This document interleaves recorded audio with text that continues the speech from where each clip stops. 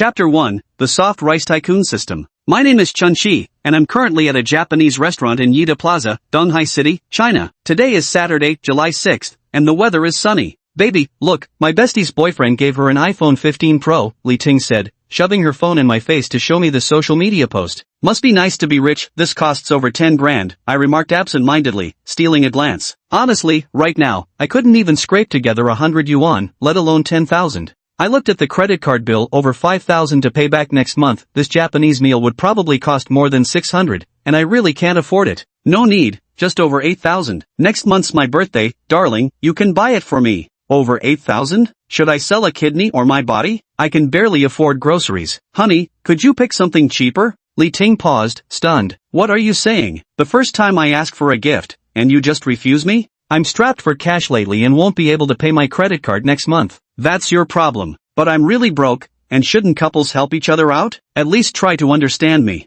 Where'd all your money go? Just eating out once a week, catching a movie, and doing some grocery shopping easily costs over 1,000 yuan. Li Ting's expression turned icy. Oh, so what you're saying is that I'm spending your money? My friends' boyfriends give them gifts worth thousands, even tens of thousands, and I've never asked you for any of that. And you have the nerve to complain about meals and movies? Other couples dine out every day, but we only go out once a week. Have I ever complained? Li Ting wasn't lying, she really hadn't asked me for expensive gifts, but I couldn't take it anymore. My parents died in a car accident when I was in my first year of high school, and I struggled my way through college on meager compensation money. At 26 years old, after working for 3 years, earning 8,000 yuan a month in a third-tier city like Donghai is already decent. However, I have to rent a place in the city center for 1,200 a month. I've been dating Li Ting for over half a year. Every month, dining out and shopping cost me at least 5,000 yuan, and she hasn't paid a single cent. On holidays, I have to buy her gifts worth 2 or 3,000, this is already my limit. During the month when holidays rolled around, I couldn't even afford instant noodles and had to settle for plain noodles. Where do guys find those understanding girlfriends? I'm not foolish enough to take out loans for dating, but living paycheck to paycheck like this is suffocating. I always feel like I'm being gaslit, but since society encourages it, why should things be this way? Li Ting stared at me, thinking I should back down. Maybe we should just forget about it. What did you say? I said let's break up. Li Ting sneered, you're breaking up with me over a phone. It's not about the phone, it's about our differing spending habits. Like I mentioned before, eating at reasonably priced restaurants around 200 or 300 would be fine, but just mentioning it makes you upset. My salary simply can't keep up with your spending. Fine, break up then. I've seen right through you. This meal's on me. Don't come looking for me again, you disgusting jerk. I was scolded into speechlessness, unsure where I'd gone wrong. Perhaps poverty is the original sin. Li Ting got up to pay the bill while I remained seated, watching her retreating figure with a sense of relief. Ding, I shuddered. What was that sound? The sugar baby system has been activated. When a goddess with charm value above 90 in fewer than 3 relationships spends money on you, you'll receive a 10,000-fold cashback. My mind went blank. Had I awakened a system? But that name, sugar baby system? When had I ever mooched off anyone? Li Ting hadn't spent a single cent on me. Target detected. Name, Li Ting. Age, 25. Height, 163. Charm, 90. Occupation, accountant. Number of relationships, 3. Affection level, -10. Would you like to bind? I had just broken up with Li Ting, and by all rights, we should each go our separate ways and no longer be involved. But to test this system, I hastily thought bind in my mind. Received 617 soft rice coins, cashback 6,170,000 Huaxia currency. Immediately, my phone notification chimed. When I looked, my scalp tingled with disbelief. You have received 6,170,000 yuan in your Daxia bank account. I almost fell off my chair. 617 was exactly the price of this Japanese meal. Holy shit, a 10,000-fold return is already here? Soft rice system, soft master, can I use this money directly? Any restrictions? You can use it directly without any restrictions. Hell yeah, but why are you the opposite of other systems? They usually give cashback for spending on goddesses, but you're flipping the script completely. Obviously, look at my name. I thought to myself, with someone like Li Ting's values, getting her to spend money on me would be harder than climbing to heaven. If it were another goddess, more obedient, easier to fool, getting her to transfer money to me, wouldn't that be a jackpot? Dream on. You're not allowed to ask or hint for money from the goddess. You can only get cashback if the goddess willingly offers it herself. Soft Lord, could you just lay out all the rules at once? Otherwise, I'm afraid I'll get my hopes up for nothing. Do not transfer cash directly to the goddess. You can hear the inner thoughts of goddesses with charm values above 90. When affection reaches 100, the goddess will be devoted to you unto death. The wealth she brings will double, and you'll gain 10 attribute points. Host, Chin Chi. Age, 26. Goddesses, 1. Skills, none. Intelligence, 10, enhances comprehension, learning ability, and mental power. Stamina, 10, endurance depends on stamina. Strength, 10, believe it or not, I could punch your head off. Agility, 10, I can even dodge bullets. Immunity, 10, thicker than ancient city walls, impervious to all toxins. The average human value is 10, which can be enhanced with attribute points. Li Ting turned her head at the cash register, crumpled the receipt in her hand, and threw it at me. How did he awaken? I'll break up with him. Who knows if I can find someone this handsome again. Humph, with my looks, how could I not find someone better? My family background and income may not be great, but I'm good looking. Otherwise, a beauty like Li Ting wouldn't have gotten together with me. Damn, Soft Master, you didn't choose me as your host just because I'm handsome, did you? No, I chose you because I saw potential in you to be a gigolo. Soft Master, don't you think your cashback ratio is a bit low? Other systems give out trillions directly, but yours only offers a 10,000-fold return. Isn't that kind of underwhelming? You're picky even when freeloading. Should I leave then? No, don't be mad, Boss Freeloader. I was just joking. Can't let Boss Freeloader run away now. Having any system at all is already good fortune, something others can't even get their hands on. I immediately ordered a $1,000 geoduck sashimi and an $888 bluefin tuna odoro. The melt-in-your-mouth texture of bluefin tuna belly can't possibly compare to cheap $20 salmon. I quietly enjoyed my luxurious meal alone, without worrying about who should take the first bite. After stuffing myself to satisfaction, I headed straight to the Apple store on the upper floor of the mall. My first words upon entering were, "Hi, could I get a 15 Pro Max, 1 terabyte please? Sir, what color would you like? Black. Need an upgrade?" I glanced at the iPhone 7 Plus in my hand, the one I'd scrimped and saved for working part-time jobs during college. Though it had gotten unbearably sluggish, I just couldn't bring myself to toss it. No. Soon, the clerk brought out the device priced at $13,999. Without the slightest hesitation, I scanned the code and made the payment. A text message from Doxia Bank arrived, notifying me of a 13,999 yuan deduction from my account. If Li Ting found out that right after she left, I bought myself a 15 Pro Max, she would definitely be furious. With a balance still over 6 million, if I wanted to be a freeloader, I needed to at least polish my image. I checked the time, only 8 p.m., and the mall was bustling with shoppers on this summer evening.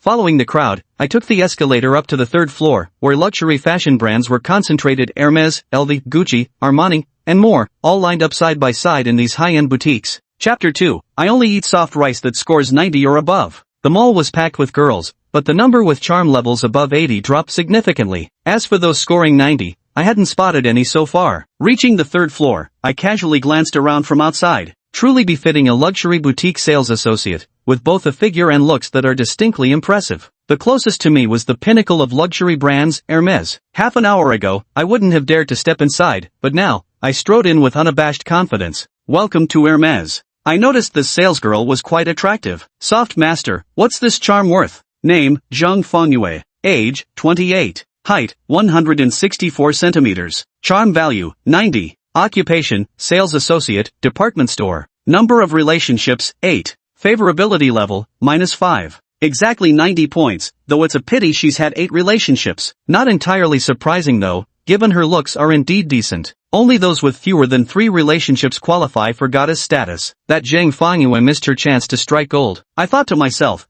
but I didn't even do anything, why is the favorability at -5? Then I heard Zhang Fenyue's inner voice, dressed head to toe in Li Ning and Anta, the ultimate loser. Probably just here to take photos with Hermes for his social media since he's never seen the real thing. She maintained a standard professional smile on her face, never betraying her true thoughts through her expression. I could hear the inner voice of this goddess with charm stats over 90. Now I understood why her favorability towards me was at -5, so she's just looking down on me. Sales associates at Hermes stores commonly have this attitude, they've got the privilege after all. Hermes stands at the pinnacle of luxury retail, while spending 1 million at LV qualifies you for VIP status. That amount doesn't even get you recognition at Hermes. Moreover, these sales associates earn 50 to 60k monthly, far surpassing most white-collar workers. I was contemplating, should I put on airs and show off? But even after acting all high and mighty, she'd still get her commission, and it would still be her having the last laugh. Whatever. Sorry, wrong place. I immediately walked out of Hermes. Then I heard Zhang Fengyue cursing me under her breath. Freaking loser, wasting my time. In the blink of an eye, I entered the LV store next door. 2 salesgirls at the entrance were quite good looking,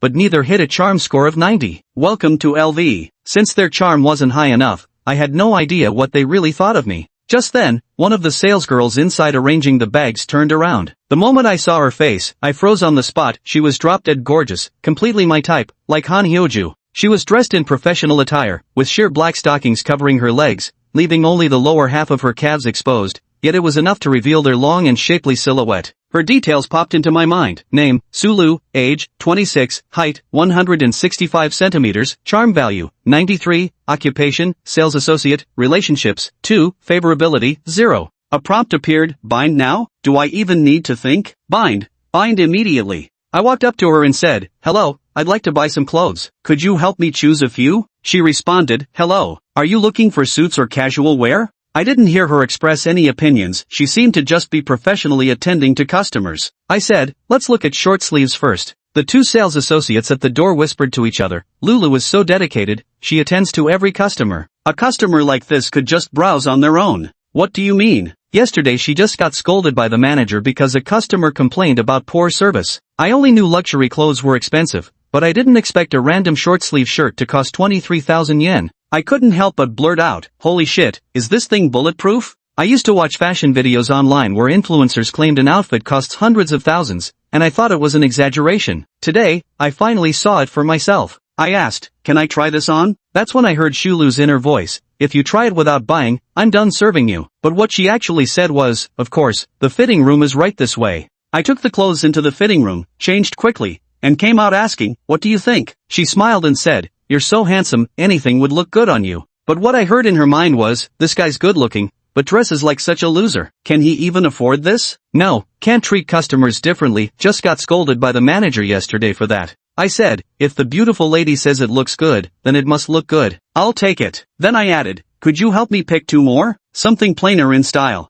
I heard her thinking with relief, thank goodness I didn't give him a dirty look earlier. She immediately responded, of course, just a moment please. Soon, she brought 2 short-sleeved shirts, one black and one white. After trying them on, I came out and asked, how do I look? She complimented me, very handsome. I promptly replied, great, I'll take these 2 as well. Then I overheard her thought, could this be some low-key rich second-generation heir? These 3 short-sleeved shirts cost 60,000 altogether. I added, could you also help me pick out some pants? Something loose and casual, with breathable fabric. Moments later, she returned carrying 2 pairs, one in khaki and the other in linen. I only tried on one outfit before asking, how does it look? She complimented me, handsome, you're so good looking with a great figure. These clothes just add icing on the cake for you. I stand at 180 centimeters with a well-maintained physique. Otherwise, with my 8,000 yuan salary, Li Ting might not have agreed to be with me. I said directly, I'll take both of these. She explained, the linen-colored one is 38,000, and the khaki one is 19,000. I replied nonchalantly, doesn't matter, I'll take them both. She exclaimed in her heart, a real rich second generation. Almost misjudged him. She asked, handsome, do you need anything else? I replied, help me pick out some shirts and suits too. She bustled about attending to me. The 2 salesgirls at the door overheard our conversation, and one remarked, that guy turns out to be a low-key rich second generation. The other regretted, oh no regret. I should have greeted him when he entered. Now Sulu gets all the benefits. Little did they know, no matter how enthusiastically they served, I wouldn't have bothered with them. When it comes to being a kept man, I only accept 90 pointers. Sulu suggested, handsome, this suit looks better on you. The cut isn't too fitted, making it appear more natural. I said, if you say it looks good, then I'll take it. She pursed her lips in a smile, handsome, you're quite the joker. Watching her smile melted my heart, so I continued, has anyone ever told you look like the Korean actress Han Hyoju? She modestly replied, Han Hyoju? She's much prettier and more elegant than me. I then said, beautiful, could you help me pick out 2 more pairs of shoes? She asked, dress shoes or casual? I replied, 2 pairs of each, please. As I tried them on, these luxury items I knew nothing about, comfort was all I cared for. She asked, do they fit well, handsome? I answered, perfectly, I'll take all 4 pairs. I heard her thinking, he's already bought nearly 280,000 yuan worth, if he buys a bit more my commission will reach 20,000. LV's salesgirls' commissions depend on the product, small leather goods and accessories only get 3%, while clothing and handbags earn 5%. She went on to recommend, handsome, would you like anything else? We have a tie that would perfectly match the suit you just bought. Then she added, do you need a bag? Just got 2 new men's bags in stock last week, I said. The lady picks them out, so we'll take her choices. Her taste is surely better than mine. I heard her thinking, could this rich second generation guy be here in the store just for me? I chuckled inwardly, precisely because I was here for her. She said, handsome, I'll pick for you then. A few minutes later, she brought out 2 ties, a clutch purse, and a long wallet. The ties are cheap at just over 4,000 yuan each, and the 2 men's bags only cost a little over 10,000. The most expensive items in the store are all women's products.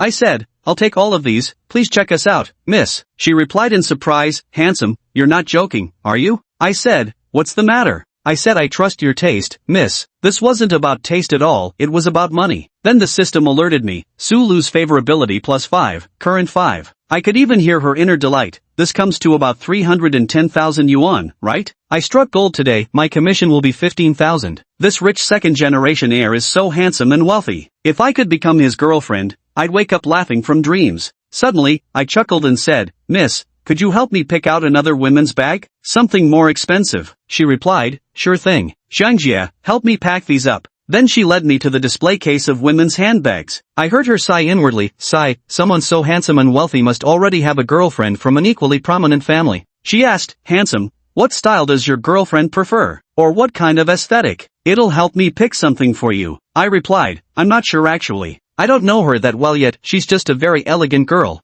Pretty lady, you choose for me. She cautioned, women's tastes vary wildly. Getting the wrong gift might actually upset her. I said nonchalantly, no worries, just pick the most expensive one. If she doesn't like it, I'll buy another tomorrow. She thought to herself, what a dream boyfriend. If I had someone like this, I'd willingly become vegetarian every day. Then said aloud, alright then. She was very careful in her selection, browsing through the options before finally picking out a bag she liked and asking me, handsome, what do you think of this medium-sized pink handbag? I said, sure, let's check out. The bag cost 106,688, and she earned over 20,000 in commission that night. Normally, her monthly salary plus commission ranges between 20,000 and 30,000. She said, handsome, let's add each other on WeChat. Next time you visit the store, feel free to contact me. It's common for sales associates to build a loyal customer base, and since she thought I had a girlfriend, she didn't read too much into it. I was just about to ask for her WeChat when, to my surprise, she beat me to it. I immediately agreed, sure thing. I scanned the code at the counter to check out, ending up with over a dozen shopping bags that were hard to carry with just 2 hands. She was busy folding the clothes I'd changed out of, those nerdy outfits of mine. I said to a salesgirl by the door, excuse me, could you take this to Sulu?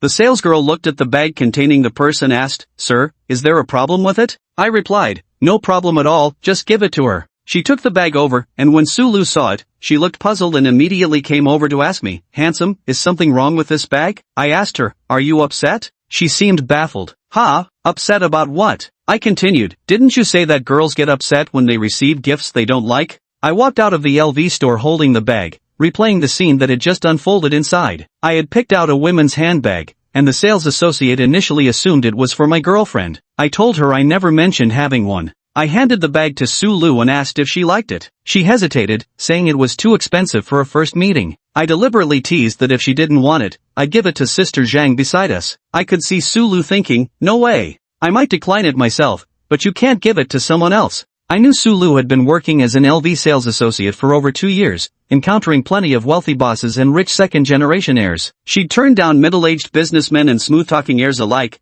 but a handsome, straightforward guy like me? Probably her first encounter. I heard her inner thoughts, so I said she must have worked hard helping me pick out clothes, and that she had good taste. I mentioned I'd need to trouble her again for future shopping, and this bag could be a token of friendship. Zhang Jia nearby kept praising my generosity, so I invited them to pick bags too. Both Zhang Jia and Xiao Jing froze, probably thinking I was some spoiled rich kid throwing money around. I caught Sulu's internal monologue believing I was only including them because I was pursuing her, and since they'd gotten bags, she absolutely had to have one too. Sulu asked for my name. Chenxi, I said, then pointed at her name tag adding that I knew she was Sulu. I sensed her favorability rising again as the system notification popped up. Sulu favorability +5, current 10. Sister Zhang and Xiaojing each bought a 50,000 yuan handbag, with the sales credit going to Sulu, who also pocketed a 5,000 yuan commission. When I asked if Sulu was working tomorrow, Sister Zhang said she'd arranged a shift swap for her, so Sulu replied she'd rest. I invited her to accompany me shopping nearby,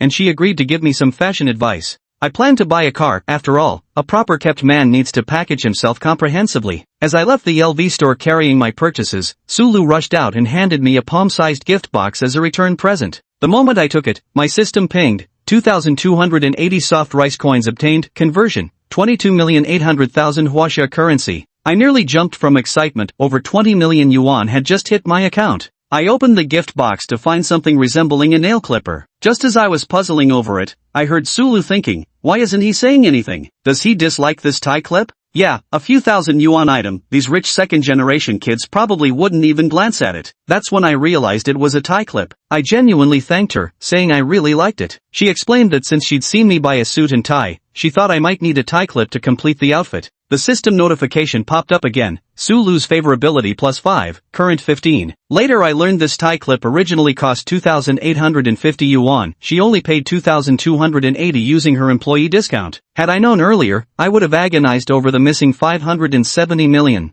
I called a premium car service, bypassing my doghouse-like rental apartment, and headed straight to the nearby Hilton Hotel. The front desk clerk was a beauty, though not quite a 90-pointer, with a romantic history exceeding 8 partners. I asked if there were any presidential suites available, and the front desk clerk said they had options for 50,000, 80,000, and 100,000 yuan. I thought to myself I'd only ever heard about presidential suites on TV, so why not experience it today? So I booked the 100,000 yuan suite for 3 days. Soon, a butler named Lee escorted me to the presidential suite on the 28th floor. The room was around 400 square meters, big enough to ride a bike or even play ball games inside. Sigh, this is how the rich live, I mused to myself. I planned to buy a house in the next few days. Though 20 million yuan wouldn't get me the best villa in Donghai City, I could still settle for a decent 200 square meter apartment. As comfortable as the presidential suite was, I couldn't keep splurging like this. I needed to sweet-talk some financial support from my goddess to replenish my ammunition stash. From 8 p.m. when the system appeared until now, I've been exhilarated. After showering and lying in bed, I stared at the over 20 million in my bank balance, counting all those zeros until I drowsily fell asleep.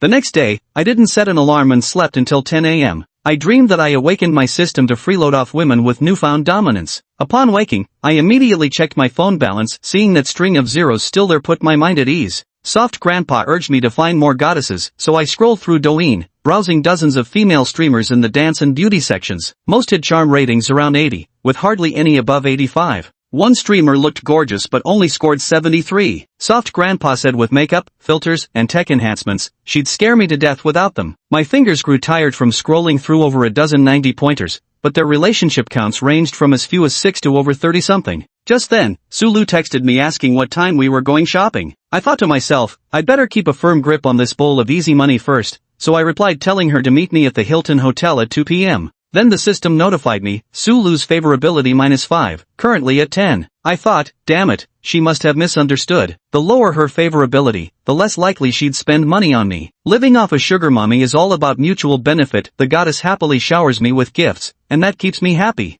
Fortunately, with the system's prompt, I immediately sent another message asking her to wait for me at the hotel entrance. There were still 4 hours until 2 p.m., and I figured Sulu must have already pulled out her full makeup arsenal. As I lunched in the presidential suite on a meal prepared by a private chef, a whole 3-gene steamed red-spotted grouper worth 3,300 yuan, the exquisite flavor was practically mind-blowing. I ended up polishing off the entire fish with a bowl of rice. At 2 in the afternoon, I sat in the hotel lobby dressed head to toe in Louis Vuitton. Many girls passing by glanced my way, and I wasn't idle either. I had one rate these girls for me, sighing at how there were so many beauties online but so few in real life. Just then, a ride-hailing car pulled up at the hotel entrance. My name is Chen Shi, and today I had arranged to meet Sulu. Before long, I saw her step out of the car wearing a white floral sundress. Her well-proportioned figure, combined with her poised demeanor, instantly drew many gazes from passers-by. I immediately walked out, waved to her, and unabashedly complimented, "You look absolutely stunning in that outfit." She was beautiful and knew it, having received countless compliments from both men and women. Smiling, she asked me, "Do I still look like Han Hyoju?" Only then did I remember mentioning her resemblance to Han Hyoju the previous night. She must have looked it up online and dressed today in Han Hyoju's style.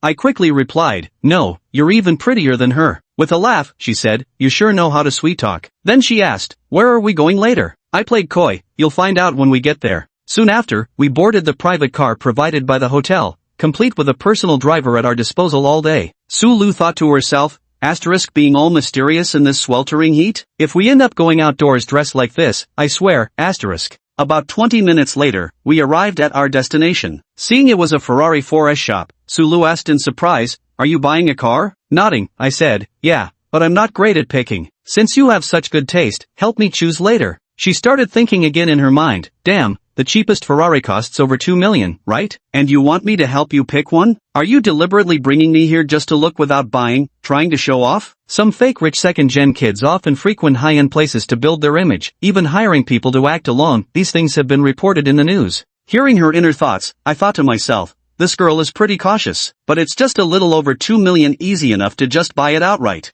We entered the 4S dealership, and a beautiful saleswoman named Zhang Li quickly greeted us. Using the soft master's ability, I checked her info. This girl had quite a few relationships, but her goodwill toward me was surprisingly at 20. Zhang Li looked at us warmly and asked, "Do you two have an appointment?" I replied, "No, we're just browsing." She smiled and said, "Then let me introduce some options to you." I nodded, "Sure, that would be great. Thank you." Ferraris aren't as common as Porsches on the streets, mainly because their starting price is too high. Even the cheapest model costs over 2 million yuan. Normally, I can only admire these luxury cars on the website Autohome, but now with the real thing right in front of me, I couldn't help but want to take a seat. Zhang Li noticed I was interested in a Ferrari Roma and started introducing it. This Ferrari Roma is equipped with a 3.9-liter twin-turbocharged V8 engine, with an exact displacement of 3.9 liters. In terms of dimensions, the Roma has a wheelbase of 2,670 millimeters, with a length of 4,656 millimeters, a width of 1974 millimeters, and a height of 1,301 millimeters, featuring a two-door,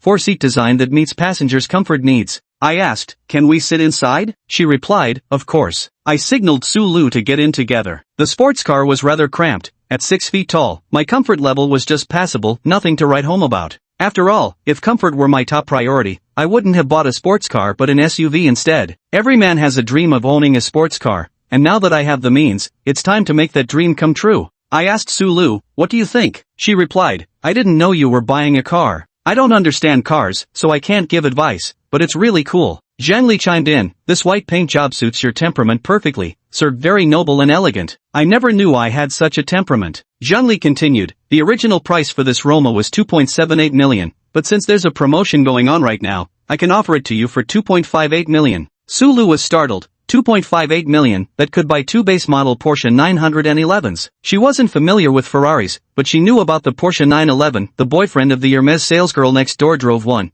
and that salesgirl always looked so smug sitting in it. I stepped out of the Roma and pointed at a dazzling red Ferrari nearby. "Let's take a look at that red one," I said. Zhang Li introduced it. This Ferrari 488 is equipped with Ferrari's most powerful V8 engine to date. It's a special series model crafted using top-tier racing technology, inheriting the prancing horse brand's signature supercar legacy. The current price is 3.15 million. I turned to Su Lu and asked, "What do you think?" She replied, "It looks amazing. Paired with a handsome guy like you, it's bound to charm countless girls." But in his heart, he thought, "What does my opinion matter? Over 3 million yuan. If I say it's good, would you actually buy it? Don't just put on a show." Rich kids come in all types. Some only have family wealth but rely entirely on handouts for everything. Even picking up girls means borrowing the family's luxury cars. If they had to spend their own money, it wouldn't happen. I said, "Alright, this one it is." Su Lu's eyes widened in disbelief, thinking, "Who is this young master? I've seen plenty of rich kids showing off with girls, but never one this straightforward." Zhang Li said, "Sir, if you're interested, you can start by filling out some forms. Many of the 488's accessories are optional. As the pinnacle of the sports car world, Ferrari's accessories are insanely expensive. A 3.15 million yuan car could easily hit 4 million with a few upgrades." I said, "Fine, let's pick the options."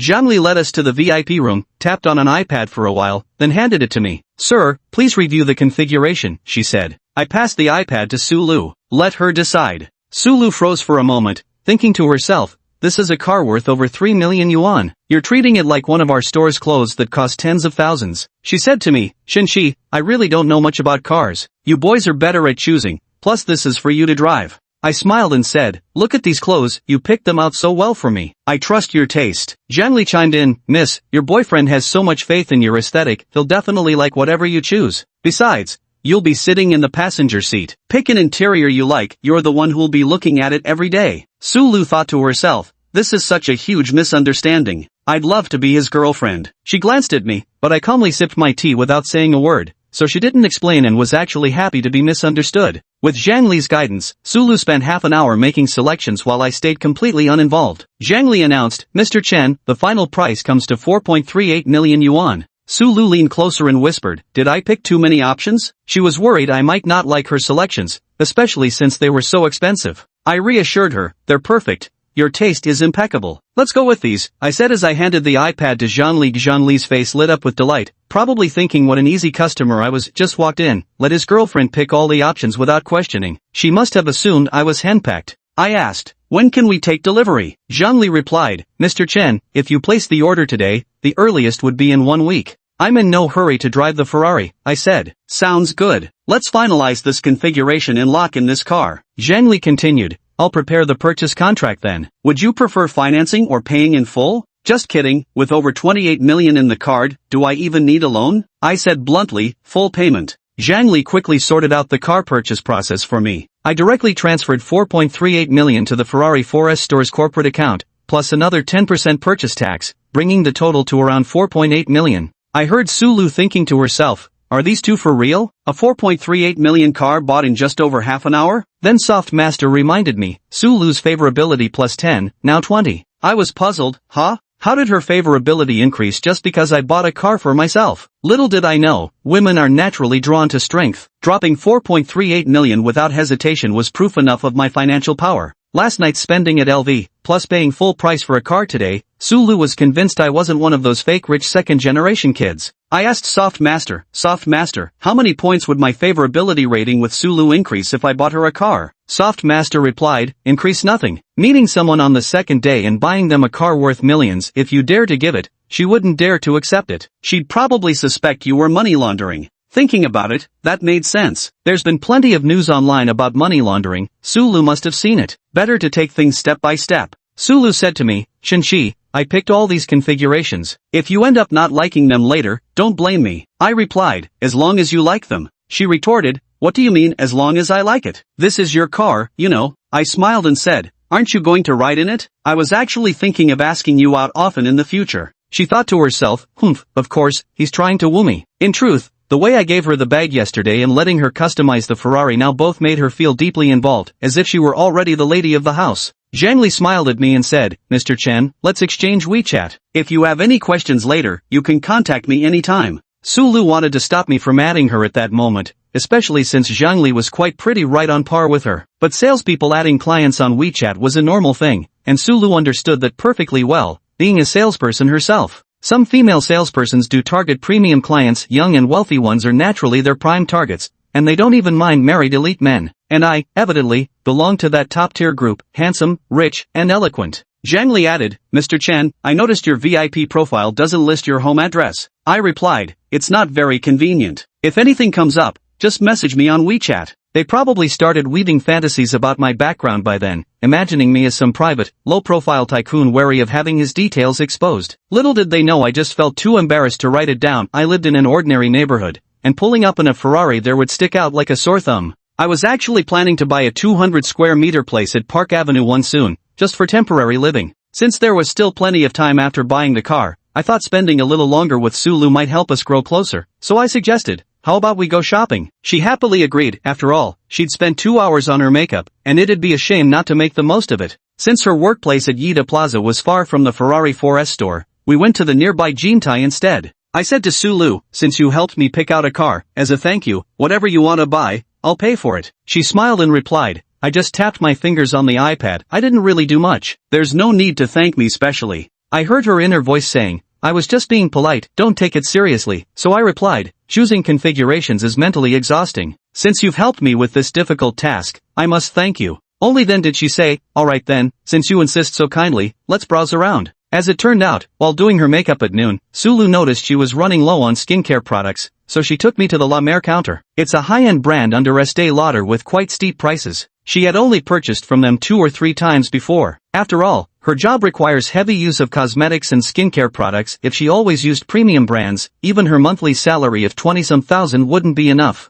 The small apartment she currently lives in was bought with family support and her own savings, and she still has to pay a $4,500 mortgage every month. Now that I was offering to pay for her, she naturally opted for the expensive stuff, assuming us rich second-generation kids wouldn't feel the pinch. The saleswoman enthusiastically greeted us. With both of us looking attractive and dressed in designer brands, our spending power was obvious at a glance. Just last month, I had come here with Li Ting. Back then, I gritted my teeth and spent 3,000 yuan to buy her a bottle of body lotion, after which I survived on plain noodles in my rental apartment for over 20 days. Just then, another saleswoman, Jo Yali, approached. Sulu's heart skipped a beat, and I could hear her cursing inwardly about the bad luck. I had soft master analyzed Jo Yali and learned her charm score was 89, with a staggering 38 romantic relationships under her belt. I've noticed that girls with charm scores above 80 rarely have fewer than 3 relationships. Finding someone as beautiful as Sulu with so few past relationships is like searching for a needle in a haystack. Jo Yali beamed as she grabbed Sulu's hand, acting as if they were close friends. Then she asked, "Lulu, is this your boyfriend? He's so handsome." She was thinking about how Sulu's ex-boyfriend was a fake rich kid who tricked her into bed. Unfortunately, her charm level hadn't reached 90 yet, so I couldn't hear her inner thoughts, otherwise I'd surely be surprised that Sulu actually had such an experience. Sulu and Jo Yali were actually sworn enemies. Back in high school, they were the prettiest girls in the entire school, and were even in the same class. Each had their own little clique, and they couldn't stand each other. After Jo Yali found out about Sulu's ex-boyfriend incident, she snidely mocked her in the class group chat. In her heart, Sulu was cursing her out as a gossip queen, while also agonizing over how to introduce our relationship, worried that saying I was her boyfriend might upset me. I heard her inner thoughts and realized things weren't so simple between her and this salesgirl. I thought to myself how scary girls could be, pretending to get along while holding hands despite their mutual dislike. So I took the initiative and said, "Nice to meet you, I'm Sulu's boyfriend." System notification, Sulu's favorability +1, current 21. Sulu was momentarily stunned, but my words had helped her tremendously, giving her face. Jo Yali introduced herself as Sulu's high school classmate and said, "Lulu, this boyfriend of yours is even more handsome than the last one." In her heart, she called me a scoundrel. I smiled and said, "Of course that's true. With Lulu being so beautiful, anyone who's not handsome wouldn't deserve her." Sulu immediately linked arms with me, the soft, fragrant touch sending a shiver through me. But I quickly composed myself and said to Sulu, "Lulu, pick whatever you like. I'm going to sit down for a while." Jo Yali thought to herself that I was putting on an act and assumed I would soon make an excuse to leave. Sulu wasn't worried about me skipping out on the bill, but she also wouldn't splurge without reason. I sat on the sofa scrolling through Douyin, selecting local streamers since my mind-reading ability only works face-to-face. Out-of-town streamers weren't convenient. After 10 minutes of browsing, I noticed those female streamers all had at least 7 relationships under their belts. I thought I'd drop by the university district someday to try my luck. I stood up and asked Sulu how the shopping was going, but Jo Yali cut in first. Lulu said she wants this La Mer Collector's regenerating set. Sulu cursed her in her mind for being a busybody, curious to see how I'd react. I asked, "The collector's regenerating set, how much does it cost?" She replied, 22,888 yuan, but there's a promotion now, just 22,000. Over 20 grand for 4 palm-sized bottles, no wonder it's called luxury skincare, far beyond ordinary people's reach. Chapter 7, Big Brother is the handsome guy alive. Isn't this amount a bit too small? Seriously? You actually came up with an excuse like that? All the men Sulu finds are just eye candy, utterly useless. Handsome, all skincare products are like this. Jo Yali flashed a professional smile. Sulu felt uncomfortable with her smile, as if implying if you can't afford it just say so, no need to make excuses. "Lulu, is 1 set enough? Let's get 3 sets. Chen Shi's words made Sulu's heart blossom with joy. She never expected him to say such a thing. Sulu quickly grabbed Chen Shi's arm and leaned her whole body against him. "Thank you, brother, you're the handsomest." Affection from Sulu +1, current 22. "Miss, let's settle the bill." Chen Shi scanned the QR code to pay. The amount of 66,000 yuan was immediately transferred. Jo Yali handed the receipt to Chen Shi with a bitter feeling in her heart. "The favorability is rising, but you'd better give me some gifts in return, or when the favorability hits max, even doubling 20 million won't amount to much." Whether they reciprocate isn't purely based on favorability. Some gold diggers only care about money. Spend on them, and they'll love you. Stop the transfers, and the feelings vanish. That's just how cold reality is. "Lulu, your boyfriend treats you so well. Damn, this little bitch actually landed herself a sugar daddy, 3 apartments no less. What the hell does she need that many for?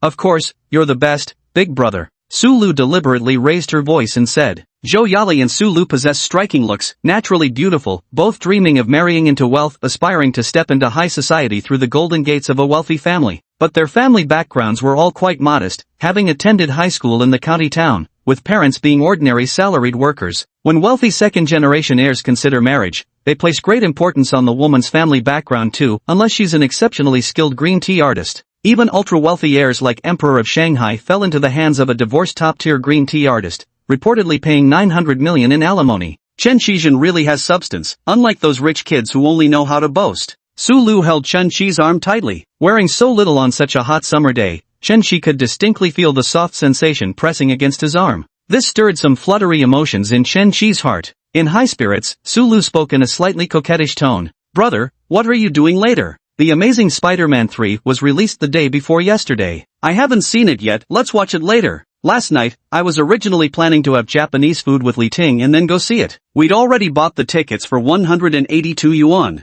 Sure, I haven't seen it either. The Amazing Spider-Man is already on part 3? I haven't seen any of the previous ones. Sulu wasn't actually interested in Marvel movies. She occasionally came across some intense edits on Douyin, but since she noticed Chen Chi enjoyed them, she naturally had to act interested. Chen Chi overheard Sulu's inner thoughts and sighed at how wonderful it is to be rich. When you have money, people will even change their preferences for you. Li Ting didn't like Marvel movies either. Back then, when Chen Chi suggested watching one, she flat out refused, saying, if you want to watch it alone. It was only after much pleading yesterday that she reluctantly agreed to watch it together. Let's go buy the tickets. The two arrived at the Bona International Cineplex on the 5th floor and purchased 2 IMAX theater tickets for 182 yuan. Brother, you sit here first. I need to use the restroom. Chen Chi sat on the bench overwhelmed with mixed emotions. Just one night had passed, yet his life had undergone earth-shattering changes. The same 182 yuan ticket would have made his heart ache yesterday when buying it, but now he feels nothing at all. Sulu had been gone for quite a while. It had been nearly 10 minutes and she still hadn't returned. Got diarrhea or something? Soon after, Sulu appeared from the escalator, holding a Starbucks bag in her hand. Holy crap, she went to get coffee. Sulu walked over with a cheerful smile. We've been out for 2 hours and haven't even had water, so I went to grab Starbucks. This one's an oat milk latte, this one's a caramel macchiato. Which one do you want, big bro? Chen Chi's mind raced. Which cup was more expensive? Though he had drunk these with Li Ting before, he couldn't recall the prices. Li Ting never spent a single cent when going out. Chen Chi covered everything from food to entertainment. Oat milk latte. Receive 30 soft rice coins, cashback 300,000 huaxia currency. You can't even handle freeloading properly. The other cup is 34 yuan. How do you expect to get by like this? The system suddenly spoke. Easy, softy, stop talking. I can't exactly pull out my phone to check the prices, can I? Chen Chi thought helplessly. He wasn't a regular at Starbucks to begin with. Whenever Li Ting wanted coffee, he had to grit his teeth and pay for it. What's wrong with the 10 yuan drinks at Guming? But Sulu's behavior actually boosted Chen Chi's favorability. Another 300,000 points added in an instant. This girl is worth keeping around. Some gold diggers know how to play the game. They'll give guys small gifts first, letting them taste a little sweetness. Then they aim for bigger stakes, getting the guys to voluntarily offer more expensive presents. Chen Chi isn't sure if she's a gold digger or not, and he doesn't care. As long as she helps him earn his soft rice money, that's enough. When the time comes, Chen Chi won't mind spending a few extra million on her. Lulu is so thoughtful, Chi Chen praised. Though Chi Chen knew it was all because he had money. Comparing the images of Sulu and Li Ting in his mind, Li Ting lost completely in the comparison. It must be tiring for you to accompany me shopping, brother. Sulu handed over the oat milk latte, which Chi Chen took into his hands. Is it iced? What's wrong? Big brother doesn't like iced drinks. My stomach isn't very good. Oh dear, both of these are iced. Should I go buy new ones? Chen Chi seemed to have noticed something. Both cups are iced? Seeing Chen Chi repeat the question, Sulu instinctively blushed with coyness. Brother, what are you thinking about? It's just too hot, and iced drinks are more refreshing. Chen Chi had thought she was hinting at something else. No need to buy another one, this cup will do. If it upsets my stomach, you'll be responsible. How are you going to take responsibility? Promise me your life, and take care of me for the rest of my days. Really? Just because I bought you a cup of coffee, you expect me to marry you? Sulu's favorability +1, current 23. Damn rich people can say whatever bullshit they want without pissing anyone off. If I were some broke loser, I'd probably get slapped in the face, Chen Chi lamented internally. Chen Chi had purchased the last row couple seats. The movie hadn't started yet, and ads were still playing on screen. Big brother, why did you tell them at La Mer that you were my boyfriend? I noticed you don't seem to get along well with that salesgirl. When I said I was your boyfriend, I meant to back you up. Sulu looked surprised. How could you tell? I just sensed you didn't like her. Maybe this is what they call telepathy. You're amazing, big brother. I really can't stand her. Thank you for standing up for me. Her expression when my brother paid the bill just now was hilarious beyond words. As long as you're happy. As the movie started and Dr. Octopus appeared, Sulu immediately buried herself in Chen Chi's arms in fear. This is a damn sci-fi movie, not a horror film. Chen Chi felt the warmth and softness in his arms and wrapped them tightly with his arms. The fragrance emanating from Sulu made it hard for him to control himself, and he wanted to kiss her right then. Chapter 8 Michelin Restaurant. Ah, that scared me. Chen Shigang was about to make a move when Sulu shrank back. Chen Shi directly grasped Sulu's hand. Don't be afraid, it's not scary. Sulu's delicate jade-like hand was silky soft, and it felt extremely pleasant to touch. She didn't withdraw her hand, allowing Chen Shi to keep holding it. The couples in the surrounding seats had already started making out, making the atmosphere subtly awkward. Look at them, shouldn't we be doing something too? Bro, they're a couple. Sulu wasn't ready to move that fast. Kissing on the second meeting? Though many gold diggers would sleep with someone on the first date, she couldn't bring herself to do it. Chen Shi was somewhat stirred by the atmosphere and Sulu's body fragrance, but hadn't reached the point of being intoxicated yet. The movie ended right at dinner time. Let's go eat. What would you like? The coffee Sulu had ordered earlier didn't quite suit Chen Shi's taste, so she let him choose what to eat. What would Big Brother like to eat? Actually, I kinda want to try the 2 Michelin star restaurant. Chen Shi hated being asked about food choices the most. Every time he went out with Li Ting, they'd spend ages deciding, this wouldn't do, that wouldn't do. This time, hearing Sulu's inner thoughts, he immediately responded. Let's dine at that Socrates place, it's a 2 Michelin star restaurant. Sulu was somewhat surprised. She hooked her arm through Chen Shi's and said, how did you know I wanted to eat there too? Great minds think alike, Chen Shi replied. It wasn't that Chen Shi couldn't afford 3 Michelin star dining, it was simply that Donghai City only had one 2-star restaurant. Sulu suddenly thought of something. Brother, you need to make reservations for Socrates. It's already past 5 o'clock now, there definitely won't be any seats left. How about we choose another place? Sulu's previous suitors and ex-boyfriends had all taken her to dine at Socrates before, and getting a reservation was notoriously difficult. Let me call and ask. Chen Shi was staying in the Hilton Presidential Suite. Butler Lee mentioned that if the hotel's dishes didn't suit his taste, they could order delivery from Socrates. This is called the Golden Spoon service of luxury hotels, or Michelin-starred restaurants collaborate with high-end hotels to serve distinguished guests. Butler Lee, I'm planning to dine at Socrates later. Can you help me secure a reservation? Mr. Chen, please hold on, I'll call you back shortly. After about a minute, Chen Shi received a call from Butler Lee. He gave Sulu a slight smile. Done, let's go. Brother is amazing. Such a hard-to-book restaurant, and you got it settled with just one phone call. Chen Shi thought he'd gain favorability points, but no notification came. Indeed, women who've seen the world tend to have higher thresholds. About 20 minutes later, the two arrived at Socrates. Chen Shi gave his name, and the waiter led them to a table by the window. Chen Shi had seen on Douyin that Socrates was designed like an aquarium, making diners feel as if they were underwater. By the window, they could watch sharks swim by, adding a unique charm to the experience. Chen Shi glanced at the menu and found the prices absurdly high. While 300 yuan for seafood fried rice would already be expensive at a 5-star hotel, this place charged 900. Lulu, you order, pick whatever you like to eat. Chen Shi handed the menu over. If I order something brother doesn't like, we can change it, she said. It's fine, order whatever you like, Chen Shi said generously. Sulu had already witnessed Chen Shi's substantial financial capability. Since he said to order freely, it definitely wasn't just polite talk. Then I'll have French blue lobster sashimi. The French blue lobster is the creme de la creme of lobsters. It's said that only 1 in 2 million lobsters is a blue lobster, a rare marine creature comparable to living fossils, an exquisite and hard-to-come-by delicacy.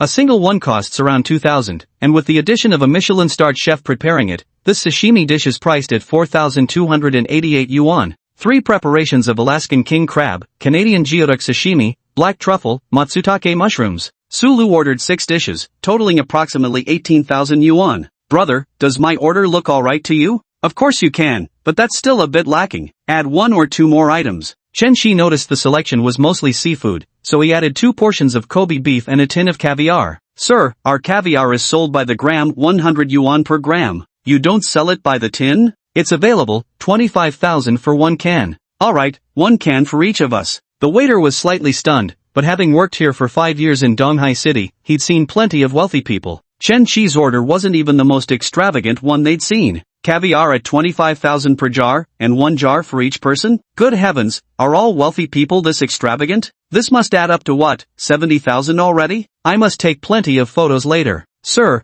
what kind of wine would you prefer? The waiter inquired. Chen Shi knew nothing about wines, let alone the premium selections offered here. Do you have any recommendations? A few bottles of Chateau Petrus arrived from France last week. Same region as Lafite, but with a superior taste and slightly higher price. How much? Chen Shi was curious to hear just how expensive. 3,038 US dollars. Sulu quickly took out her phone to calculate the exchange rate. That's about 22,000 yuan, holy shit, over 90,000 for 1 meal. Sulu's favorability +2, current, 25. Hearing the system notification, Chen Shi thought to himself, romance really does move a woman's heart the most. Sorry, I misspoke. Money is actually what moves women the most. Socrates served dishes one by one, only after finishing one would the next be served. Big brother, could you help me take a photo? Come on, I'll take one for you. Chen Shi snapped away with Sulu's phone in hand. His photography skills were decent thanks to all the scolding he'd endured from Li Ting. But now he wasn't afraid anymore. If you dared to say his shots were bad, he simply wouldn't take them. Bro snapped these so well.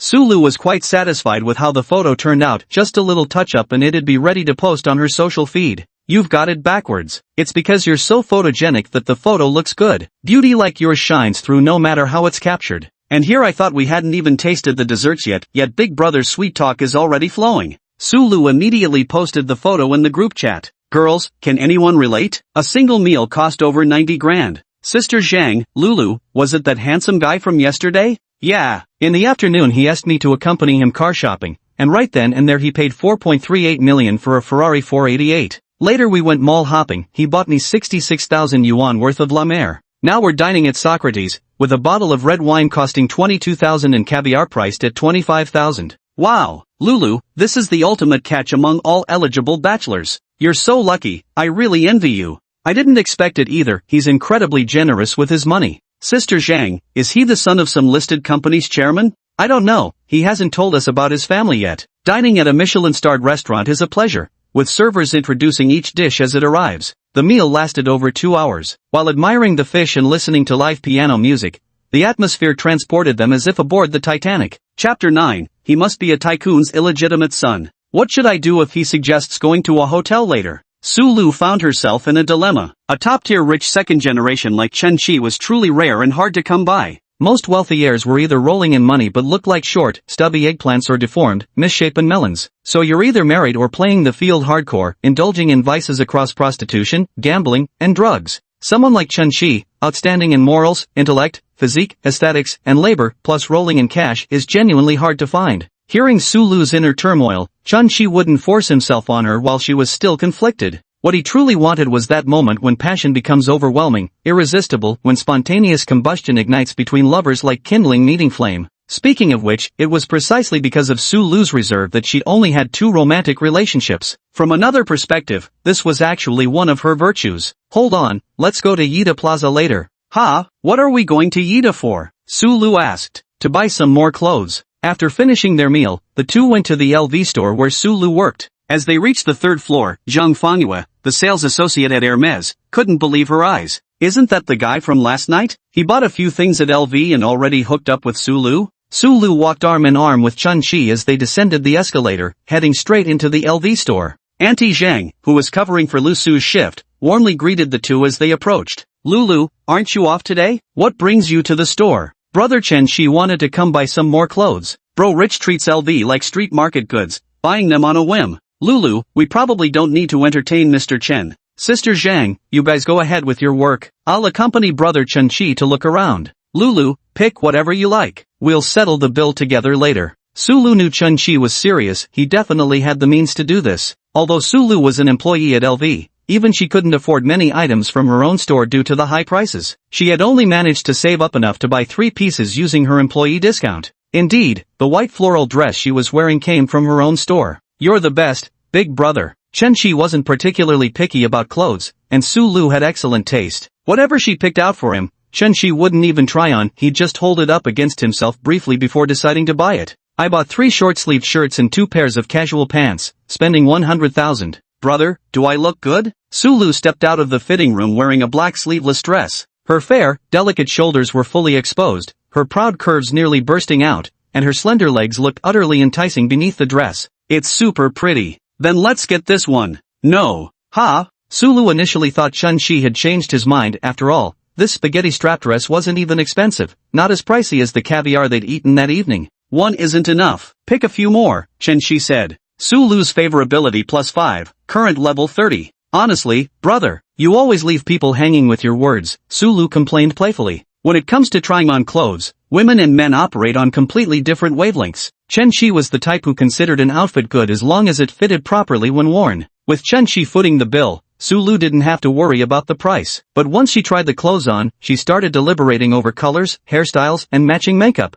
Chen Shi couldn't offer much advice, his only response was an endless stream of yes. Beautiful. Bye. Buy whatever you like. Chen Shi really wanted to try saying this phrase to see how it felt. Now he had experienced it, and damn, it felt amazing. You're the best, big brother. Sulu was as happy as a child, gleefully going to pick out the clothes she liked. After over an hour, Sulu had chosen 5 outfits, totaling 160,000 yuan. When Sister Zhang checked them out, she couldn't stop praising Chen Shi. Young Mr. Chen is so capable at such a young age. Lulu will surely live a happy and fulfilling life with you. Zhang Jie. Sulu blushed with shyness, they weren't even officially together yet. This kind of talk was far too premature. She glanced at Chen Shi, unsure how he would respond. Her heart fluttered with anticipation and nervousness. After all, the intentions of these rich second-generation heirs were always hard to predict. Of course, a girl as wonderful as Lulu deserves all the love. I wouldn't let her suffer for a second. Stop it, Sulu cooed bashfully. Sulu's favorites +2, current 32. The smooth talk of the rich never puts women off. What they dislike is simply your lack of money. Lulu, let me walk you home. Sulu tugged at Chen Shi's arm. Big brother, I want to chat with Sister Zhang and the others for a while. Alright then, I'll head back first and come find you tomorrow evening. Chen Shi could probably guess why Sulu wanted to stay behind. It was definitely to have a little private meeting to analyze and discuss him. Send me a message when you get home, brother. As soon as Chen Shi left, Sulu and the other two immediately huddled together. She began recounting everything she'd done with Chen Shi that day and how much money they'd spent. Sister Zhang and Xiao Jing listened as if they were hearing a story straight out of a novel. 25,000 yuan for caviar, 1 jar per person? Auntie Zhang couldn't even imagine how delicious the taste would be. Do you have that thing? Auntie Zhang, what are you talking about? We just met yesterday and today you want that? How could that possibly be? Even if he spent over 200,000 yuan on me, I couldn't just give myself up that quickly. Xiao Jing said enthusiastically, Lulu, if you won't sign up, I will. You flirtatious little minx. Sister Zhang teased, Xiao Jing, just give it up. Didn't you see how he ignored you when he walked into the store last night and went straight for Lulu?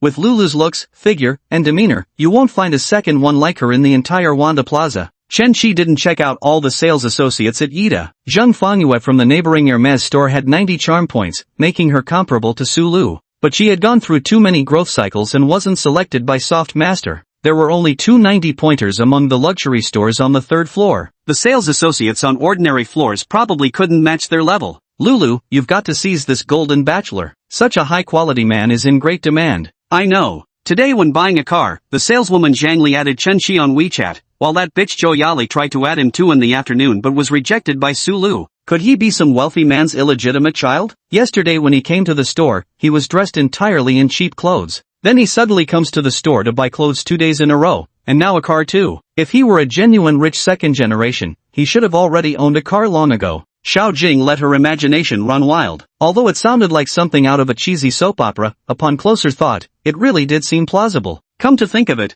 that might actually be possible. When he filled out the car purchase forms, he didn't provide an address, saying it wasn't convenient. Right now, he's staying at the Hilder Hotel too. Sulu pieced together the information she had seen, following Xiaojing's speculation. The 3 of them reached a conclusion. Chen Shi was the illegitimate son of some top-tier tycoon in Donghai, and he had only recently returned to the wealthy family. Lulu, if that's really the case, then if you snag him, you'll become the young mistress of Donghai's elite family in no time. It's not that easy. Not every girl is called Wei Shui. Every girl dreams of living the luxurious life of a young mistress, but wealthy families are just a small handful. To step through that door, hard work alone is far from enough. Beauty, figure, background, education, tactics, and that absolutely essential yet elusive thing called luck. Compared to the heiresses of wealthy families, Sulu only has a slight advantage in beauty, everything else pales in comparison. But she was lucky Zheng Fangyue next door at Hermes looked quite similar to her, yet Chen Shi walked into Hermes only to leave immediately afterward. Chapter 10, Sister Zhang, you're my real sister. Didn't you say he was very happy when you gave him the tie clip yesterday and bought him coffee today? He probably doesn't care much about money. Look, he spends on you without hesitation, not a single word of complaint. However, I think he probably values details and thoughtfulness more. Asking you to give gifts worth millions is unrealistic. Instead, you should spend some effort understanding his hobbies. Sister Zhang was truly experienced. Her advice was very helpful for Sulu,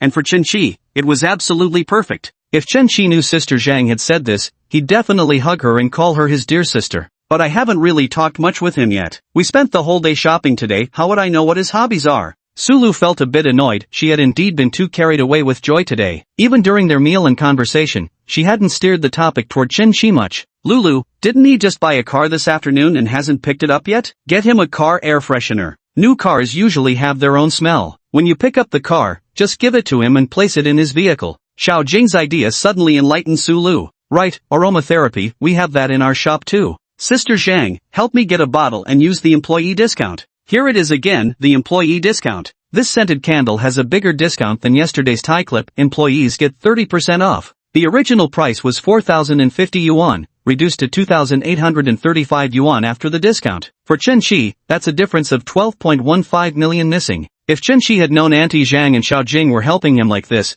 he would have sent them a few more designer bags sooner. Back at the hotel, Butler Lee had already drawn his bathwater and taken away his soiled clothes for laundry. With a lazy ass like you still mooching off others, even your rice bowl will be smashed. Don't you have any ambition at all? You've only bound 2 goddesses, and you're already taking a bath? Chen Shi had just been scolded by Ruan Yi and was in the mood for nothing more than soaking in the tub before lying in bed to watch a movie. After showering, he left the hotel and went to the nearest bar, the Black Rose. Chen Shi had never been to a bar before. He'd heard that even casually ordering a few drinks at a regular table could cost several hundred, money that would last him an entire month eating instant noodles. It's midnight, the peak hour for bars, with droves of attractive men and women lingering at the entrance. Chen Shi was handsome, which gave him a natural advantage. Even before he started spending money, girls would actively approach and strike up conversations with him. Handsome, wanna hang out? Damn it, with your measly 78 charm points, if I play with you, Boss Ruan would scold me to death. Hey handsome, let me buy you a drink and hang out. Then came another girl with 80 points. With Chen Shi's looks, he could attract lower scoring girls to willingly spend money on him.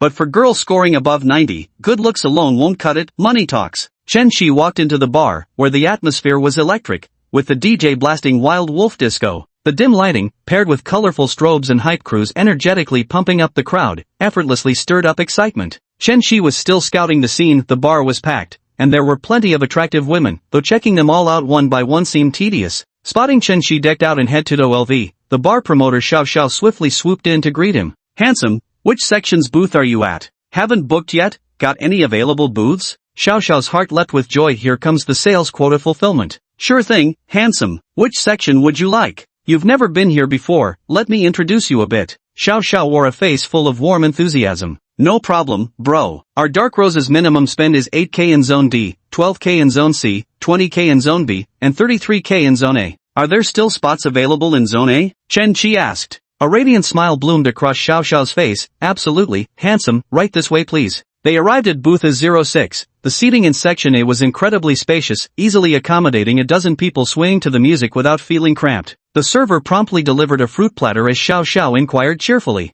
First time here, handsome? Would you like me to walk you through our drink selection? Cheap ones don't even need mentioning. Chen Shi wasn't actually a liquor connoisseur who carefully savored expensive drinks. He ordered pricier bottles simply because cheap ones wouldn't impress the girls. He was here for auditions. First, he needed to show the promoters his spending power so they'd eagerly scramble to get girls for him. The minimum spend in Zone A was 33,000 yuan, so Xiao Xiao directly listed several liquor options over 30,000 for Chen Shi. Bro, our little divine dragon is priced at 48,888. Xiao Xiao was about to continue explaining when Chen Shi cut him off. Be more specific, it's my first time in a bar. Xiao Xiao was a bit surprised. This whole LV outfit must have cost over 100,000, and yet it was their first time at a bar? Could they be wearing knockoffs? His demeanor suddenly lost its previous warmth. The little divine dragon is 3 bottles of Ace of Spades champagne, while the great divine dragon is 5 bottles of Ace of Spades plus 1 bottle of black gold Ace of Spades, priced at 88,888. The ultimate frozen divine dragon is 128,888. Bro, which one would you like to order?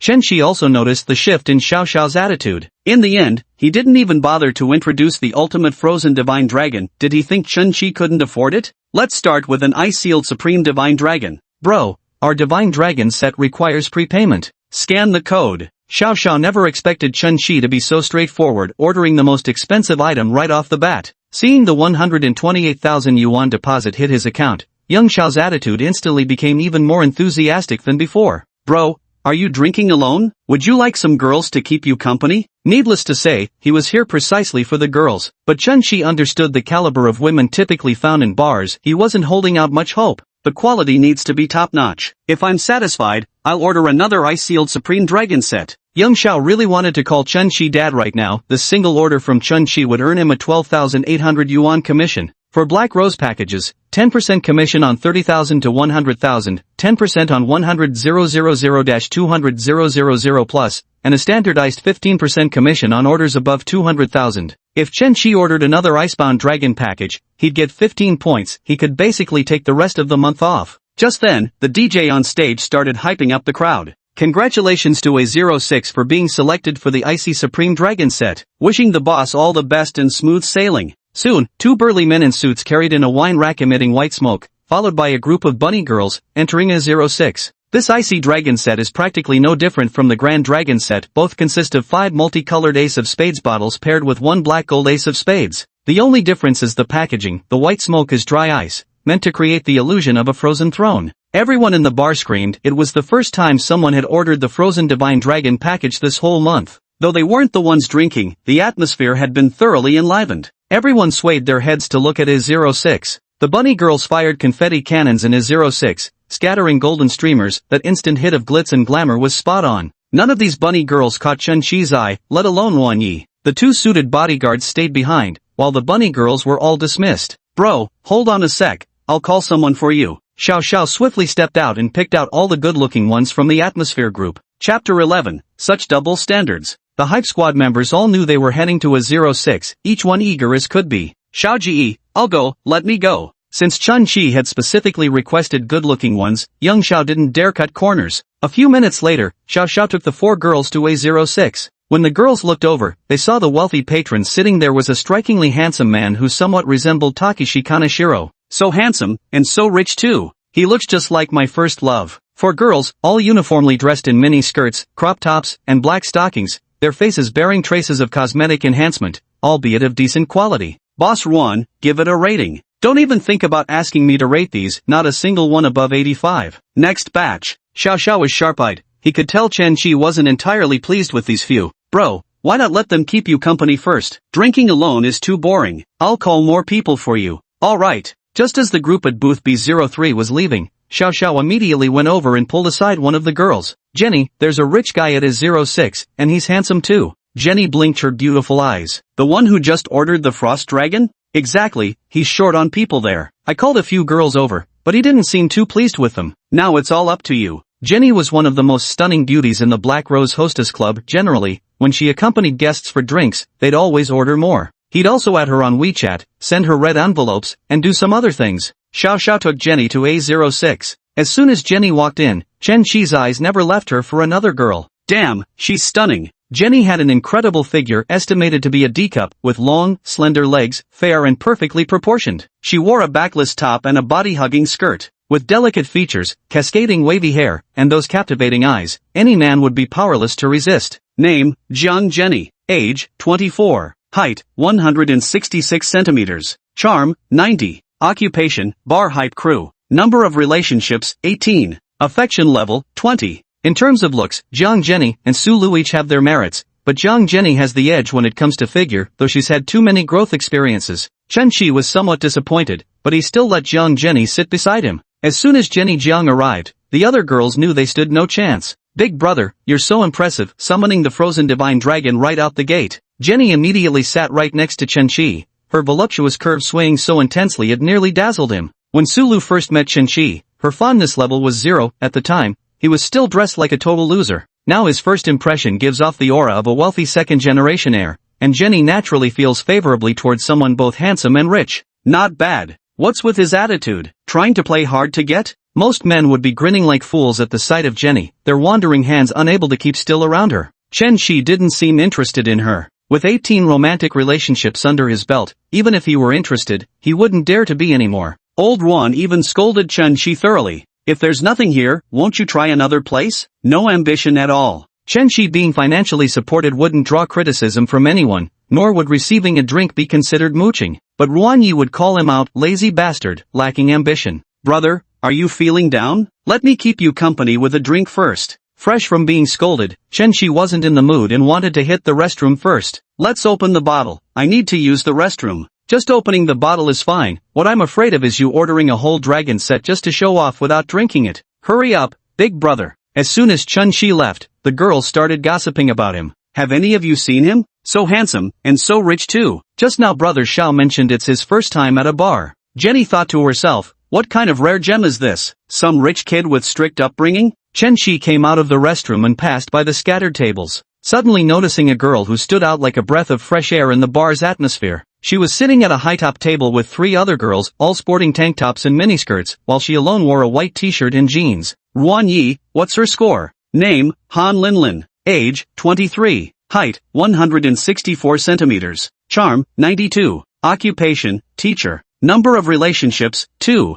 Favorability level, 0. Damn, what can I say? You carefully plant flowers but they don't bloom, yet carelessly stick a willow branch and it grows into shade. Just stepped out to use the bathroom and ran into the goddess of freeloading, soft lord. You've got nothing to say now, huh? At this moment, a few men were gathered around Han Linlin's table, trying to pull her away for drinks. Hey beauties, come join us at booth B04 for drinks. We sisters are drinking just fine by ourselves, no need for your invitation, said Lin Yuan beside Han Linlin. A bigger crowd makes for merrier drinking. Chen Shi returned to A06, and Zhang Jenny immediately noticed that he was in a better mood than before. Brother, did something happy happen? Happier now, let's drink. Chen Shi directly poured that most expensive bottle of black gold Armand de Brignac. Having never tasted other champagnes, he couldn't make fair comparisons. He just thought it tasted really good, as sweet, rich, smooth, with creamy, delicate foam and a strong fruity aroma. When the big spender is in a good mood, everyone's mood lifts. Call Xiao Xiao over, and order another ice-sealed godly set. Damn,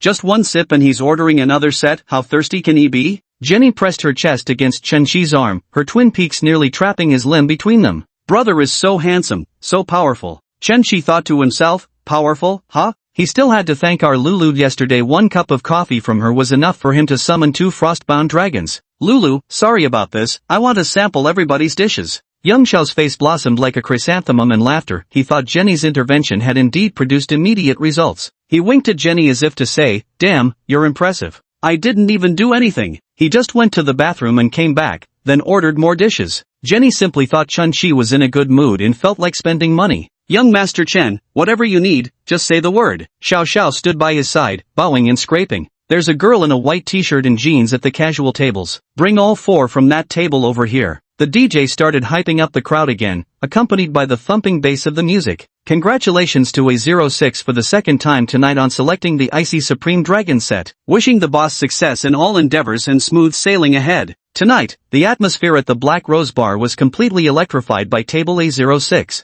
The people in the bar swayed their bodies to the music, the atmosphere reaching its peak. For beauties, the guests at A06 would like to invite you over for a drink. Han Linlin and Lin Yuan were newcomers, unaware that Chen Shi had ordered the Icebound Divine Dragon, his first time doing so. Damn, it's from booth A06. The 2 youngsters from B04 immediately backed down. They knew booth A06 had ordered the Icebound Divine Dragon twice. Such formidable strength was beyond their reach. With B-Zone's minimum spend at just 20,000, Chen Shi's current tab already dwarfed theirs by over 12 times. The guests at table A06 have ordered 2 frozen divine dragons already, said Xiao Xiao. Lin Yuan and her friends had visited Black Rose several times, so they knew the price of frozen divine dragons, spending over 250,000 in a single night. Who even does that? Lin, Yun Yun, Xiao Shui, let's go. Human nature is inherently hypocritical. Just moments ago, when 2 young men from Zone B asked them over, Lin Yuan had declined without hesitation. Damn gold-digging snob. The 2 young men could only curse inwardly. They knew full well that in places like bars, money talks. Chapter 12, The White Lotus. Hey Yuan, can't we just drink by ourselves? Han Linlin wasn't too keen on going, not that she disliked wealthy people. Rather, she had just noticed that Area A seemed to be filled with greasy middle-aged businessmen today. She liked wealthy men too, but they had to be young and handsome, in short, tall, rich, and handsome. Lin, it's Area A after all. There's no harm in getting to know some high-quality men. Yun, yeah, who knows, maybe I can even hook you up with a great job. Xiao Shui, what job? With a rich second-generation guy around, you'd go straight to being a young madam. Xiao chimed in, ladies, the guest at A06 is a handsome guy, young and loaded. Take marketing talk with a grain of salt. Xiao said the guest in A06 was very handsome. Even if the guy was a short, stubby mess, he'd still call him attractive. He could even spin a prison stint as a government job. Han Linlin couldn't resist the peer pressure and followed Xiao to A06. The moment they stepped in and saw Chen Shi, their hearts fluttered with joy. Chen Shi was genuinely good-looking, and rich to boot. All 4 girls found themselves more drawn to him after meeting him. Han Linlin's favorability +5, current 5. Chen Shi hurriedly had the previous atmosphere group members vacate their seats, including Jenny. This made Jenny extremely displeased. Which of these losers could compare to how gorgeous I am? That White Lotus might have some looks, but sugar daddies don't usually go for that type. Chen Qi heard Jenny's inner thoughts and wanted to tell her. You're actually quite good looking, really pretty. It's just that you've leveled up too many times, useless to me. I'm not into the White Lotus type either. Honestly, I like all pretty ones. There were 12 bottles of Ace of Spades on the table, worth over 250,000 yuan. Lin Yuan, Yun, and Xiaoxue couldn't resist taking out their phones to snap photos and film TikToks. How often does one get to witness such a scene in a lifetime? Unless one of them managed to land a rich second-generation boyfriend. Only Han Linlin sat quietly and nervously to the side. Brother, why did you invite us for drinks? Lin Yuan, being the most frequent visitor to bars among them, clearly had more nerve than the other three. She sat to Chen Qi's left, with Han Linlin beside her. Of course it's because my little sisters are so beautiful. Brother, am I not pretty? Jenny said in a coquettish tone. Pretty, you're pretty too. Jenny's charm score was also 91, and she was completely natural. She was the coquettish type, the kind that made men feel that urge when they saw her. Han Linlin is the pure and obedient type with a vastly different style, making people feel protective when they see her. Introduce yourselves, sisters. We're all graduates of Donghai Normal University and just received our diplomas yesterday. I'm Lin Yuan. These three are my roommates Linlin, Yun, and Xiaoxue. Lin Yuan introduced each of them to Chen Qi one by one. Han Linlin's three roommates were decent looking, about the same level as the nearby Atmosphere group members. But to Chen Qi, they were useless, just there to make up the numbers. Linlin, let's have a drink. Han Linlin was quite reserved, but Chen Qi toasted her, so she picked up her glass and clinked it with his. The taste of the Ace of Spades was completely different from the drinks they'd had at the regular tables earlier, rich fruity aromas and a silky smooth finish. Way better than that watered-down Ace of Spades the fake rich kid treated us to last time. Lin Yuan remarked from the side. Our Linlin is actually visiting a bar for the first time. She never wanted to come before, but now that she's graduated, she finally agreed to hang out. If it weren't for the system, I'd actually believe that. Plenty of girls at bars pretend to be innocent, it takes real skill to tell them apart. What a coincidence, this is my first time too. Yeah, brother hadn't been to the Ace of Spades before, so we're only meeting now, Jenny said. Seriously? So handsome and wealthy, but aren't rich second-generation heirs supposed to be real players? I'm not a rich second-generation heir.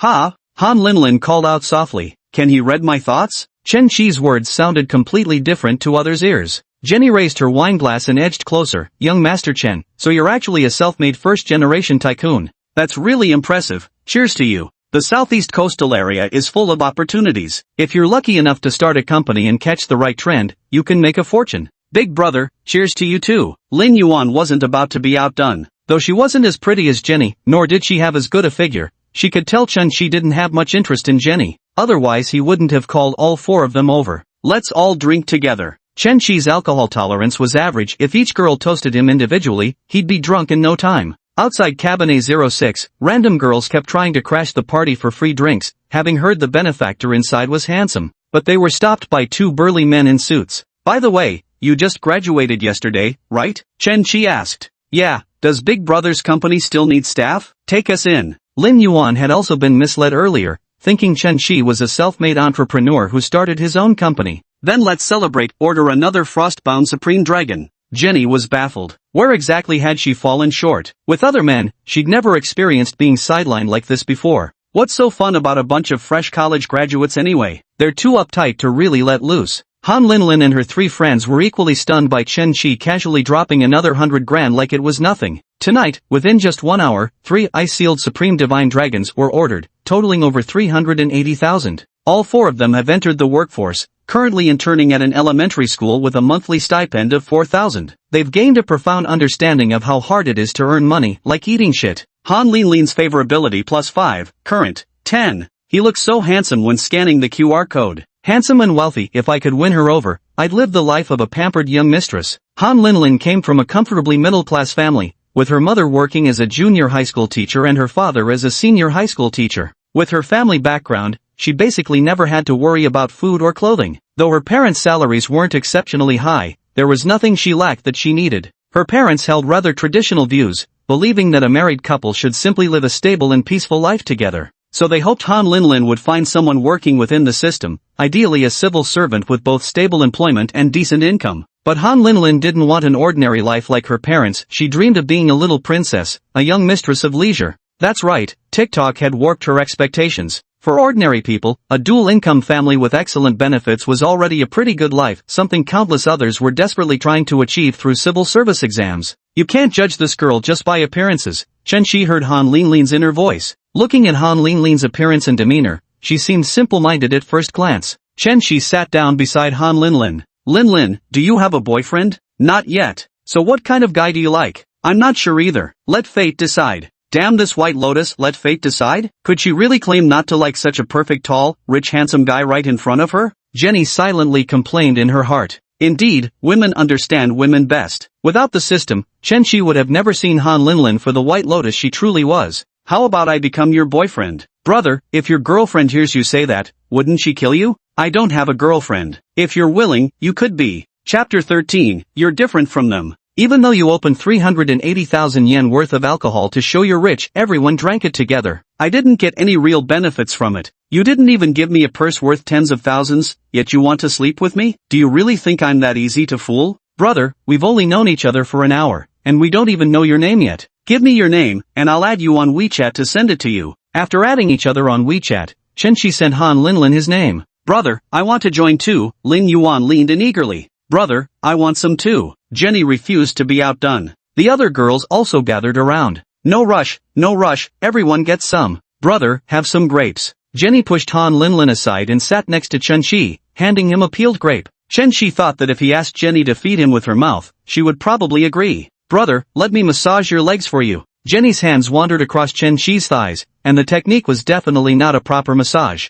10,000 yuan wasn't much money to Jenny. Those bosses who wanted to sleep with her started their offers at 50,000. It also depended on whether Jenny was willing. If the man was ugly, she wouldn't accept the money. She took the initiative with Chen Shi for two reasons. First, he was rich, and second, he was handsome. There were plenty of good-looking men at the bar, but some could barely scrape together enough money for their drinks. Jenny's soft little hands pressed higher and higher up Chen Shi's thighs. Judging by her dating history, Jenny was quite experienced. In no time, she'd made Chen Shi pitch a tent. Good girls shouldn't be let down. Bad girls shouldn't be wasted. Chen Shi decided to take Jenny back to the hotel tonight. With a figure like hers, he could only imagine how good it would feel. The other mood-setting girls also gathered around, feeding him fruit and massaging his shoulders. This is fucking amazing, and I barely spent anything tonight. Linlin Han's favorability -3, current 7. Just like all the other rich kids, plays around way too much. Chen Shi received the system notification and heard Han Linlin's inner voice, but he didn't stop. I finally got a system, got money, can live in luxury and indulgence, yet still have to put up with a woman's attitude? He would eat Han Linlin's soft rice, and he would eat it tough.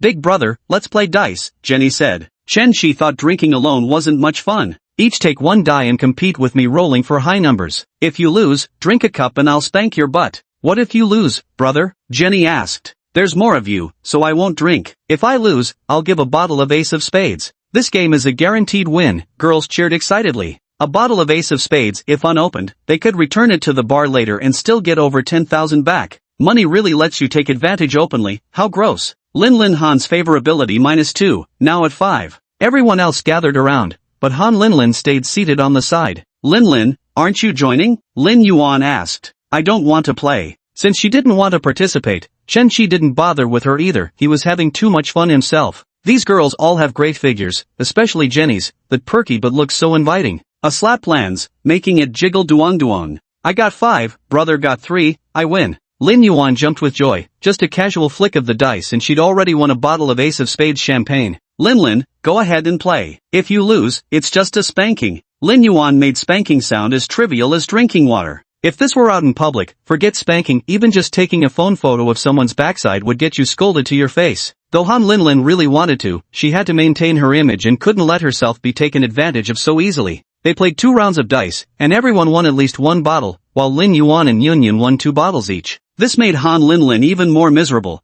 as she was clearly the prettiest one there. In any other setting, those guys would have been flocking around her, yet Chen Shi was actually leaving her out in the cold. Chen Shi got up and moved to another seat, sitting down beside Han Linlin. Why isn't Linlin playing? Brother, so many people are already accompanying you, Ling going would just be redundant. Han Linlin wore an aggrieved expression that would move anyone to pity at the very sight of her. How could that be? You're special, different from them. Chen Shi leaned close to Han Linlin's ear and whispered. I totally believe you not. To be fair, Han Linlin's mind was still clear, she wasn't some naive sweetheart who believed everything. Are you free tomorrow? Let's go shopping. I have class tomorrow morning, but I can accompany you in the afternoon. Isn't it summer vacation now? Does the school still have classes? It's a training class, substitute teaching. Although schools prohibit teachers from giving classes at external training institutions, but many teachers still do this privately because the training institutions pay much more than schools. Lin Yuan overheard this and also wanted to go shopping with Chen Qi. Who knows, maybe this rich second generation would casually buy her a luxury bag while they're out. Big brother, I'm free tomorrow too.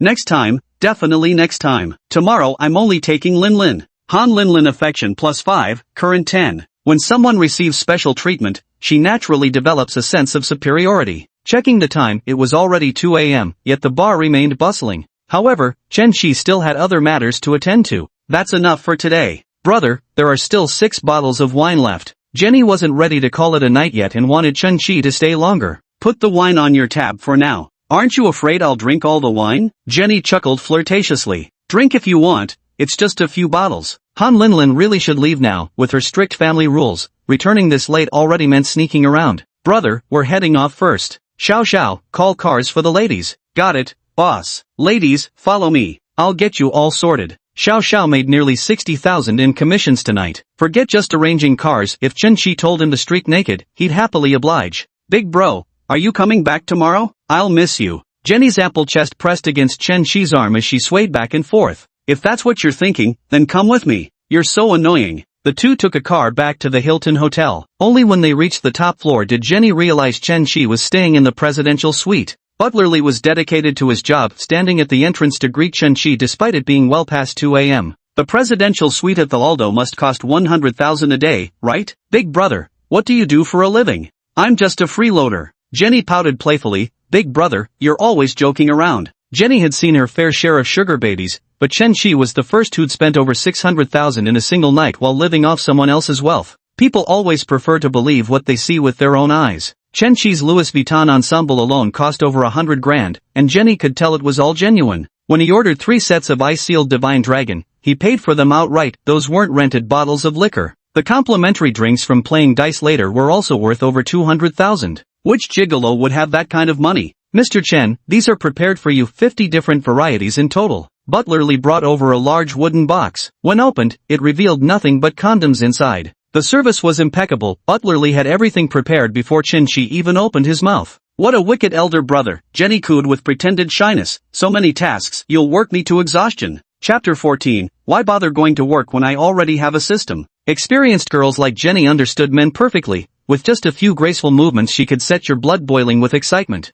Brother, let me scrub your back for you. The two played in the bathtub like a pair of lovebirds. Jenny stood completely naked, her figure utterly alluring, ample where she should be, and not an ounce of excess where she shouldn't. Chen Qi had 2 girlfriends in total, the first during college, and the second being Li Ting. Li Ting hadn't matured alongside him, and Chen Qi, having repressed his desires for so long, simply couldn't resist Jenny's seduction. The two began their intimate journey in the bathtub, then moved to the bed, and later the sofa. By dawn, they had exhausted themselves after 5 rounds of passionate encounters before finally collapsing into sleep. Han Lin was tutoring elementary school students, glancing at her phone every couple of minutes. She was waiting for Chen Qi's message. Even though they'd agreed to meet in the afternoon, she kept thinking he should have contacted her earlier. In the past, when other guys asked her out, her phone would be buzzing nonstop from early morning. Who waits until the exact agreed time to send a message? Just then, her WeChat notification chimed. Han Lin picked up her phone with eager anticipation, only to find it was a message from her girlfriend's group chat. Lingling, these rich kids are all playboys, don't let their sweet talk and lavish gifts win you over. Lin Yuan made 35,000 yuan yesterday by returning 2 bottles of Ace of Spades she won at the bar,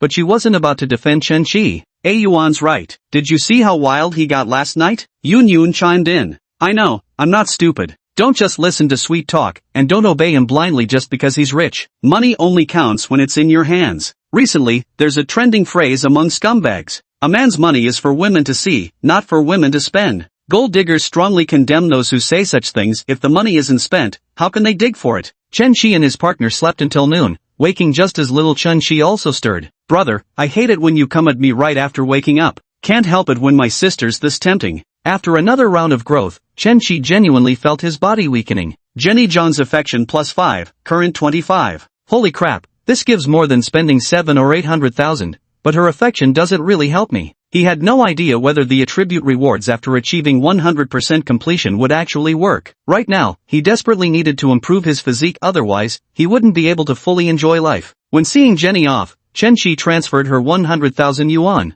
Jenny felt like she'd hit the jackpot. Chen-Chi was generous with his money, handsome, and she'd thoroughly enjoyed growing closer to him. Darling, just call me anytime you miss me. After Jenny left, Chen-Chi glanced at his phone. Several colleagues had mentioned him in the company group chat, and manager Wang had sent him a private message too. Where were you all morning? Do you even want this job anymore? Chen-Chi had just enjoyed his weekend and completely forgot it was Monday, time to go back to work. Wait, I've got the system now. Why the hell should I keep working? Yeah, I quit. Chen-Chi replied. You're quitting just like that? Can you take responsibility for the losses caused to the new store the company just handed over to you? Chen-Chi was the operations manager at an e-commerce company, and just last week the company entrusted him with supervising a new project. If he left outright, it would indeed cause losses for the company, which could even sue him if they decided to hold him accountable. He wasn't afraid of paying compensation, it was just the hassle of getting tangled up in a lawsuit that bothered him. Going to the company in a couple of days. Who do you think you are, the boss? A couple of days my ass, get over here right now. Skipping half a day without reason counts as a full day's absence. Chen-Chi still had to go back to the company. There wasn't anything particularly valuable to retrieve,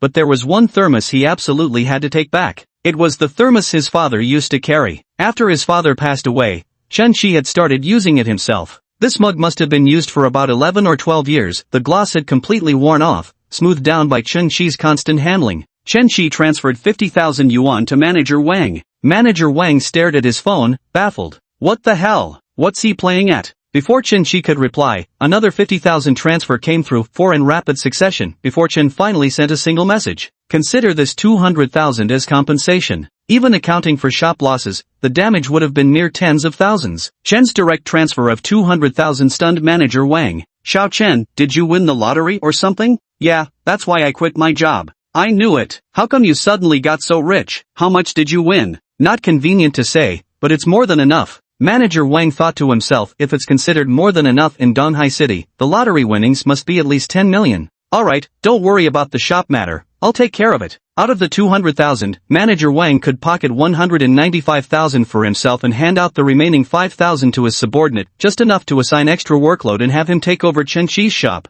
When the time comes, he'll just have the company hire a new person to fill the position, saving himself another few $1,000s. Pack up everything at my workstation, I'll come pick it up in a few days. Don't worry, I'll personally keep it safe for you. For lunch, they casually had some Kobe beef, wild yellow croaker, and wild soft-shelled turtle at the hotel. By the time they had replenished their energy, it was already 1:30 in the afternoon. Chen-Chi sent a message to Han Linlin. Linlin, where are you? I'll come pick you up. I thought Big Brother had forgotten. Han Linlin sent a location pin. I'd been waiting all morning with full makeup on, damn it. Little did she know that Chen-Chi had also been toiling all morning. Mr. Chen, the car is ready. Parked downstairs was a Maybach S800, exclusively reserved for receiving Hildo's VIP guests. Linlin, I'm downstairs now. Big bro, I'm here. Han Linlin gave her makeup and outfit one final check in the bathroom mirror. Perfect. Looking great. Going downstairs, Han Linlin spotted a Mercedes-Benz. She could tell this was definitely Chen-Chi's car. But she was somewhat disappointed. Weren't all rich second-generation heirs supposed to drive Porsches, Ferraris, or Lamborghinis? She could only recognize car logos, having no idea this Mercedes Maybach S800 was worth over 6 million yuan.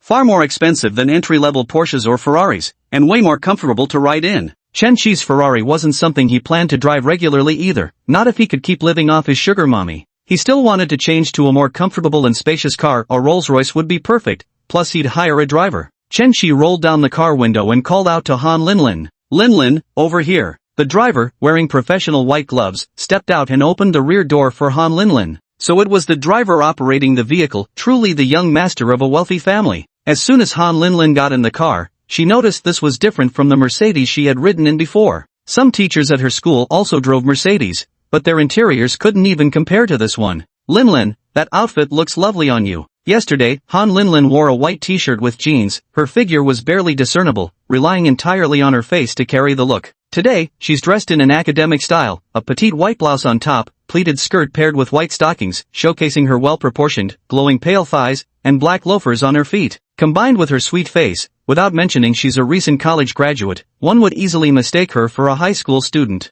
Wasn't I pretty yesterday? Of course you look good. Lin looks good in anything. Has anyone told you that you look like Yuna? Here it comes, Chen Qi's celebrity comparison. Yuna from Girls' Generation? She's much prettier than me. Chen Qi shook his head. You lack proper awareness of your own beauty. You're far more beautiful than her. Brother, you're just being glib-tongued. Han Lin was very confident in her beauty. Among all the girls at Donghai Normal University, she could easily rank among the top 3 campus belles. Chapter 15, Making Do for Now. Mr. Chen, where to next? The driver asked, keeping his eyes on the road. Han Lin was puzzled by how the driver addressed Chen Qi. Shouldn't their family driver call him young master or Master Chen? That's how wealthy families' drivers and butlers always address their employers in TV dramas. Could this car be rented? Brother, why does the driver call you Mr. Chen? Chen Qi answered truthfully, he's a driver assigned by the hotel. They naturally address guests as Sir.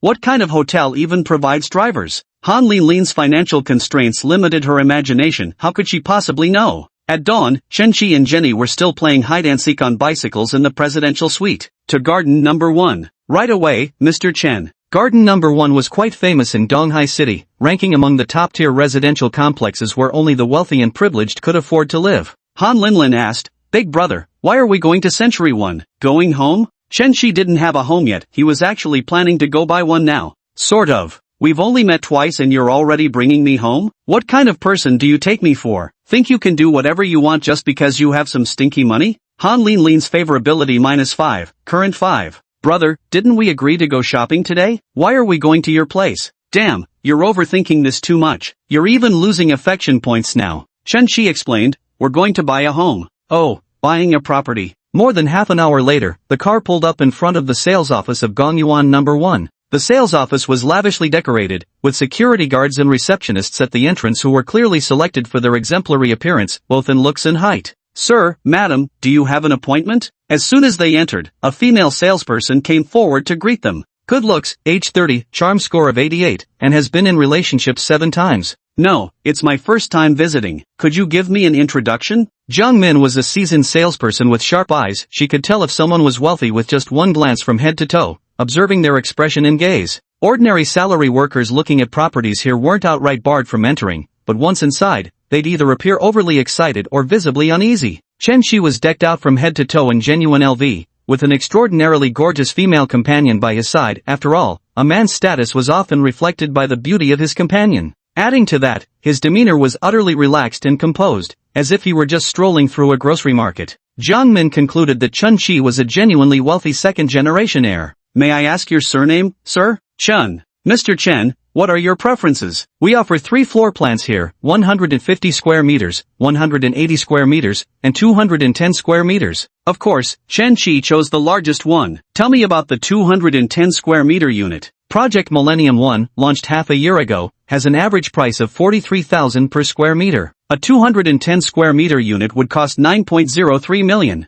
Han Lin was slightly shocked in her heart. Her family's house cost 2 million yuan, and her parents' combined housing provident funds were still paying off the mortgage, with 10 more years to go. But she quickly composed herself. One of her university classmates had married a wealthy second-generation heir from Pengcheng. They had just bought their marital home this year, reportedly at 100,000 yuan per square meter, and this wasn't even the highest price in Pengcheng. While over 40,000 yuan per square meter could be considered top-tier in Donghai City, it wouldn't even make the cut in first-tier cities. Mr. Chen, the 210 square meter units are the most popular right now. We only have 5 left, 2 west-facing units, 2 middle units, and 1 east-facing unit. Chen Qi's previous rental was a middle unit. Although it had windows, it hardly got any sunlight. The best layout is still the east-facing unit, with its north-south orientation, where you can experience both sunrise and sunset through the floor-to-ceiling windows. What floor is the east-facing unit on? Mr. Chen, let's take a look at the architectural model on the 16th floor. The orientation is excellent with an open view. You can see the wetland park right from your home. With 210 square meters featuring 4 bedrooms, 2 living rooms, and 2 bathrooms, it's absolutely perfect as a marital home. Given Chen Qi and Han Lin's attractive appearances and obvious wealth, Jiang Min naturally assumed they were a couple looking at properties in preparation for their upcoming marriage. What does he mean, taking a girl to look at apartments on their first date? Let's take a look at the model apartment, said Chen Qi.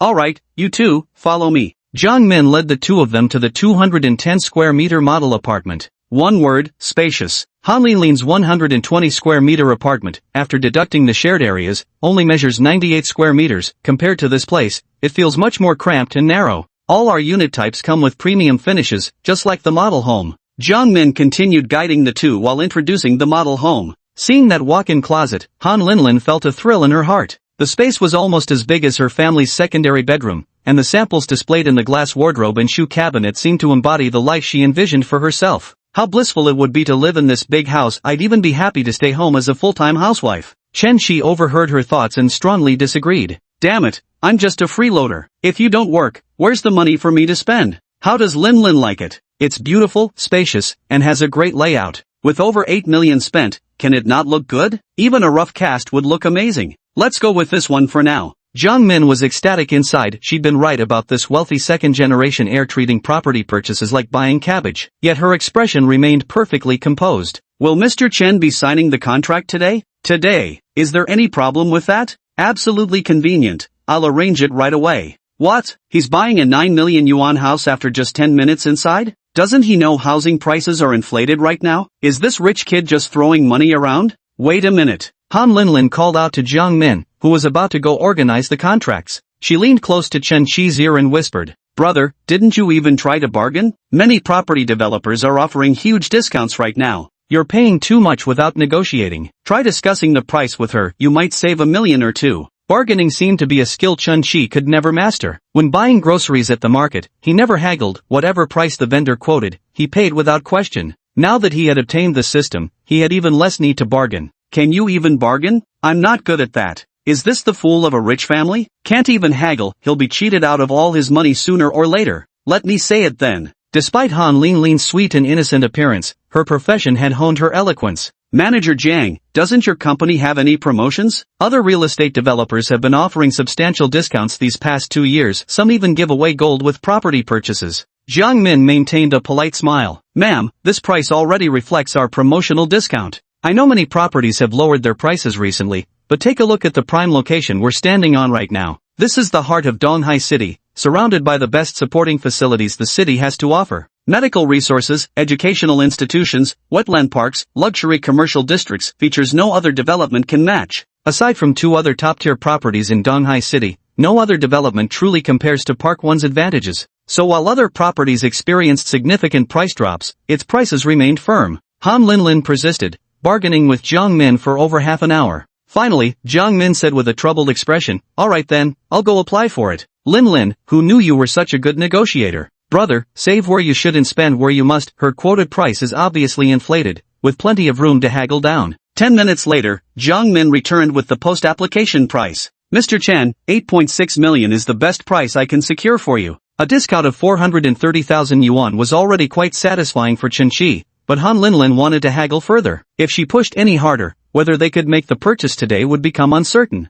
Chapter 16: An unexpected encounter with an old classmate. Let's proceed then. Please complete the formalities as soon as possible. Jiang Min was secretly delighted. It seemed this rich second-generation heir still had the final say after all. Truth be told, the price could still be negotiated lower, but the more it dropped, the smaller her commission would become. "Rest assured, Mr. Chen, the home purchase procedures will be completed today. As for the property ownership certificate, it will take about 20 working days to be issued. Staying in a hotel is comfortable, but it always feels like something's missing." After spending an hour, the property purchase contract and other documents were finally all signed. Jiang Min handed a silver briefcase to Chen Shi, containing 6 keys. There's also a pure gold homeowner badge with the logo of Gongyuan No. 1. Just this gold badge alone is probably worth 30,000 yuan. "Mr. Chen, congratulations on becoming a homeowner at Gongyuan No. 1. Chen Shi took hold of the silver briefcase containing the keys, thinking to himself, "An 8 million plus yuan house still uses a key lock. I'll have to get it replaced with a digital keypad. Since it's fully furnished,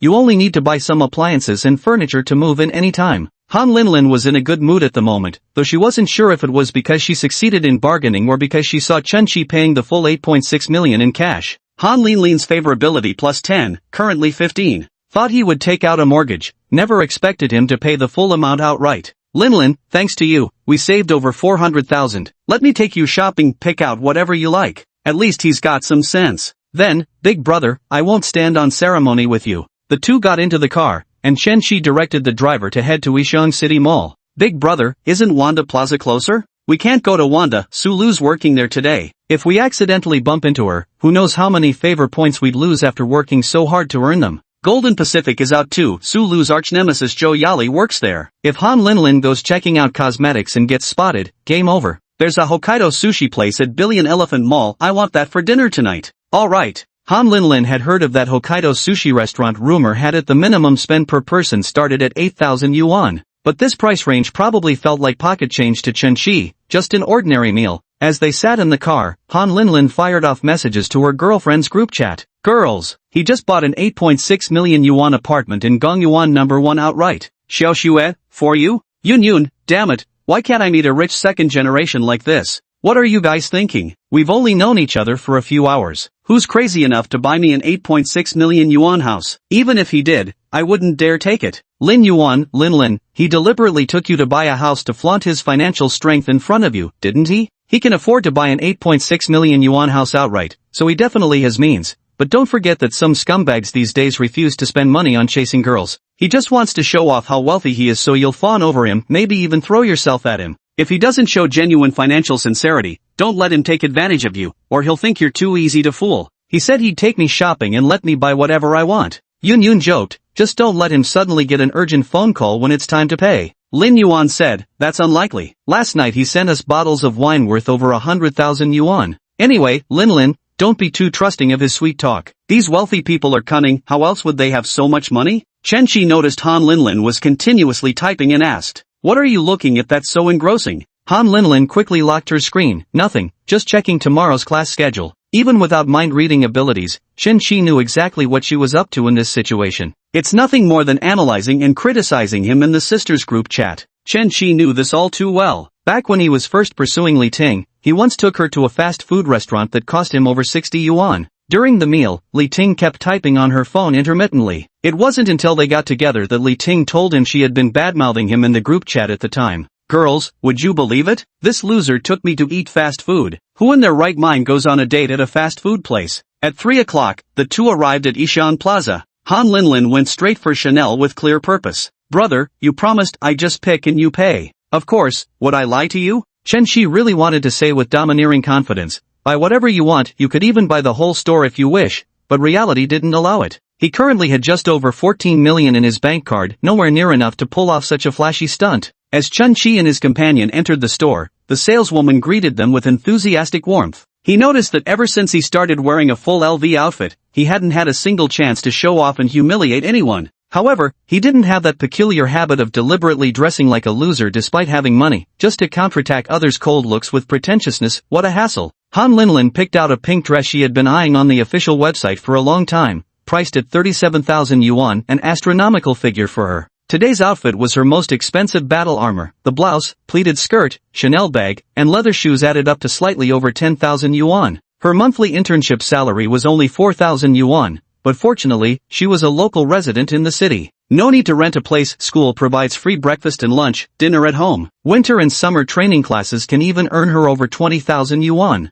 Her mother's middle school was close to her elementary school, saving even the commute cost, as her mom would pick her up daily. This let them save a bit each month, though the money mostly went toward clothes, cosmetics, and trips. Han Linlin took the clothes to the fitting room and emerged a few minutes later. Brother, do I look good? This pink dress, with its puff sleeves, made Han Linlin look even more youthful and adorable when she wore it. Chen Qi gave a thumbs up. Very good looking. Chen Qi's exaggerated expression made Han Linlin laugh. As an English teacher, she found this mix of Chinese and English phrases particularly amusing. While Han Linlin was trying on clothes, the sales assistant nearby kept glancing at Chen Qi. Chen Qi mistakenly thought his irresistible handsomeness had caught her attention. Sir, are you Chen Qi by any chance? It's me, how did you know my name? Chen Qi looked at the saleswoman with some confusion. She had just been rated on the soft guy app, Wang Siwen, charm score 86, relationships 6 times. Wang Siwen dropped her professional smile and grinned broadly. It really is you. Don't you recognize me? Jianing High School, Class 3, Wang Siwen. We were classmates. Another chance encounter with an old classmate, but Sulu and Zhou Yali recognized each other immediately. They had been sworn enemies back in high school. They still saw glimpses of each other's lives through social media posts and photos. Chen Qi and Wang Siwen had simply been classmates, nothing more. They'd barely exchanged a few words back then, and after graduation, they hadn't even bothered to swap contact details. Chen Shi never returned to his hometown after starting university. With both parents gone, what was once called home now felt like an empty shell. Just now, Soft Master showed Wang Siwen's name, and Chen Shi didn't even realize it was his classmate. Chen Shi didn't have a strong impression of Wang Siwen to begin with, vaguely remembering she was considered the class beauty back then. Now, looking at Wang Siwen's face, he barely managed to connect the dots. Wang Siwen, of course I remember, the class beauty, Chen Shi replied half-heartedly. Chen Shi, it's been so many years since we last contacted. You haven't attended any of our high school reunions at all. Look at you now, you're doing pretty well for yourself. Wang Siwen glanced at Chen Shi's outfit. A full LV ensemble must have cost over 100,000. She pointed to Han Linlin in the fitting room and said, "You even found such a beautiful girlfriend. You must be doing pretty well. Did you strike it rich or something? Ha ha ha, what fortune? Just doing some small business deals. To trade small wins for modest gains, getting drink money and meal money from girls, then betting small to win big, getting 10,000-fold returns from Mr. Soft." Chapter 17, Striving for VIC Status. You've got to help me out here. I haven't closed a single deal today. Wang Siwen nudged Chen Shi, just as Han Linlin happened to come out of the fitting room and see them. Beautiful, don't misunderstand. I just realized Chen Shi is actually my high school classmate. Oh, really, big brother? Chen Shi replied generously, yes, we haven't seen each other for years. Wang Siwen immediately stepped forward to grab Han Linlin's hand. Pretty lady, you've got to talk to Chen Shi about buying more. Han Linlin also gave Wang Siwen a once-over. The sales associates at luxury stores generally had above-average looks, and Wang Siwen was decent, though far inferior to herself. Big brother is extremely generous, don't you worry. Chen Shi smiled and said, Linlin, just go ahead and buy whatever you like. Just how well is Chen Shi doing these days? Did he start a company? Telling someone to buy whatever they want at Chanel, you'd need serious financial backing to say something like that. Miss, let me show you our newest arrivals from last week. Sounds good. Han Linlin picked through the clothes while asking as if casually. Were you and Chen Shi in the same high school class, sis? Yeah, we were really close friends back in high school. That was an outright lie. Chen Shi had only interacted with Wang Siwen once during a co-ed relay race in gym class and hadn't crossed paths with her otherwise. Han Linlin thought that since they were high school classmates and close friends, she must know Chen Shi's family background. Is brother Chen Shi the young master of some big enterprise where you're from? Wang Siwen was taken aback for a moment. Little sister, you really don't know? Han Linlin was puzzled. No what? Didn't Chen Shi tell you? Both his parents passed away when he was in his first year of high school. Oh, I didn't know that. He never mentioned it. Hearing this, Han Linlin couldn't help but recall Chen Shi saying last night that he wasn't a second-generation rich kid. Could it be that he really started from nothing and became a self-made success? Does he have any siblings? Wang Siwen shook his head. He's an only child. Not easy, making it through college all by himself and becoming so successful. How long have you known him, little sister? How could Han Linlin possibly admit that? Counting from last night, it only added up to 5 hours in total. We haven't known each other very long. With your sister's beauty and Chen Shi's handsome looks paired with his capabilities, you two make a perfect match, a talented scholar and a beautiful lady, a couple naturally fated to be together. Han Linlin spent an entire hour selecting 3 dresses, 2 t-shirts, 1 pair of cropped pants, and 3 pairs of shoes. Brother, I've picked them out. The total here comes to over 200,000. For Han Linlin from a moderately well-off family, spending 200,000 in one night just on clothes was something she couldn't even dream of. Still missing something? Han Linlin looked herself over. What's missing? You didn't buy a bag? Han Linlin was already quite satisfied, momentarily forgetting about the essential handbag every woman needs. The Chanel entry-level bag she brought only cost a little over 5,000. Now that she's here, not buying an expensive bag would really be unjustifiable. Without you mentioning it, I'd forgotten. But, I've already bought so much. Han Linlin wore an embarrassed expression. It's not too much. If you like it, go ahead and buy it. Han Linlin's favorability +5, current 20. Chen Shi treats you way too well. I'm so jealous, said Wang Siwen. Wang Siwen estimated that Chen Shi's net worth was now at least in the multi-million range, spending at least 300,000 in a single night. His financial power was formidable. Han Linlin also didn't dare to push her luck too much and finally settled on a gray tweed shoulder bag, priced at only 98,000. Brother, let's go with this one. Does it look good? Absolutely. Old classmate, ring it up. Han Linlin's favorability +5, current 25. Clothes, shoes, and a bag total 313,000 in spending. This display of financial power left Wang Siwen thoroughly shocked. It wasn't that she'd never seen wealthy people before. Plenty of affluent ladies shopped at Chanel, and businessmen bringing their mistresses could easily spend hundreds of thousands in a single night. But Chen Shi was her old classmate. When someone you personally knew suddenly appeared this wealthy, anyone would be equally astonished. She'll have plenty of gossip to share about Chun-Chi later in the high school sisters group chat. Chun-Chi, your spending limit already qualifies you for VIP status at our store. Lin, you sign up for it. Wang Siwen immediately added, little sister, you'll get a discount next time you come. Han Lin adored Chanel, but obtaining VIP status made no difference to her. Even with discounts, she couldn't afford their products unless Chun-Chi brought her along again.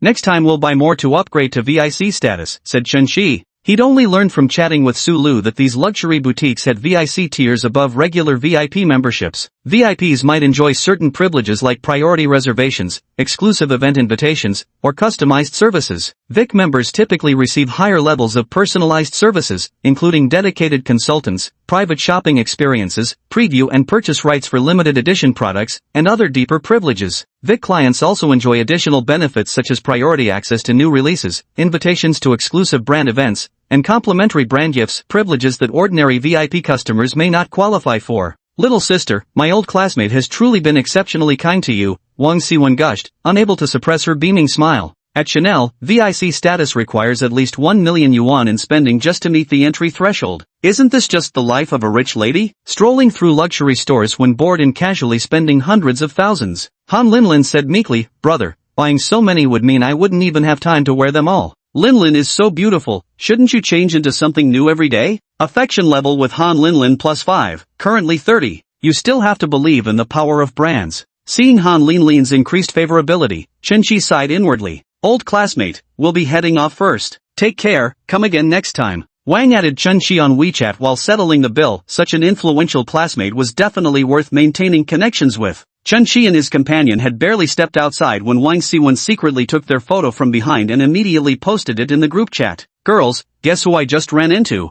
Who? Don't recognize either of them from their backs, but the guy looks handsome and the girl's gorgeous. Wang Siwen, Chun-Chi, that guy from our high school class. The really antisocial one. That gloomy loner. Pretty handsome face, but wouldn't give anyone the time of day. He had his reasons though. Lost both his parents right after starting high school. That'd mess anyone up. Wang Siwen continued, he's doing crazy well now. I'd estimate his assets are in the tens of millions at least. Oh, that impressive. The girl next to him is campus belle material. She just spent over 310,000 in my store. Holy crap. So rich. Did you get her WeChat? We should definitely invite him to the next class reunion. Chun-Chi had lost touch with his former classmates. Even now that he had money and could show off, he didn't. But going to eat with a group of half-familiar people is worse than making plans with a few girls. Lin, let's go eat. Okay, I'm hungry from trying on clothes. Han Lin intimately wrapped her arms around Chun-Chi's, the two of them looking just like a couple deeply in love. If it weren't for the intimacy level being only 30,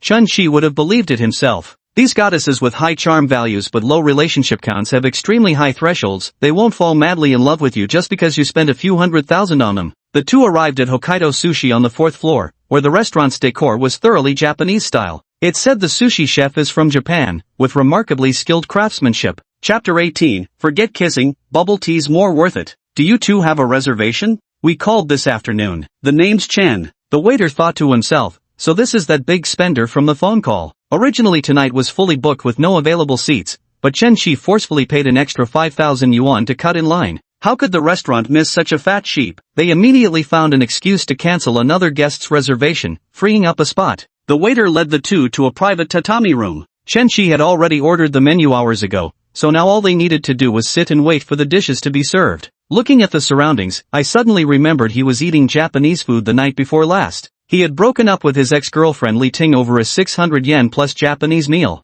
Hello, here are your 5 appetizers: hairy crab, Hokkaido sea urchin, shiso blossoms, black truffle mashed potatoes, and sturgeon caviar. Anticipo refers to drinking snacks or appetizers. What kind of wine would you like, sir? The waiter asked. Lin, what would you like to drink? With Japanese cuisine, we should probably drink sake, right? I don't know much about it. Waiter, why don't you recommend something? The young waiter knew how to assess his customers. Seeing Chun-Chi and Han Lin, both strikingly attractive, dressed head to toe in designer labels, he recognized them instantly as wealthy heirs with money to burn. So they'd first recommend the most expensive wine in the shop, and if the customer wasn't interested, they'd introduce other options. We have a premium imported sake called Hokuyuki YK35 in our shop. The bottle is made of pure titanium. The Hokuyuki YK35 is the ultimate sake in the Hokuyuki series. The Y stands for Yamada Nishiki rice, K for Koro yeast, and 35 indicates its rice polishing ratio. Its rice polishing degree is exceptionally high even among premium steaks, ranking it as one of Japan's top 10 most expensive steaks. Chen Shi thought to himself that he had just enjoyed a Chateau Petrus from Bordeaux at dinner last night, priced at 22,000 a bottle. Just how expensive could this Beishue YK35 be? What's the price?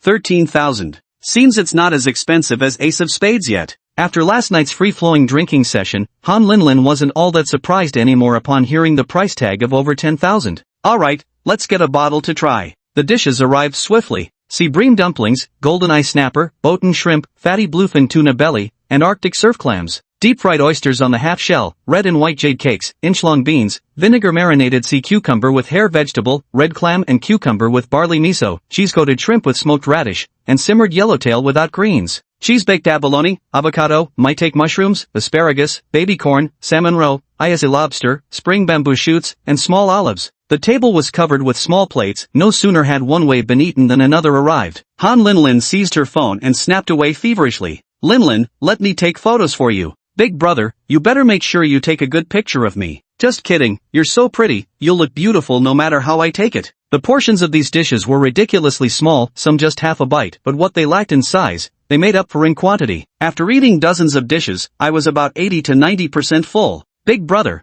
what kind of business do you do? Han Linlin savored the dishes while casually inquiring about Chen Shi's affairs. Financial sector. Chen Shi pondered. Soft master should count as financial sector, right? The finance circle, no wonder he's so wealthy. I heard in Shanghai's finance circle, an annual salary of 1 million is considered low. Stock funds? Han Linlin asked curiously. Consider it an investment. Let me handle your spending money. If you just give me a little to spend, I can get you a 10,000-fold return. That should count as venture capital, right? Investments? Are you in investment banking? I've heard it's one of the highest paying industries. I just got lucky, met a real master who gave me some guidance. You mean me? Soft master suddenly spoke up in Chen Shi's mind. Soft master, you scared me. Investment banking is such a prestigious job, way more impressive than any civil servant position. Brother is amazing. Let me toast you. This Japanese meal cost 30 grand, but after scanning the code to pay, Han Linlin's affection rating didn't budge at all. Damn, maybe I should have taken her to eat first before buying the clothes.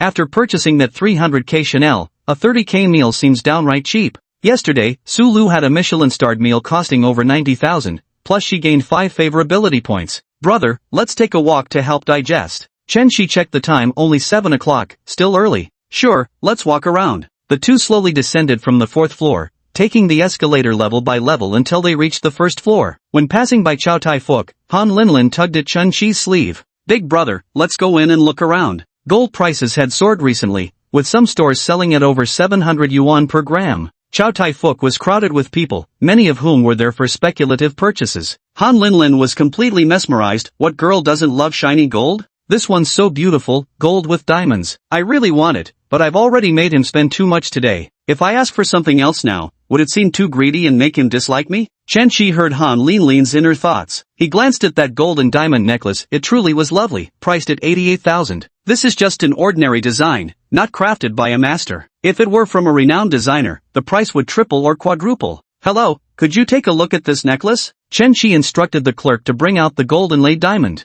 Linlin, do you like it? Han Linlin was overjoyed, struggling to keep the corners of her mouth from curling upward. I do like it, but it's too expensive, 88,000. If you like it, I'll pay for it. You've already spent so much on me today, brother. I know you have money, but earning isn't easy. Let's wait till next time. Han Linlin had finally encountered a top-tier, high-quality man, and she couldn't just devour him all at once. That would be far too crude. She wanted to boil the frog slowly, to take things step by step. Why wait when we have the means? Pretty lady, let's package up this necklace. Han Linlin's favorability plus 10, current 40. Big brother is so nice. Han Linlin suddenly planted a quick, butterfly-like kiss on Chen Shi's right cheek before he could react. That was too fast. I wasn't ready. Do it again. Stop it. There are so many people watching. Han Linlin played hard to get. She just wanted to give Chen Shi a little taste of sweetness. After all, the clothes and gold jewelry cost nearly 400,000 yuan. With 400,000 yuan, Chen Shi could have hired 10 girls and battled through 18 rounds. After spending so much money, just one kiss? You might as well buy me a milk tea, it'd be more substantial, Chen Shi thought to himself.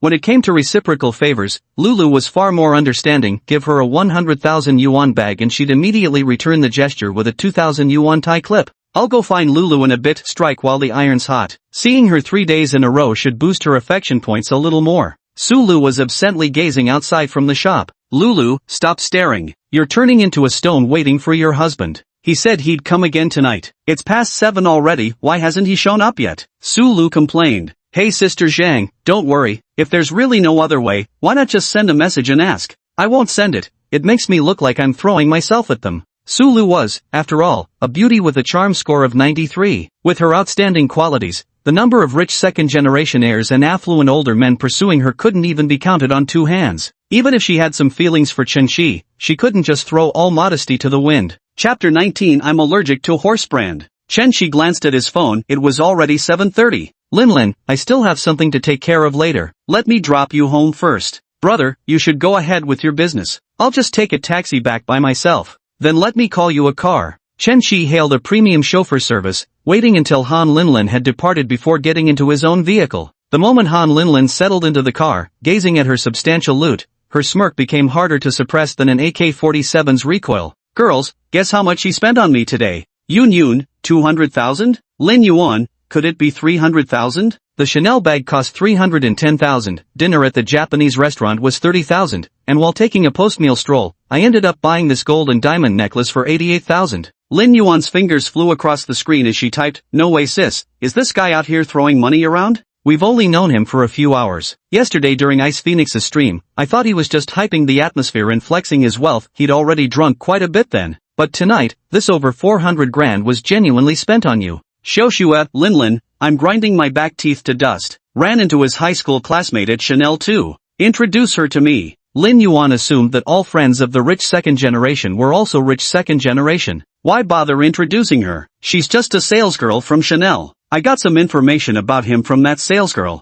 He's from Jianing County. Both his parents passed away when he was in his first year of high school. Were his parents wealthy and left him a huge inheritance? No, I asked. He said he built himself up from scratch, doing investments, something about investment banking. I don't really get it either. Lin Yuan got so excited she nearly rubbed her screen raw. Oh shit, he couldn't be a fund manager, could he? Fund managers rake in millions annually like it's nothing. With large-scale funds, some make tens of millions a year. Word is investment bankers might be even more badass than fund managers, Yun chimed in. Lin Yuan, Linlin, he's absolutely perfect, young, wealthy, and orphaned, so you won't even have to deal with mother-in-law issues in the future. Yun replied, but he's so capable, and I've heard that the financial circle is even wilder than the entertainment industry. Look at how he was throwing money around at the Black Rose yesterday, he must have plenty of pretty girls by his side. Linlin, you'd better be careful. Our minds are no match for those in the financial world, they've got 800 tricks up their sleeves. Girls, let me just say this, if someone were to give me over 400 grand, even if it's just to mess with me, I'd totally be game. Xiaoxue sent the message. Wan Yuan, seconded. Yun, seconded. He asked me if I have time tomorrow to go furniture and appliance shopping with him. Sis, if you're busy, I've got time. Lin Yuan said. Get lost. Chenxi had already arrived at Ida Plaza by this time. When he reached the 3rd floor, Hermes sales associate Zhang Fangyue spotted him first again. Again? According to Auntie Zhang from LV, he spent nearly 700,000 these past 2 days and just bought a 4 million yuan Ferrari. Should I invite him to come take a look at the shop? Sir, would you like to see Hermes? Zhang Fangyue took a step forward for the sake of her performance and connections. Sorry, I'm allergic to cheap brands. When Chenxi first came, he heard Zhang Fangyue's inner thoughts and, unsurprisingly, inwardly looked down on Chenxi who was wearing Anta and Li Ning at the time. Although Zhang Fangyue had a charm score of 90, with 8 romantic relationships under her belt, she wasn't worth paying any attention to at all. Buying from her would give her commission, increase her favorability, but for Chenxi there wasn't a single cent's worth of benefit. Zhang Fangyue was momentarily taken aback upon hearing this,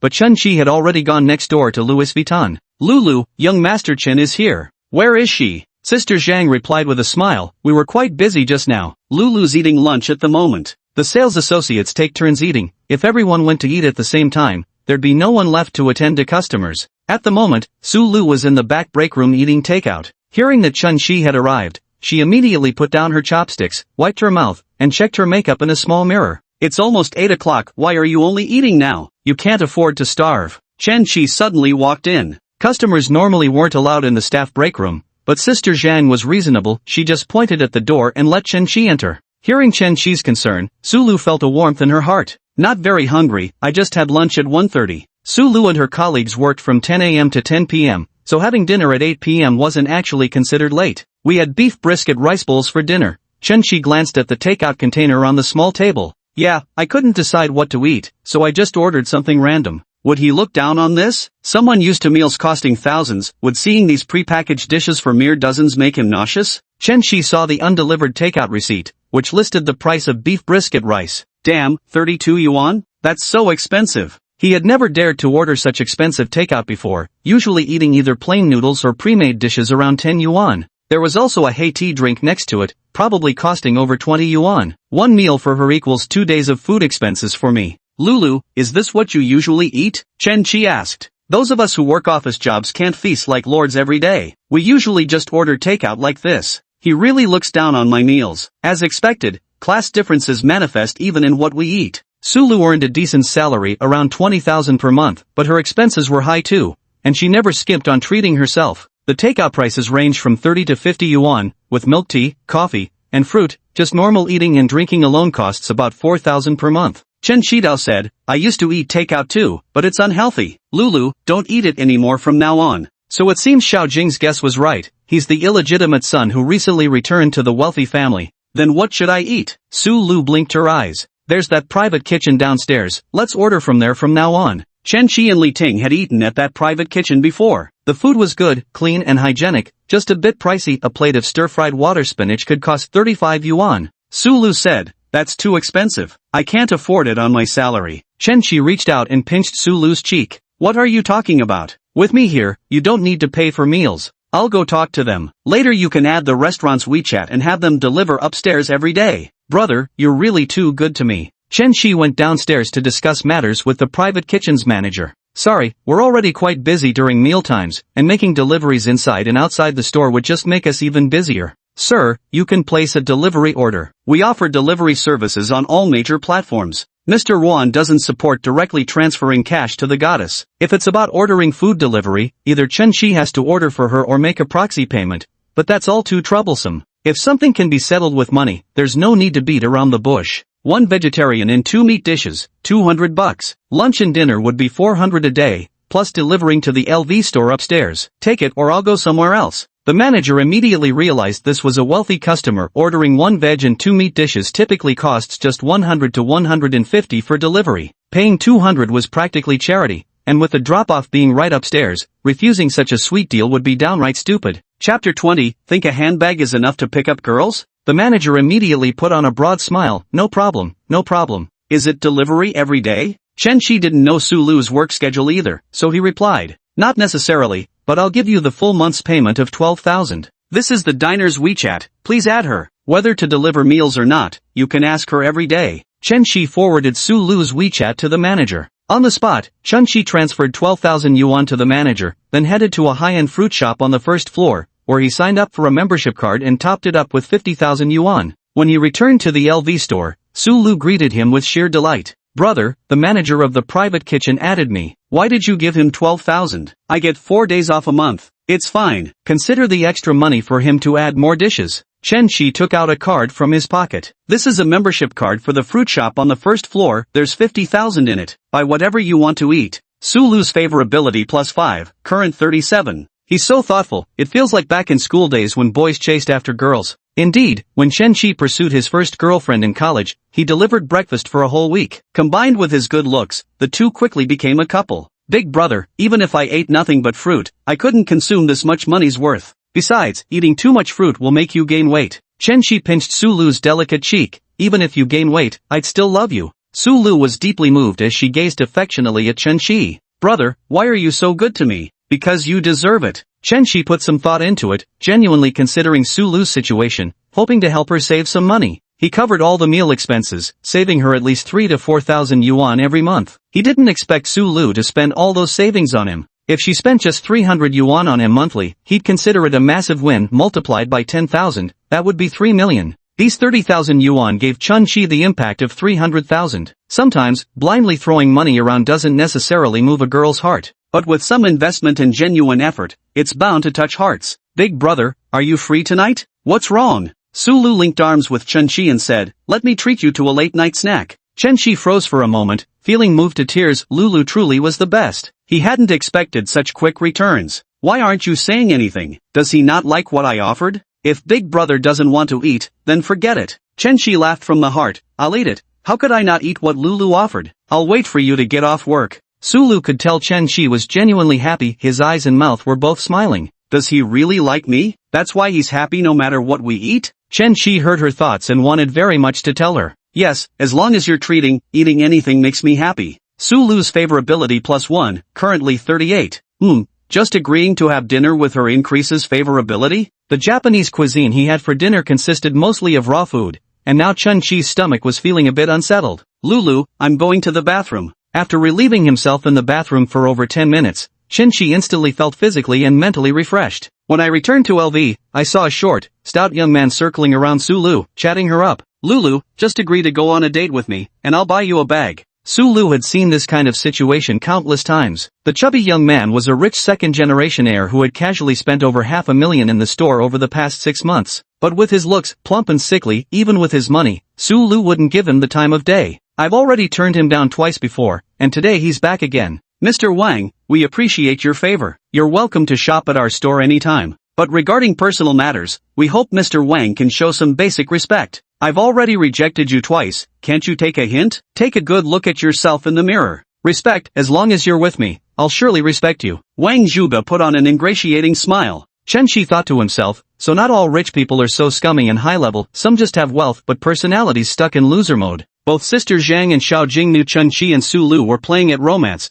and just as they were about to explain the situation to Chen Shi shook his head. Don't worry, I'll handle it. He walked inside and winked at Su Lu. Hello, could you help introduce some ladies' bags to me? Su Lu politely said to Wang Zhuge, Mr. Wang, I'm sorry, but I need to attend to other customers now. Am I not a customer? I'm buying too. Wang Zhuge spoke bluntly to Chen Shi. Don't you know the rule of first come, first served? Chen Shi just smiled, not only unoffended but even offering Wang Zhuge some advice. These bags are pretty nice, bro. If you buy one for this beauty here, she'll definitely go on a date with you. Wang Zhuge noticed Chen Shi was dressed head to toe in LV and was undeniably handsome, probably a real playboy. He detested these pretty boys the most, mainly because he knew he wasn't good looking himself. No need to remind me, Lulu, I'm buying this bag. Wang Zhuge pointed at the black crossbody bag on the third row of the cabinet. Sir, this bag costs 123,000, said Sulu. Hearing the price, Wang Zhuge felt relieved. It was within his acceptable range. Despite his short and stocky appearance, he's a textbook-rich second-generation heir with a monthly allowance of 150,000 yuan. Compared to those ultra-wealthy tycoons or cheaters in online games, 150,000 might seem negligible, but how many people couldn't even earn that much in a whole year? Wang Zhuge's greatest passion is staying home gaming. Apart from in-game purchases, his biggest expense is collecting anime figures. He lives alone in a 180 square meter apartment worth 6 million yuan, which is nearly filled to the brim with anime figurines. The car he drove was a 1.2 million yuan BMW 7 Series, and his busiest time each day was driving to his father's company to clock in. Then he'd go home to play video games and sleep, with the clock in just to let his dad see his son was still alive and well. His father didn't bother him as long as he stayed away from vice, gambling, and drugs. What harm was there in playing games? The sons of his father's friends who dabbled in entrepreneurship would lose millions in single ventures. He thought it was fine for his son to stay at home playing games, just that getting a wife might be a bit tricky. So, to motivate Wang Zhuge to find a girlfriend, his dad raised his monthly allowance from 50,000 to 150,000. I haven't bought many figurines this month. Around 123,000, just enough. Wang Zhuge thought for a moment and then said, Lulu, let's get this one. You'll go out with me if I give you this bag, right? Without waiting for Sulu's reply, Chen Shi walked over. Excuse me, make way. He stood in front of the bag display, took down all 4 surrounding bags from every side of the black satchel, leaving only the one Wang Zhuge wanted. Chen Shi carried 4 bags to the counter. Sister Zhang, check out please. Is he here to stock up on supplies? Wang Zhuge froze for a moment. Though Donghai City had many wealthy people and second-generation rich heirs, he barely scraped the bottom of that barrel. That pretty boy was both handsome and loaded, infuriating to look at. These 4 bags totaled 600,000 yuan, yet Chen Shi paid without blinking an eye. He quietly whispered to Sister Zhang, put this commission under Sulu's name. Sister Zhang was no fool, she wouldn't dare steal this credit. Chen Shi walked away carrying all 4 shopping bags. Beautiful lady, these 4 bags are for you. Would you like to go on a date with me tonight? Sulu hadn't understood what Chen Shi was up to earlier, but now she realized he was toying with Wang Zhuge. He's so handsome, and so charming too. Affection from Sulu +3, currently at 41. Bro, what's your problem? Can't you see I'm trying to chat her up? Wang Zhuge said with faltering confidence. See, I'm not saying it to be harsh, buddy, but bringing just one bag to impress a beauty like her? Are you looking down on beautiful women? Chapter 21, Lulu's Midnight Snack. Wang Zhuge suddenly began to stammer. Chen Qi had completely thrown him off. A bag costing over 120,000 yuan, and now they're all over the streets? He considered himself fairly wealthy. Had staying home too long made him lose touch? Were people outside all suddenly rolling in money now? Wang Zhuge didn't know the exact prices of the 4 bags Chen Qi was holding, but having visited LV a few times himself, he had a rough idea. He estimated they'd cost around 5 or 600,000 yuan. Damn, it's these show-offs driving up prices. 5 or 600 grand, with that kind of money, imagine how many young models I could meet at clubs, how many collectible figures I could buy. Wang Zhuge was different from your average shut-in. He was a wealthy shut-in who solved his physical needs at high-end brothels. But he could never find a girlfriend from these establishments. His father would absolutely never allow it. Sure thing, handsome. I'll treat you to midnight snacks tonight. Su Lu played along with Chen Qi's act. Watching Chen Qi and Su Lu's intimate display of affection, Wang Zhuge felt utterly humiliated. Got a few stinking dollars and think you're something special? And you, gold digger. For a moment, Wang Zhuge completely forgot that he was also a rich man, except that he had run into someone even richer. Damn, money sure is something, Chen Qi said with a deliberately irritating tone. Chen Qi didn't care at all. In fact, he felt Wang Zhuge was praising him. But Su Lu glanced nervously at Chen Qi, then quickly regained her composure. That damned fatso, calling me a gold digger. If brother Chen Qi really takes me for one, I'll make sure you pay for this. Daddy, I don't want to play anymore. I want to find my 2D waifu. Wang Zhuge left Louis Vuitton in a fury, probably never to return. Brother, you bought so much again. You don't need to spend this much to get rid of him. I can just reject him a couple more times. That won't do. I want him to know when to quit, not think he can just buy a bag and ask our Lulu out. But you didn't have to buy 4. This already adds up to 600,000. Just how rich is he anyway, coming into the shop every day throwing money around? Chen Qi thought to himself, is 600,000 really that much? Even if you treat me to a 100 yuan dinner tonight, I'd still come out ahead, as long as Lulu is happy. By the way, I've asked Sister Zhang to count this order towards your performance. Wow, big bro, you're something else. Of course, why let the fat water flow into someone else's field? 60,000 yuan, Su Lu could have gotten a 30,000 commission,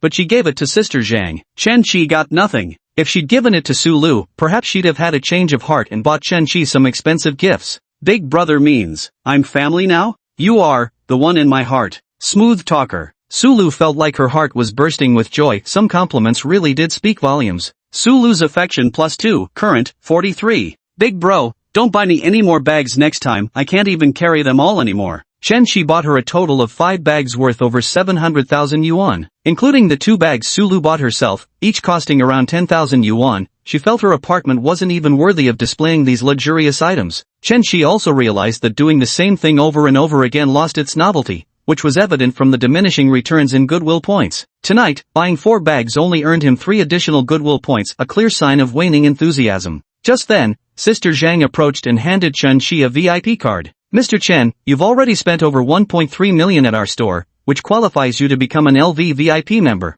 Give the card to Lulu. Sister Zhang didn't hesitate and directly handed the card to Lulu. Su Lu favorability +2, current 45. By the way, Sister Zhang, that chubby guy earlier wasn't one of your shop's big clients, was he? No, he's only spent just over 500,000 yuan in the past 6 months. That's less than what young Master Chen spends in a single night. Good to hear. I was worried I might have scared away an important customer for you. Young Master Chen, you're the real VIP here. Although Sister Zhang didn't earn any commission, Chen Qi had boosted the store's performance. His frequent visits meant higher future store bonuses. Chen Qi stayed at the store until 10 p.m., waiting for Su Lu to finish work, then they headed to the underground parking lot together. Mr. Chen, back to the hotel, the driver asked. Su Lu retorted with playful annoyance, absolutely not the hotel. We're going to Tianhao Barbecue. Chen Qi thought to himself, exactly, screw the hotel, let's hurry up and grab some midnight snacks. Tianhao Barbecue was a famous grill shop near Yida Square, though the prices are a bit steep. It was July peak season for barbecue and nearly every grill joint was packed to the rafters. The two found a small outdoor table and sat down. Brother, I hope you don't mind this little roadside stall. Lulu, even wealthy people only have one mouth, they eat the same grains as everyone else. Didn't President Wang eat street food too? Su Lu chuckled. That's good then. What would you like to eat, brother? Chen Qi glanced at the menu. This barbecue place was indeed expensive, with prices about 1/3 higher than other shops on average. French imported Guillerdo oysters, $200 each. Damn, will eating this make me go 7 rounds in one night? At that price, ordering 5 would be $1,000 already, a cool million refund waiting. Sulu's got some decent money to burn. Spending 2 or 3,000 on this wouldn't be outrageous. Chen Shijin was fantasizing about a 20 to 30 million refund when Softy shattered his sweet dream. Am I invisible here? Think you can just take advantage like that? Give the menu back, you don't get to order. Lulu, you order instead. I love whatever you choose. Chen Shi desperately wished Sulu could read his eyes right now. Order the expensive dishes. Lots of them. Taking the menu, Sulu skimmed through it while asking. The imported oysters from this place are quite famous. Do you like oysters, big brother? Yes, I do. Lulu, you know me so well. Bring a few more. Let's start with 4 oysters then. It's not good to have too many. What's wrong? Chen Shi asked. Sulu gave him a coy glare. Are you thinking of something naughty? Not at all. Heaven is my witness, just look at my innocent eyes. They certainly don't belong to someone planning mischief. People say oysters boost virility, but Chen Shi hadn't considered that angle at all. He was just hoping Sulu would order more expensive dishes so he could get a bigger refund later. Oysters, eggplants, grilled fish, chicken wings, beef skewers, lamb skewers, grilled shrimp, grilled chives. Whatever Sulu suggested, Chen Shi would nod and say he liked it. Sulu rarely ate late-night snacks to maintain her figure, but she lingered just to spend more time with Chen Shi. Worried that too much barbecue might upset Chen Shi's stomach, she ordered modest portions, just 2 lamb skewers, 2 beef skewers. Apart from the 4 Guillerdo oysters costing 800 yuan, the rest of the barbecue and beer only came to 263. Big bro, let me pour you a drink. Though the beer that costs just over 10 yuan isn't as expensive as the 22,000 yuan red wine, in this kind of setting, only beer creates the right atmosphere. Big bro, you're so wealthy, what does your family do for a living? I used to be very poor too, but recently I met a benefactor, and that's when my life changed. He must be the illegitimate child of some wealthy family. But there are so many wealthy Chen families in Donghai, which one could he be from? She thinks I'm the illegitimate child of a wealthy family. Chen Shi didn't bother to explain. Being seen as the illegitimate son of a wealthy family wasn't such a bad thing. The two chatted while eating, with Sulu doing most of the talking. Chen Shi didn't need to actively steer the conversation anymore. Brother, what do you usually like to do for fun? Just shopping around and spending money. Chapter 22, The Sexy Streamer. How wonderful, I also want to shop and eat delicious food every day without working. Comrade Sulu, that's a dangerous thought. Only through work can one demonstrate their worth and make life less boring. Sulu pouted, what woman wouldn't want to be a wealthy lady, shopping and buying things every day? What a boring life that would be. It's exactly what I dream of. Lulu. Chen Shi suddenly grabbed Sulu's hand. People who idle away their days will become numb and turn into good-for-nothings. Big brother, are you talking about yourself now? I'm already a good-for-nothing, a freeloader. Thanks for treating me, Lulu. Chen Shi clinked glasses with Sulu. Sulu was amused by Chen Shi. Don't say such things about yourself, brother. Chen Shi was a kept man. If the goddess didn't work, where would the money come from for him to spend? Even if she took up any random job and earned a few thousand yuan a month, it would still be her own income and financial independence. He must not like the idle type of girl. He's pushing me to focus on my career. Still, work is work, but there's no need to overexert yourself. As long as you're happy doing it, that's what matters. After all, money isn't an issue for us. Let's take a break. We can go shopping, have a feast, or travel. Work is meant to spice things up. After all, even shopping and dining out every day can get old, right? Chen Shi mentioned shopping, fine dining, and traveling, but Sulu knew it wasn't the ordinary kind of spending a few thousand or tens of thousands on shopping and meals. With his wealth, vacations surely cost hundreds of thousands or even millions, perhaps even private yachts would be involved. The thought of experiencing such a luxurious lifestyle suddenly made Sulu feel less exhausted about going to work every day. Brother is absolutely right, Sulu replied, her face beaming with joy. Brother, what other hobbies do you have besides shopping? When I'm free, I just watch movies and play games. They ate until past 11 o'clock. The waiter was checking the menu while Chen Shi had already mentally calculated the price of this meal, around 1,100 yuan. Hello, the total is 1063, but 1060 will do. Rounding down the change is a common practice in the catering industry. Though it's just a few yuan, it often earns customer goodwill. But Chen Shi right now really wanted to shout, don't. It's just 3 yuan. You think our Lulu can't afford it? 3 yuan, to Chen Shi, that might as well be 30,000. Although Sulu had a decent income, she usually couldn't bring herself to spend over 1,000 yuan on a meal. However, in the past few days, Chen Shi had earned her commissions totaling 70 to 80,000 yuan. Sulu cheerfully scanned the QR code and paid 1,060 yuan, received 1,060 soft rice coins, refunded 10,600,000 huaxia currency. Chen Shi's phone chimed with a text notification. He glanced at it, a bank deposit alert showing his card balance had surpassed 24 million yuan. To ordinary people, this would already be an astronomical fortune. But in first-tier cities like Shanghai, Beijing, or Shenzhen, where elites, not just business owners and shareholders, can easily amass tens of millions, Chen Shi still needed to keep pushing forward, expanding his sugar daddy ventures to greater heights. Chen Shi was enjoying himself quite comfortably with barbecue and beer, but Han Linlin's night took a turbulent turn the moment she returned home. When she got back at 8 o'clock, her parents saw her carrying an armful of luxury brand items and immediately pulled her onto the sofa for interrogation. The questioning lasted over 3 hours, escalating into a heated argument between Han Linlin and her parents. He's known you for just a few hours and already bought you 400,000 yuan worth of stuff. What exactly does he want from you? Mother Han pointed at the pile of Chanel items and said, he's attracted by my good looks. Linlin, our family is just ordinary folks. You say he's an elite in the finance industry earning tens of millions a year. Such unequal social status means he might just be acting on a whim, playing around. Father Han didn't have a good impression of the finance industry. Some of his former students had entered that circle, and their social media posts seemed utterly pretentious to him. Han Linlin wore a sullen expression, feeling there was no reasoning with her stubborn parents. Mom, Dad, can't you just wish me well? Can't I tell whether this is just fooling around or not? Mother Han said earnestly, sweetheart, I'm just afraid you might be scammed. Nowadays, some fraudsters create well-laid traps, first giving you some sweetness,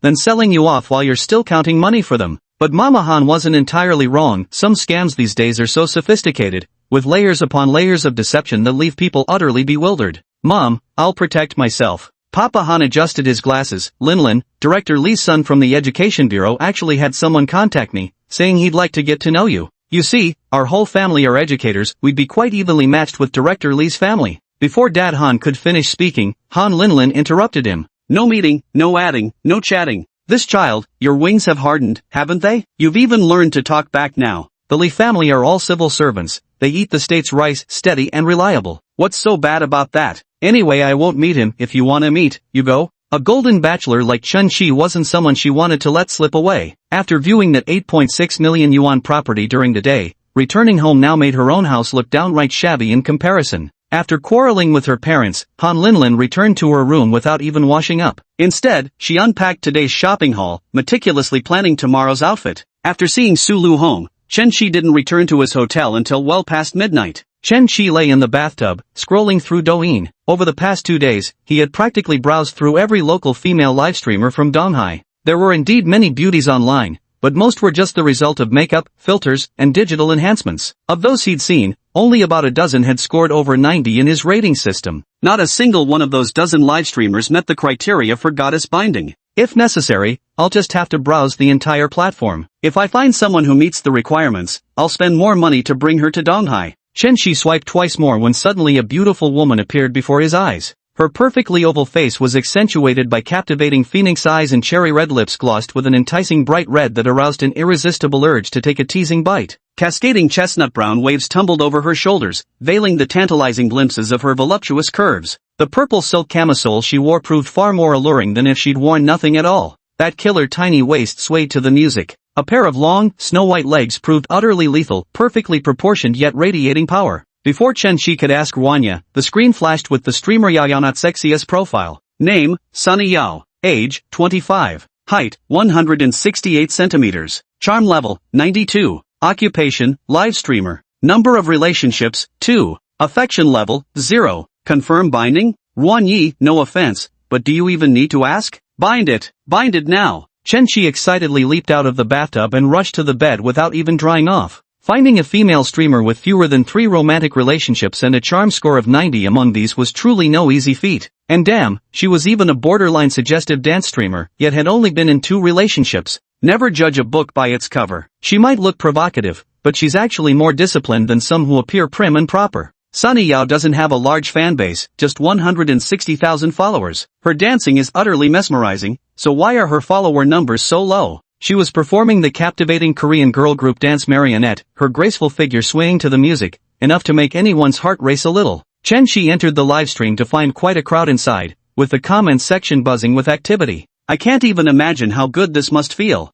Damn, this streamer is so hot. I'm done. Yuri's so weak, bro. Finished already? You didn't need to be a genius to imagine the kind of comments that would appear under a suggestive dance streamer's video. Chen Qi changed his nickname on Douyin. Originally, it was the same as his WeChat name, called What to Eat Later. Now his Douyin nickname has been changed to Small Portion of Roast Duck Rice. Chapter 23, I'm just here to watch dancing. Chen Qi rarely watches Douyin livestreams. Not to mention livestreams, he hardly even watches short videos on Douyin. Most of his time is spent on Bilibili. He tapped on the fan leaderboard in the live streaming room, where the top supporter was a level 67 account. The username read, Dragon Bro from the streets. A level 67 account is pretty impressive. This guy must have spent at least 5.5 million yuan in Douyin livestreams. But how much he'd actually spent in Sunny Yao's channel wasn't visible to Chen Qi, only the streamer herself could see that. Chen Qi wiped his damp hands and then started topping up his Douyin account. He intended to deposit 1 million yuan initially, but due to transaction limits, it had to be done in 2 installments.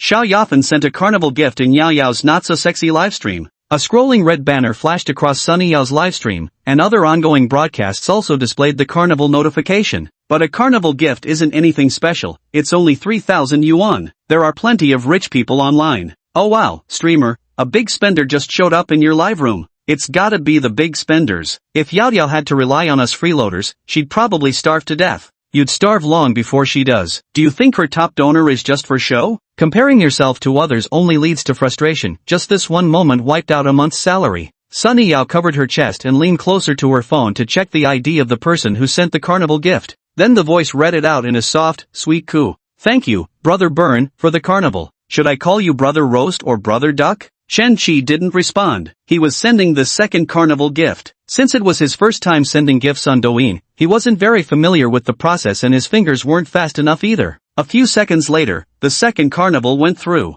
Roast duck rice small portion sent 2 times carnival in Yao Yao Not Sexy's livestream. Anchor, the big brother has already gifted 2 carnivals. Hurry up and dance another hot number. Hey, have you noticed? Brother Roast Duck just entered the livestream as a level 1 newbie. I see, it's already level 29 now. Just earned from 2 carnival events. Is Brother Xiao here? What dance does Yao Yao want to perform? When Chen Qi entered the livestream, the puppet dance was nearly finished, so he barely caught any of it. Play the puppet dance again. Alrighty. Sunny Yao already had a naturally alluring charm, and when she performed those sizzling Korean girl group dances, it was absolutely mesmerizing to watch. Roast Duck Guy has good taste. Roast Duck Guy shares the same taste as Korean chaebol, definitely not an ordinary person. Sunny Yao played the background music while dancing, her mind wandering. This guy must be just a passerby. The guild didn't mention any arrangements tonight. Chen Qi rarely watched female streamers dancing on Douyin before. He usually watched Audible on Bilibili. However, after watching these female streamers for the past few days, none of their dances felt as good as Sunny Yao's. Small portion of roast duck rice sent carnival ×3 in Yao Yao Not Sexy's livestream.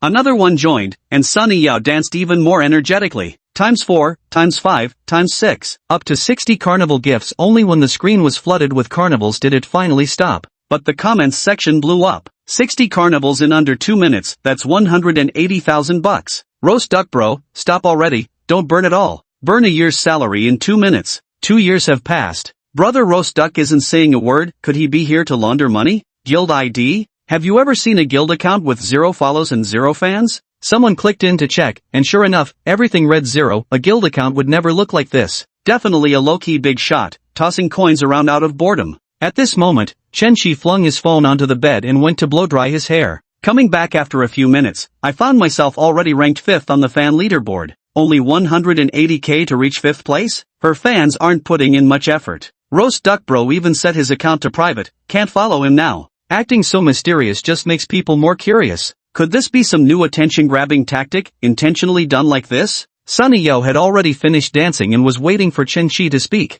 Brother Xiao, are you not here? Did you see my private message? Brother Xiao, what else would you like to see Yao Yao dance? Chen Qi didn't notice the private message and typed a comment in the section. Can you do AOAs like a cat? Thanks to Roast Duck Bro for letting us enjoy this. Roast Duck Bro really loves Korean girl groups. Everything is burning red hot. Sunny Yao's face lit up with a blooming smile the moment she saw Chen Qi appear. Whatever Brother Xiao ordered, I'll eat even if I don't like it. Let me go change my clothes first. Sunny Yao's top fan, Social Dragon Bro, had just started live streaming when scrolling subtitles in another female streamer's room caught his attention. Someone was throwing money in Sunny Yao's channel. Damn bro, you're loaded huh? Brother Long from the neighborhood typed. The top donor has entered the chat. Brother Long is here. Whoa, this sounds like it's getting heated. Some people just love to stir things up. Brother Long, roast duck brother just spent 180k in 2 minutes. If this continues, your top donor spot is gonna be stolen. Chen Shi kept showering gifts, making netizens restless. Wait, brother roast, the streamer hasn't even come online yet. Why are you donating already? Big boss, aren't your fingers tired? Let me help you with the donations. Damn it, why can't I be rich? I wanna splash cash too. Bro, even if you're loaded, this isn't how you should spend it. Donating like this won't get you what you want. Maybe try a different streamer instead. Dragon Bro from the streets chimed in again. His words confused some netizens, though many still understood what he meant. No way, the streamer didn't even pick the top donor? No wonder Brother Long hasn't been giving gifts lately. I'm just here to watch the dancing, replied Chen Shi. He finally understood why Sunny Yo had only been in 2 relationships after reading Brother Long's comment. Truthfully selling artistry rather than her body, Brother Long must have been rejected before making such a comment in the replies. Sunny Yo returned after changing into this catsuit, sexy yet undeniably cute. The comments section was getting rowdy again. Anchor, tissues are ready. I'm done. Damn, finished before it even started? Get some help if you're sick. Sunny Yo was startled to see the non-stop barrage of carnival gifts on screen, quickly sending a message to her guild management team with her other phone. The union immediately replied to her it wasn't their arrangement, just an understated and low-profile wealthy fan. Chen Shi hadn't responded to the private message earlier, so Sunny Yo sent another one. Thank you, Brother Xiao, for the 75 carnival gifts. Brother Xiao, next up is the catwalk dance. Chen Shi's carnival-style scrolling captions flooded other livestreams, drawing numerous curious viewers who came specifically to check it out. Sunny Yao's livestream saw its viewer count skyrocket from 8,000 to 250,000 people, and the numbers kept climbing. Came because of the hype. Damn, this streamer girl is smoking hot. Premium succubus. Brother Long's at it again, he posted. Can't understand plain language, huh? Some thought Brother Long was about to start spamming gifts too, just to maintain his top spot on the leaderboard. But before Brother Long could put on his show, the third-ranked, Cover Your Monkey, entered the livestream. What a lively scene. He had just posted these words when netizens noticed Monkey King's number 3 ranking had vanished. Chapter 24, No Face Slapping Show-Off? Monkey King, your third-place ranking's gone. Monkey King got his house robbed. Roasted Duck Bro was killing it, already threw down 230k and still going strong. Monkey Bro sent a message saying, dude, time to cash out. Monkey Bro showed no intention of spamming carnival gifts to reclaim the number 3 spot on the leaderboard. Number 2 on the leaderboard, Breeze Blows My Ass Cold, got called into the livestream. Bro, tipping this streamer ain't fun. Switch to another one and you'll be happier. Brother Win spent 400,000 yuan tipping Sunny Yao, even flew from the north to East China Sea just to meet her. A 20,000 yuan dinner only got him a thanks, big bro in return. Netizens started speculating why top 3 leaderboard tippers all came forward telling Roast Duck Guy to stop tipping. Could it be that none of the 3 managed to get what they wanted from the streamer, leading to a falling out with her? All 3 of them are wealthy and care about face, sometimes they can't speak too bluntly, or it'd seem like they're sore losers. There was once a top-tier fan in Linen City who spent 300,000 tipping a female streamer and arranged to meet offline. When the fan failed to sleep with her, his humiliation turned to rage. He printed their chat logs and hung them all over the streets. They demanded a refund for the tip, then even got into a fight, utterly shameless. Chen Shi replied,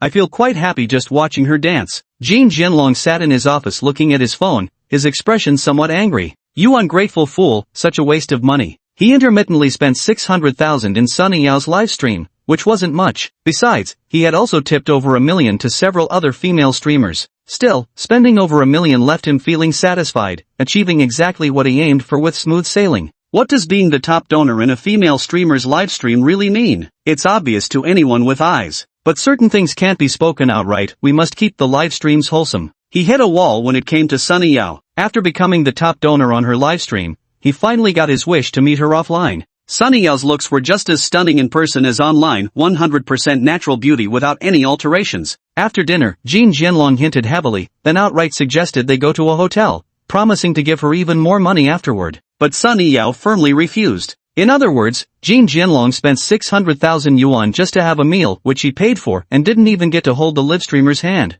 The second and third top donors had similar experiences. They spent money to meet the female streamer but weren't even allowed to hold her hand. Although Brother Long was furious inside, he couldn't resort to force, otherwise, if she accused him of rape, he'd be done for. However, as the top donor, his words carried weight in the livestream. Whenever someone else tried to donate to surpass Sunny Yao's rankings afterward, he would step in to issue warnings. Jin Jianlong sent Chun Chi a private message. Bro, even if you top the charts, it's useless. This bitch has no shame, playing dirty while pretending to be righteous. If you wanna sleep with a streamer, find another one. With the money you've already spent, you could have gotten laid by now. This did have some impact on the popularity of Sun Yao's livestream. Without a few big spenders leading the charge with gifts, how could things possibly get lively? Even labor unions can't be grinding points on your account every day. There are plenty of streamers in the union, and they'd rather focus their efforts on big-name streamers. Chen Shi happened to be reading the private message Sun Yao sent him, which asked him to add a WeChat ID. By now, there were probably dozens of private messages. Hey boss, need a massage? 5,000, available nationwide.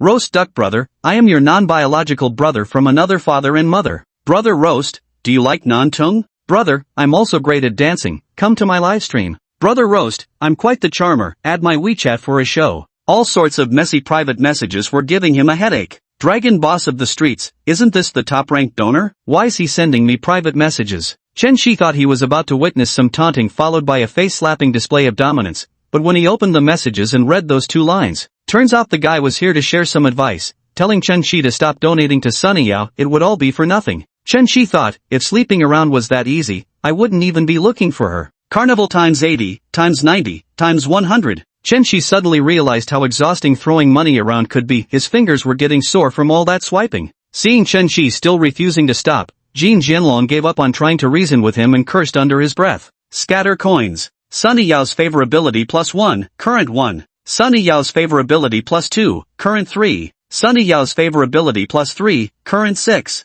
Sunny Yao's favorability +4, current 10. Sunny Yao was light-footedly walking in cat-like steps. Her expression control was impeccable even upon seeing the celebratory barrage of gifts surpassing 100. She didn't let out a scream. But inside, she was already overwhelmed with excitement. She had been a live streamer for nearly a year, having only witnessed such moments in others' live broadcasts. Never had she imagined it would happen to her today. Every year, there are plenty who become overnight sensations online. Tonight, this unprecedented fortune had finally fallen onto Sunny Yao's lap. What Chen Shi gifted him wasn't money, nor carnival gifts, it was a future. The audience attracted by the flood of carnival gifts had already exceeded 500,000. Chen Shi kept gifting until reaching 333 carnivals before stopping. Having exhausted the 1 million yuan he topped up, only 1,000 yuan remained in his account. They'd eaten supper quite late to begin with, and by the time he returned and took a bath, it was almost 1 a.m. Chen Shi continued mechanically sending carnival gifts, his eyes weary from exhaustion. At this moment, sleepiness washed over him, and he typed one last comment. Done with the gifts, logging off. Damn, how can the pros stay so chill? Tomorrow's hot search reserved.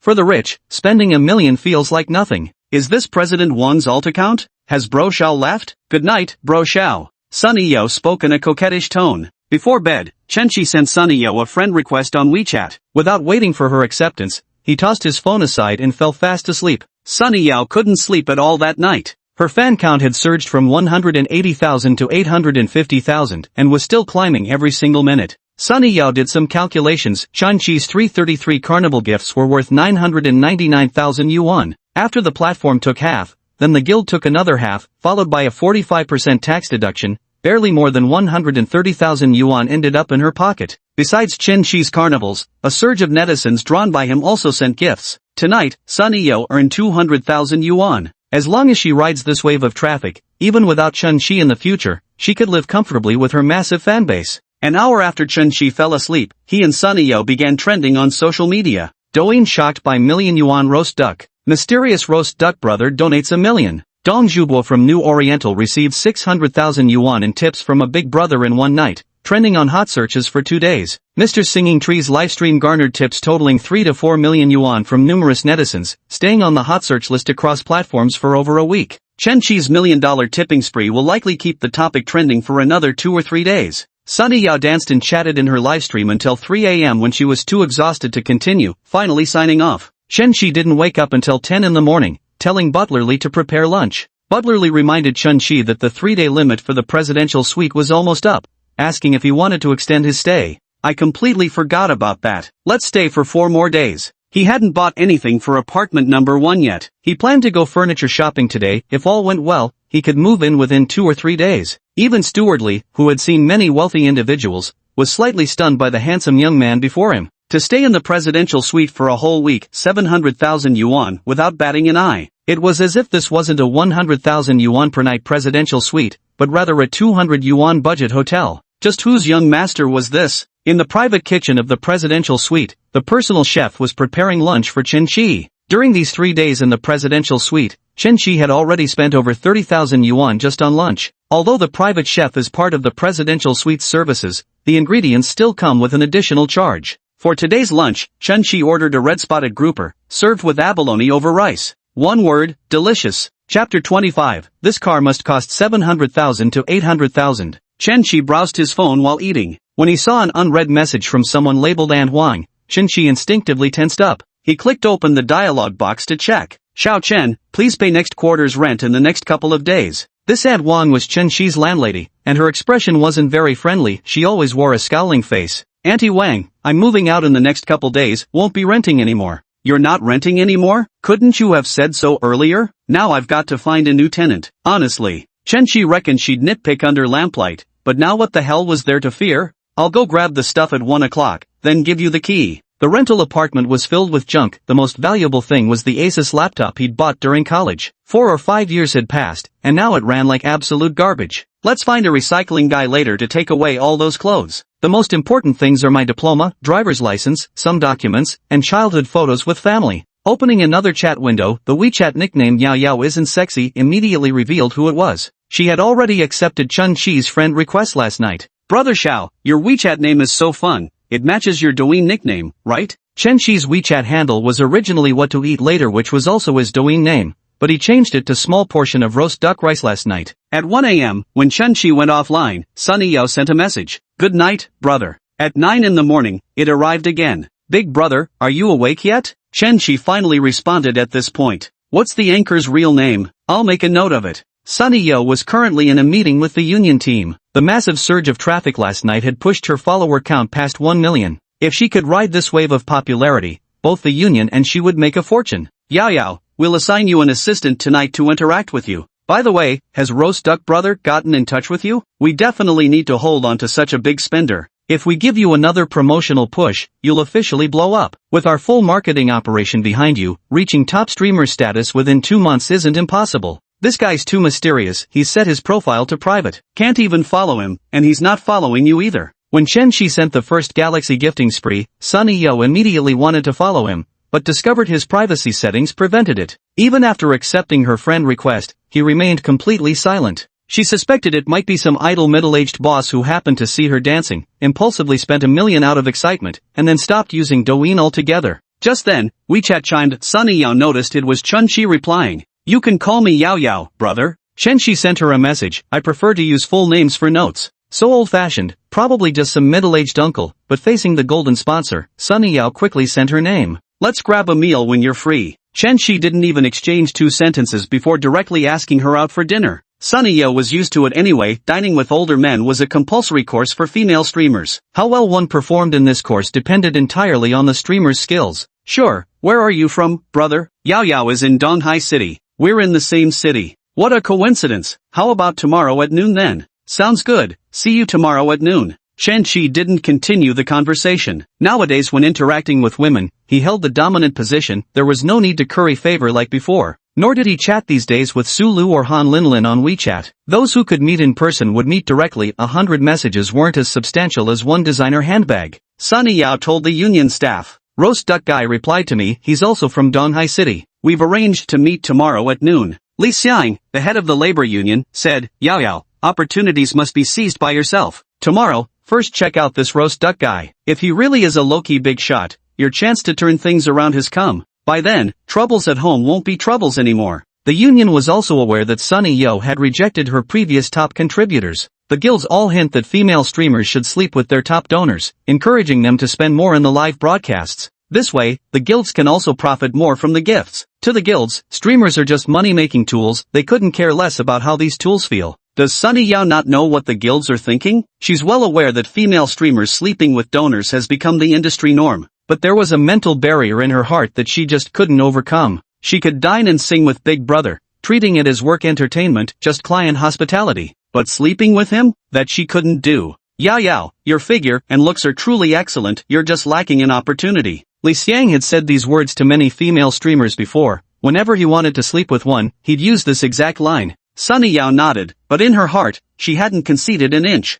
Chen Shi took a cab straight to the rental apartment. The neighborhood was an old one, with narrow roads and notoriously scarce parking spaces. The security guard at the gate poked his head out from the booth, the midday sun glinting off his bald head. Outside vehicles aren't allowed in. Chen Shi didn't want to walk through the scorching sun, so he rolled down the window and called out to the old man. Old Zhang. Old Zhang noticed someone familiar in the car and walked over from the security booth to take a closer look. Why, it's little Chen. How'd you end up in a Mercedes? Chen Shi had come by the security office a few times to pick up parcels. During idle moments, they'd chatted about this and that, so old Zhang had come to remember him. Didn't this kid rent a tiny studio apartment? How can he afford such an expensive car? Old Zhang wondered to himself. Chen Shi smiled, just made a small fortune. You're doing well for yourself, kid. This car must cost 700,000 to 800,000 yuan, right? Not all men understand cars, many only recognize the logo. Old Zhang could tell the Mercedes wasn't cheap, but he didn't realize it was a Maybach S800 worth over 6 million yuan.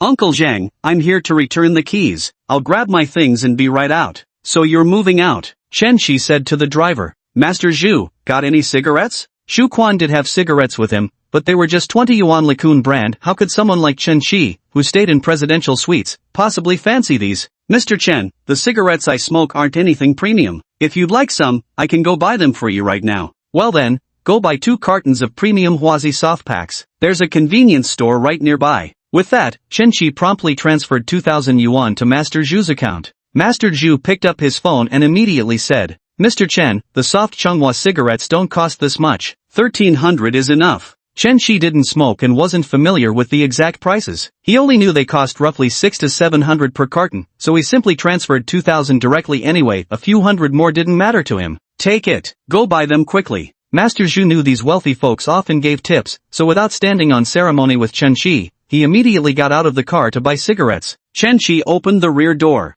Uncle Zhang, it's hot outside, come sit inside. Having never ridden in such a spacious Mercedes before, Uncle Zhang promptly climbed in. The comfort of genuine leather seats is 1,000 times better than the plastic stools on a bus, with the car's air conditioning set just right and an unknown fragrance wafting through. The refreshing scent soothes the soul, calming the restless mood of summer days. Chapter 26, I have money, but I'm not a fool. Wow, Xiao Chen, this Mercedes is really cozy. Uncle Zhang, I need to go in to tidy up the house and grab a few things. Could you do me a favor and let my car drive in? Uncle Zhang looked troubled. Xiao Chen, you know how it is. Our old neighborhood was planned with pitifully few parking spaces. The parking spots are in high demand, and today it's completely packed as usual. Uncle, I'll only park for a short while, just 10 minutes. Even a temporary spot would do. I know, but there's nothing we can do. Even the temporary parking spots are all taken. At that moment, Master Zhu returned to the car after buying cigarettes and handed over 2 packs of Huazi. Chen Shi took 1 pack while the other remained in Master Zhu's hand.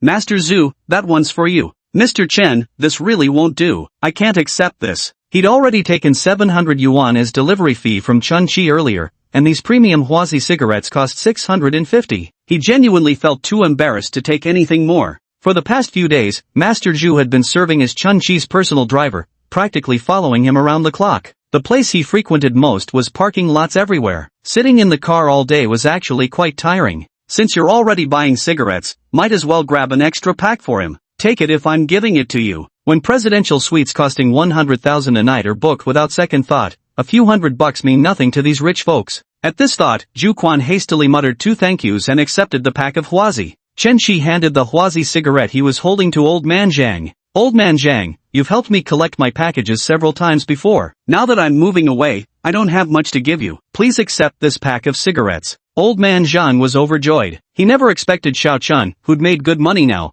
would still remember an old man like him. With just over 3,000 yuan as his monthly pension, how could he ever bear to buy these soft Huazi cigarettes that cost 650 yuan? Since Chen Shi was being so generous, the least he could do was accept this kindness. Xiao Chen, you're really too generous. Receiving packages for you is the least I could do. By the way, you can drive in later. There aren't any parking spots left, but you can stop at the intersection near your building 8. I'll keep an eye out from the roadside. If any cars come by, I'll have them detour around. The roads in these old residential compounds are narrow. When roadside parking spaces are occupied, the passageway can only accommodate single-file traffic. Chen Shi's Maybach would definitely block the traffic in the neighborhood if parked in the driveway. But if old Zhang the security guard helped coordinate inside, there'd be no problem. Sorry to trouble you, old Zhang. Xu Quan drove the car and parked it in front of Building 8 of Chen Shi's rental unit as directed. Old Zhang, do you know anyone who does cleaning? Almost everything in my place can be thrown out, but anyone who comes to tidy up can take whatever they want. Cleaning fee is $300. Though Chun-Chi had come into money now, he wasn't about to let his standards slip. Basic courtesies like cleaning thoroughly before moving out were non-negotiable to him. Old Zhang answered immediately, yes, they'll be here in 5 minutes. Old man Zhang contacted the janitor, who was actually his wife, lounging at home watching TV after lunch. With just one phone call, old man Zhang summoned his better half. Standing by his car, old man Zhang watched as his wife approached with cleaning supplies. The lad in apartment 401 is quite remarkable, just gave me a pack of premium Huazi cigarettes. Head upstairs quickly and make sure to clean thoroughly. Chen-Chi looked at the rental apartment he had lived in for 2.5 years, then glanced at the Maybach parked outside the window. It felt like a dream. From being just another struggling worker scraping by at the bottom, he had transformed into a legend overnight. Not some random legend, but a legendary tycoon. He chuckled softly, shook his head, and began rummaging through the desk drawers for useful documents. Love Funeral Hair Salon membership card, Mimi Breakfast shop coupons, Gold Dragon supermarket loyalty points. He threw a pile of miscellaneous junk into the trash bin. When he flipped through some old photos, Chen-Chi's eyes grew wistful.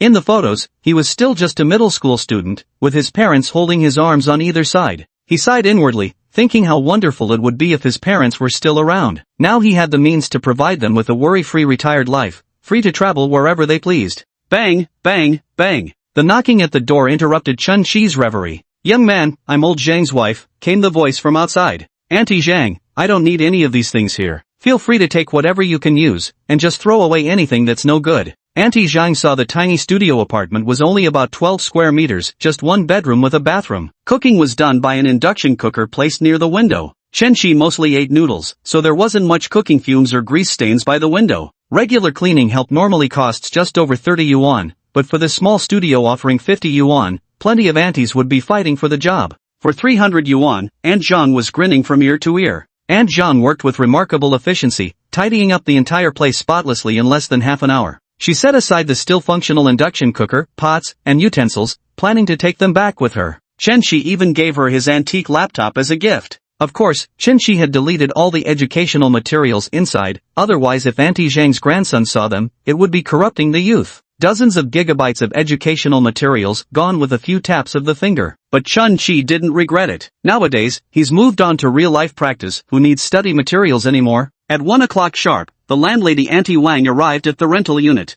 Auntie Wang wore her usual sour expression. If you're moving out, you should have said so earlier. Acting like this means I can't refund your deposit. The deposit is just 1 month's rent, only 1,200, Chen-Chi said generously. It was a last-minute decision, no need to return the deposit. Chen-Chi returned the keys to Auntie Wang and was about to leave when she called out to him. I haven't even checked yet. What's the hurry? Aunt Wang took out a flashlight from her bag in the scorching midday summer heat. Chen-Chi was utterly speechless at the sight, though it was exactly the kind of thing Aunt Wang would do. Aunt Wang started inspecting the furniture and appliances in the house for any damage. But the room only had one table, one bed, and an air conditioner, hardly anything worth inspecting. The electric fan, induction cooker, and folding wardrobe were all purchased by Chen-Chi himself, but now Aunt Zhang had carried them out to the corridor, ready to take them away. The room was spotlessly cleaned, and despite Aunt Wang's theatrical inspection lasting several minutes, she failed to find even a single flaw. Still unwilling to give up, she walked into the bathroom, turned on the faucet, then flicked the light switch. Both worked perfectly. But when she flipped the switch for the bathroom heater, her face lit up with a triumphant, "Finally, I've found something to nitpick," expression. You broke this bathroom heater, it needs to be fixed again. This doesn't count towards the deposit. You owe me an extra 1,500. The mention of the bathroom heater ignited an inexplicable rage in Chen-Chi. Auntie Wang, I actually noticed the bathroom heater was broken when I first moved in, and I told you about it. I've asked you several times to fix it, and you always said later. Auntie Wang stood with her arms akimbo, wearing an aggressive expression. What do you mean broken? Everything was fine before you moved in. You clearly broke it yourself. Check your WeChat records. I've messaged you twice and called you twice about it. There's no record. I changed my phone. Aunt Wang was playing shamelessly, and today she was determined to trap Chen-Chi in this pit without coughing up 1,500 yuan. There'd be no way out. Chen-Chi didn't care whether it was 1,500 or 15,000, but he refused to be played for a fool. Chapter 27, The Neighborhood Mercenary. After living here for 2.5 years, enduring freezing showers every winter, now she had the nerve to demand Chen-Chi compensate her for the bathroom heater. I've got the records right here. Chen-Chi took out his phone, but Aunt Wang immediately waved him off. I won't look at it. How do I know you didn't just make it up yourself, or fake it? So you're saying these 1,500 yuan are definitely my responsibility now, is that it? Chen Shizhen really wanted to slap her twice, but considering this auntie was in her 50s, if she decided to make a scene, both of them would probably end up at the police station. Auntie Zhang from the hallway heard the two arguing inside and rushed over to mediate. Xiao Chen isn't the kind of person to shirk responsibility. If he didn't break it, demanding compensation from him is just unreasonable. Auntie Wang recognized Auntie Zhang and knew she was the wife of Uncle Zhang, the building security guard. Auntie Wang said in the local dialect, "You two outsiders teaming up to bully people, is that it?" But Chen Qi and Aunt Zhang both understood perfectly well. Chen Qi was from Jianing County under Donghai City, and Aunt Zhang's family was from neighboring Jiala County. Their dialects were essentially the same as the cities, making communication seamless. Yet to some middle-aged city dwellers with an inflated sense of superiority, people from these surrounding counties were nothing but outsiders. Who are you calling outsiders? You people, turning our neighborhood into a complete mess. Say that again. Aunt Zhang couldn't take it anymore and was about to have it out with Aunt Wang. Chen Qi grabbed him and whispered a couple of words into his ear. What are you whispering about, sneaky like that? Don't try any funny business, you're paying me back those 1,500 today, no excuses. Auntie Zhang nodded and immediately headed downstairs. Chen Qi still had to go furniture shopping with Lin Lin that afternoon and had no time to waste arguing with the shrewish Aunt Wang, but there was no way he was handing over 1,500. After about 5 minutes, Aunt Zhang came upstairs again, followed by two other aunties. That aunt clearly looked fierce and was no pushover. Wang Suelian, stop being unreasonable. Do you really think that young man would shortchange you for 1,500 yuan? If he didn't break it, then he didn't. Don't try to scam him. Lu Hong, why do you have to stick your nose in everywhere? Get lost, this is none of your business. Aunt Wang glared at Aunt Lu with displeasure. How is this none of my business? I'm from the neighborhood committee. Wherever there's conflict in this community, it's my duty to intervene. Aunt Lu planted her hands on her hips and declared with righteous indignation. But could something this good be true? The neighborhood committee had always been known for smoothing things over without resolution. Were they actually here to uphold justice today? Chen Qi didn't let Auntie Zhang continue arguing earlier because he was afraid she might lose. So he quietly told her to find two more aunties. He'd pay each 2,000 yuan to help him berate Wang Suelian. Auntie Zhang thought she'd struck gold today. Chen Qi was actually hiring people to argue? 2,000 yuan per person? This was like picking up money off the street. She immediately brought over Lu Hong, another top-tier argumentative auntie in the neighborhood who rarely met her match in verbal battles. There's also Aunt Li, Aunt Zhang's good sister. With money so easy to make, she naturally had to bring her sister along. The three of them ganged up on Wang Suelian, certain to win. Putting on airs now, using your neighborhood committee identity to intimidate people, huh? You think I'm afraid of you? Wang Suelian stood her ground like a skilled debater facing a crowd, hands on hips, voice booming. Wang Suelian, don't raise your voice at me. Let's discuss this matter objectively. What matter? Which matter? He's the one who broke my bathroom heater. Chen Qi cleared his throat. I'm not going to argue with you. I've got other things to attend to. I'm leaving now. Xiao Chen, you go ahead if you're busy. We'll handle things here, said Auntie Zhang. Lu Hong rolled up her sleeves. Young man, this shrew has no reason in her. Let me reason with her. Chen Qi went downstairs, anticipating that a fierce fight was inevitable here soon. As soon as he reached the first floor, he heard high-level street cursing coming from upstairs. Back off, back off, back off. Wang Suelian was already flushed with rage. Lu Hong's verbal prowess had always matched hers, and now with two additional allies, she stood no chance in this argument. She burst into tears on the spot. Old man Zhang was sheltering from the sun under a roadside tree when he spotted Chen Qi approaching, and hurried over. Xiao Chen, have you packed everything up? It's all settled now. Sorry for troubling you, Uncle Zhang. I've got things to do, so I'll be leaving first. Alright, let me go open the gate for you. Uncle Zhang trotted all the way to the security booth to raise the automatic gate arm. He just heard that Chen Qi had spent 6,000 yuan hiring 3 aunties to go argue with Wang Suelian. Are rich people always this capricious, even hiring people to argue for them? Chen Qi left the neighborhood where he had lived for 2.5 years. He probably wouldn't be coming back. He sent Han Linlin a message, letting her know he'd arrive at the training center in 15 minutes. Han Linlin had classes scheduled for the afternoon, but she had arranged for another teacher to cover them so she could go shopping with Chen Qi. Han Linlin changed into the Chanel dress she had just bought yesterday, the 30,000 yuan outfit giving her an extra boost of confidence. Linlin, you look as stunning as ever today. Brother, your words are so sweet, always flattering me the moment we meet, Han Linlin giggled coyly. With beauty like yours, Linlin, praise is a daily necessity. What are we doing today, brother? We just bought a house yesterday, so today you're accompanying me to buy some furniture. Driver Zhu, to my Kaluo. Han Linlin moved closer to Chen Qi. Brother, choosing furniture for the new home is usually the lady of the house's job, isn't it? I just happen to be missing a mistress. Why don't you take the role? I don't want to. With so many beautiful women around you, being your mistress would be nothing but headaches. Chen Shi took Han Linlin's hand. Where's the beauty? Where? All I see is a jar of vinegar. I'm not jealous, damn it. But he's so rich and handsome, surrounded by beautiful women everywhere. If I really became his girlfriend, there's no way I could keep him under control. Chen Shi heard Han Linlin's inner thoughts and nearly choked. Him? Under someone's control? Right now, only one person could possibly reign him in Ruanyi. Soon, the two arrived at Mikal Home Furnishing Center, where furniture, appliances, panels, and interior decoration materials were all readily available. Let's go check out the beds first. Is this him hinting at something?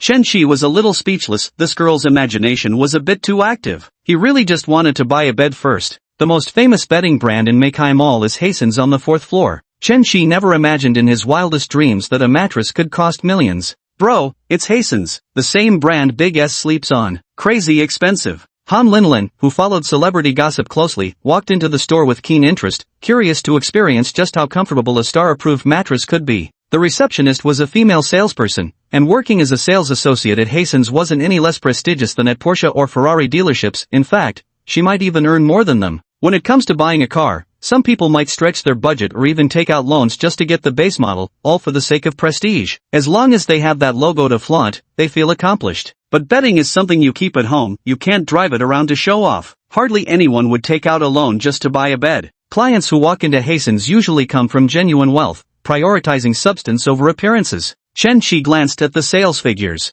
Soft Master, does this have a charm rating of 90? Name, Wu Ying. Age, 25. Height, 163. Charm, 89. Occupation, sales. Number of romantic relationships, 1. Affection level, 25. Damn it, just a tiny bit short. Wu Ying's number of past relationships met the criteria, but unfortunately her charm score fell 1 point short. What surprised Chen Shi even more was that her affection level had already reached 20 during their first meeting. Chapter 28, the same bedding set as Big S. This guy looks like a younger version of Takeshi Kaneshiro, totally my type, so handsome. Mystery solved, turns out Chen Shi's looks are exactly Wu Ying's type. The guy's decked out in LV, the girl's wearing full Chanel, and they're both so gorgeous. Sir, madam, what can I help you find today? I'd be happy to assist. Wu Ying warmly stepped forward to greet them. We just bought a new house and need a complete set of bedroom furniture, bed, mattress, and 4-piece bedding set. Then let me first show you some bed options. Han Linlin asked curiously, I heard your store carries the same mattress model as Big S's home.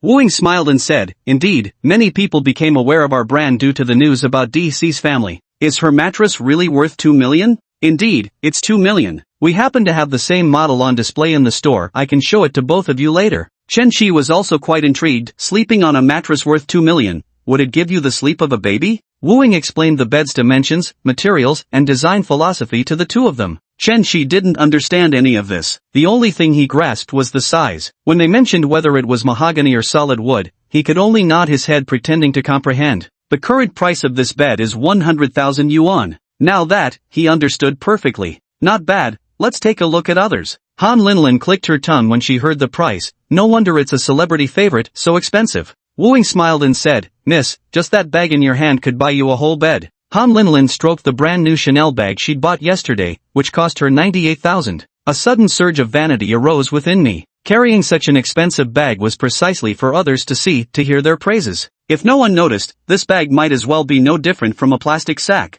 Put that way, this bed doesn't seem so expensive either. Han Linlin tried her best to appear as if she didn't really care about the price of the bag, as if she had just casually thrown it on. Should I get Chen Shi to buy me 2 more bags? If I keep taking photos with just this one, people might think this is the only bag I own and that I'm showing it off all the time. Chen Shi said, this price is a bit low, let's keep looking. Big clients incoming. Looks like they're here to pick out bedroom furniture for their wedding. Both of you can take a look at this model. Many of our newlywed customers from Gongyuan No. 1 and Yulong Mansion choose this as their wedding bed. Oh really? Tell us more about it. Chen Shi took Han Linlin's hand without explanation, as if intentionally letting others misunderstand their relationship. Han Linlin's affection +1, current 41. Big brother, why didn't you explain? You didn't explain either. Han Linlin was left speechless. She had opened her mouth herself but hadn't actually spoken just now. She secretly hoped to be with an elite like Chen Shi, handsome and wealthy. Wu Ying took the two to see the same mattress model used by Barbie Sue. Can we try it out?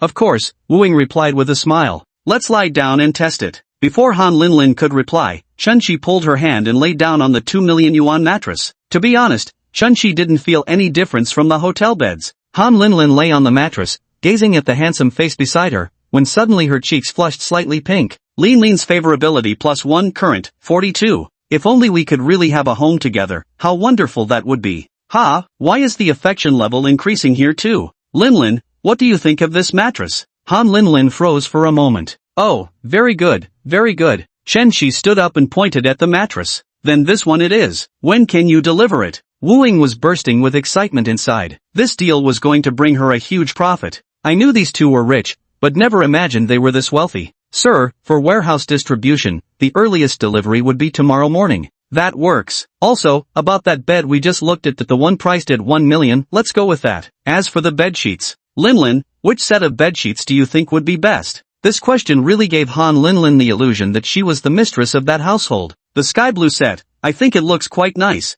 That bedding set cost 88,000 yuan, not counting the odd change. Just the bed and mattress alone were more expensive than her entire apartment. Linlin, we still need to choose for the other 2 rooms. Let's take a look at those too. This is truly a $1 million luxury home. Keep buying like this, and the furniture will cost more than the house itself. Han Linlin's favorability +5, currently 47. Then, they picked out 2 more sets, and the beds for the secondary bedrooms weren't as expensive, costing only 1 million. The hastened store manager heard that a big client had arrived and came to greet them personally. In the end, they rounded down the price and settled for charging Chunchi 5 million. Big bro, spending 5 million on bedding is even crazier than spending 8.6 million on a house. So you're saying the house isn't worthy of the bedding? No problem, we'll just buy a nicer villa later. An 8.6 million yuan house still isn't good enough? Just how rich is he anyway? The first century model is decent, but I'd prefer something with more space. Should we give that house to Linlin or not? Chunchi thought to himself, handing over a house worth 8.6 million should boost the favorability by at least a few dozen points. Han Linlin stopped in her tracks. Affection level for Han Linlin -2, current 45.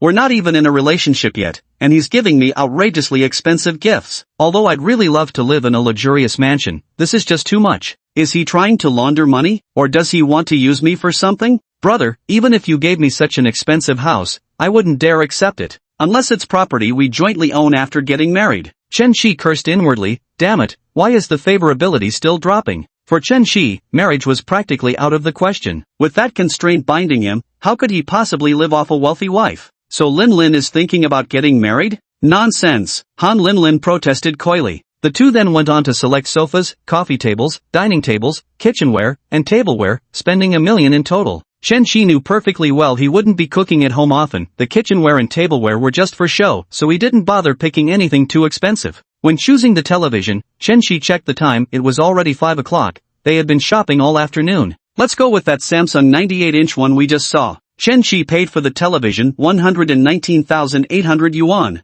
Big brother, I'm starting to feel a bit tired from all this shopping. Let's stop shopping and go eat. What would you like, Linlin? Han Linlin knew Chunchi was very wealthy. He'd just spent over 6 million that afternoon on furniture and appliances. If she said she wanted to eat at some high-end restaurant costing tens of thousands, Chunchi would probably agree without batting an eye. Brother, I'd like hot pot, that new Debashu hot pot place that opened last week. I saw great reviews online, many bloggers have gone to review it. If Linlin wants to eat, then let's go eat. Phrases like, if you want to eat then go eat, or if you want to buy then buy were things Chunchi never dared say before. But these past few days he's been saying them to his heart's content. With money you'll lose your worries, but you'll gain happiness. The two drove to Debashu hot pot. Chunchi told Zhuquan to park nearby and find his own dinner, calling him when it was time to leave. A long line had formed outside Debashu, with many people gathered around small low tables playing cards. Chapter 29, Straight to the Table. Chunchi glanced at the time, July 9th, Tuesday, 5:15. It's barely past 5. Don't people have work today? Bro, it's summer vacation now. Of course it's crowded, parents bringing kids, plus students wandering around. Forgot it was summer break. This crowd is even crazier than a Hey DeLeo hot pot place. All newly opened shops are like this, plus with so many influencers promoting it, even more people come to try the novelty. Chunchi went to collect the tickets, little table 222. At this rate, it's questionable whether we'll even get to eat by 9 o'clock. Han Linlin, on the other hand, didn't mind at all. She was the type who would stubbornly wait just for a good bite to eat. Back then, I often went to check out trendy internet famous spots with Ling Yuan and the girls, waiting in line for 2 or 3 hours without a second thought. When Chunchi was with Li Ting, he never liked these queue-heavy establishments. No matter how good the food might be, the mere act of standing in line already ruined the experience for him. Add to that the ticket scalpers and store-hired queue fillers lurking about, which only deepened his unfavorable impression of these hyped-up eateries. But back then, Chen Shi didn't have money when he was with Li Ting, so scalped tickets were definitely out of the question. Now that he had money, why the hell should he wait? Chen Shi took a number but didn't join the queue. Standing off to the side and looking around, a buzzcut youth with a sleazy appearance approached him. "Pal, need tickets?" "What ticket?" Han Linlin didn't catch on at first. "The queue number for dining. Mine's table 158, only 5 more tables before it's our turn." "How much?" Chen Shi asked. He wasn't looking to buy, just wanted to see how shameless these damn scalpers could be. 500 yuan'll save you at least 2 hours of queuing. Pretty good deal. It's fucking outrageous. These scalpers not only ruin the dining experience for regular customers, but also charge sky-high prices for queue numbers that cost them nothing to obtain. Although furious, Chen Shi was powerless. No matter how wealthy he was, he couldn't change the scalping industry. A few years ago, there was a viral hot pot restaurant in Jinling City that many celebrities visited. Scalped reservations sold for 2,000 yuan, and there were still fools willing to pay. Han Linlin thought Chen Shi would buy it. After all, it was only 500 yuan, and he'd just spent over 6 million in the afternoon. "No, 400, buddy, that's really the lowest I can go." Han Linlin saw that Chen Shi had refused, so she said, "Brother, don't you want to cut in line? How about we eat something else instead? There's no queue for other places." "No,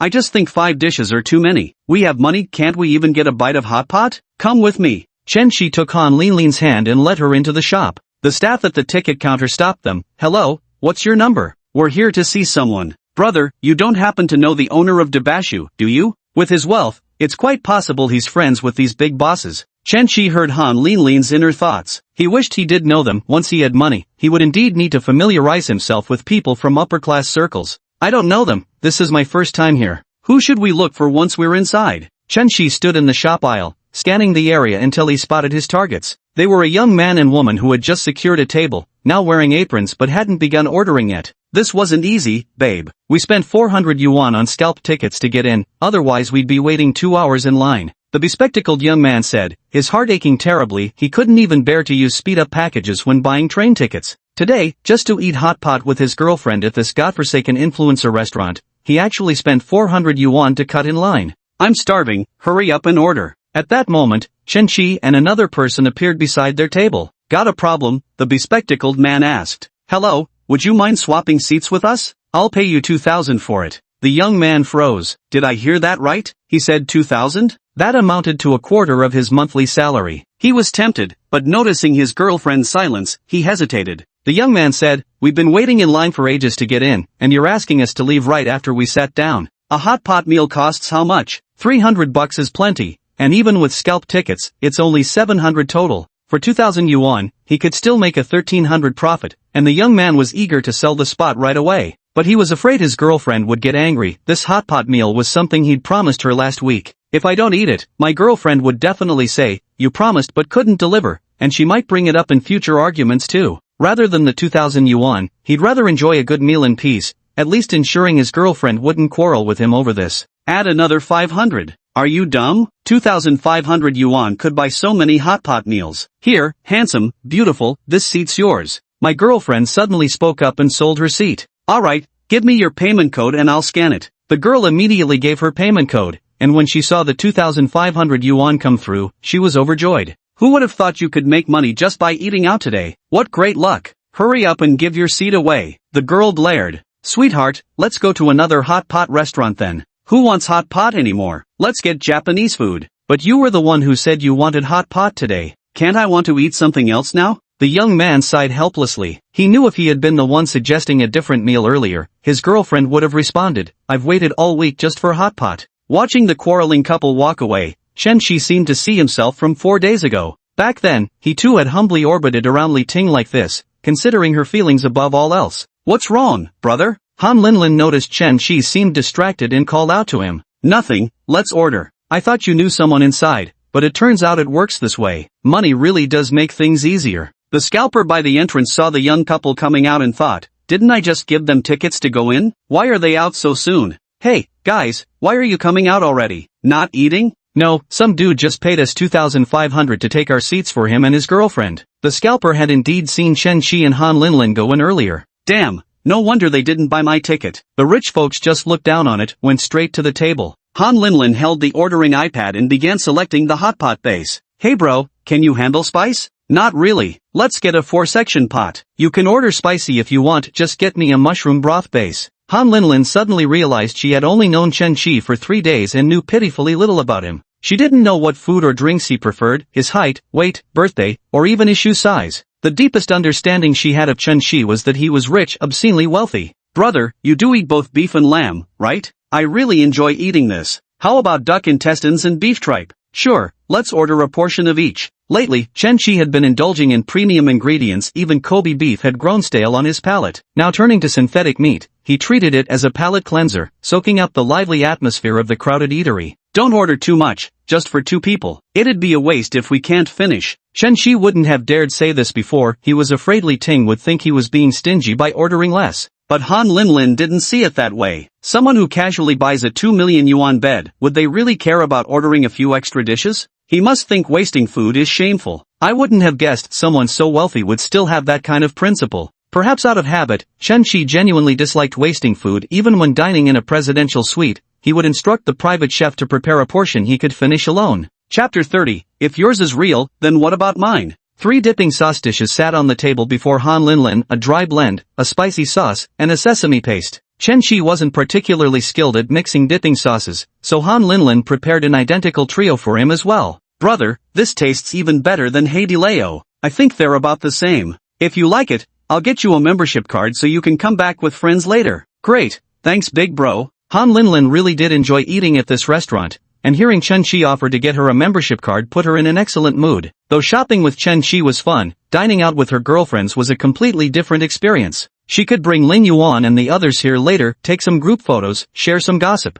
Hey, let's go catch a movie later, she suggested. When Chen Qi heard this suggestion to watch a movie now, he immediately knew they must be talking about the newly released The Amazing Spider-Man 3. Although he quite liked it, he had just watched it with Su Lu a couple days ago. He had no intention of pretending he hadn't seen it and sitting through it again. Chen Qi took a sip of water and said, let's skip the movie. We're so full, how about walking along the river instead? The Jianing River ran straight through the center of Donghai City, all the way to the East Sea. In the past 2 years, there was a major push to develop the tourism industry, with many yachts introduced along the riverbank. The yacht tours became extremely popular in summer. Visitors could enjoy the evening breeze and admire the city's nightscape from the yachts. Want to ride a yacht? But it's hard to get tickets now. Han Linlin smirked playfully, forgot that Big Brother has superpowers? Chen Qi waved his hand, signaling the waiter to bring the bill. This meal cost 310 yuan, the cheapest he'd had in days. Hello, can I sign up for a membership card? Absolutely. We're currently running a promotion. Top up 1,000 get 100 free, top up 2,000 get 300 free,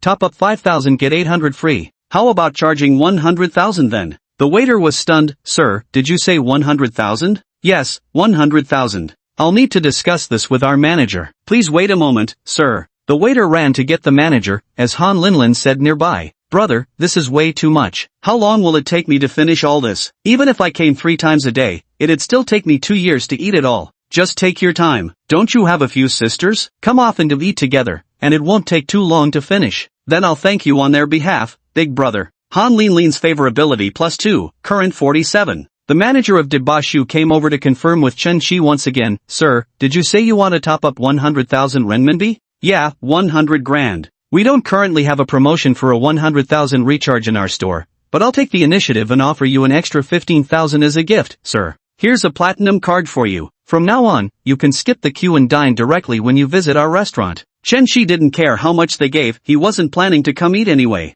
Alright, Linlin, give your phone number to the manager so we can register it under your name. After Chen Qi paid 100,000, the manager respectfully handed the card to Han Linlin. The two stood up to leave, drawing an envious gaze from the young waiter. Money really buys freedom, huh? And such a pretty girlfriend too. Will I ever get to experience the joys of being rich in this lifetime? Get back to work. If you dream early enough after your shift, you can even be emperor in your sleep, the manager urged. Chen Qi and Han Linlin had just turned down a hallway. When I reached the seasoning area, it was quite crowded, and a 7 or 8-year-old child was running hurriedly with a dipping sauce dish in hand. No surprise, there was a surprise. The little boy ran too fast, didn't hold the dipping dish steady, and spilled half of it onto Han Linlin's Chanel bag. Han Linlin's face immediately darkened. But I just bought this yesterday, only carried it for a few hours, and now there's both oil and soy sauce stains. How am I supposed to clean this? She immediately pulled out wet wipes from her bag and started wiping away the grease stains. But the results were unsatisfactory. It would have to be sent to the brand counter for professional cleaning and maintenance. Watching Han Linlin furrow her brows while scrubbing the bag, Chun-Chi could fully understand how she was feeling in that moment.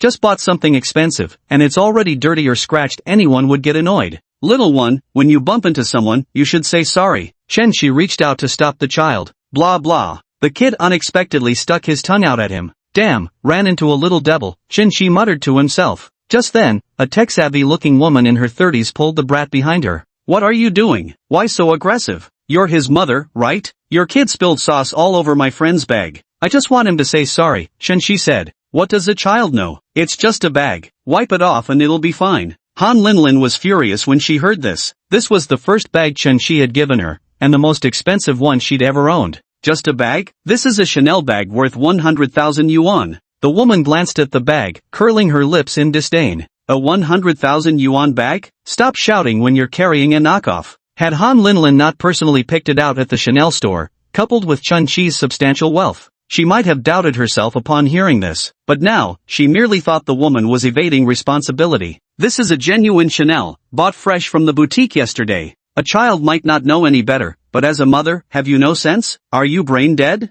Chun-Chi didn't hold back either, immediately firing off harsh words. The woman instantly flew into a rage. Who are you calling names? Dressed head to toe in knockoffs, you actually think you're somebody? The manager rushed over to mediate as soon as he heard someone arguing. Upon realizing the person arguing was his super VIP guest, he immediately grew tense. Mr. Chen, what happened? Chun-Chi briefly explained the situation. I don't have any demands, just a dirty bag. The child just needs to apologize to her, that's all. The manager had just received a solid 100,000 yuan from Chun-Chi. Someone who could casually drop that much on a hot pot meal would never give his girlfriend a fake bag. He said to the woman. Madam, in public places, parents should keep a close eye on their children. Young children have weaker self-control, so parents must remain vigilant at all times. What do you mean by saying my child has no manners? Ridiculous. Are we not allowed to walk freely while dining at your restaurant? There's simply no reasoning with unreasonable shrews. Chun-Chi once again considered flexing his monetary muscles to hire professional arguers,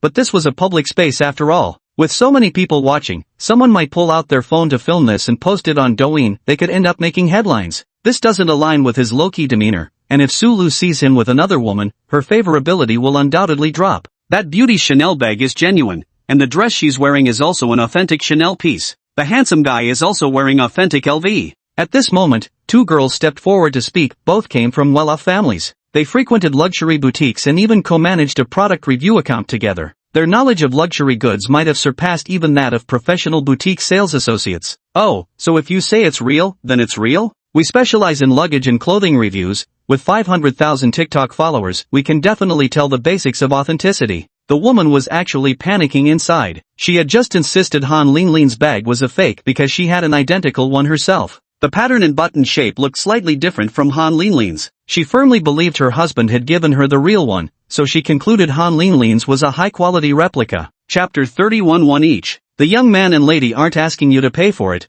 just apologize and it'll be over. Exactly, your kid dirted someone else's bag. Even if it's not a designer bag, you should at least say sorry. Look at that young couple, clearly well-off people. They're not making a big deal out of this, yet you're still acting entitled. The crowd gathering to watch and comment grew larger and larger. Even though the technologically enhanced-faced woman had thick skin, she couldn't withstand the force of public opinion. The technologically enhanced-faced woman wore a conflicted expression and was just about to swallow her pride to apologize. Chun-Chi suddenly grabbed Han Linlin's hand. Forget it, let's go. I'm afraid looking at her too long will upset my stomach. Poor retard with cerebral palsy, even your face is fake, probably never carried a real bag either. You. The cosmetically enhanced woman turned livid with rage. What did you just say? Don't you dare walk away. The manager stopped the plastic-faced woman. Watching her stomp her feet in impotent fury gave Chun-Chi far more satisfaction than any forced apology ever could. Simple trash talk, pure enjoyment. Shu Quan had already parked the car outside, and the two got in. Han Linlin still didn't look too happy. Linlin,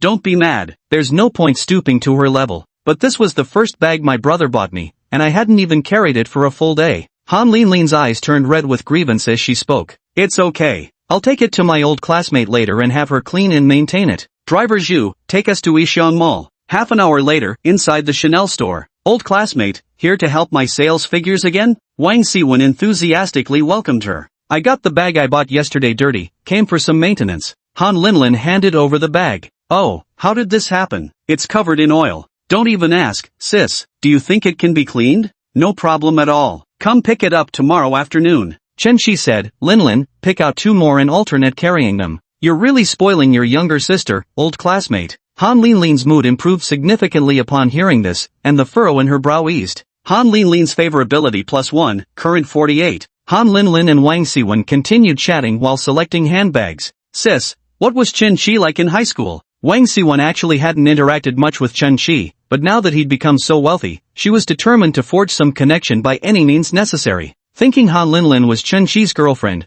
she believed getting closer to Han would help her establish a connection with Chen Shi too. Yesterday when she mentioned Chen Shi in the group chat, several girlfriends immediately wanted to add him on WeChat. Wang Siwen shared his WeChat contact with them, but none could add him. As expected, Chen Shi had set his profile to private, preventing others from adding him. Only he could initiate contact. Chen Shi was already this handsome back in high school. He was also a top student, though he didn't perform well in the college entrance exams. I remember after school, he always loved going to a fishball shop to buy fish balls to eat. She couldn't say any more, nor did she dare fabricate anything. If Han Linlin starts chatting with Chen Shi later and brings up strange things that never actually happened, she'll be totally embarrassed. Back then, they all thought Chen Shi had grown gloomy after his parents passed away. He hardly interacted with his classmates back then, and from what I recall, only one boy from the next door class got along fairly well with him. After chatting for over half an hour, Han Linlin started thinking about heading out for that river cruise later. Big brother, I'm ready to make my choice. Chen Shi was currently scrolling through Douyin. His private messages were flooded with hundreds of notifications, all marked in red. If he hadn't set his account to private, blocking new followers, he might have become an internet sensation by now. Sunny Yao started her livestream, having texted Chen Shi earlier on WeChat. Bro, my stream starts at 8, don't forget to watch. Chen Shi replied to her, I've got something on tonight, might not be able to watch. Though Sunny Yao felt somewhat disappointed, she knew she had to maintain her energy and keep streaming while the hype was still there. Chen Shi locked his phone screen and stood up. Made your choice? Let's move on to the next place then. Oh, off to the next store? You were worrying about the first bag I bought you, that first Chanel bag. Soon we'll go buy your first Louis Vuitton, Prada, and Hermes. He's so smooth, didn't expect him to be this romantic. Han Linlin's favorability +3, currently 51. Brother, do you always sweet-talk girls like this? Han Linlin's gaze was entirely fixated on Chen Shi, her eyes practically shimmering with adoration. No other girl could compare to you. You're special. These were the exact words Chen Shi had said 2 days earlier when they first met at the Black Rose Bar.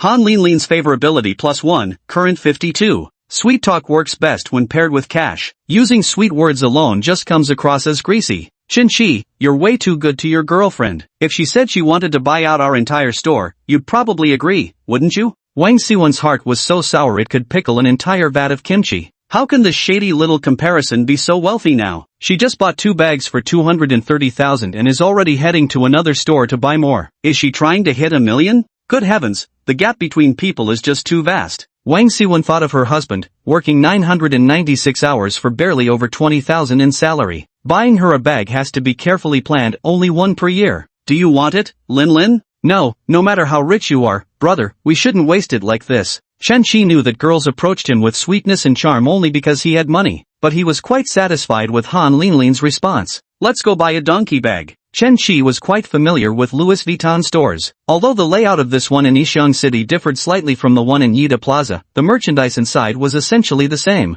Su Lu was absent-mindedly working at the shop. She had just finished the takeout meal delivered by the private kitchen. Its flavor was indeed far superior to the pre-made meal deliveries. The ingredients were all fresh, and as soon as the dishes were stir-fried, the restaurant staff promptly delivered them upstairs. Su Lu had a small appetite, so she couldn't possibly finish all 3 dishes. So she told Sister Zhang and Xiaojing not to order takeout and take turns eating later. Lulu, Chen Shi treats you really well, he even covers your meals. 12,000 a month for food alone, your average family couldn't handle that. Auntie Zhang, don't forget about the 50,000 yuan worth of fruit, Jing reminded her. That's just ridiculously extravagant, Lulu. Don't you know there are people who don't even make 50,000 a year? My heart is wounded. No good, later I'll comfort my aching soul with a couple of Musang King durians. Bye. A few $100 was small change to Su Lu now. She didn't even mind letting her 2 colleagues take advantage of her. Her mind was completely occupied by Chen Shi at the moment. Chen Shi had met with her 3 days in a row since Saturday, but there'd been no word from him all day today. She had no idea if he'd show up tonight. She was torn over whether or not to message Chen Shi. What are you thinking about? Sister Zhang could tell at a glance that Shulu's mind was elsewhere. It's Chen Shi, right? Sulu murmured gloomily. He didn't mention coming today yesterday, and didn't send a single message all day today. Is this how you chase girls? Don't you usually try to find topics to talk about with them? Good morning, good afternoon, good night. Are you there? Have you eaten? Have you slept? Xiao Jing tapped Shulu's forehead and said, Lulu, those are the moves of a loser. Do you think Chen Shi seems like a loser? With his wealthy background, girls are the ones who actively cling to him. Besides, Chen Shi is so handsome. Even if our guess is right, and he used to be an ordinary person who just returned to his wealthy family recently. But haven't you heard the saying, a man becomes bad when he gets rich? Now that he's so wealthy, how could he chase girls like an ordinary guy would? Maybe, just maybe, he might be dating another girl right now. Sulu's expression shifted slightly. She had entertained such thoughts before, but she chose to believe Chen Shi was truly serious about her. Chapter 32, Lulu's Cooking Experiment. Seeing Sulu's reaction, Xiao Jing immediately backtracked. He might be busy with his career too. You know how it is, some second-generation heirs are actually quite outstanding and have hectic schedules working for their family businesses. Don't we also have no time to check our phones when we're swamped with customers? Sister Zhang held Sulu's hand and said, Lulu, you're not a foolish girl. You should be able to tell whether Chen Shi likes you or not. Of course Sulu believed Chen Shi liked her. What kind of rich second-generation heir would spend over $1 million buying bags and clothes just to hold hands? He must be serious about pursuing her, taking it slow, not like those vulgar heirs who only lust after women's bodies. It's impossible that Chen Shi didn't desire her physically, but what he wanted was the natural progression of intimacy leading to mutual tenderness. If it was just for physical needs, you could go with Jenny or anyone else, a few $1,000 would get you top-notch service. Sister Zhang said, Lulu, why don't you just send him a message in chat? Sis Zhang, didn't you always tell me to hold back before? Oh, none of those other guys could compare to Chen Shi. He's the real deal, tall, rich, and handsome to boot. Sulu really wanted to contact Chen Shi, and as soon as Sister Zhang mentioned it, she immediately opened Chen Shi's chat window. Are you there, brother? She typed a few words, then stared at how silly they looked, thought it wasn't appropriate, and deleted them. Are you busy, brother? Whether you're a beauty or not, in any relationship where you're the subordinate party, you'll unconsciously become submissive. Sulu had never sent messages like these before. It was always others reaching out to her, asking what she was doing, if she was busy, or if she had free time. She'd reply if she felt like it, or leave them hanging if she didn't. Chen Shigang had just finished checking out at LV, buying an 110,000 yuan bag for Han Linlin, and now the two of them went next door to Gucci. Chen Shi's WeChat chimed. He took out his phone and saw a message from Sulu. He typed a reply, got something going on, I'm out right now. Does Lulu miss me? He quickly added another line. Sulu's cheeks flushed as she held her phone. That's not true at all. Is Lulu heartless? I've been missing you. Then why didn't you come find me? Not even a single message all day. Been busy with clients, making money. How else can I show Lulu a good time without cash? There's nothing wrong with that statement. The goddesses tied to him are essentially Chen Shi's clients, and Chen Shi earns his money from them. Accompanying Han Linlin on her shopping trip now also counts as client entertainment. Sulu thought to herself that since Chen Shi was so wealthy, the clients he entertained must surely be formidable big shots. Who knows, maybe they're CEOs of some well-known corporations. This wouldn't be the right time to disturb him. Big brother, you go ahead with your work. Are you free the day after tomorrow, big brother? She followed up with another message. Chen Shi thought about it. He had plans to have dinner with live streamer Sunny Yao tomorrow, but the day after should be clear. I'm free, Lulu. What do you have in mind? I'm off the day after tomorrow, and I want you to spend the day with me, big brother. I'll cook for you. Chen Shi was overjoyed. Wasn't this another chance to enjoy a free meal? Lulu knows how to cook too. Of course. I'm actually quite good at it. On my days off, I love experimenting with cooking whenever I have free time. I'm in for a treat then. I've been eating out so much I'm getting a little tired of it. Then come to my place the day after tomorrow, big brother. I'll cook you a feast. Chen Shi kept typing on his phone, but when Han Linlin leaned in for a look, he immediately locked the screen. Big brother, is something wrong? It's fine. Mei Kailuo asked if tomorrow would be convenient to come install the TV. Han Linlin took Chen Shi's hand. A massive 98-inch TV, you know. Can I go to Big Brother's place to watch it? Just a man and a woman alone, aren't you scared? Chen Shi chuckled mischievously. My brother would never do such a thing. If he just wanted to sleep with me, he could have made his move yesterday after buying me 400k worth of stuff. He must genuinely want a serious relationship. Hearing Han Linlin's inner thoughts, Chen Shi secretly remarked, absolutely, I want to have a serious relationship with you both. Stepping out of Prada, Han Linlin had another bag in her hand. This one was cheaper, just 88,000 yuan. Then she stepped into the luxury powerhouse Hermes. The Hermes saleswoman was slightly surprised when she saw Chun Chi and his companion. Did they buy out all the shops next door? Han Linlin carried shopping bags from LV, Gucci, and Prada, with her dress and shoes both from Chanel. Chun Chi's t-shirt, casual pants, and sneakers were all LV. Are they luxury brand collectors? Chen Chi glanced at the saleswoman. Ruan Yi, rate her for me. Name, Lin Hui. Age, 25 years old. Height, 168. Charm, 88. Occupation, sales associate. Number of relationships, 3. Affection level, 10. What a pity, just 2 points short of the charm threshold. Hello, welcome to Hermes. How may I assist you today? Lin Hui's attitude was far better than Zhang Fanue's at the Hermes in Yida Plaza. Even though Chun Chi knew it was because he dressed exactly like someone with money. Look at that bag.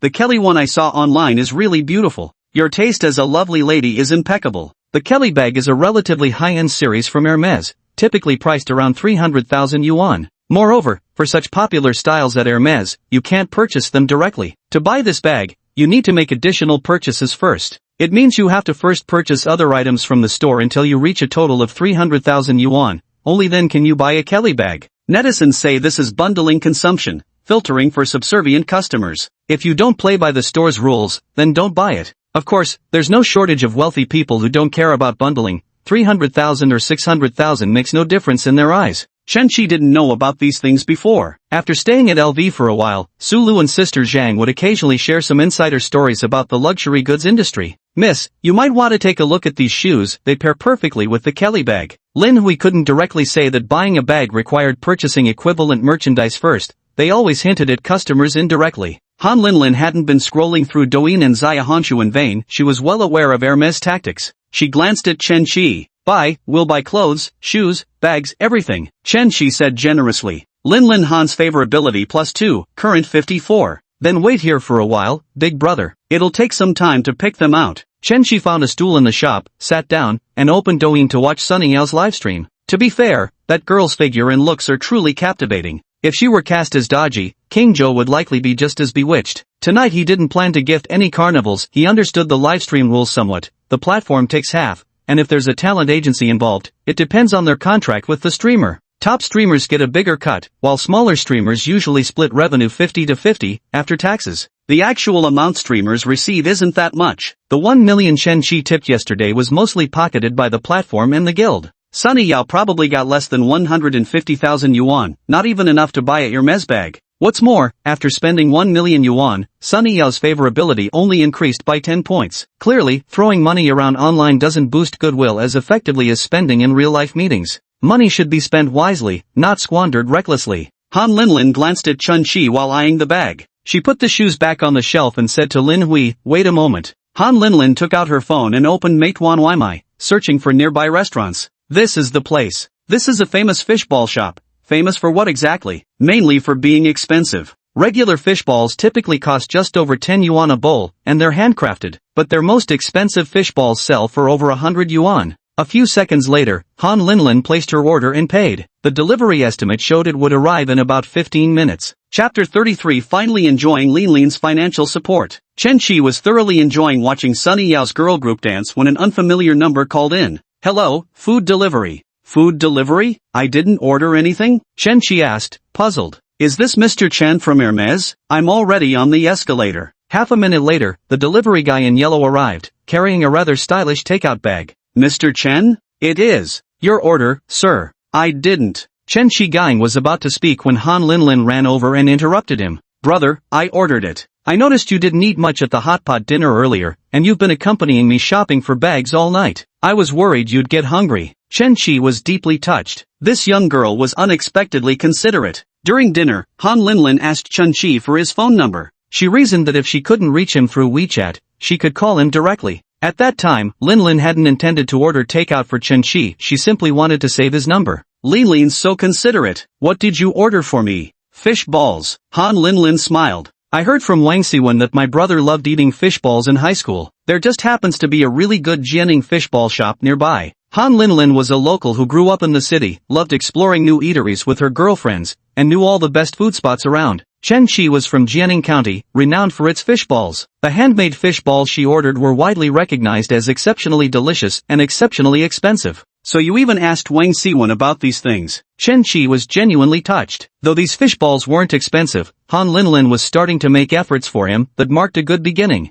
Hearing the system notification, he grew even more moved and retracted his earlier thought about the fish balls being inexpensive. Obtained 163 soft rice coins, refunded 1,630,000 Huaxia dollars. What the hell, fish balls? This tiny bowl costs 163 bucks. He used to enjoy buying fish balls to eat near the school gate, but they were always the synthetic kind at 3 yuan a bowl. He'd never had such expensive ones before. Chen Shi glanced at the delivery slip. It read, hand-pounded grouper fish balls, 158 yuan, plus 5 yuan delivery fee, totaling 163 yuan. No wonder it's so pricey, they're hand-pounded grouper fish balls. Damn, what extravagance using grouper fish to make fish balls. The fish balls were quite large, but there were only 6 in a bowl, working out to 27 bucks per ball. Chen Shi made 1.63 million, already more than what was spent on bags tonight. Hope Han Linlin keeps up the good work. Seeing Chen Shi so happy made Han Linlin's heart swell with joy. She was afraid Chen Shi might have eaten such things in the past, but now, with money, he wouldn't touch these cheap foods. I'll have to chat more with Wang Siwen in the future to learn more about my brother's past. Chen Shi thought to himself, the intention is good, but Wang Siwen and I barely know each other, we're just casual acquaintances. Han Linlin was also being generous for once. With just a 4,000 yuan internship salary, she was willing to splurge on hot pot and milk tea for herself. After all, she lives at home, eats at home or school, and has no other expenses. But asking her to order a bowl of fish balls worth 158 for herself? She'd still feel it was too extravagant. However, ordering for Chen Shi was different. Chen Shi had already spent $1 million on her. Treating him to a bowl of fish balls worth 10,000 wouldn't even be excessive, except she didn't have that kind of money. Right now the total savings are barely over 10,000, and there'll be plenty more expenses ahead. While chatting over hot pot, she also learned that Chen Shi's birthday was coming up in 2 months, time to prepare a present worthy of the occasion. At Hermes, she spent 610,000 on bags, clothes, shoes, plus 2 more from Chanel, Gucci, Louis Vuitton, and Prada. Big bro, did I go overboard with the shopping? Chen Shi and Han Linlin were both carrying shopping bags in their hands. It's not that much, just a few bags. Affection level with Han Linlin +3, currently 57. Tonight's luxury purchases alone cost 1.12 million, plus yesterday's 400,000. The money spent on Han Linlin has already exceeded that on Sulu, though the cashback from Sulu is much higher. Brother makes it sound like he's buying vegetable buns or meat buns, Han Linlin chuckled. Let's go, put the things in the car, we're going for a river cruise. It's just past 9 now, and the last cruise departs at 11 p.m. However, when Chen Shi checked the ticket website, he saw that they had been sold out long ago. The two went directly to the yacht dock, where the next boarding time was at 9:30. Over a dozen people were already waiting in line. Unlike the hot pot restaurant, Chen Shi couldn't simply board and buy a seat here. Tickets had to be checked at the boarding gate before anyone could get on. The wealthy love buying yachts, and the affluent of Donghai City are no exception. Linlin, what do you think, should I buy a yacht? Aren't yachts really expensive? But knowing how rich you are, brother, I'd believe you if you said you were buying a plane.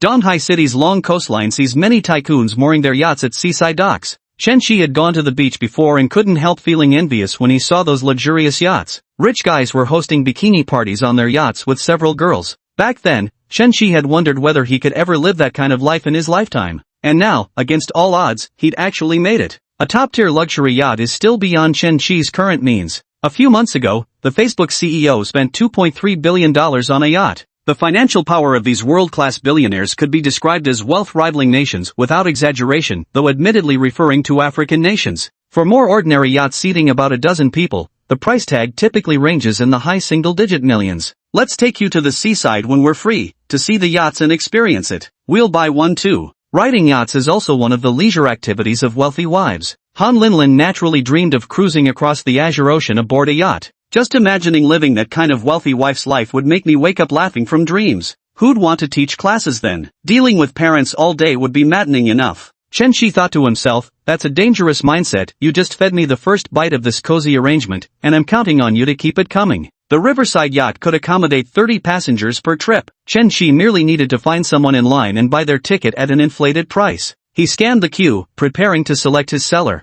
Brother, look at those two people. Han Linlin pointed at a man and woman standing further back in line. They were the young couple we'd seen at Dabashu Hot Pot that evening. What a coincidence running into them again. Let's go ask if they're selling tickets. The young couple also noticed Chun-Chi and his companion. Baby, it's that rich guy from the hot pot restaurant. Chen-Chi walked over and said, "Hey man, we meet again." Bro moneybags, you're not thinking of buying seats again, are you? Said the bespectacled man. Got it in 1,000 yuan per ticket, selling or not. The yacht tickets normally cost just 100 yuan. While same-day purchases were tricky, tomorrow's tickets were still available if booked early on ticketing sites. But Chen-Chi wanted to board today right this instant. No sale. To Chen-Chi's surprise, the bespectacled man's girlfriend refused him flat out. Babe, that's 2,000 bucks. Didn't you just say we needed more windfalls like this? I just don't want to sell it. Got a problem with that? The two male college students nearby overheard their conversation and came over to ask. Hey man, seriously buying for 1,000 apiece? You guys selling? Chen-Chi asked. The two students answered in unison, selling, selling, selling. Only fools wouldn't sell. They're locals from Donghai, just out for an evening river cruise when they stumbled upon this money-making opportunity. Chen-Chi wasn't insisting on buying from the bespectacled man. He just thought it was a coincidence and chatted with him briefly. Besides, he felt the bespectacled man somewhat resembled his former self, so he wanted to give him some easy money. But if they weren't selling, no matter. He could buy from someone else, they'd all be boarding the same ship anyway. Chapter 34,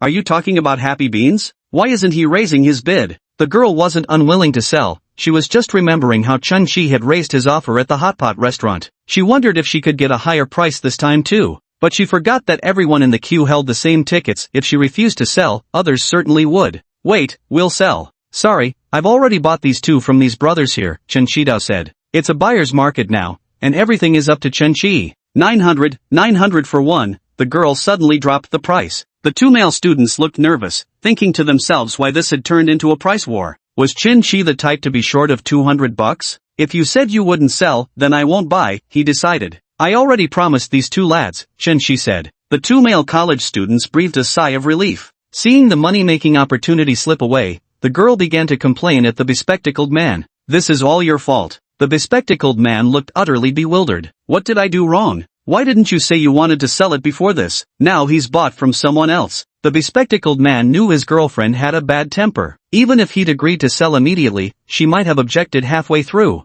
Feeling deeply frustrated, he lost all desire for their riverside outing. His girlfriend's unpredictable mood swings were draining him, and he wasn't sure how much longer he could endure it. More than 10 minutes later, aboard the yacht, the evening breeze whistled by, refreshing both body and mind. This was Chen-Chi's first time enjoying a river cruise completely free from stress. Chen-Chi gazed at the towering high-rises lining both banks of the river, with countless lights glowing and neon signs flickering, presenting a scene of bustling prosperity. I used to wonder, could I ever afford a place of my own before turning 40? Now with some hard work, perhaps next month I could buy an entire building. Han Linlin quietly took Chen-Chi's hand. Big brother, what are you thinking about? I was thinking how beautiful the moonlight is tonight. Han Linlin was stunned for a moment. She recognized this phrase. It was the translation from works of Japanese writer Natsume Soseki. When Natsume Soseki was teaching his students, he once asked them to translate the meaning of I love you. The student directly translates it as I love you, but Japanese people are more reserved, so Natsume Soseki suggested this phrase should be translated as, the moon is beautiful tonight. Is he confessing to me? How should I respond? Wait, what did I say? How did it become a confession? Chen-Chi just said it offhand, without giving it much thought. Han Linlin said, yes, the wind is gentle too. If the other person feels the same way, one might respond, the wind is gentle too. But after Han Linlin spoke, Chen-Chi showed no reaction, simply gazing quietly at the river view. Was I overthinking it? Was he just casually mentioning the moon? Getting off the yacht, Chen-Chi sent Han Linlin home. As soon as Han Linlin got home, she immediately went to her room, closed the door, lay on the bed, and started a group video call. Guess how much Chen-Chi spent today? Lin Yuan said, you went to my Caro today, didn't you? Lin Yuan thought for a moment. To match Chen-Chi's 8.6 million yuan apartment, she'd need at least 2 million for furniture and appliances. 2 million? You guessed right about one thing, the mattress I bought cost 2 million. In the video, all three of them were stunned, as if the scene had frozen in time. Yun asked incredulously, a single mattress costs more than my entire house. What kind of mattress? Surely not the same one from Barbie Sue's home? It's the exact same model as Barbie Sue's. The furniture and appliances totaled over 6 million. Damn, is this the extravagant life of the rich? Even if we sold off all three of us, we still couldn't scrape together 6 million, Lin Yuan said through gritted teeth. Xiao Shui asked curiously, Lin, just furniture? Did he buy you anything? Wait a second, I'll show you, brace yourselves. Han Linlin turned the camera towards tonight's hall. 6 bags from different brands, 1 dress, a pair of shoes, and a hat. Holy crap, my god. I don't want to talk anymore, you guys go ahead, Lin Yuan said. Wow, a Hermes bag, how much did that cost? The bag was 320,000, but before you can buy a bag, you have to purchase other items first, so I bought the dress and shoes, spent 610,000 at Hermes in total, plus those 5 bags from Chanel and Prada, 510,000. Is there no justice left in this world? Spent 1.12 million in one night. Wait, are you talking about Chinese yuan? I've never had this many happy beans, Xiaoxue said. Yun reminded them, you forgot, there's still 400,000 from yesterday. Are we using the same currency? Why do I hesitate over buying a 20 yuan milk tea, while you treat million yuan luxury purchases like cabbages? Lin Yuan exclaimed, so envious it hurts. No way, sell one of your bags and treat us to milk tea for 10 years. Yun added, with so many bags, surely you can lend me one to carry. Lend it to me too, lend it to me, Xiaoxue said. Han Linlin scolded, you're crazy, forget about selling bags. We're having dinner at Dabashu tonight. He recharged a 100,000 yuan card for me. I'll take you all there tomorrow. 100,000? 100k? 100k? Can money really be thrown around so casually like this? Lin Yuan's eyes sparkled. Bestie, does Chun-Chi have any single friends? Hook a sister up, won't you? Han Linlin had only known Chun-Chi for 2 or 3 days and had only met him alone. How could she possibly recognize any of his friends? As for female friends, she wasn't sure if Wang Siwen counted. I'll ask around later. Girl, you're marrying into wealth, don't forget about us when you make it big, Lin Yuan remarked. Outside the door, Nanny Han knocked and then entered. When she saw the floor covered with luxury shopping bags, she was startled. Linlin, did that man buy all these? Who else would it be? Ask Mom how much all this costs. Adding today and yesterday, we've spent 1.52 million.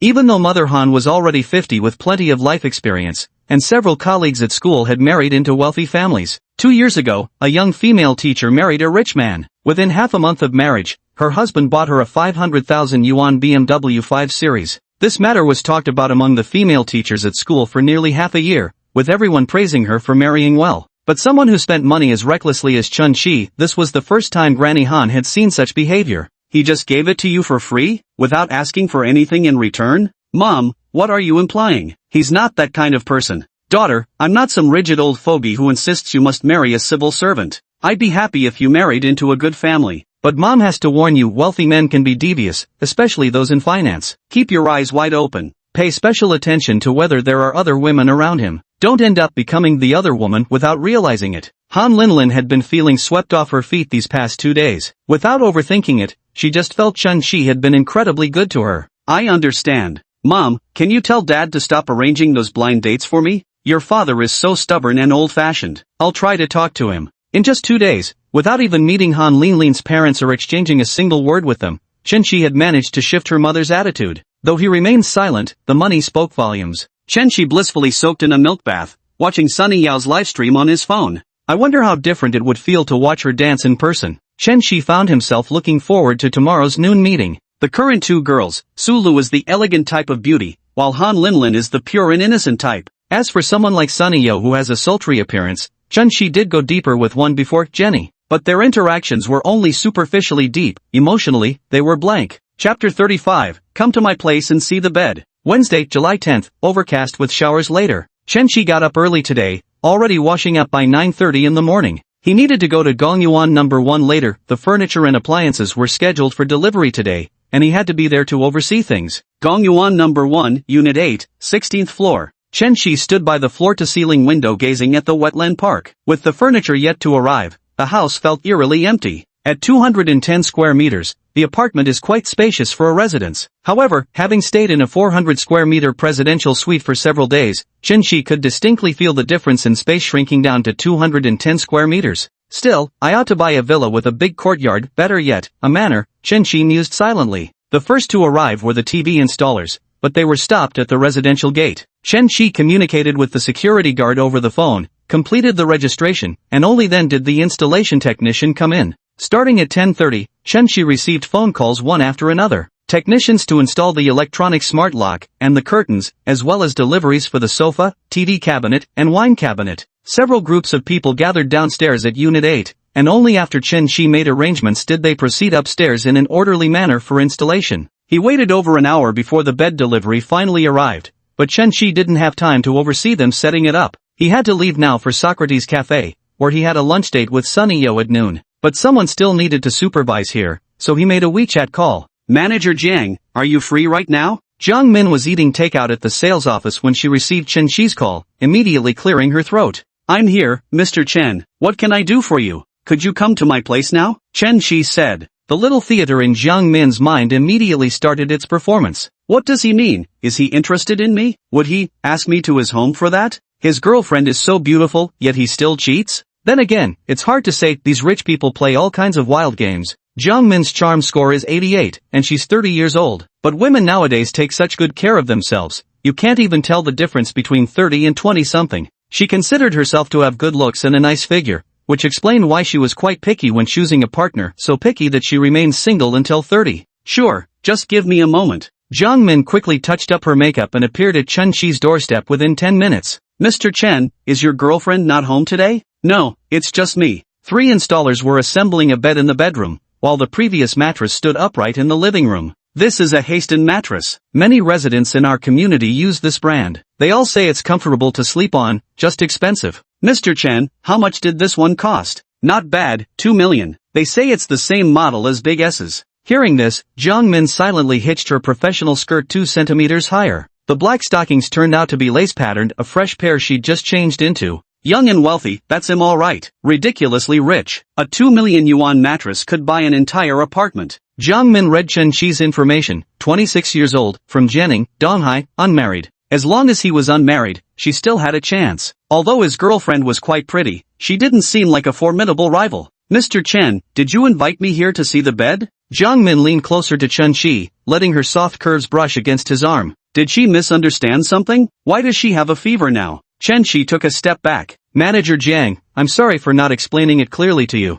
Jiang Min was 4 years older than Chen Shi, but if one didn't know she was 30, she could easily pass for 25 or 6. She was indeed quite attractive, with a slender waist, long legs, and fair skin. A few days ago, if a beauty like this had thrown herself at him, Chen Shi would have been restless and unable to resist. But now, unless she scored at least 90 out of 100, he couldn't be bothered. There were too many girls in the 80s range. He wasn't some horny fool who'd go for anyone. I'll be heading out soon. Could you keep an eye on them while they assemble the bed? With that, Chen Shi transferred 2,000 yuan to Jiang Min via WeChat. Here's some money for Manager Zhang's afternoon tea. Jiang Min's face grew red. She had been overthinking things, misunderstanding Chen Shi's intentions. No problem, no problem. I'll keep an eye on it for you. A man must protect himself, both outside and at home. Chen Shi arrived a few minutes late to Socrates, only to find Sunny Yo already seated at the reserved table. When Chen Shi entered, the waiter approached him and informed him that the lady had already arrived. The waiter remembered Chen Shi, who had ordered 2 jars of caviar a few days prior. Must be nice to be rich, playing around with beauties. That lady at the table seems to be the hostess who trended on social media just yesterday. Although Chen Shi brought 2 different girls to dine, the waiter's professional integrity prevented him from making inappropriate comments. When Sunny Yo arrived and gave the table number, the waiter quietly led her to her seat. As the server guided Chen Shi inside, Sunny Yo noticed the handsome guy but didn't connect him to the roast duck guy in her mind. She assumed the roast duck guy must be a rather rigid middle-aged man, until Chen Shi stood before her. Hello, Miss Sunday. Sunny Yo looked up at this young man who somewhat resembled Takeshi Kaneshiro. Sunny, handsome, impeccably dressed, with a wonderfully pleasant scent of cologne about him. By the way, the perfume was picked out by Su Lu from her store to help Chen Shi choose. Roast duck guy? Sunny Yo said uncertainly. That's me. What, don't I look like someone who could spend $1 million? Sunny Yo immediately stood up, her tall frame reaching 168 centimeters. Today she was wearing a figure-hugging purple dress that accentuated her curves, with an enviable hourglass silhouette. Chen Shi observed that she was even more alluring in person than in the videos. I never imagined Roast Duck Brother would be so young and handsome. I was expecting a middle-aged uncle. Sunny Yo's favorability +5, current, 15. I was just wondering how to face my top donor, but I never expected him to be such a tall, rich, and handsome guy. If he were to make that kind of request, would I actually agree to it? Sunny Yo found herself wavering. The previous 3 big donors had all been polite during their meals, treating it as mere socializing, and she had resisted even when they tried to hold her hand. You're even more beautiful than you look in your live streams. Your broadcasting equipment must be too cheap. It doesn't do your beauty justice. You're quite the charmer, Roast Duck, Sunny Yo said with a laugh. Can I know your name now? Calling you Roast Duck feels a bit odd. Chen Shi. Shi as in startup. With that, Chen Shi extended his hand. Pleased to meet you. It's an honor to know brother Chen Shi. Sunny Yao's jade-like hands were soft as if boneless, warm and smooth to the touch, incredibly pleasant. Has anyone ever told you that you look like Lee Sun-mi? There it was again, Chun-Chi's celebrity comparison habit. She's a famous South Korean beauty, and I'm just a small-time streamer. How can I compare? No, Yao Yao is prettier than her. You're so sweet, brother. Yao Yao must be hungry. Order whatever you like. Sunny Yao took the menu. She had dined at Socrates before, and the dishes were always expensive. But for Chun-Chi, who could easily spend $1 million in a single night, this should be pocket change. Since Big Brother is treating, I won't hold back then. Watching how confidently Sunny Yao ordered, Chun-Chi figured those sugar daddies before him must have brought her here to eat too. Brother, have you had enough of staring? Chen-Chi said, Yao, dancing is exhausting and burns a lot of energy. Have some more meat. Let's add another M9 Wagyu. As usual, 2 jars of Ostra caviar were ordered. The taste is truly divine.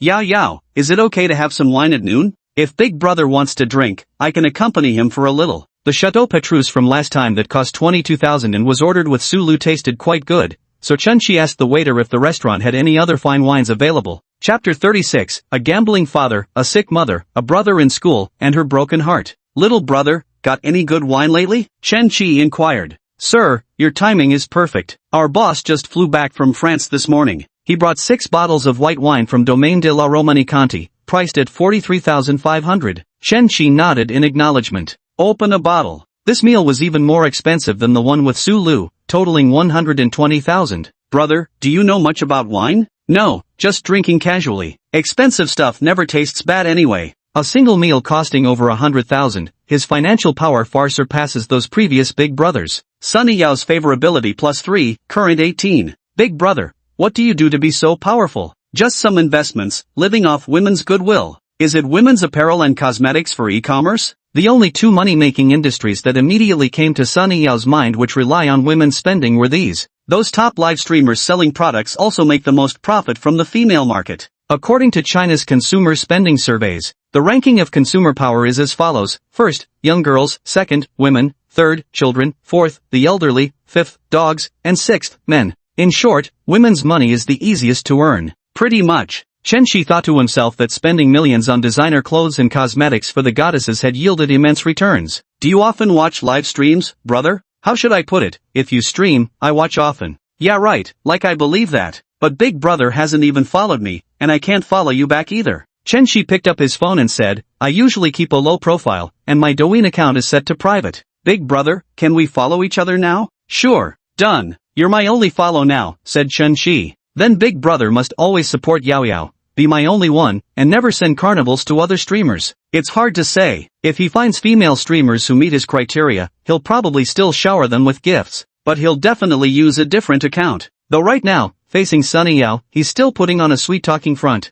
No other streamer compares to Yao Yao's beauty. Sitting here without even using beauty filters, she looks like a painting. Which girl doesn't love hearing compliments about her beauty? Sunny Yao giggled coquettishly. Brother's full of sweet talk, who knows how many girls he's fooled with that? Not many, just one. She's currently asking me how many girls I've tricked. Sunny Yao's favorability +1, currently 19. Yao dances so well, have you had formal training? Even someone like Chen-Chi, who rarely watches dance streamers, could tell Sunny Yao was leagues ahead of those streamers who only know how to wiggle their hips and waists. I majored in dance at university and worked as a dance instructor at an art institution before becoming a streamer. No wonder, straight out of the professional playbook then. I've always wanted a girlfriend who majors in dance, performing just for me at home every day. Dance majors typically have great flexibility and can usually execute difficult moves with ease. Take doing the splits, for example. Chen-Chi had Jenny try it once, but she couldn't pull it off. Brother, are you implying something here? Sunny Yao stared intently at Chen-Chi. Chen-Chi smiled and said,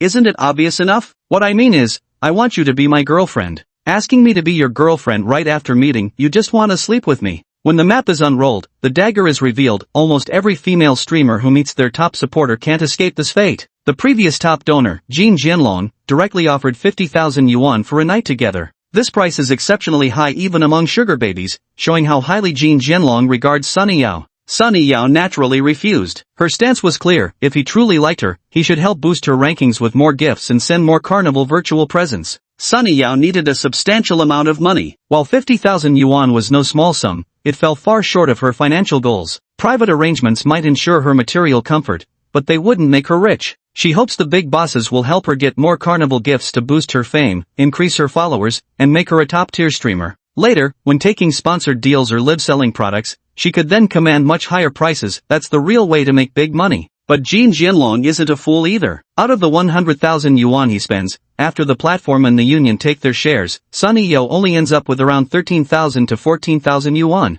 With just over 10,000 yuan in her pocket, how could Sunny Yao be satisfied? To truly appease her, they'd need to spend at least over 1,000,000 yuan. Jin Jianlong might as well have quoted 50,000 yuan for one night, that 50,000 wouldn't even be taxed, going straight into Sunny Yao's pocket. He's so handsome and wealthy, sleeping with him wouldn't be a loss, but it shouldn't be for free either. People are all hypocrites, especially when encountering that greasy middle-aged man Jin Jianlong. Sunny Yao maintained an icy demeanor, forget sharing a bed, even holding hands was out of the question. And she couldn't psychologically accept lying in the same bed with a greasy middle-aged man. So she told Jin Jianlong that she wanted to focus on her career, to make her own money, and hoped he would support her ambitions. In Chen Shi's case, as long as he could afford the price, Sunny Yao would willingly follow him wholeheartedly, even if he had other women. Being my boyfriend is quite expensive. How expensive? 5 million. When Sunny Yao uttered this number, her heart was pounding with nervousness. She stared at Chen Shi's face, observing his expression. If he showed even a hint of displeasure, Sunny Yao would say she was just joking. When she'd said the same thing to Jin Jianlong before, he'd immediately started cursing.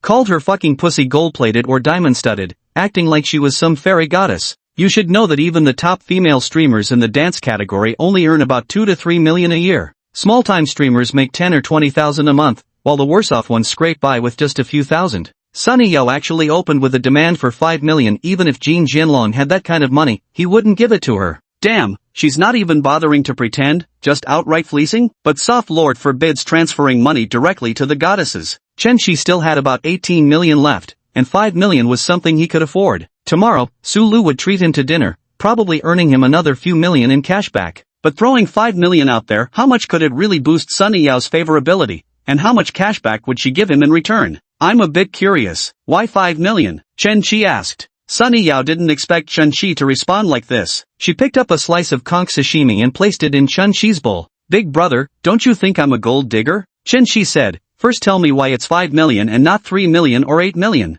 Sunny Yao remained silent for a moment before speaking. My family owes 5 million. People always say earning 5 million is tough, but being able to owe 5 million also takes some skill. My dad was tricked by his business partner into going to a Macau casino, where he lost a huge sum of money. Not only did he sell off his company shares, but he also ended up owing the bank 5 million yuan. A gambler's words can't be trusted. It's unclear whether old son was genuinely tricked by someone's scheme or if he simply had a gambling addiction from the start. Now he's become a deadbeat, working odd jobs day to day. My mom got so angry she fell seriously ill, and my younger brother is still in high school. Now the whole family depends on one person to support them. What kind of plot is this? A gambling-addicted dad, a sick mom, a school-age brother, and her shattered life. If you don't help her, who will? Isn't this the kind of story you'd only hear in foot massage parlors or clubs? A woman who could make up such stories must be a compulsive liar with hardly any truth coming out of her mouth. How many boyfriends have you had? Chen Shi suddenly changed the subject. 2, Sunny Yao answered honestly. If not for Wan Yi, Chen Shi would have definitely thought she was lying by giving such a modest number. But the number Sunny Yao mentioned matched Soft Master's. She actually wasn't lying.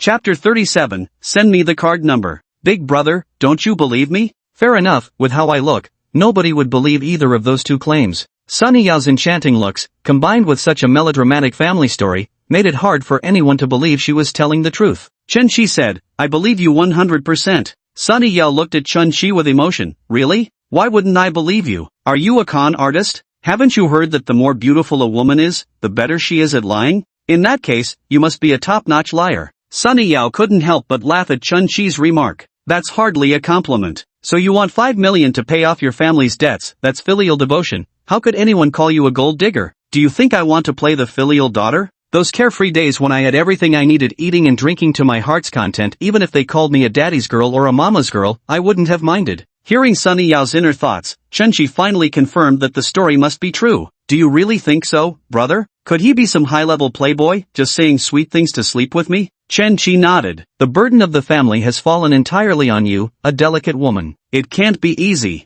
He immediately turned to ask Ruanya. Can't send the money directly to her? Then can we transfer it to her father instead? I can. After receiving Ruanya's reply, Chen Shi felt more certain about his plan. Sunny Yao continued, actually, my original plan was to become a successful streamer purely through my own efforts. That way I could earn decent money too, enough to help pay off my family's debts. There are countless examples on Douyin and Douyu of anchors working to repay family debts, yet only the lucky few manage to stand out from the crowd. Countless people pour their efforts into live streaming, yet remain unable to make waves. To be honest, some wealthy admirers have offered to support me, but I've resisted. Their offers weren't even close to covering my family's debts. Shen Shi smiled faintly. So what makes you think I can afford 5 million in support fees? You look like you've got money, big bro. But I just took a chance and said it, figured you'd probably curse me out. Never thought you'd actually talk to me about it at length. Shen Shi placed a lobster roe shrimp ball on Sunny Yao's plate. 5 million, that's nothing much. I can cover it. Sunny Yao's eyes flickered with surprise. She hadn't expected Chen Shi to actually agree. This was 5 million, not 50,000 or 500,000. A year ago, when her father's company was still thriving, those rich second-generation heirs chasing after her would have been more than willing to offer a 5 million yuan betrothal gift. It would have been a powerful alliance. The Sun family's dowry alone would likely have been worth 3 or 4 million.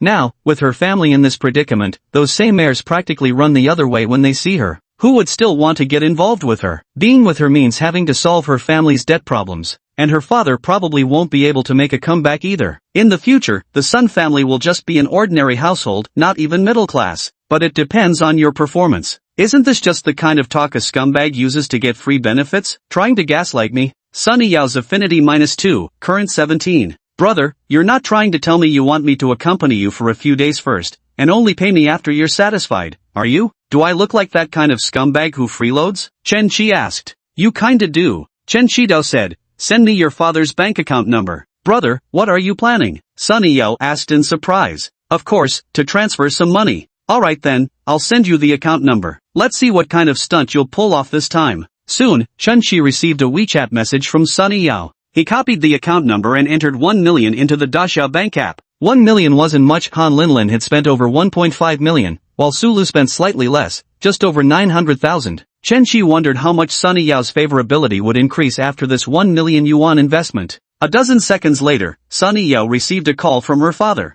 Yao, I just had 1 million yuan deposited into my account, but it was immediately deducted by the bank. Do you know what's going on? Mr. Sun had already been flagged as a high-risk client by the bank. Any money deposited into his account would be automatically seized. Their family home had also been auctioned off by the bank, and they were now renting a place to live. That year, Sunny Yao sold the BMW registered under her name to cover household expenses. Sunny Yao stared blankly at Chen Shi while holding the phone. 1 million, just transferred like that, without even an IOU? Sunny Yao's favorability +40, current 57. Chen Shi trembled slightly, startled by the system notification. Holy shit, a direct jump of 40 points. That million was totally worth it. But in Sunny Yao's eyes, this wasn't just about 1 million, it was a promise worth 5 million. She believed Chen Shi wasn't just running his mouth to scam freebies, which meant he'd actually transfer the remaining 4 million to her later. This saved her family of 4. Big brother, you transferred 1 million? Sunny Yao's voice trembled slightly. This was different from receiving 1 million in Douyin gifts after platform cuts. Only about 100,000 would actually reach her pocket. But now, it was a full million in cash, every single cent deposited directly into her father's bank account. Your father must have told you everything.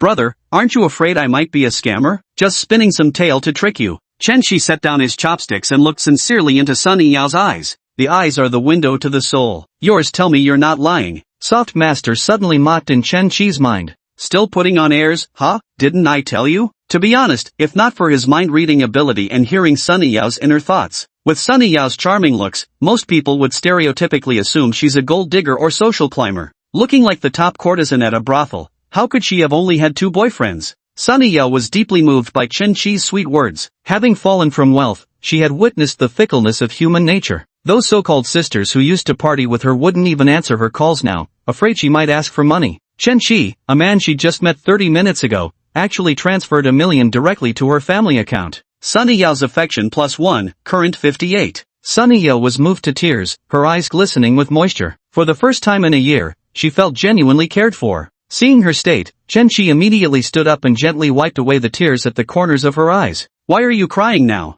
I'm happy, Sunny Yao said with tearful laughter. Are you my girlfriend now? Brother hasn't transferred all 5 million yet. In fact, Sunny Yao had already tacitly consented. She was willing to follow Chen Shi. If you behave well, I'll keep hitting you. If you keep hitting me till the end, I'll be your girlfriend. They glanced at each other, and after a moment, both burst out laughing. Playing nested dolls here, are we? Chen-Shi said, I have one condition now. If you fulfill it, I'll transfer another $1,000,000. So it's finally that request after all. Big brother, what's your condition? If you become my girlfriend, you can't keep being a dance streamer. On Chen-Shi's first day in Sunny Yao's livestream, he saw some lewd comments in the chat. Yesterday, when Sunny Yao's followers surpassed 1 million, the comments section became even livelier. Crude and vulgar language filled the screen. All men have possessive tendencies. Since she was now his girlfriend, Chen-Shi felt uncomfortable seeing her wear so little and dance provocatively for other men. How else would I make money if not through live streaming? Are you going to support me, big brother? Sunny Yao asked. How much can you earn from live streaming? About 20,000 yuan. And that's on the generous side. In the previous few months, she only made a few thousand. It wasn't until she gradually gained more followers that her income stabilized between 15,000 to 20,000. Starting the verification period, dear readers, I humbly ask for your support. Free chapter requests are appreciated, and if you're feeling generous, I'd shamelessly beg for a token of love. Chapter 38, Soft Daddy levels up again. With this salary, how many years would it take to pay off your family's debts? Listen to me, quit streaming. I'll take care of you. Sunny Yao was deeply moved by these loving words and softly responded. Actually, teaching dance at the training center was pretty good before. The pay wasn't that high, but there wasn't this much pressure. Now I have to mentally prepare myself every day before checking comments and private messages. I know exactly what those men are thinking, but I'm not mentally strong enough. I can't handle it like those top female streamers who remain expressionless when faced with vulgar language. Chen-Shi said, if you enjoy teaching dance, then go back to doing that. I do enjoy teaching dance, but I signed a 2-year contract with the union. If I stop broadcasting now, I'll have to pay 1 million in breach of contract penalties. A few months ago, a female streamer was sued by her union for 1 million yuan because she didn't meet the required broadcasting hours. Sunny Yao stopped streaming altogether. That's even more serious. She's definitely on the hook for breach of contract penalties. That's not a problem. I'll cover this penalty fee for you. What normal guy could accept his girlfriend wearing so little and dancing that provocative beaker dance for others to see? Sunny Yao's outfit was actually quite modest compared to Wang Zhidao, Douyu's top dance streamer. Now that's what you call scorching hot. Her shorts were even shorter than Chen-Shi's underwear. Sunny Yao shook her head. No need, I don't want you wasting money on this. I can keep live streaming, but I won't do hot dances anymore. I'll switch to wearing hanfu and performing classical dance. Looking like you do, all covered up doing classical dance, no matter how well you perform, you don't need to wonder about the live stream effect. It'll be totally lame. You won't find even a handful doing classical dance in the dance category. If you want traffic, you've got to wear as little as possible. Wearing so many layers would probably reduce the vulgar comments, which might actually be acceptable. Alright then, in a little while, I'll buy you another place. Sunny Yao seemed to have guessed something, saying with a faintly amused expression. So Big Brother already has a wife, does he? Wanting a golden house to hide a beauty, keeping me as your caged songbird. What are you thinking? I'm single. Single? Sunny Yao's face was full of disbelief. So wealthy and handsome, and you're telling me you're single? Just like when Sunny Yao said she'd only dated 2 people, nobody would believe that. I trust Yao Yao so much, surely she wouldn't still doubt me. Though it was classic player talk, Sunny Yao's judgment was clouded by Chen-Shi's decisive money transfer moments earlier and his emotional sweet nothings. I believe you, brother. I'll believe whatever you say. Let's go check out Hermes later, Chen-Shi suggested. Are you going to buy clothes, big brother? Chen-Shi pointed at the bag beside Sunny Yao. He was gradually becoming more knowledgeable about luxury goods that Prada probably cost just over 10,000. I'm buying you a new bag. Look how worn out yours is. Sunny Yao felt a bit embarrassed by his words. Most of my luxury items have been sold, though I used to own bags worth over 100,000. As they chatted while eating, after about an hour, Chen-Shi took Sunny Yao to the parking lot. Look at the sky. It seems like it's going to rain soon. Sunny Yao gazed at the overcast sky and remarked. I checked the weather forecast this morning. It's supposed to rain this afternoon. Chen-Shi's words had barely left his mouth when raindrops unexpectedly began falling from the sky within seconds. Whoosh, the drizzle instantly intensified into a downpour. Holy crap, speak of the devil. Chen-Shi grabbed Sunny Yao's hand and dashed toward the car. Fortunately, it was only about 10 meters away. Shu Quan immediately stepped out from the driver's seat to open the door for them. Both Chen-Shi and Sunny Yao's hair were soaked, and droplets of rain clung to Sunny Yao's fair skin, making her look like a beauty fresh from a bath. Sunny Yao smoothed her hair inside. 30 minutes of blow-drying, all ruined. Getting soaked has its own unique charm. Brother, be serious. Sunny Yao took a hair tie from her bag, gathered her hair, and tied it into a high ponytail. Beautiful, Daji has transformed into Mulan. Brother, you should tie yours up too. It's all messy right now. Chen-Shi's hair was somewhat long. If he swept it all back, he could manage to tie it into a small bun, barely resembling a samurai's hairstyle. It was precisely this hairstyle that made him bear an even stronger resemblance to Takeshi Kaneshiro. As she spoke, Sunny Yo leaned her entire body toward Chen-Chi, bringing his face directly opposite her lethal weapons. Just a little closer, and it would have turned into a face wash. Even with Chen-Chi's considerable self-control, he nearly pounced on her then and there. Fortunately, the system's prompt snapped him out of it. Receive 20 soft rice coins, cashback 200,000 Huaxia currency. What do you mean it's already 200,000? Chen-Chi touched the hair tie on his head. This thing cost 20 bucks? Because of his hairstyle, Chen-Chi had bought hair ties online himself, with the price working out to just a few cents per piece on the web. Li Ting has bought better ones, costing just 2 or 3 yuan each. 20 bucks? Some branded hair tie? Chen-Chi's hair tie was tied too tightly to remove easily. He just glanced at it. The one on his head was identical to Sunny Yao's. Yao, this hair tie is quite unique, rainbow-colored? The hair tie was woven from 7 colored strings, with a tiny pink cat charm attached. Oh, this? I made it myself. Do you like it? It's lovely. Yao has such skilled hands. Just a few dollars worth of materials, spent an idle evening weaving it together. Chen-Chi wondered to himself, if the materials cost barely anything, why had Soft Master paid $20? Could it be payment for the craftsmanship? Soft Master replied, shouldn't we add an extra 10 bucks for labor costs? So that's how it is. Soft Master, you're truly righteous. Soft Master, could we maybe add a bit more for labor? After all, it was done by a beautiful woman. You little rascal, don't push your luck. Sunny Yao glanced at the car's interior. It looked remarkably similar to a model she'd ridden in before. Brother, is this a Maybach S800? Though the hood wore a Mercedes emblem, Sunny Yao clearly understood cars better than Han Linlin. After Maybach was acquired by Mercedes-Benz, they switched to using the Mercedes logo. This S800 was the same model her father's old friend used to own. So you know about cars too? I just happened to have seen this model before. Otherwise, I'd only know it's a Mercedes. Driver Zhu, take us to Yishan Mall. The third floor of Yishan Mall was lined with luxury brand boutiques. Back when Sunny Yao's family was well off, she used to come shopping here often with her sisters. Now, not only couldn't she afford to shop, but she'd also sold off her collection of designer bags. Brother, are you really buying this for me? It's just a bag. But you already gave Dad $1 million. That's one thing, buying a bag is another matter entirely. Sunny Yao received a definite answer and said, then I'll go check out Chanel first. Chen Shigan was about to say no problem when it suddenly occurred to him that Wang Siwen was at Chanel,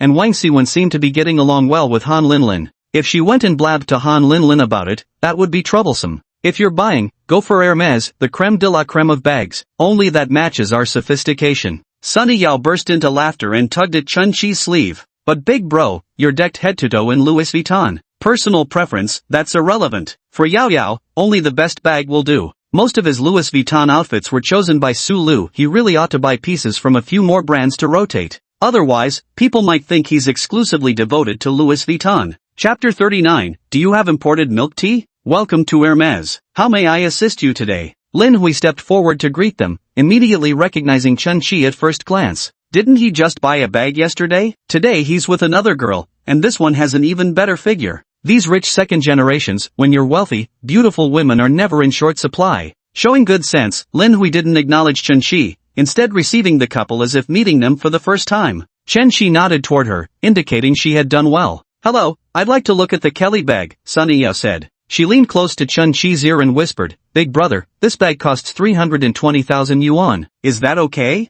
There's no okay or not okay. If you like it, buy it. I'll take a look first. I've only seen it online before, not sure how the actual item is. Lin Hui smiled warmly. This way please, miss. The girls he brings along even have the same taste. Another Kelly bag. Chen-Chi's clothes had gotten somewhat wet too, so he picked out 2 t-shirts at Hermès. Sunny Yao's bags, clothes, and shoes added up to 630,000 yuan. Sunny Yao's favorability +3, currently 61. Before her family went bankrupt, the most she would do was buy bags under 100,000 yuan from Chanel or LV. She still couldn't bring herself to spend over 300,000 yuan on a Hermès. If he kept buying for goddesses like this, soon every salesgirl in the luxury stores of Donghai City would recognize Chen-Chi. But luxury goods are something every woman desires, whether she's a goddess or not. Even an ugly duckling wants to carry a designer bag out in public. Brother, was it love at first sight for you with me? In high spirits, Sunny Yao asked the sort of question couples often pose to each other. No, it was love at first sight. You perv, Sunny Yao coquettishly retorted.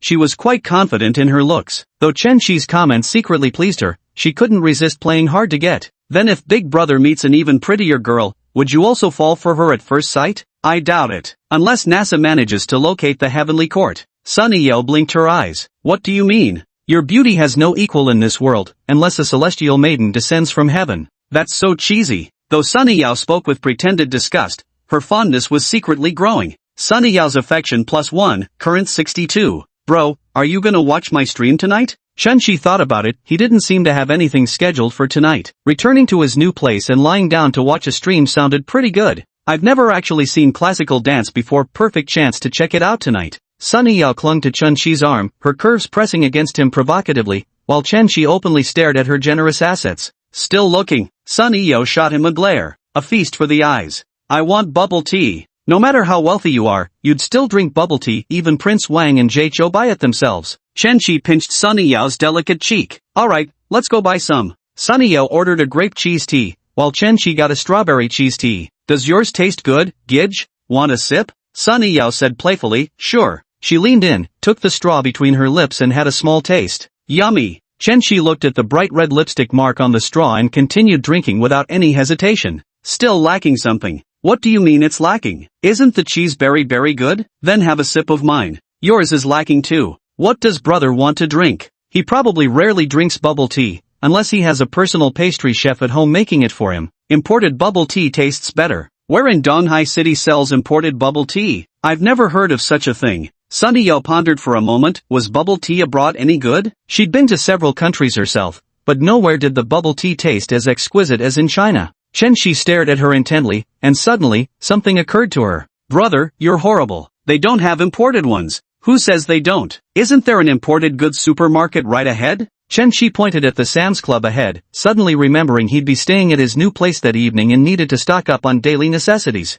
Let's go check out the supermarket. Great. I'll see what imported milk tea they have. Humph. While Chunchi was buying toilet paper, 3 consecutive WeChat messages popped up on his phone. He looked and saw it was his good buddy Chenny Tian. Chi, working overtime tonight? I'll pick you up after work. Let's grab a drink. My treat. Chunchi could tell at a glance that Chenny Tian must have had an argument with his girlfriend, Lin Xian. Speaking of Lin Xian, it's impossible not to mention Li Ting. Chunchi and Li Ting met through Lin Xian's introduction. Don't drive if you're drinking tonight. I'll call a car. Chenny Tian responded instantly. Fine then, I won't work late today. I'm leaving at 5:30 sharp. Not even Jesus could stop me. Chunchi tugged at Sunny Yao's hand. Yao, I have some business tonight and won't be able to join you for dinner. Sunny Yao was quite understanding. She knew wealthy people like Chunchi always had matters to attend to. His time was probably worth millions every minute. Go ahead and handle your business, brother Chi. I'll take a taxi home later. There's no rush, let me drive you back. Outside, the heavy rain continued to pour. As the Maybach emerged from the underground garage, it looked as though it was charging through a waterfall. The rain pounded noisily against the car,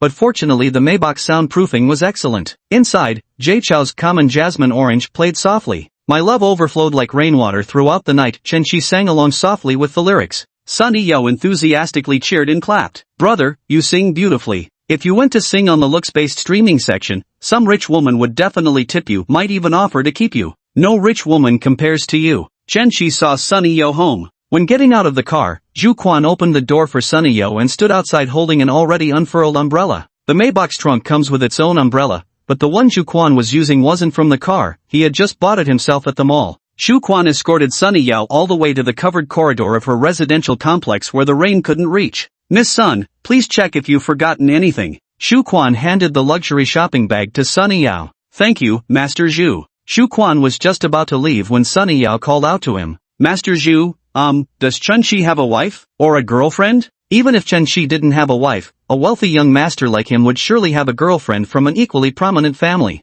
Sunny Yao knew this well. Back when her family was prosperous, her father always told her to find someone from the same social standing, and all her friends did the same. If Chunchi had a girlfriend, how could she, in her current state, possibly compete with a rich young lady? Even if Chunchi liked her, his parents would never allow their son to marry the daughter of a debtor. However, Zhu Quan's reply gave Sunny Yao some relief. I'm not very clear about Mr. Chen's affairs, but as for a girlfriend, there shouldn't be one, at least. Miss Sun, you're the only lady I've been driving around. Thanks, then, Master Zhu, you'd better head back quickly. Chen Chi is still waiting. Zhu Quan returned to the car and recounted his conversation with Sunny Yao to Chen Chi. That girl still doesn't trust me. Master Zhu, you spoke very well. Chen Chi immediately transferred 5,000 yuan to Zhu Quan. Thank you, Mr. Chen. Zhu Quan was overjoyed. Working for a boss like Chun Shi would make the job incredibly comfortable. Chapter 40, You Must Be a Succubus. Sunny Yao returned home to the small 3-bedroom apartment she currently rented, where her parents, younger brother, and herself each had their own room. Sun's dad went to the labor market in the morning looking for daily wage work but didn't land any jobs. He came back at noon when heavy rain started pouring down. My younger brother Sun Yu is in his second year of high school and just started summer vacation a couple of days ago. As for mom, she's been staying home to recuperate. She was already a wealthy housewife who didn't work, and now that her health isn't great, there's even less chance of her getting a job. Yao Yao, why did you buy Hermes? Don't you know what our family's situation is like right now? When mom saw those 4 or 5 Hermes shopping bags, she got worked up immediately and started scolding Sunny Yao for splurging. Sun's father pulled Sunny Yao aside and asked, Yao Yao, what was with that 1 million at noon? At the time, Sunny Yao couldn't say much over the phone, so she just told her father they'd talk more when they got home. That money was tipped by my top patron. Sun Yu was a high school sophomore. Today's students know so much, he remarked tactfully. Sis, did you do it with him? Sunny Yao shot him a fierce glare. Stop talking nonsense, or I'll beat you up. Sis, that top-ranked roast duck guy is really loaded. What's he like in person? Super handsome, only 26 years old. He didn't even raise any conditions, just deposited $1 million straight into dad's account. I had lunch at Socrates and spent 120,000. These Hermes items were also bought by him, costing about 630,000. The 3 members of the Sun family were stunned speechless. Mother Sun said, even when our family had money, we wouldn't dare spend like this. What car does he drive? Father Sun asked. A Maybach S800, not that he drives it himself, there's a chauffeur. Sun Yu rubbed his chin. Sis, you're not some kind of succubus, are you? I mean, you're decent looking and all. But how on earth did you manage to get him to spend over 1.7 million on you within just 3 or 4 hours of meeting? Did you sign up for a course? That thing called 3 sentences to make a man spend $1 million on me. I saw people selling tutorials online. Sunny Yao grabbed the slipper and was about to whack Sun Yu. What do you mean just okay? Your sister here is a real beauty. In my brother's eyes, my glamorous and radiant outward appearance was nothing but an illusion. Only this current state of mine was real.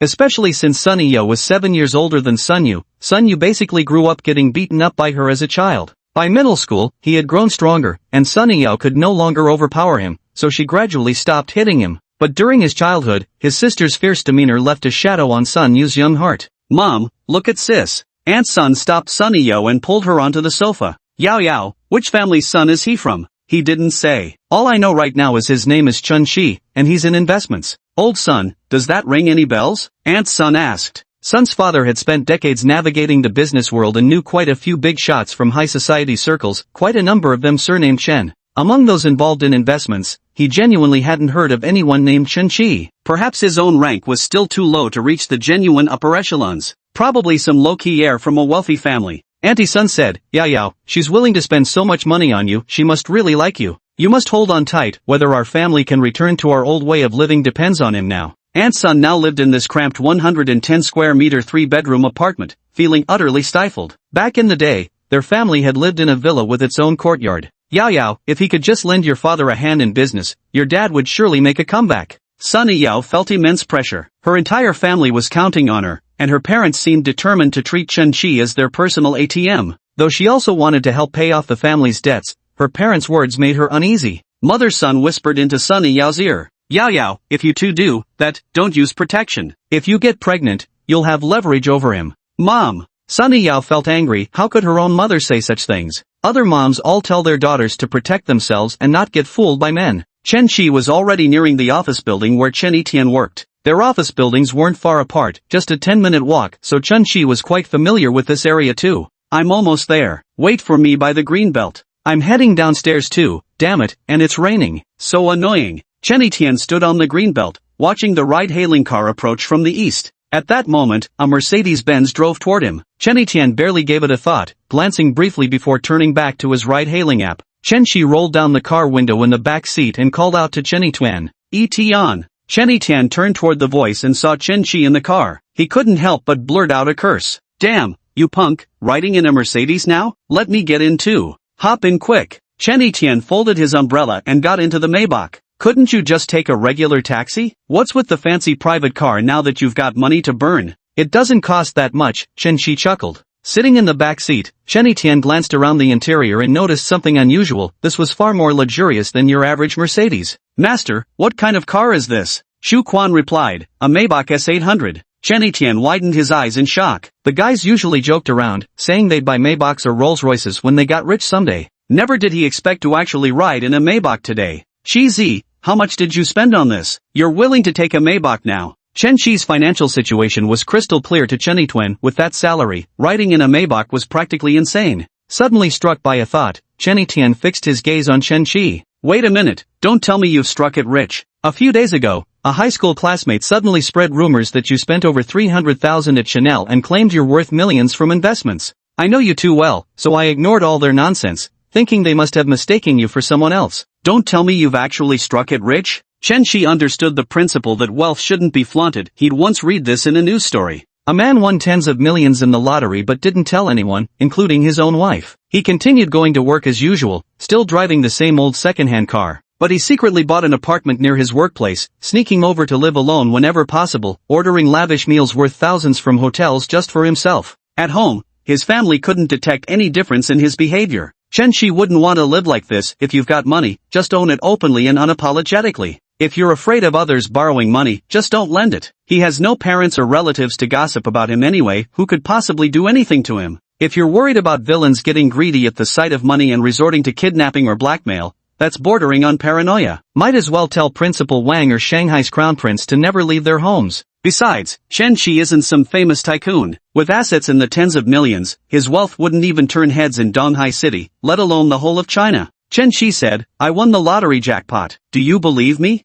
Damn, I can't believe it. You're riding in a Maybach, dropping over 300k in one night, and that LV outfit of yours is real too, right? Who even wears fake stuff anymore? Chen Etienne gnashed his teeth. This is fucking torture, worse than killing me. Why don't I ever get this lucky? As the saying goes, you don't want your bros to struggle, but you also can't stand seeing them roll up in a Land Rover. True brothers share both joys and sorrows equally. Sharing only joy or only hardship isn't brotherhood. But if my brother finds happiness, I'll grit my teeth and bear it. How much did you win? Tell me. A lot. Enough that I'll never worry about food or drink again. I'm set for life. Give me a number, so I can give up hope completely. Don't ask anymore. I'm worried you might have a heart attack. Chapter 41, Missing a Zero. Chen Etienne placed both hands on Chen Shi's shoulders and shook him vigorously. You strike it rich and don't even tell your bro? Scared I'll borrow money? And here I was saying I treat you to dinner tonight. Chen Shi felt dizzy from being shaken. Stop shaking me. I'll treat you tonight, I promise. Chen Shi and Chen Etienne had a very close relationship,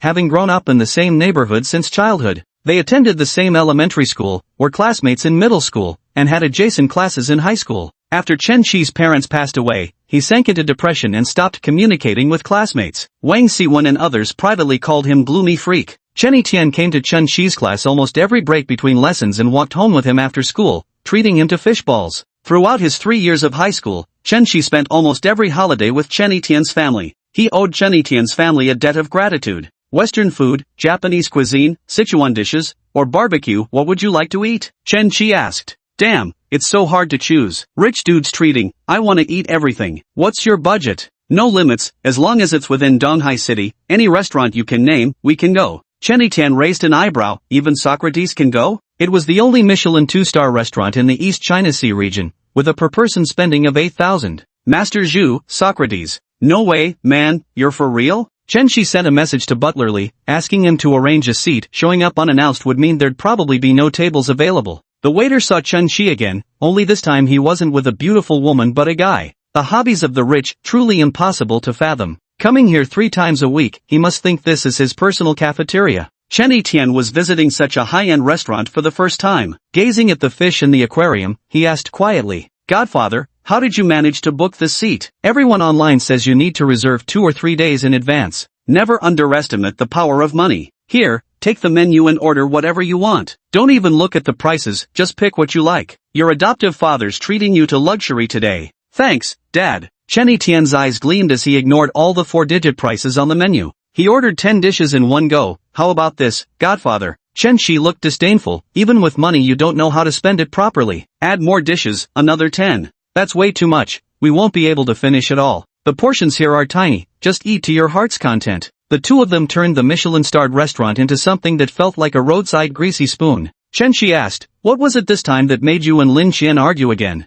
Sigh, what else could it be? After dating for 2.5 years, it was inevitable we'd have to talk about the wedding betrothal gifts. How much is she asking for? Hearing this, Chen Tian suddenly found the Kobe beef in his mouth tasteless. Don't even mention it, 588,000 yuan for the betrothal gifts, plus another 100,000 for the 5 golds, car exit fee, and the addressing fee is calculated separately. That's not even counting the wedding banquet yet. I don't dare calculate that. You know how expensive hosting banquets is in our city. Since Donghai is a coastal city, wedding banquets typically feature more seafood dishes, making them more expensive. A hotel wedding banquet typically costs over 5,000 yuan per table, excluding alcohol, and that's considered an ordinary price. Spending 100 or 200,000 on a single banquet is completely commonplace nowadays. Let alone the house. Nowadays getting married without one is unimaginable. My parents drained their life savings to help me with a larger down payment, so the mortgage burden would be lighter later. Do the math, 600,000 yuan down payment, betrothal gifts, bride's gold jewelry, the banquet, it easily crosses 1,000,000 yuan already. I was thinking if the bride price could be a bit lower, say 188,000, my family could grit our teeth and manage the rest. But she wouldn't budge even a penny, saying others all give 588,000, that her parents raised her with great difficulty, and she has a younger brother too. If I refuse to pay up, it means I don't value or love her. Chen Shi thought to himself, sure enough, it's the same old dowry drama again. How many such stories had he seen in the news over these past 2 years? So how much dowry is she bringing? The bedsheet set is supposedly made of silk, Chen Tian remarked helplessly. Chen Shi chuckled, whether it's silk or pure cotton, don't you think it's ridiculous? We haven't been to other places, so we won't comment. As for the wealthy folks here in Donghai City, let's not even go there. For ordinary folks getting married, a dowry of over 100,000 is considered auspicious, and anything over 200,000 is quite respectable. According to tradition, the bride's family may not provide an equal dowry, but surely they can offer tens of thousands, and neither set of parents will take this money. It all goes to the young couple. Lin Xian must have been binge-watching too much Douyin. What's this about everyone else giving 58.8? Are you that desperate for money? Is your relationship only worth a 4-piece set? Chen Tian did have some genuine feelings for Lin Xian, so he spoke up. Her family isn't well off either. They can't afford to give her a car as dowry, and besides, I already have a car. I get what you're saying, but is dowry the real issue here? The question is, does she truly like you? Let me ask you this, if she agreed to only take 188,000 as bride price, would you even consider giving up the wedding essentials? Chen Tian replied, absolutely. You've been together for 2.5 years now. You can handle buying the house, the car, and other things yourself. It's not that we won't give a bride price, we'll just give a smaller amount. If she truly likes you, she'll understand you, not stand her ground without yielding an inch. Chen Shi filled Chen Tian's cup to the brim with wine. Uncle and auntie, got it? I know, I told them the other day. What did they say? Chen Tian sighed, my dad said they can only come up with 1 million at most. Well, if we can't make up the remaining 400,000 betrothal gift, then forget it. This girl's family is beyond our reach anyway. You're probably aware that physical retail has been tough these past few years. My family's grocery store has been doing worse each year too. Chen Shi nodded in agreement. I understand what you mean, uncle and auntie. But, I really like her a lot. What do you like about her? That she gifted you a bedding set? Speaking from the heart, I really envy your family one day. Your uncle and aunt are such good people.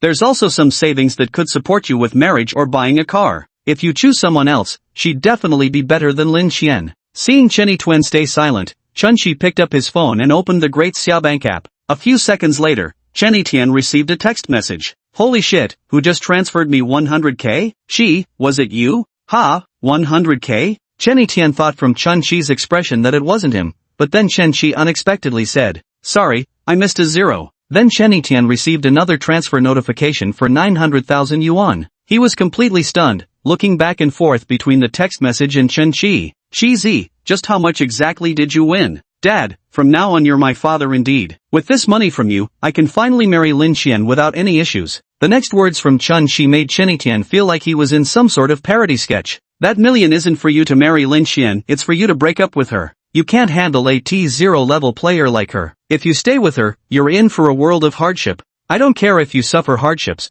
but I won't allow you to drag your uncle and aunt into this or sponge off them in their old age. Wait a minute, isn't this the plot where the rich girl's father offers money to the poor boy to leave his daughter? Just answer me, will you break up or not? If not, return the money. Chen Tian fell into brief hesitation. Chapter 42. Has money power failed? 1 million. If someone only drinks tap water and sleeps under bridges without renting, it would take them 9 years to save that much. 1 million yuan, plus the 600,000 yuan down payment from parents, could buy a small 2-bedroom apartment in the city outright. Split it. That's right. Chen Shi smiled approvingly. Don't you think I'm greedy? Breaking up with my girlfriend just for money. Chen Shi replied, I won't accuse you of being materialistic or toying with a girl's feelings. You've given everything you could. It was her being insatiable like the snake trying to swallow an elephant. Let's go, we've eaten enough. Next stop. Where to next? Black Rose. A bar? Alright, sounds good. I could use more drinks anyway. Since you're buying, rich guy, I won't stand on ceremony. He'd only been to the Black Rose's regular tables with friends before,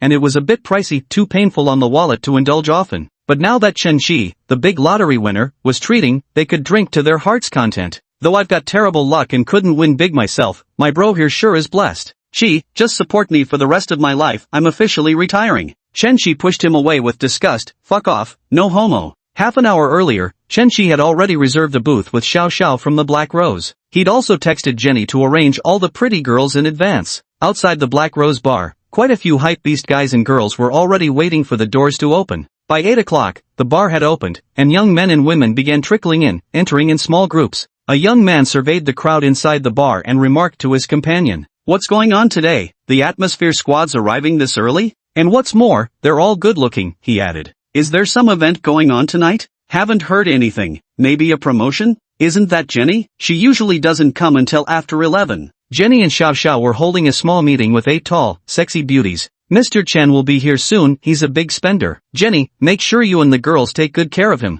If we get 3 more frostbound dragons, everyone's bonuses will exceed 10,000. A stunning beauty said, "Xiao Xiao, forget about commissions. Last time, young Master Chen straight up gifted the wine. We can resell it to the bars and make even more than the commission." Jenny thought to herself, what's the big deal about that little bit of alcohol? Young Master Chen gave her all 6 unfinished bottles. That night, through her own hard work, she earned a labor fee of 100,000. If young Master Chen invites her out again tonight, she could earn another big sum. When Chen Shi arrived at Black Rose at 9 o'clock, the security guard stopped him at the door. They both held takeout boxes of barbecue in their hands, while the notice next to the bar entrance bore the words, "No outside beverages or food allowed." On the way, Chen Tian suddenly remarked that Socrates' Western cuisine was too high-end, too refined. He was allergic to refinement. He yearned for something unrefined, some barbecue. So Chen Shi took a detour to pick up some grilled skewers to bring along. "Sir, I'm sorry, but outside food isn't allowed in our store." The security guard pointed at the notice. Chen Tian suggested, "Cheesy, maybe we should eat first before going in. You're such a Wang Bao Bao." Chen Shi said to the security guard, "Hey man, cut us some slack." The security guard said expressionlessly, "No. I'll transfer you 3,000 yuan, buy yourself some cigarettes." It was Chen Tian's first time seeing Chen Shi wield the power of money, just to sneak in some snacks. 3,000 yuan for a security guard? This is pure madness. Zhou Leishan was startled in his heart. He knew many wealthy people frequented the bar. Just yesterday, a security guard had moved a customer's car and received a 200 yuan tip. His monthly salary here was only 6,000 yuan, yet Chen Shi had offered him 3,000 just to bring in some grilled food. No. Even Zhou Leishan himself hadn't expected to refuse a 3,000 yuan tip. 5,000. Zhou Leishan's resolve was already wavering. Wasn't the whole point of working away from home to earn money? Who in their right mind would turn down cash? "Sir, please don't make this difficult for me. The bar has rules. If I let you in, I'll be breaking protocol." Chen Shi had previously spent just over 2,000 yuan to secure seats at hotpot restaurants and buy tickets for yacht trips. Now suddenly 5,000 yuan couldn't even get past a security guard. He noticed the security guard standing tall with impeccable posture, his uniform and cap perfectly in place, exuding a demeanor entirely unlike the usual street idler types often seen in such roles. "Have you served in the military?" 10-year soldier. At this moment, Xiao Xiao came running out. "What are you doing? Young Master Chen is our VIP guest, and you're stopping him outside? Do you even want to keep your job? The bar rules clearly state." "Still talking back?" Xiao Xiao glared at him. Chen Shi waved his hand. "It's fine. There aren't many people with principles these days. He's just following the rules." Xiao Xiao said with fawning flattery, "Rules are for ordinary people. Young Master Chen is wealthy. It's different." Although these words grated on Chen Shi's ears, this society was precisely like this. A tiny minority made the rules while the majority obeyed. Fortunately, young Master Chen won't stoop to your level. "Young Master Chen, let's go inside." Zhou Leishan watched Chen Shi enter, beginning to question whether what he'd just done was right. Having spent too long in the military, he'd become disconnected from society. After his discharge, he'd spent months job hunting without finding a suitable fit. Either he couldn't adapt to corporate rhythms or refused to accept so-called social niceties. Zhou Leishan told himself it was about principles, but he knew what others said behind his back, that he was pig-headed. Chen Tian asked as he walked, "Cheesy, you're a regular here? I've been here once before." "Mr. Chen, it's still a 06. Xiao Xiao led the two to a 06, where Jenny and 8 beautiful women were already seated inside. Jenny saw Chun-Chi arrive and immediately stood up, wrapping her arms around him in a tight embrace. Mr. Chen, why so late? I've been waiting for ages. Chen Tian had never seen such a scene before. Everyone here was a stunning beauty, especially Jenny, who was clinging to Chen-Chi. Holy shit, I've only seen this kind of thing in online memes before, you know, those next batch jokes. Are you switching to the next group? Chen-Chi asked. Suddenly, 2 beauties in black stockings and short skirts grabbed Chen Tian's arms from either side. Handsome, aren't we good enough? Don't switch to the next group. Feeling the undeniable softness against his arms, Chen Tian's thoughts instantly began to wander. No, just them. Chen Tian's eyes were glued. Black stockings, beautiful legs, each pair seemingly longer than his lifespan. Chen-Chi said, this is also young Master Chen. He's the main character tonight. Keep him happy, and I'll be happy. The girls giggled like swaying blossoms. Don't worry, we'll take good care of him. They knew that if Chen-Chi was happy, they stood to gain immensely. Xiao, bring 2 sets of the frozen dragon first. Master Chen, I still haven't finished the stored liquor you gave me last time, Jenny said. Well then, keep it and enjoy it slowly. Seeing that Chen-Chi didn't care about storing the wine at all, Jenny was overjoyed in her heart. Returning those 6 bottles of Ace of Spades to the bar at a low price would still fetch 70 to 80,000 to Chen-Chi had essentially gifted Jenny that amount. Chi, are we going for the ice-sealed divine dragon? At 128,888 a set, you're ordering 2 straight away? Chen Tian was utterly dumbfounded. He'd thought they'd at most order a divine dragon set just for kicks, never expected such extravagant spending. Is 2 sets not enough? Then we'll order more later. No, it's not that. Chen Tian was at a loss for words. Outside on the DJ stage, the energetic DJ loudly announced, congratulations to VIP Table A06 for ordering 2 sets of Frozen Supreme God, wishing the boss all dreams fulfilled and smooth sailing. The bar patrons erupted in excitement. Chapter 43, her uncle dotes on her father. A 06, last time it was a 062, is it the same person? I saw Jenny go to a 062. What incredible strength, which young master is this? A dozen bunny girls, accompanied by 4 burly men in suits, carried 2 liquor racks around the bar before stopping at a 06. The bunny girls popped confetti cannons and showered golden streamers, instantly bringing the bar's atmosphere to its peak. The DJ pumped out driving beats while the beauties swayed their hips with wild abandon. So many beautiful women, and I foolishly kept clinging to Lin Xian. You can't just casually find a girlfriend here easily. Chen Tian leaned close to Chen-Chi's ear and said, have fun, but don't even think about these things. Why though? Look at them, each so beautiful, slender branches bearing plump fruit, long legs with full hips. Not many decent girls come to bars for fun, Chen-Chi said. These are all party girls. If you try to date this type, be careful or they'll eat you alive. For the first time, Chen Tian experienced this kind of atmosphere surrounded by beauties, and it was starting to go to his head. Not necessarily. You can't just dismiss them all, there are still some good girls out there. Are you really good at math? I'm just average, you knew that already. Chen Tian didn't understand what Chen-Chi meant. Then you're still playing the odds. There are indeed some girls who come to bars out of curiosity. But what do you think the probability is of you finding a good girl among all these partygoers? Remember, you can have fun, but don't think about anything more. After drinking for a while, Chen-Chi felt the urge to take a dump and rushed to the bathroom. Sitting on the toilet with his phone in hand, he clicked into Sunny Yao's live stream. Sunny Yao was wearing a light blue hanfu dress, dancing a classical routine. It has to be said a beauty would look good even in a burlap sack. But the audience in the comments section wasn't having it. Chen-Chi checked and indeed, the vulgar comments had significantly decreased, though the fan count had also dropped considerably. However, the amount of abuse and criticism had increased. What the hell is this streamer playing at? Weren't you just doing sexy hot dances yesterday? We came to watch you in black stockings and long legs, what's with all these clothes? Isn't this a scam? The streamer is really living up to their username now, Yao no sexy, but I'm out. I'm too lowbrow for such refined content, gonna go watch some booty shaking instead. Unfollowed. Total disappointment. The comments section was flooded with criticism, and in the WeChat group of Sunny Yao's union, everyone was tagging her, with over a dozen missed calls. The union leader, Li Xiang, sent Sunny Yao several WeChat messages. Yao, what are you doing? Why perform classical dance? Why don't you go sing Peking opera instead? Don't you want to go viral? We finally got some traffic, and now it's all gone. Change it. Switch to sexy dancing right now. Sunny Yao didn't read these messages. She danced according to the time specified in the contract, and nowhere in the contract did it say she couldn't perform classical dance. After all, Chen-Chi had promised to take care of her, so she no longer needed to dress scantily and twist seductively to that fiery dance. But the union earns money through streamers. The more popular a streamer becomes and the more donations they receive, the more the union profits. Sunny Yao had just begun to show signs of gaining popularity, but she herself snuffed out that promising spark. When Li Xiang received no response from Sunny Yao, he called the assistant assigned to her the previous day.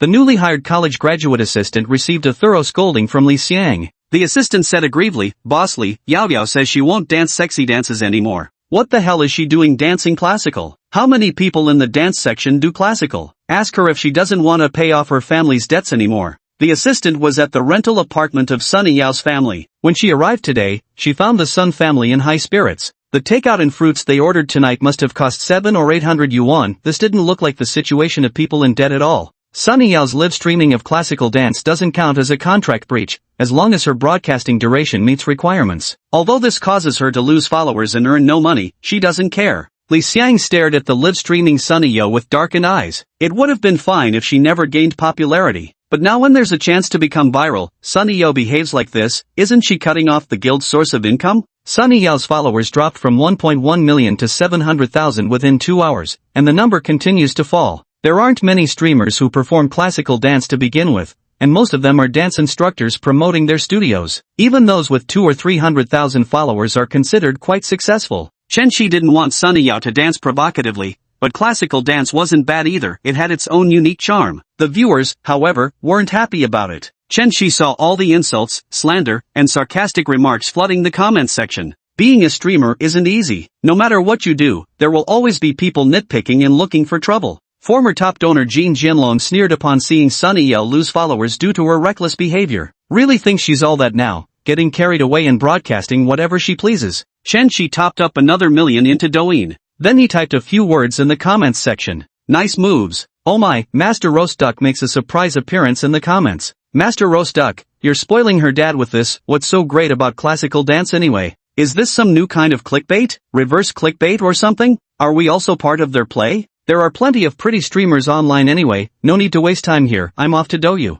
Sunny Yao's follower count has now dropped to 600,000. Chen Shi simply felt contrary. If people didn't want to watch classical dance, then he'd find viewers who actually appreciated it. Ordinary Roast Duck Rice sent a carnival gift in Yao Yao's unsexy livestream. Sunny Yao hadn't noticed Chen Shi typing in the comments earlier, but now seeing the carnival gift pop up, she realized he'd come to watch her stream after all. I thought he said he had something to do tonight? Didn't expect him to show up. Delighted, Sunny Yao stepped closer to her phone, smoothing her hair as she spoke. Thanks, Roast Duck Bros Carnival. After changing into Hanfu, Sunny Yao's voice stopped being cutesy and artificial. Seriously, what's so interesting about this? If I wanted to watch classical dance, I'd just watch CCTV instead of Douyin. Someone who used to dance like a flea, now acting all innocent. Chen Shi didn't argue with them, instead unleashing his carnival storm. Roast Duck Rice _ small portion gifted carnival times 10 in Yao _ not sexy's livestream. Roast Duck Rice _ small portion gifted carnival times 30 in Yao _ not sexy's livestream. The carnival kept rolling non-stop, this time more smoothly than the day before without any pauses. Only after finishing all 333 rounds and exhausting the 1 million he'd topped up did he finally stop. Chen Shi's account leveled up from 55 to 60. To reach level 61 required 2 million, and he was still short by 2,000 yuan. Within this half hour, Sunny Yao's livestream climbed to first place on the national hourly rankings, earning an official platform recommendation. Her follower count initially plummeted but has now skyrocketed to 1.6 million. Initially dominated by male viewers who came for suggestive dancing, her fanbase has now shifted to a majority female audience. Sis, you're so gorgeous. This Hanfu looks amazing, got a link for it? The classical dance performance feels like a dream journey back to the Tang dynasty. Sunny Yao's favorability +5, current 67. Sunny Yao just messaged Chen Shi, asking why he spent so much money again. He was busy showering gifts during the carnival and hadn't replied yet, but now he's responding. I refuse to let them bully you in the comments. How dare they pick on you like this? If they don't enjoy watching, I do. Yao Yao has such solid dance fundamentals, everything she performs looks beautiful. Sunny Yao favorability +1, current 68. You really don't have to pay them any mind. Gidge. Chapter 44, did you borrow that money? Sunny Yao initially didn't want Chen Shi to compensate the 100 yuan breach fee for nothing, which was why she continued streaming. She no longer feels the need to please the audience, she dances for herself now, and ends the live stream as soon as the scheduled time is up. It's okay, just a small amount of money. Dance however you like, just don't overdo it. Tomorrow I'll dance a folk dance. Alright, as long as you're happy. At school, Sunny Yao excelled most in classical and folk dance among her professional courses, while also being skilled in ballet and Latin styles. Modern dance is a piece of cake, and doing live streams with flashy dances is just something you have to do after all. That's what the internet loves to watch these days. Since there's no need to worry about making money, just streaming and dancing to songs she likes seems quite nice indeed. Doing what you love always brings joy to the heart. The guild that was originally furious is now bursting with happiness. Li Xiang said to a few staff members, Yao Yao has caught herself a big shot. Roast duck bros got the resources. Tonight, just from Chen Chi's tips alone, the guild received another 250,000. Including some random viewers' contributions, the guild's total income for the night reached 300,000. Who would have thought that Sunny Yao, this little streamer, would become the guild's cash cow now? A sinister idea suddenly rose in Li Xiang's mind. Chen Chi had been squatting on the toilet for half an hour, his legs were completely numb. When he returned to the booth, he found an extra girl there, and he thought Chen Tian had let her in. The girl was standing beside Chen Tian, talking. Chen Chi walked closer to take a look. Oh shit, isn't that Lin Xian? More than half an hour ago, Chen Tian had posted a short video on his social media with a location tag. There are 12 bottles of Ace of Spades on the table, surrounded by stunning beauties. The caption reads, "Thanks, Godfather, for showing me the life of luxury." Lin Xian was furious when she saw the social media post and immediately rushed over. She searched booth by booth until she finally found Chen Tian. Chen Tian, you're really something, talking about how you can't afford much for the bride price and your family's limited means. Ended up coming here to splurge it all away. Chen Tian had already decided to break up with Lin Xian and said so. Lin Xian, you said we'd break up if I couldn't come up with the bride price, so let's break up. I can't afford it anyway. Lin Xian scoffed, willing to spend over 200,000 on alcohol, but can't come up with 500,000 for bride price. Is this what you call loving me? And here I've been with you for 2.5 years. Chen Chi patted Lin Xian's shoulder from behind. You're mistaken. This liquor was bought by me. Lin Xian turned her head and sneered, you? Don't make me laugh. Do you think I don't know your income? Li Ting broke up with you precisely because you have no money. Li Ting and Lin Xian were best friends who shared everything. Lin Xian had known about Chen Chi and Li Ting's breakup for a while, but she never mentioned it to Chen Tian. So you and Li Ting broke up? Only then did Chen Tian learn the truth. Jenny stood up to speak in Chen Chi's defense. Mr. Chen is broke? He spent 600,000 or 700,000 just drinking here. If that's called being broke, then his ex must be looking for Jack Ma to be her boyfriend. Lin Xian wasn't convinced. She eyed Chen Chi adorned head to toe in Louis Vuitton and sneered derisively. Chen Chi, just because Li Ting said you're broke, now you're pretending to be loaded? Get a knockoff outfit and hire hype girls to liven up the party. Jenny couldn't stand it anymore and pointed at the liquor on the table. You're joking that young Master Chen would need to rent alcohol? People give him bottles for free. Exactly. Have you never seen Louis Vuitton before? What kind of eyesight do you have, calling it fake? Young Master Chen's whole outfit costs over 100 grand.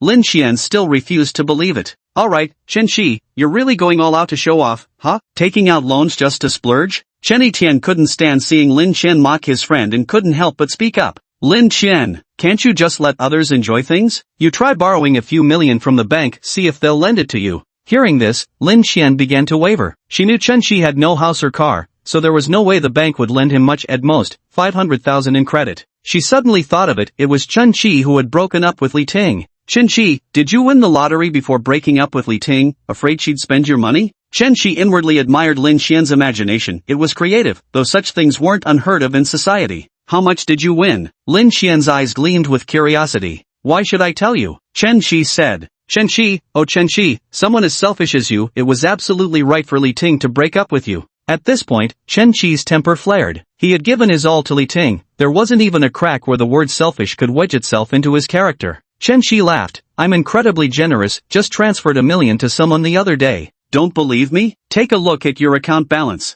Chen Tian thought there was no need to provoke Lin Xian like this, but Chen Chi called out again, and after all, it had been his initial provocation. Chen Tian opened the DA Bank app and scrolled to the transfer records, where 2 transactions were displayed. One for 100,000 yuan, another for 900,000 yuan together, they made exactly 1 million. Lin Xian's expression instantly changed when she saw the balance, then she shamelessly said, Chen Tian, now that you have money, you can afford the betrothal gift, right? I'm sorry, but this money was given to him by me for breaking up with you. Hearing this, Lin Xian's eyes widened as she began cursing at Chen Chi furiously. Chen Chi, how could you be so vicious and despicable, sabotaging other people's relationships? And to think I considered you a brother for so long. Chen Chi responded, then ask him yourself, does he still want to marry you? All eyes turned to Chen Tian. Chen Chi looked at his brother, hoping he had taken in all the advice they'd discussed over dinner that evening. If he still insists on diving headfirst into it, Chen Chi won't interfere anymore, consider that million yuan as a wedding gift. Chen Tian stared at Lin Xian. The dim bar lights cast unfamiliar shadows across her face. Was she always this harsh with her words? Chen Etienne asked, is the 588,000 bride price absolutely non-negotiable? Chen Etienne. Lin Qian exclaimed in surprise, you're so wealthy now, yet you're only willing to offer 58.8? A man spending more on a woman is proof of his love, isn't it? The bride price should be 688,000. Hearing this figure, Chen Etienne completely gave up hope. He never imagined Lin Qian's greed knew no bounds. She actually raised the price. Leave. I won't pay this bride price. Lin Qian sneered, is this what you call loving me? You won't even spare money for me. So, you're only with me for the dowry, it doesn't matter if it's me or not. Not willing, huh? Fine. Chen Etienne, don't come begging me, Lin Qian said. Lin Qian picked up the wineglass from the table and splashed it in Chen Etienne's face. She attempted to splash Chen Qi next but was restrained by the suited bodyguards at the door and promptly carried out. A golden-haired sister took Chen Etienne's hand and sat down, using a tissue to wipe his face. Master Chen, your ex-girlfriend never truly understood you. What's wrong with paying less bride price? The rest of the money would belong to her after marriage anyway. She never treated you as family. What's yours is yours, and what's hers is hers, that's why she's finding ways to take more from you. He actually raised the price at the last minute. Tiango, my mom said my bride price only needs to be 288,000, but I actually think 188,000 would be fine too. The blonde girl was smart, she now knew Chen Etienne had money, and more importantly, he had a wealthy friend like Chen Qi. Chapter 45, I got adopted by a sugar mommy. The fact that Chen Qi could transfer Chen Etienne $1 million outright showed just how tight their bond was. If she could be with Chen Etienne, and he worked well under Chen Qi's wing, wouldn't she be set for life with no worries about food and drink? Chen Etienne remained silent. Though the blonde girl seemed a bit artificial, that was exactly what he'd been thinking moments ago. He had taken 1 million from Chen Qi, yet he still felt the 588,000 dowry was too high. If Lin Qian could consider his situation, he could deposit the remaining money into their joint marital account after marriage, letting her use it freely. However, all Lin Qian cared about was the bride price, as well as her own family and younger brother. The last-minute price hike completely dashed Chen Etienne's hopes. Jenny, bring us another frozen divine dragon set, Chen Qi said. Lin Qian had just reached the doorway when she heard a 006 ordering another frozen divine dragon set. Chen Qi must have really struck it rich. She immediately pulled out her phone and called Li Ting. Li Ting had just finished getting her nails done with friends and brought home some barbecue. Ting, guess who I just ran into? How could I possibly guess? Who was it? Your ex-boyfriend, Chen Qi. Why bring him up? What a miserly loser. He wouldn't even buy me a phone, though he was kinda good-looking. You don't know? He could afford not just one phone now, but 100. Li Ting let out a disdainful chuckle. You must be talking about model phones. He hit the jackpot. Now he's decked out in LV, and apparently spent 6 to 70,000 at Black Rose these past 2 days. Li Ting jumped up from the couch in shock. What? He won the lottery? How come I didn't know? How much did he win? I'd estimate at least 10 million. He even transferred $1 million to Chen Etienne. Li Ting murmured, no wonder, so it was him. What do you mean no wonder? When I went to get my nails done tonight, I saw a handsome guy getting into a Mercedes by the roadside from the car. His silhouette looked a bit like Chen Qi, but then I thought there's no way Chen Qi could afford a Mercedes. Ting, did he win the lottery while he was with you, hide it from you, and only start splurging after breaking up? Li Ting's mindset collapsed upon hearing this, meaning she could have been a millionaire all along. Turns out Chen Qi had been playing mind games with her, deliberately claiming he couldn't afford a phone just so he could enjoy the money alone. Li Ting hung up the phone and immediately sent Chen Qi a WeChat message. She didn't delete Chen Qi, and Chen Qi didn't delete her either. It's just that Chen Qi had erased all his previous moments entries and set them to be visible for only 3 days. A few minutes later, Chen Qi noticed a WeChat message. It was from Li Ting. He wasn't surprised. It had to be Lin Qian who told Li Ting something. Wang Taiwan scratching his head. JPG. Chen Qi replied with a childish question mark emoji. He knew exactly what Li Ting's question mark implied. She was coming to interrogate him about where he suddenly got money from. He deliberately chose to reply with a child's emoji precisely because Li Ting had previously said she disliked children. Don't send those child emojis. Chen Qi got scolded a few times and hasn't dared to send them again. Seeing this emoji, Li Ting immediately got angry and sent another question mark. Question mark. Chen Qi understood this was questioning him, asking why he'd still send child emojis when he knew she disliked them. Can't speak properly? I don't have time for your riddles. Li Ting typed while holding her breath. You won the lottery, why didn't you tell me? Why should I tell you? We've already broken up. You were already pregnant before we broke up, weren't you? You deliberately broke up with me to dump me and live freely on your own. Are you delusional or just desperate to get rich? Who told you I won the lottery? Lin Qian said you spent 6 or 700,000 at Black Rose, and I saw you riding in a Mercedes. If you didn't win the lottery, where did all that money come from? Did I tell you I'm being kept by a wealthy woman? Would you believe me? Chen Qi, Are you really that petty? Afraid I'd spend your money, you'd even make up such an excuse? Chen Shi sighed helplessly. No one believed him even when he told the truth. He muted Li Ting's messages and stopped engaging. He now had every means to show off and put her in her place, but it wasn't worth it. That chapter was closed. Soft Master, Li Ting was the first goddess bound like this. Is it really okay to just leave her like that without dealing with it? Soft Master replied, it's not okay. It takes up a goddess slot. Holy shit, there are goddess slots? Why didn't you say so earlier? You never asked. You were the one who insisted on binding her. Chen Shi sighed helplessly. Back then, there were no other goddesses available, so I wanted to temporarily bind her to test the system. How many goddess slots are there? 10. Chen Shi thought to himself that he had already bound 4 goddesses, with only Su Lu being the most productive one. Han Linlin and Sun Yiyao were just getting started. Can it be unbound? Of course, I'm not some tyrannical system with exploitative terms. Upon hearing this, Chen Shi thought to himself, Soft Master really is quite user-friendly. Then unbind Li Ting. Affirmative. The binding can be lifted when affection reaches 100. Chen Shi was stunned. Wait, isn't this some shady hidden clause you're pulling on me? Chen Shi really didn't want to interact with Li Ting anymore, but without contact the affection wouldn't increase and he couldn't unbind unless it reached 100. Master Wan, after the bond is dissolved at 100 favorability, will the goddess's affection reset to 0? Even if you're devoted until death, what's the point of resetting everything? But after untying the bond, when the goddess spends money on you, you won't get a 10,000-fold cashback.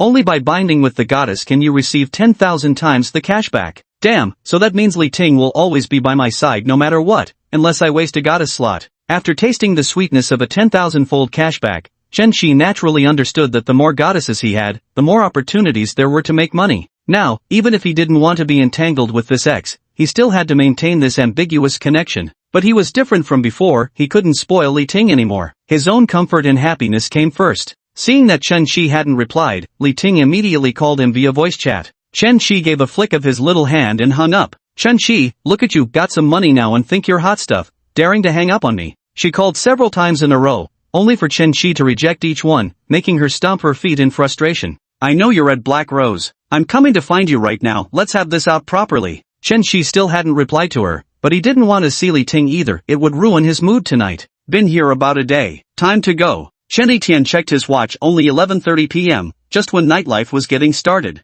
It's still early. We just ordered 6 bottles and haven't even drunk much yet. You're not working tomorrow, are you? If you can't finish it now, just leave it under your name and drink it next time. Gee, we're now millionaires, man. Who gives a damn about work anymore? Chen Tian was getting drunk, and Chen Shi gave him a slap on the back of the head. What's a measly million? Even with all my wealth, I still work hard. You think you can just slack off? Cheesy, what are you working so hard on? What project have you been up to lately? If there's a good investment opportunity, bring me along too. Let's talk later. You focus on working steadily for now. Chen Shi's project is something only he can handle, but once funding is sufficient, he could start a company or buy one just for fun. Master Chen, leaving so early? Jenny held Chen Shi's hand lingeringly, unwilling to let go. She still wanted something more to happen between them that night. Next time, we'll continue next time. By the time Li Ting and Lin Qian returned to a 06 again, Chen Shi and his companion had already left. Chen Shi, hiding from me, huh? He must have won the jackpot, Li Ting thought to herself. Chapter 46, Lulu's Specialty Dishes. After dropping Chen Tian off at home,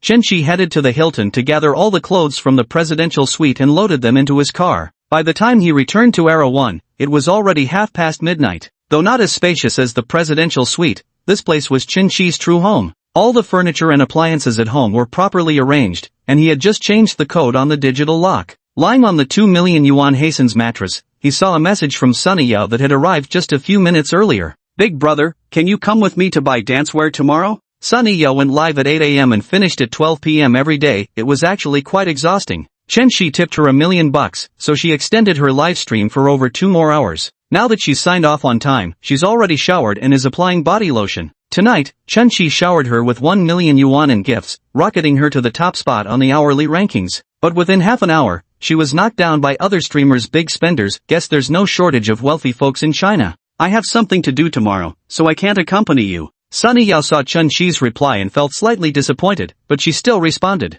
It's okay, I'll go shopping by myself. Will you still watch my live stream tomorrow night, brother? It depends. If I'm not too busy, I'll tune in. Get some rest early, dancing is so tiring. I'll treat you to a big feast in a couple of days to make up for it. You should rest early too, big brother. Don't overwork yourself. Good night, big brother. Good night. Chen Shi opened Sulu's chat window again and glanced at the few messages they exchanged that evening. It was Sulu's home address. Lulu is still the best, and I haven't spent much money on her. I'll have to spend more tomorrow. A night without dreams. Thursday, July 11th, sunny. Chen Shi slept until 10 in the morning and woke up feeling refreshed. Not gonna lie, this 2 million yuan mattress is more comfortable than the presidential suite ones. A glance at the phone showed Sulu had sent a message at 9:30. Sulu had woken up 3 hours earlier than usual for work that day, 6 o'clock sharp, jolted awake by the alarm. She was planning to blow Chun Chi away with a lavish homemade feast. To get fresh ingredients, she arrived at the vegetable market early in the morning, but the aunties and grannies buying groceries had come even earlier. Brother doesn't like spicy food, so I'll make some local Donghai dishes. Sulu hurried to the poultry stall, planning to make a clam and chicken hot pot. First, she needed to buy a free-range local chicken. Though she could cook, Sulu still lacked experience in selecting ingredients, so she asked the vendor which local chickens were of better quality. Local chicken comes in many varieties too, some sell for 30 yuan per jean, others for 60. The most expensive ones are fed traditional Chinese medicine and seafood while free-range raised, selling for 150 yuan per jean. These are all 4 or 5 years old. Hearing they were raised on Chinese medicine and seafood, Sulu immediately recognized their nutritional value and asked the vendor to pick one out. Pick a bigger one, please. This one is the biggest. The vendor weighed it on the scale. Exactly 4 pounds. Do you want to take it back and raise it for a few more days? Or should I prepare it for you now? Help me with this now. The vendor's knife skills were remarkably adept. In less than 5 minutes, the old hen was cleaned and prepared. At 600 yuan per bird, old hens like these were something Sulu would never have even considered before. After all, wasn't regular chicken just as good? But now she was cooking for Chen Chi, and with more money in her pocket, she intended to buy only the finest ingredients for this meal. Boss, how much for a jean of conch shells? 100 yuan per jean, all fresh and plump. The flowery snails are actually priced at market value, not too expensive, but these are farm-raised. If they were wild, selling for 200 yuan per catty wouldn't be surprising. Alright, weigh me a pound, and make sure they're all alive. At 11 o'clock, Chen Chi arrived at the entrance of Sulu's residential complex. Outside vehicles are not allowed. The young security guard at the gate walked over and knocked on the passenger window. Chen Chi rolled down the rear window and said to the guard, "Hey man, cut me some slack, I'm just here for lunch." As he spoke, Chen Chi handed over not a single, but an entire carton of soft Huazi cigarettes. The young security guard's eyes lit up at the sight of the whole carton, and he accepted it without hesitation. The rich sure spend generously. This whole carton cost 650 yuan. I'd only dare to smoke these during New Year's celebrations. Seems being a security guard was the right choice after all. Not only do I avoid 40 years of hardship, but I even get to smoke Huazi. The security guard asked, just for lunch? You're definitely coming out in the afternoon? Absolutely coming out. Buddy, could you help me find a parking spot? Alright, follow me. After Zhu Quan parked the car, Chen Chi told him he was free to go and would call him back after lunch. Chen Chi found Sulu's house following the address and rang the doorbell. Sulu had been sitting in the living room, waiting for Chen Chi to arrive. The moment she heard the doorbell, she rushed to the door. Brother, you're here. Here are the slippers, they're brand new. Received 249 soft rice coins, cashback 2,490,000 Huaxia currency. Holy shit, this actually works? Chen Chi never expected slippers could qualify for cashback. Clearly Sulu had bought them specifically for him. What kind of slippers are this expensive? As Chen Chi put on his shoes, he bent down to pick them up and noticed a small sunken hook on the edge of the shoe's upper. Oh, so it's Nike, he realized. Too thrilled by the cashback surprise, Chen Chi didn't even notice how revealing and seductive Sulu's outfit was. She wore a white silk camisole with lace trim, her fair curves faintly visible beneath the delicate fabric. Her long, slender legs were creamy smooth and irresistibly alluring sight. Lulu, did you call me here to eat or to eat you? Sulu crossed her arms and pouted, "Ugh, of course it's for eating." Brother, sit for a while. The lamb chops will be ready soon. Sulu poured Chen Chi a glass of water and cast Stephen Chow's The God of Cookery on the TV screen. Last time Chen Chi mentioned he liked watching Stephen's movies while eating. Chen Chi looked around. Sulu's apartment wasn't large, just 2 bedrooms and a living room, but the decor was extraordinarily girlish and cozy. Half an hour later, Sulu called out, "Gidge, the food's ready." Chen Chi entered the kitchen as Sulu began plating the dishes. There's so much. This is a rare visit from my brother, so I definitely have to treat you right. Here, let me help you. Chen Chi helped bring all the dishes out, 5 dishes in total, plus 1 soup. Obtained 1370 soft rice bucks, cashback 13,700,000 Huaxia dollars. Chen Chi was ecstatic. Lulu truly didn't let him down. Lulu, this feast must have cost you a fortune. Nonsense, it was just a little over 1,000. Please don't feel bad, brother. Here, try some of this Konkan chicken soup first, it's incredibly fresh.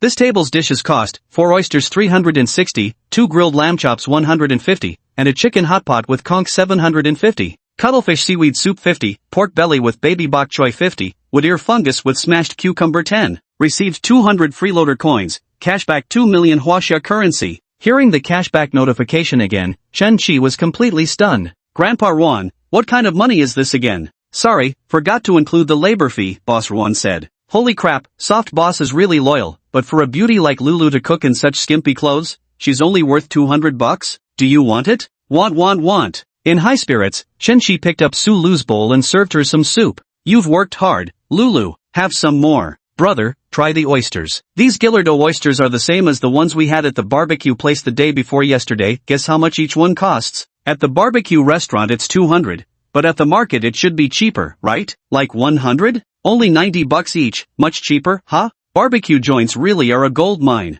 Su Lu added a chicken leg to Chen Qi's plate, and the moment he took a bite, it tasted extraordinarily delicious. Lulu, what kind of chicken is this? The meat is so tender, flavorful, and aromatic, much tastier than regular chicken. Of course it is. This is free-range chicken raised on traditional Chinese medicine and seafood. Costs 150 yuan per pound. That expensive. Chen Qi hadn't had chicken dishes since getting Soft Master. If this chicken were sold in Socrates, wouldn't it cost 2,000 or 3,000? Chapter 47, Securing a Multi-million-dollar Mansion. Not expensive at all, the cost of treating brother to one meal could prepare dozens of tables with dishes this nice. Lulu, your cooking skills are so impressive. Did you learn from Stephen Chow? Chen Qi glanced at the TV, which was showing the final rounds of the God of Cookery competition. My dad's a chef, so I picked up a thing or two from him. The two chatted while eating, the atmosphere wonderfully harmonious, like a newlywed couple. Lulu, did you rent this place or buy it? My family helped with the down payment, and I'm paying the mortgage myself. It's not big, 75 square meters usable area. It's not very big.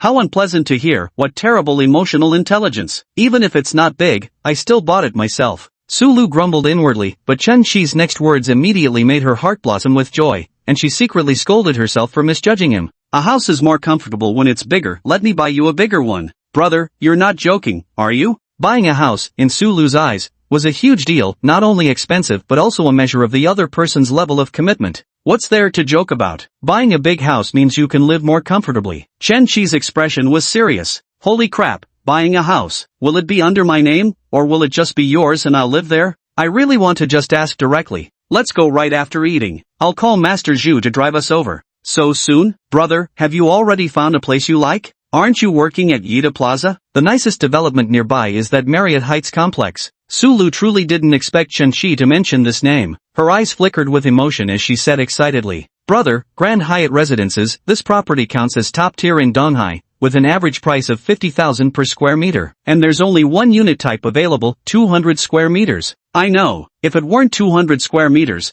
how could we call it a grand residence? Donghai City couldn't compare to first-tier cities like Magic Capital, Shanghai, or Imperial Capital, Beijing, where properties averaging 1 to 200,000 per square meter were a dime a dozen. 3 high-rise residential buildings in the East Sea Cluster. Unit 1 has an average price of 43,000 yuan, with 3 unit types available. Marriott Residence averages 50,000 yuan, offering only 200 square meter units. The most luxurious Imperial Dragon Mansion averages 60,000 yuan, selling exclusively large flats of 300 and 450 square meters, with prime floor units fetching over 30 million yuan. There are many other properties priced below 40,000 per square meter, but their locations and supporting facilities certainly can't compare to these 3 developments. How can he talk about buying a 50,000 per square meter apartment as casually as buying cabbage? Chen Qi checked his balance, his assets had now reached over 33 million. The main contributor to this was Su Lu. Spending 10 million to buy her an apartment wouldn't be excessive. An hour later, the two stepped out. Sitting in the car, Su Lu felt restless, too exhilarated to calm down. When they drove into the sales office of Marriott Hub, Master Zhu got out to register. Even before Chen Qi and his companion entered the door, a salesperson had walked out to wait by their car for them to alight.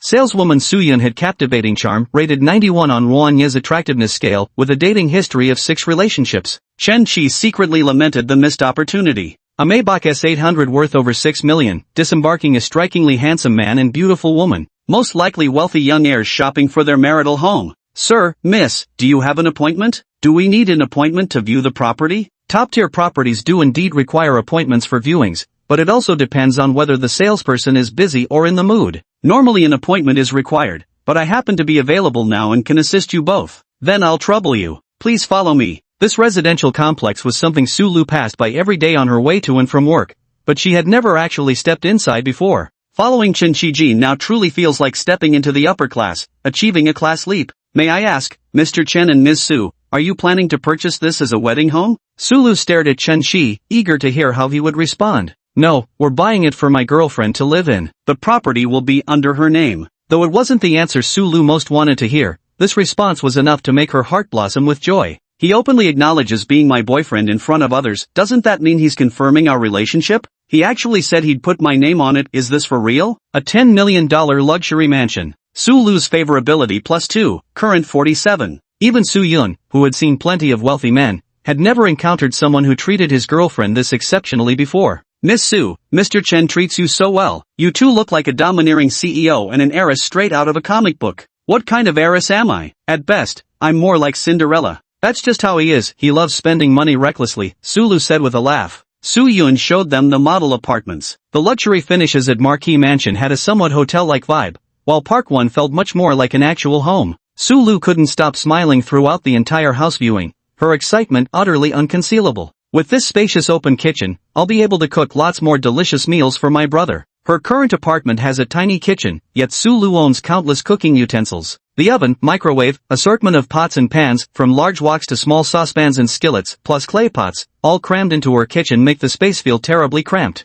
She really liked this large kitchen, though what she adored even more was the separate walk-in closet. Then I'm in for a treat, said Chen Shidao. Take us to see those 2 units. Chen Shi selected 2 units on different floors, one an east-facing apartment, the other a west-facing one. Brother, this one faces directly onto Yida Plaza. Clearly, Sulu preferred this apartment on the 21st floor. As for this unit, the current price is 11 million. Although Sulu knew the general pricing of Wanhao, hearing the sales quote firsthand still gave her quite a shock. Such a luxurious mansion, even if you bought it for me to live in, I probably couldn't afford the property fees. Chen Shi hadn't anticipated this issue. The annual property management fee for Yuan number 1 was 30,000 yuan. Marriott would probably be more expensive, but he could just cover the bill for Sulu when the time came. If Sulu were to pay, she could certainly afford it, but Chen Shi absolutely couldn't let her spend that money. Spending this money means tens of thousands less for him to splurge. Does Lulu like it? I do like it, but isn't it too expensive? An 11 million luxury mansion, I absolutely adore it. That's wonderful, Miss Su. Let's sign the contract today. We'll purchase the property with full payment. Is this the financial power of wealthy second-generation heirs? Sulu and Su Yun both thought to themselves. Su Yun smiled brilliantly, knowing she just scored another hefty commission from this deal. No problem.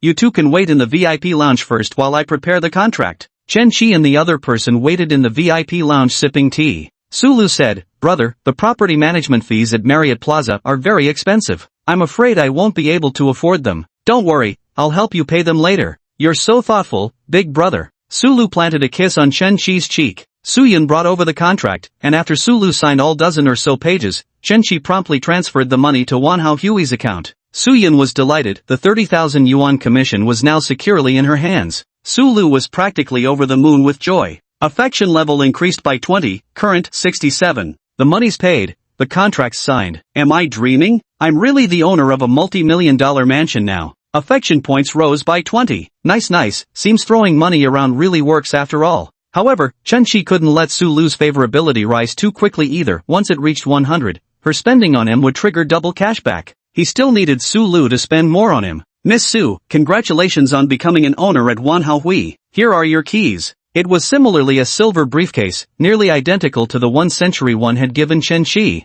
Chapter 48 The Boost of a Luxury Mansion. Big brother, could you help me move today? Wanhao also comes with premium finishes, but unlike Gongyuanihao, it even includes household appliances and furniture. If the residents don't like them, they can swap out the furniture and appliances for their preferred ones. Although they were freebies, they were all brand-name appliances and furniture much better than what Sulu currently had at home. She liked them so much she didn't even consider replacing them. Of course, I'll help you call a moving company. There wasn't much worth moving from Sulu's place. The most important items were her newly purchased LV bag and clothes. The rest wasn't valuable anyway. With such a spacious kitchen, I'll need to buy a larger oven and a 4-tier steamer pot. Sulu had already started frantically adding items to her Taobao shopping cart. The moving company sent a small van, but ended up not moving any beds or appliances, just 3 suitcases and 5 plastic storage bins. This was arguably the easiest moving job they'd ever had in their career. By 4 o'clock, Sulu was already organizing the walk-in closet in her new home at the Marriott complex. I just wanna hold your hand and never let go.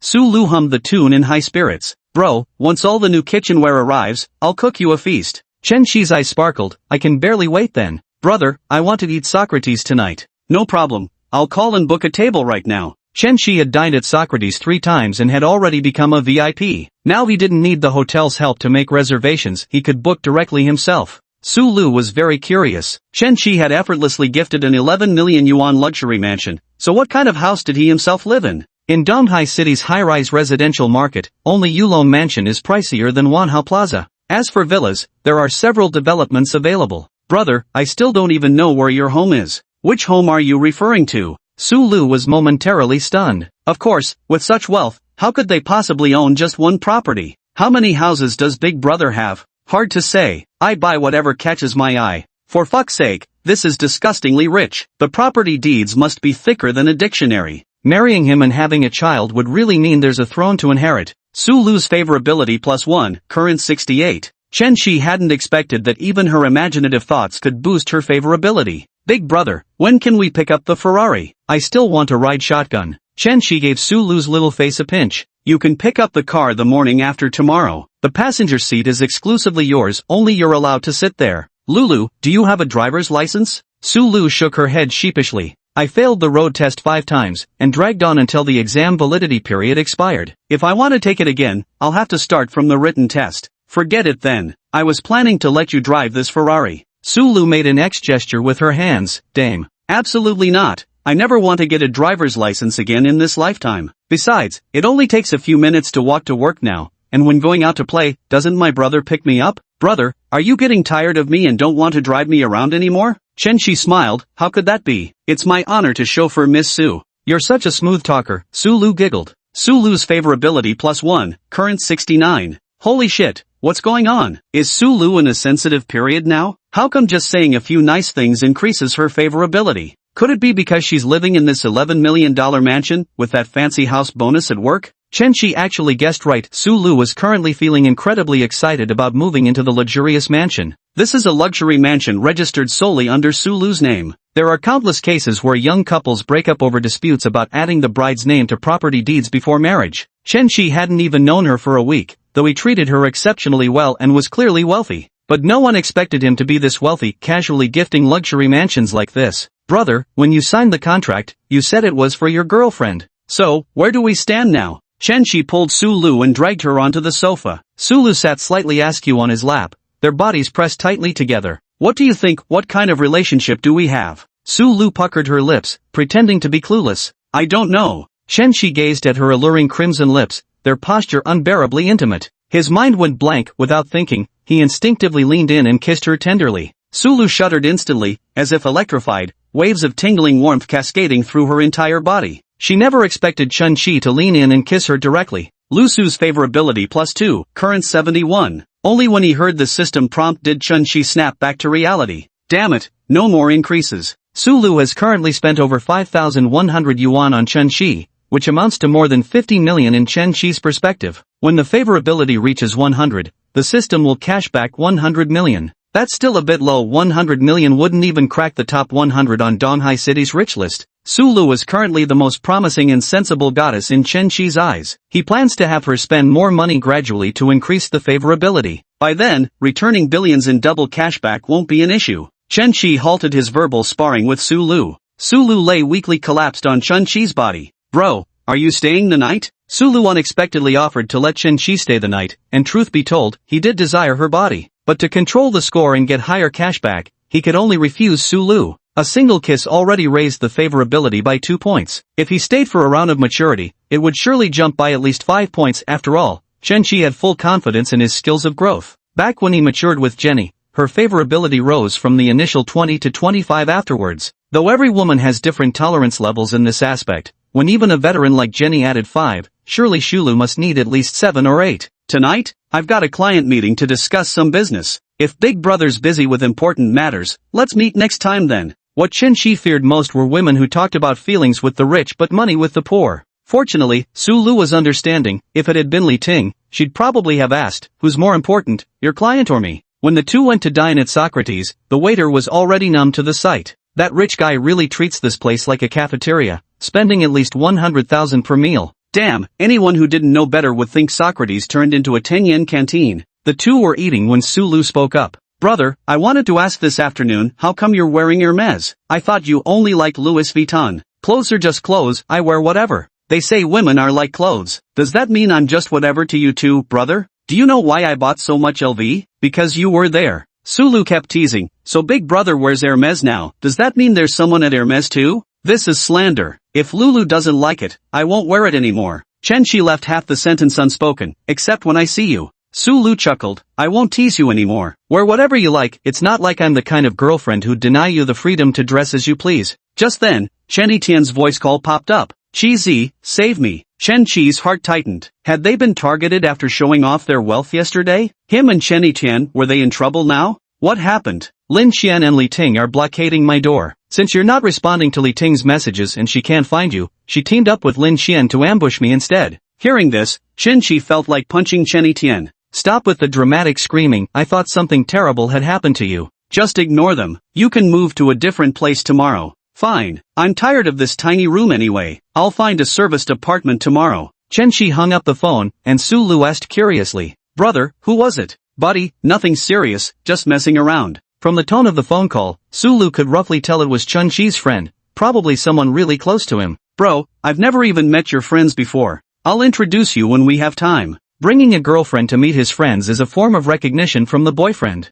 Hearing Chen Shi agree, Su Lu felt overjoyed. Chapter 49, Sunny Yao's Little Surprise. By 8 o'clock, back at the Marriott, Su Lu's video calls didn't stop coming. First, she gave Sister Zhang and Xiaojing a comprehensive tour of her 11 million yuan mansion. Then she exclaimed excitedly, he announced publicly that I'm his girlfriend and said he's taking me to meet his friends. Lulu, if I weren't already married, I'd be fighting you for this man, Sister Zhang said. Xiaojing gritted her teeth so hard they nearly cracked. Just one day, and you've already entered high society? No way, Lulu, I'm staying at your place tomorrow. Which home are you talking about? Su Lu teased Xiaojing. Well, so now you're playing this joke on me too. Your place, Sister Zhang said, is it just sitting empty now? I'm planning to rent it out to help share some of the mortgage costs. Later, I can even have my parents come stay with me. Su Lu's place rents for 2,000 a month with no issues. Her mortgage is 4,500, so this arrangement would save her quite a bit of money. Lulu, now that you're marrying into a wealthy family, don't forget about your poor sisters, Xiaojing said.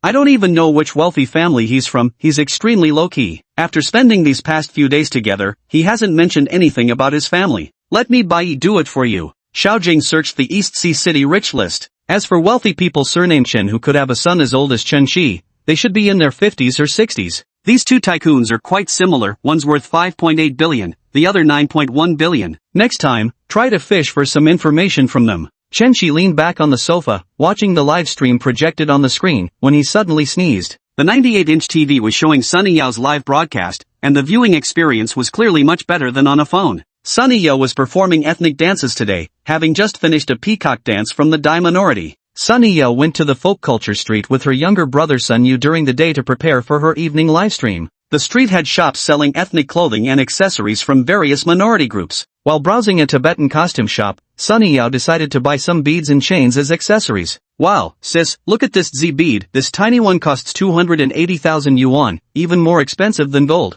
The Z bead is a unique Tibetan accessory, essentially just dyed agate. There's no such thing as authentic or fake ones, only old and new. The shop owner was an elderly man with a goatee, dressed in a Mao suit. He came over to speak to Sun Yu. This item dates back to the Sui dynasty, crafted with lost techniques. Young man, 280,000 is already a low price. What would you two like to see? Sunny Yao has already bought Tibetan clothing for dancing, and now she needs some Tibetan accessories. The shop owner specialized in Tibetan folk artifacts, and the siblings had hardly laid eyes on such strange and curious items before. Sunny Yao was drawn to a bright red bracelet inside a glass box. The shopkeeper was also a shrewd one. Noticing Sunny Yao's gaze lingering on the red bracelet, he immediately spoke up. A bloodstone bracelet from the Yongle era of the Ming dynasty, blessed by Tibetan monks, brings prosperity and wards off misfortune, ensuring peace. Sunny Yao's family used to run a business and were devout Buddhists, so they were quite interested in such items. Hearing that the bracelet had been blessed by Tibetan monks, Sunny Yao couldn't help but take a closer look. Noticing her interest, the shopkeeper immediately retrieved the bloodstone bracelet from the display case. Miss, hold it up and take a closer look. Though the shopkeeper was elderly, he frequently browsed Douyin and knew all about the various yuan trends nowadays: takeout yuans, frisbee yuans, tea yuans. Among them were the Buddha yuans, women who pretended to be devout Buddhists, spending their days checking in at temples for photoshoots or staging kneeling poses.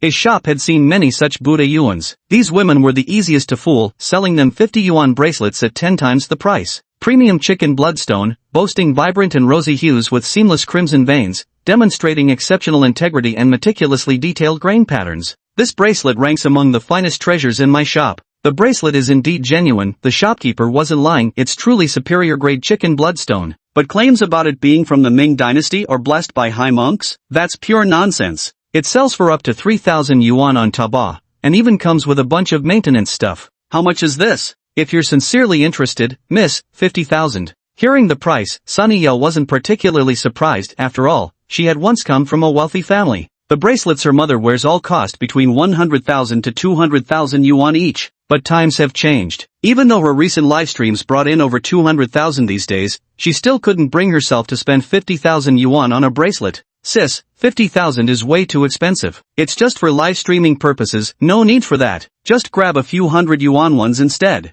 Sunny Yao replied, it's not for me though. Who's that for? Time returns to the present. Chen Qi had little interest in folk dance. Yesterday's classical dance performance had a hint of elegance reminiscent of the pleasure quarters, but he simply couldn't appreciate ethnic folk dance. He left a comment in the section. Nice moves, roast duck bro is here. Seeing Chen Qi appear, Sunny Yao guessed he probably wasn't busy at the moment, so she picked up her phone to send him a message. Chen Qi noticed Sunny Yao playing on her phone during the live stream, figuring she was probably texting him. Sure enough, 2 seconds later, Chen Qi received a WeChat message from Sunny Yao. Big brother, are you free tomorrow? Yao Yao, are you missing me? Humph, wishful thinking. Sunny Yao retorted stubbornly, then continued. Yesterday I streamed wearing hanfu, and today a hanfu manufacturer contacted me to do live sales. Upon hearing this, Chen Qi remarked on these merchants' sharp business sense. In truth, Chen Qi knew very well that given Sunny Yao's current situation, it was inevitable that businesses would come knocking. Congrats Yao Yao, you're about to strike it rich. Brother, stop teasing me. It's just a small business, their ad budget isn't even enough to cover your meal.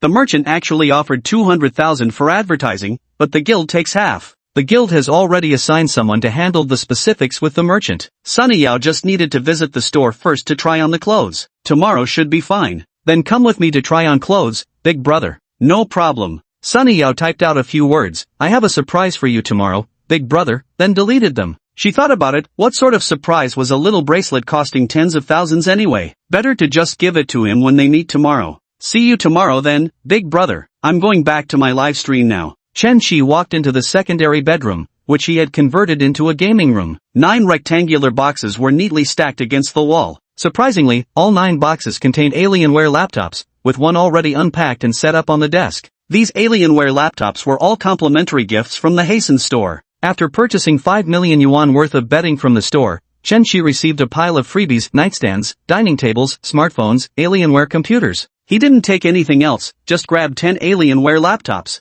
Originally, he'd planned to wait for the custom-built PC he bought for 500,000 yuan to arrive before gaming. Since he had nothing better to do tonight, he decided to make do with an Alienware laptop for now. Logging into his League of Legends account on the Black Rose server, the moment he went online he saw Chen Etienne already in a match. He made a call. You're really into your games, huh? Now that I'm single, I can game when I want and drink when I feel like it. Play faster, Chen Qi yelled. We'll team up next round. Bro, I just started the game. Why don't you find a gaming companion girl first? Alright.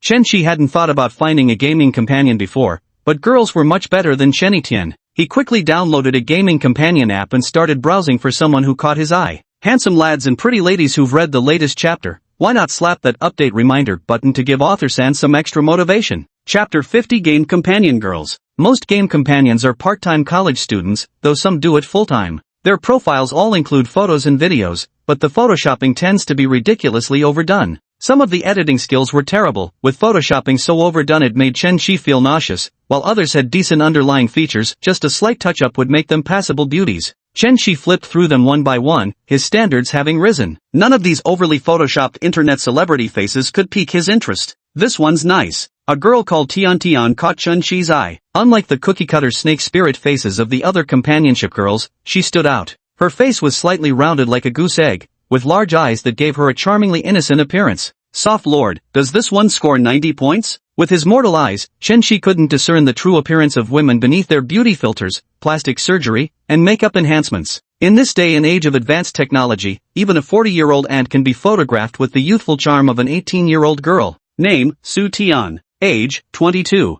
Height, 165. Charm value, 92. Occupation, part-time gaming companion, student. Number of relationships, 0. Favorability rating, 0. Confirm binding? Holy shit, what a discovery, 0 relationships. A girl this pretty in college never had that kind of growth with anyone? Bind. It's not that such girls don't exist, they definitely do, but they're absolute rarities. In today's society, relationships between men and women are no longer sacred, nor does the notion of choosing one person to grow old with truly exist. Perhaps the person who lay beside you tonight pouring out affectionate confessions may already be nestled in someone else's arms by tomorrow. Chen-Chi felt somewhat agitated as he checked Su Tian's rates. Online gaming companionship, 60 per hour. Offline companionship includes esports, board games, and scripted murder mystery games at 200 per hour. Strictly platonic companionship limited to public venues. Chen-Chi had never hired an escort before and didn't know whether this price was reasonable, but right now he didn't care about the cost. Straightforwardly placing an order, first booking 1,000 hours offline. Su Tian had just finished her junior year, and had already started an internship this summer vacation. She only recently began working part-time as an escort after being dragged into it by her roommate. Su Tian's appearance and voice were as sweet as her name, so quite a few bosses would book her sessions. But her gaming skills weren't great. Clients seeking companions usually wanted to rank up, naturally expecting their partner to perform well. While having a pretty face and sweet voice earned bonus points, lacking skills meant few bosses would book her repeatedly. If clients were simply looking for lustful encounters, they wouldn't spend money on gaming companions, they'd just go to KTVs or clubs where everything has clear price tags. Su Tian had just finished a match, the boss had only picked her because she was pretty, never expecting her skills to be so terrible, costing him points. Her roommate Zhou Ningning saw the dejected look on Su Tian's face and guessed right away that she must have been scolded by the boss again. Zhou Ningning currently worked as a full-time gaming companion. Her skills were solid, excelling in support roles and synergizing well with bosses, plus she knew just what to say. She had quite a few regular clients and could make at least 300 yuan a day, sometimes even over 600. Su Tian's income wasn't very stable, and since it was just a side gig, sometimes she made over 200 in a night, other times nothing at all. Zhou Ningning suggested to Su Tian that she could try offline companionship services. With only online gigs, given Su Tian's lack of skills, her earnings were unpredictable. If she switched to offline services, clients would see how pretty Su Tian was and probably wouldn't get angry even if she wasn't skilled.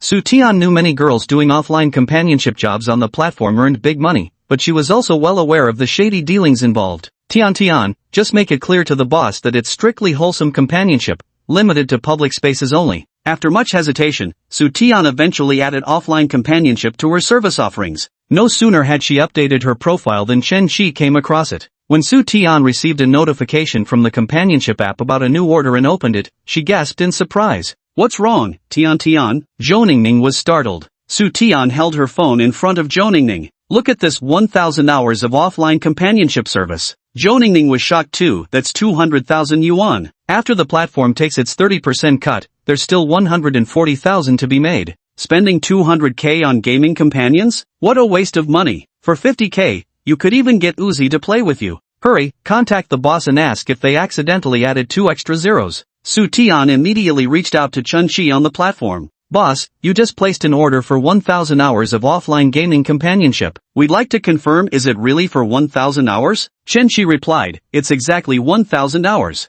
Su Tian looked at Zhou Ningning in disbelief. She had just joined the project, and already a wealthy client was splurging to request her services. Ningning, the boss said it's 1,000 hours. Calm down, sweetie, your luck is about to change, you've hit the jackpot. In the escort gaming circles, there are bored rich second-generation kids who hire girls to play with them. They spend generously, and sometimes it might even turn into a romantic relationship. At least he's not some greasy old uncle I should be thanking my lucky stars, much less some rich second-generation kid, Su Tian said. An offline gaming companion for 200 an hour, that's like a whole day's wages for an average office worker. You could say the poor can't afford it, and the rich can't be bothered. Spending 200 for companionship, with meals and entertainment extra, and rich guys can't even do anything NSFW, what's in it for them? Might as well go to a club. Of course, there are also rich guys who want to win over their companions with genuine charm. Many so-called green companions are actually selling something else. They fly the flag of clean fun but can easily switch to NSFW services for extra cash. Su Tian typed, "So, boss, what game did you want to play?" "League of Legends. When are we starting?" "Right now," Chen Shi replied. Su Tian glanced at the time. It was already 9:30. "Would it be safe to go out for gaming company at this hour?" Tian, it's clearly stated in your profile, public places only. Ask the boss if you can go to the designated internet cafe. The phone new gaming companion app that Su Tian and her friends use has the highest downloads and is relatively the most reputable. The gaming companion app has partnerships with internet cafes and board game bars in multiple cities. For offline sessions, you can go to designated venues and even get discounts. Su Tian thought it made sense going to the specified internet cafe. She had her own boundaries anyway, strictly platonic gaming companionship. If any client got handsy, she'd walk out immediately. Su Tian sent Chun Chi her location, Dragon Roam Internet Cafe. Knowing the girl was probably prioritizing safety, Chun Chi saw the internet cafe wasn't far and told Su Tian he'd arrive in half an hour. Seeing the client had agreed, Su Tian immediately pulled out her makeup kit. "Ning, which outfit do you think looks better on me?" "Don't wear long pants, go with the academic plaid skirt. Your legs look great in it, makes them appear longer." Donghai Business School was just a 15-minute ride from Dragon Online Gaming Cafe. Su Tian took a taxi to the cafe, and the moment she stepped inside, every guy in the room had their eyes glued to her. What a stunning girl. Such long legs, so white and straight. If only a beauty like her would play games with me. Idiot, with a beauty like that around, you'd still want to play games? Play with the beauty instead. Let me see who she's here to meet, that lucky bastard. Su Tian stood at the doorway, sending Chen Chi a message on the app. "Boss, I've arrived." The message was instantly marked as read, but there was no reply. Su Tian stared at the chat box, thinking Chen Chi was typing, but after waiting 7 or 8 seconds, still no response came. "Sweetie," Chen Chi had already appeared in front of Su Tian. Su Tian wasn't paying attention and was startled by Chen Chi's sudden appearance. She looked up and was surprised to see a handsome guy. "The 1000-hour boss? That's me. Why do you look so surprised?" Chapter 51, Does he think it's dirty? Su Tian found herself inexplicably nervous. "Why is my heart racing?" Su Tian's affection +3, current 3. No, I just didn't expect the boss to be so handsome. I didn't expect you to be even prettier than in your photos either. You kinda look like IU. The celebrity comparison surfaces again. Not at all, IU is super beautiful. Chen Shi stared at this top-tier female college student who had zero growth experience, her eyes shining with pure clarity. Su Tian noticed Chen Shi gazing at her and didn't dare meet his eyes, turning her head away as she spoke. "Boss, let's turn on the machine first." Chen Shi walked to the counter, where the front desk girl was also a part-time female college student with decent looks. All day looking at losers, finally a handsome guy shows up. "Hey beautiful, get me a private room." "Handsome, got a membership? Top up 1000 get 200 free, plus free drinks." The receptionist's attitude was unusually enthusiastic, completely different from how she treated other guys. The guys sitting closer to the reception desk glanced at the girl behind the counter with evident disdain. "Shallow bitches. It's not that girls don't make the first move, we're just not handsome enough," Chen Chi remarked while pulling out his phone. "Alright, charge 1000 and book a private room." The receptionist glanced at the recharge amount and immediately said, "Handsome, did you make a mistake? You've charged 3000 yuan. Chen Shidao replied, "No mistake, just charge it as 1000. Can you exchange the mouse and keyboard in the private room for me with the other 2000, and bring some snacks and drinks too?" "Sweetie, what would you like to drink?" Su Tian froze on the spot. Is he some rich second-generation heir experiencing life? Spending 2000 yuan just to change keyboards and mice because they're dirty? The private room's environment was much better than the main hall, but the keyboard and mouse were still worn down by countless hands. Chen Shi spending a little extra to make his experience more comfortable wasn't an issue, right? The receptionist had never encountered such a request before, this was a dream come true. To cut costs, internet cafes wouldn't casually replace keyboards and mice. Being consumable items, frequent replacements would mean too much expense for the business. Since he said he'd only deposit 1000, I can withdraw the extra 2000 for myself. I'll spend a few hundred more to buy him new keyboard and mouse from the internet cafe. Thinking this, the receptionist girl immediately agreed. "Handsome, A3 private room, I'll replace your mouse and keyboard right away." Su Tian snapped back to reality. "Whatever, just mineral water is fine." The nearby college students were all shocked. "Holy shit, did you hear that? Is this what rich guys are capable of? Seriously, if he's worried about germs he could just play at home. What do you know? Maybe they're just going for the vibe. The world of rich guys is beyond me. That beauty looks kind of familiar. Every pretty girl looks familiar to you. No, Doesn't she look like that fashion designer? What's her name? Chen Qi and his companion entered the A3 private room. The space was just okay, passable. The price for the private room was 20 yuan per hour. Honestly, a bit expensive. Back in university, Chen Qi had gone to internet cafes a few times, but later thought it wasted money, so he just played games in his dorm instead. Su Tian asked, "What should I call you, boss?" Chen Qi, as in the word start. "My name is Su Tian, boss. Which heroes do you usually play?" "I play Yasuo." Su Tian was speechless. During this period as an in-game companion, the bosses who played Yasuo were either exceptionally skilled or downright terrible, with the latter making up the majority. "Boss, I usually play Sona and Lux, and I'm not particularly good at them." Su Tian gave Chen Qi a heads up so he'd be mentally prepared when the game started. "It doesn't matter how well you play, but shouldn't you change how you address me?" Chen Qi said. "How I address you? Oh, right." Su Tian suddenly realized, "Big brother, don't dislike me for playing poorly. Just play however you want, as long as you're having fun. Does the game even matter now?" When you've met such an extraordinary goddess, of course you should get to know her better. Seeing that Chen Qi was using a Black Rose account, Su Tian borrowed an account to play with him. "Is Sweetie still a student?" "Donghai Business School, about to be a senior. Just started my internship." "What's your major?" "Fashion design." "What about you, big bro?" "Some investments here and there." "Investments? In the financial sector? You're really impressive, big bro." Su Tian's favorability +1, current 4.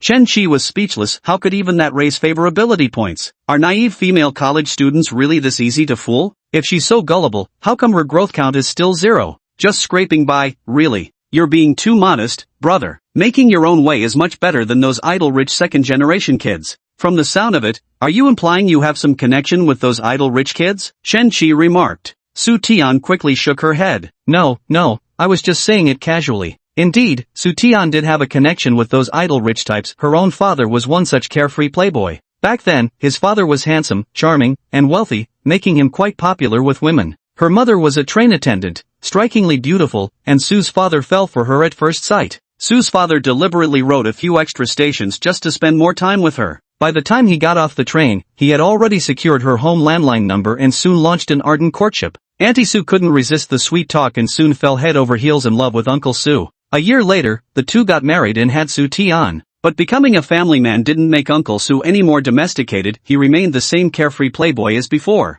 Back then, dance halls and karaoke bars were all the rage. Coming from a wealthy family, Uncle Su never bothered to find a proper job. He kept frequenting those places day in and day out, and sure enough, trouble was bound to happen. He got involved with a dance hall girl, and when Su's mother found out, she let it slide that time. A few years later, when Su Tian started kindergarten, Su's father got involved with another woman, who even became pregnant. What was even more infuriating was that after the woman gave birth to a son, Su's father divorced Su's mother and married her. Su Tian and her mother moved back to her grandmother's house from then on, all because of her wealthy second-generation father. Ever since she was little, Su Tian's mother had instilled in her the belief that wealthy second-generation kids were no good. Although Su Tian wasn't completely led astray by her mother to stereotype all wealthy heirs, she still harbored not the slightest bit of affection for those spoiled, idle rich kids. "Take your time, no rush," Chen Qi said. Su Tian had just given away another kill, leaving her stats at 0 kills and 4 deaths. "He's actually quite patient, didn't even call me trash." Chen Qi performed a flurry of dazzling moves only to check the scoreboard and see his own 0-5 record. 2 noobs in perfect harmony.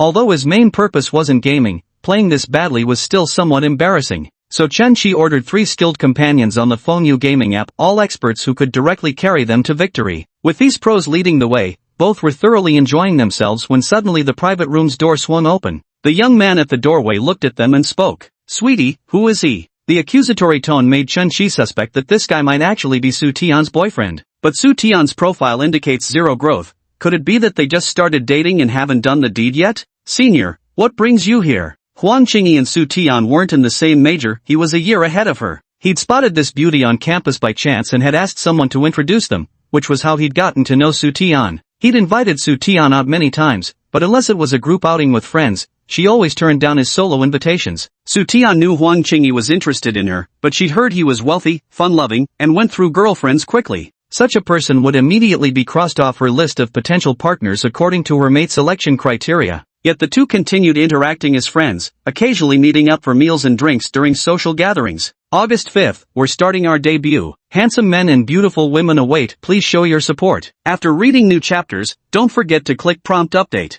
Free little gifts are welcome, especially powered by love tokens. Chapter 52. You wouldn't want to lose your job, now would you? A junior said they saw you in a private room with some guy, so I came. Who is he? Huang Qingyi glared at Chun-Chi with a hostile expression. He's my gaming client, Su Tian replied. You do paid gaming companionship too? Huang Qingyi was somewhat surprised. He hadn't known about this. I just started recently. It was all online before, and tonight's my first time doing it offline. Chen-Chi thought to himself, what a coincidence that he'd become her first offline client. Sweetie, are you really short on money? If you need money, you could always ask to borrow from me. I'll give it to you. There's no need to be a gaming companion. Who knows what kind of people you might meet? It's dangerous. Su Tian replied, it's just gaming normally, and nothing bad would happen here anyway. Chen-Chi asked, sweetheart, is this your boyfriend? No. Yes, I'm her boyfriend, Huang Qingyi interjected before she could finish. Chen-Chi could tell, the guy was full of himself. Huang Qingyi turned to Su Tian. Tian, I went through a lot of trouble to get you this internship.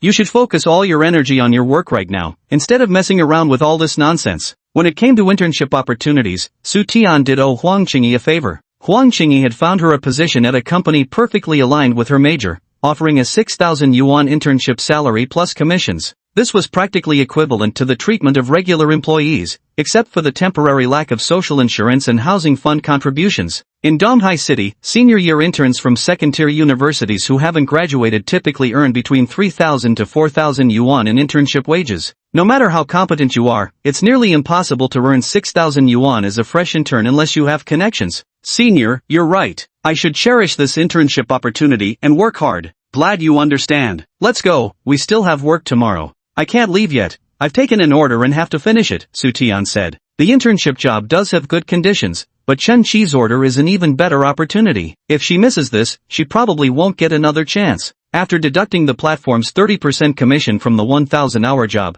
she'll still make 140,000. I'll handle my daytime work properly and won't cause any trouble for you, senior. Huang Qingyi spoke with an odd tone. Su Tian, you wouldn't want to lose your job, would you? Su Tian was very satisfied with this internship and hoped to continue working in the fashion industry in the future. She had been grateful to Huang Qingyi for helping her secure such a great internship opportunity. But now, Huang Qingyi was actually using it as leverage against her, which immediately filled Su Tian with disgust. Don't think just because you helped me get this job that you can boss me around. At worst, I'll find another one myself. Huang Qingyi, I can handle my own affairs. Please don't overstep. And another thing, you're not my boyfriend. Seeing Su Tian's expression turn icy, Huang Qingyi quickly backtracked. No, Tian, you've misunderstood me. I just want you to perform better at work. Chen-Chi had been watching the scene unfold for a while, and he could tell Huang Qingyi was trying to emotionally manipulate Su Tian. He was probably trying to use the job introduction as leverage to make Su Tian feel grateful, thereby getting closer to her. Damn it, totally ruined my mood. Chen-Chi glanced at Huang Qingyi. This guy's clothes, pants, and shoes were all name brands, easily adding up to over 10 grand.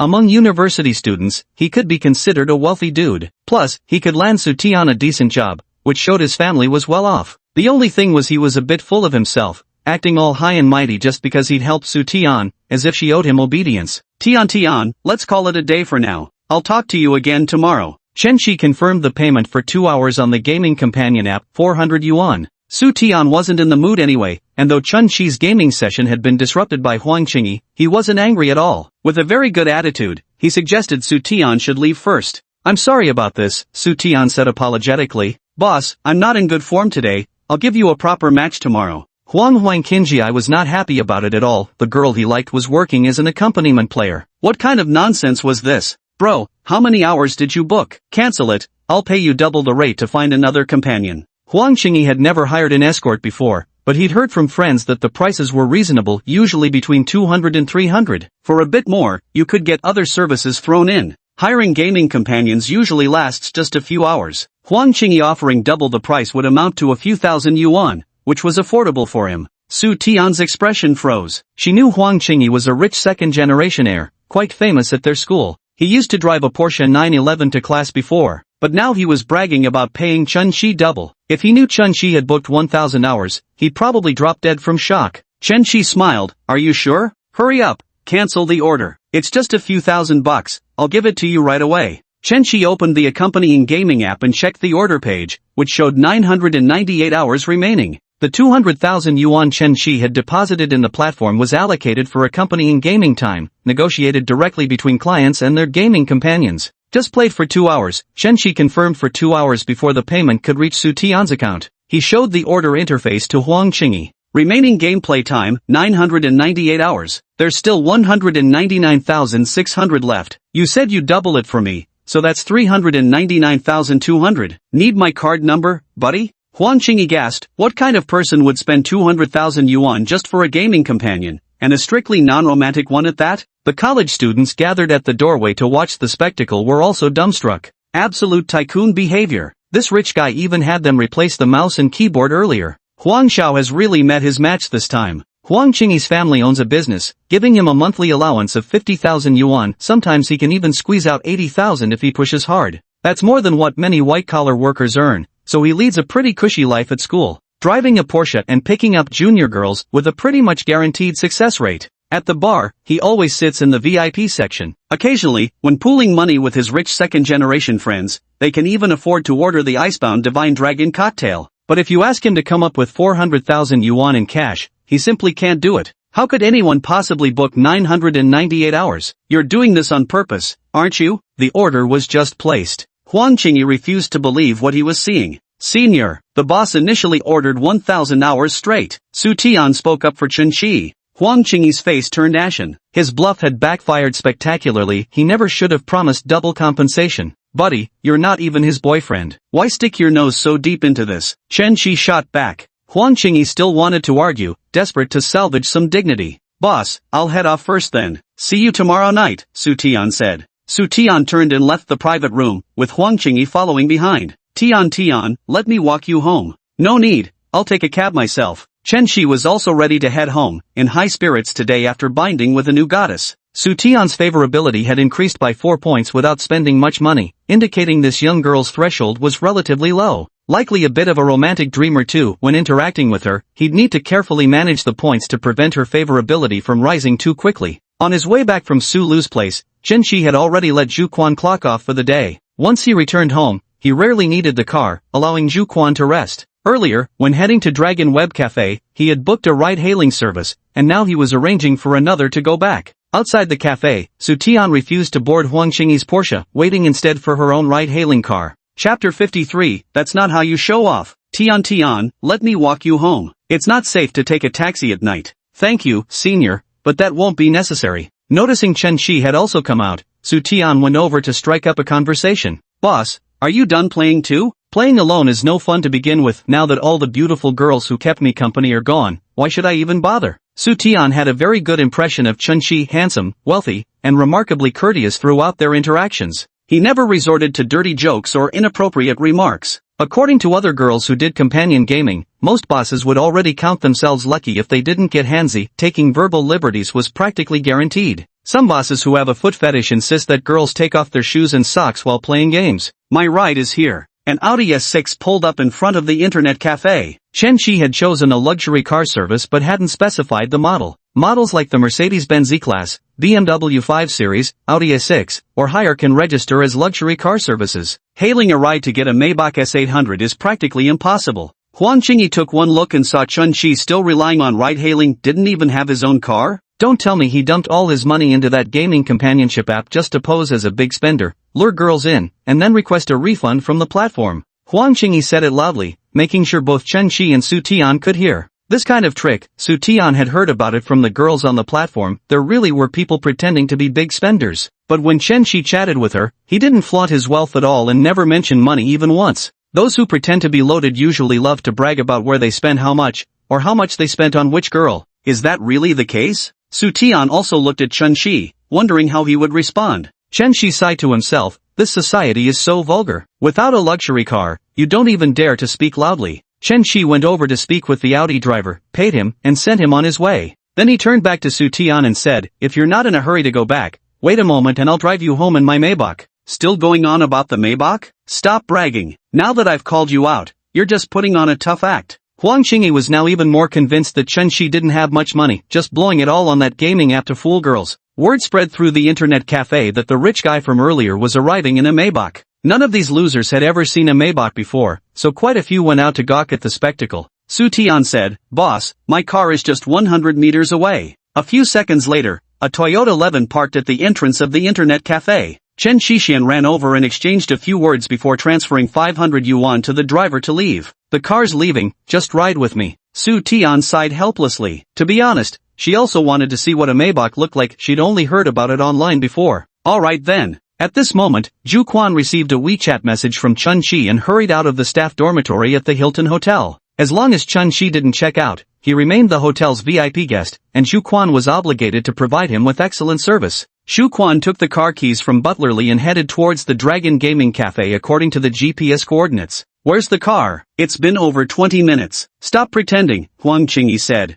"Don't worry, it's arriving any moment now." He sounds so confident. He must really have it. Although Su Tian received an order worth 1,000 hours, along with the generous card top-up at the internet cafe just now. But in reality, Chen Shi didn't spend much. After accompanying her for 2 hours of gameplay, the platform settled 400 yuan, and she received 280. A 3,000 yuan card top-up is indeed considered quite generous and lavish among college students. But how much does a Maybach cost? Su Tian wasn't entirely sure, but she figured it must be upwards of millions, certainly not the kind of car an average person could afford. 2 minutes later, a luxury car adorned with the Mercedes-Benz emblem pulled up at the entrance of Dragon Internet Cafe. Bystanding college students commented while holding their phones. "Isn't that a Mercedes?" "You're out of the loop." Maybach was acquired by Mercedes-Benz. They all use the Mercedes badge now. "Is that really a Maybach? Take a picture, look it up on Dongchadi." Huang Qingyi recognized the car at first glance, a Maybach S800, worth 6 times his Porsche, but he refused to believe it belonged to Chen Shi. Zhu Quan stepped out from the driver's seat and opened the door for Chen Shi in the back. "Mr. Chen, are we heading home now?"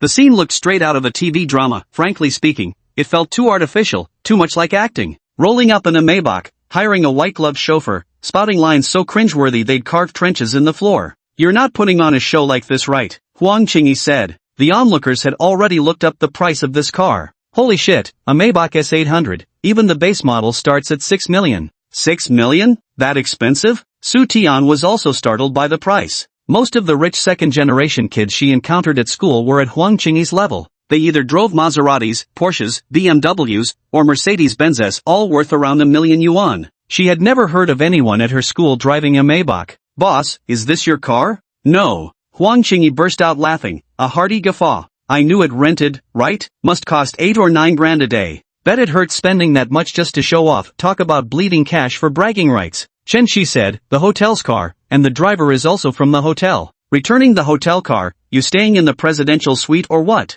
Zhu Quan was also sharp-eyed. He grasped the situation after just a few words and promptly said, "Mr. Chen is among our esteemed guests at the Westoldo Hotel Presidential Suite, valued at 100,000. I've been staying at the hotel for 6 nights, and I've been the one serving him all this time." Huang Qingyi remarked, "The actor's lines still feel a bit stiff. Mr. Chen is a valued guest of our hotel. It's our responsibility to ensure his transportation needs are met. Renting a car is absolutely unnecessary. This Maybach S800 belongs to the Hilton Hotel, with a purchase price of 6.8 million. This is my employee ID. If you have any doubts, you can verify my identity at the hotel." Zhu Quan produced his employee ID, convincing the gathered college students. Damn, a presidential suite at 100,000 a night. Even if this car isn't his family must own vehicles no worse than a Maybach. The rich bro treats presidential suites like budget hotels. Damn it, how can someone be this rich? 100,000 yuan presidential suite, is he some domineering CEO from a TV drama? Su Tian looked at Chen Shi and asked, "Boss, with all this money, why do you even need to hire a gaming companion?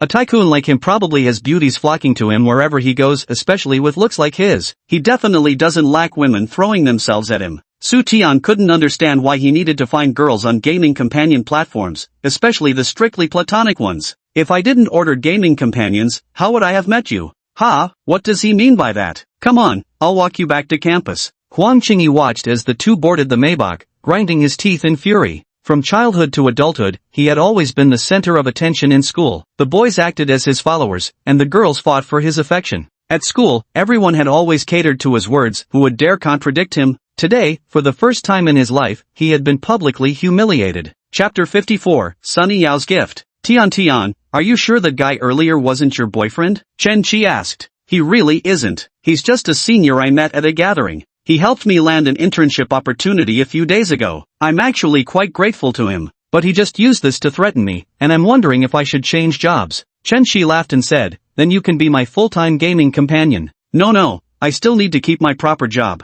It's true that some full-time gaming companions earn quite well, but frankly speaking, it's not the most respectable profession. Besides, being a full-time gaming companion for Chen Shi alone, doesn't that sound like being a kept man? Her grandfather was a rigid old teacher, and her mother was the weepy type. There's no way they'd ever approve of her taking this sort of job. Taking on side gigs as a game companion on the side is manageable, but treating it as a full-time profession, she herself couldn't accept that. Don't worry about work. If needed, I can introduce you to something even better. These days, as long as you have money, you can just buy yourself a job. Besides, Chen Shi has plans to start his own company, and he could always hire Su Tian then. Boss, didn't I tell you? Why are you still calling me boss? Su Tian wasn't actually very accustomed to calling people big brother. During her online gaming companion sessions, she'd often instinctively blurt out boss instead. This left the guys who hired her rather dissatisfied, as clients specifically came hoping to hear that sweet-sounding big brother repeatedly. Big brother, aren't you in finance? I studied fashion design. Our fields don't really match up for work though.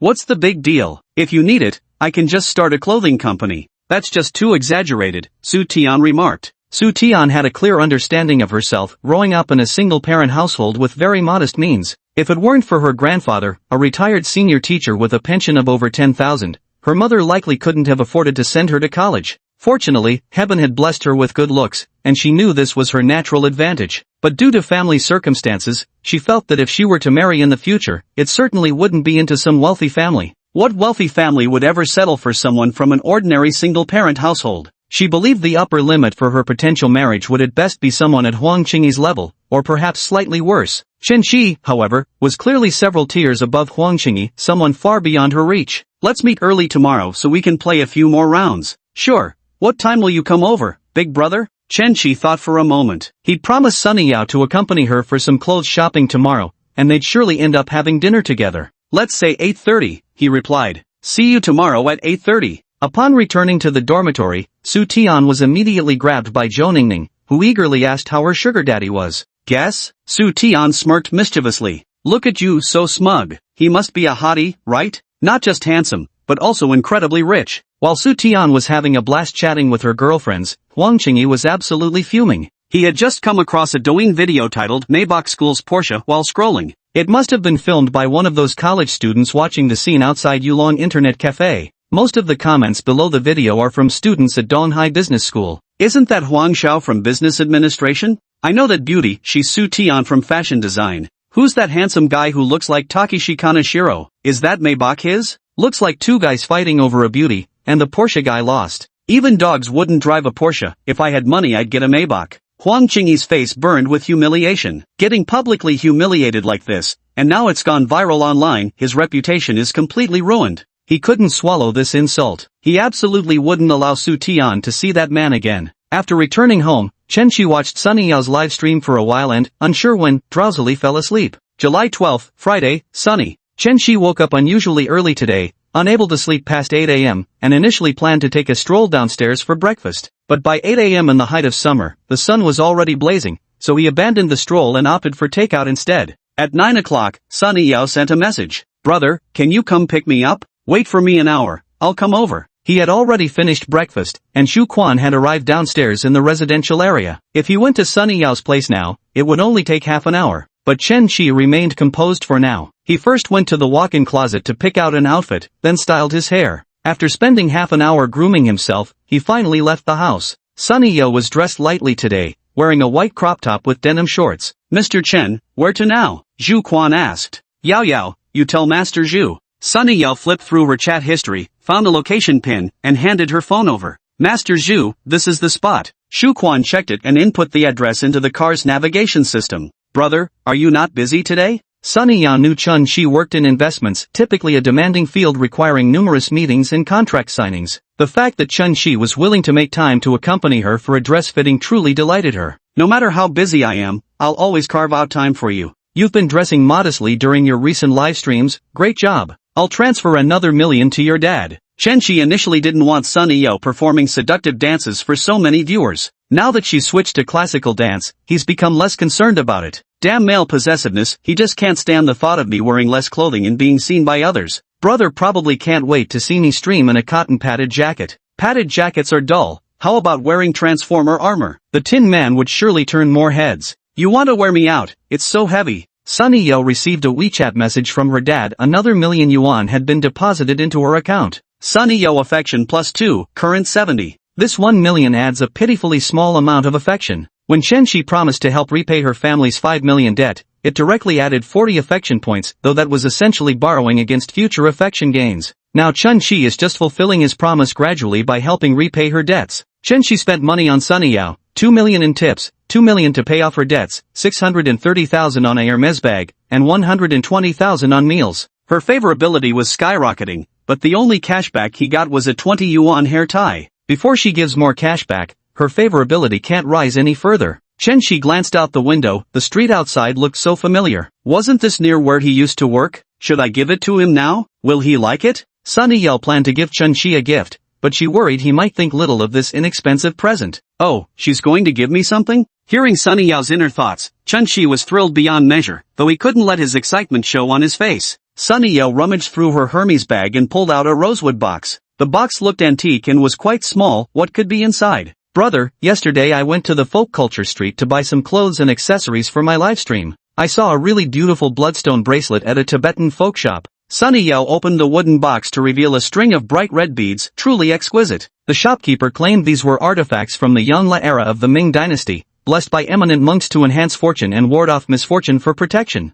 Chapter 55, Balance breaks 100 million. Noticing you weren't wearing anything on your wrist, brother, I thought to get you something to attract good fortune and dispel harm. Chen-Shi glanced at his two bare arms. Nothing adorned them, mostly because he'd been too poor before to develop the habit of wearing watches or bracelets. Seems he'd have to cultivate that habit from now on. Yao Yao actually thought of me while out shopping. Does Big Brother like it? I love it because Yao Yao gave it to me. Chen-Shi immediately slipped the bloodstone bracelet onto his left wrist. Received 20,000 soft rice coins, refunded 200 million Huaxia dollars. Hearing Soft Lord's notification tone, Chen-Shi nearly bit his tongue in excitement. Damn, 20 grand? These crappy beads cost 20 grand? Wait no, this treasure is so expensive? Straight up refunding 200 million, Yao Yao. You really stay quiet till you make an earth-shattering move. Right now he wanted to pay off the remaining 3 million debt for the Sun family in one go, but managed to restrain himself. Sunny Yao being so thoughtful like this, she might well gift him something precious again in the future. Double the cashback when you save up, now that's satisfaction.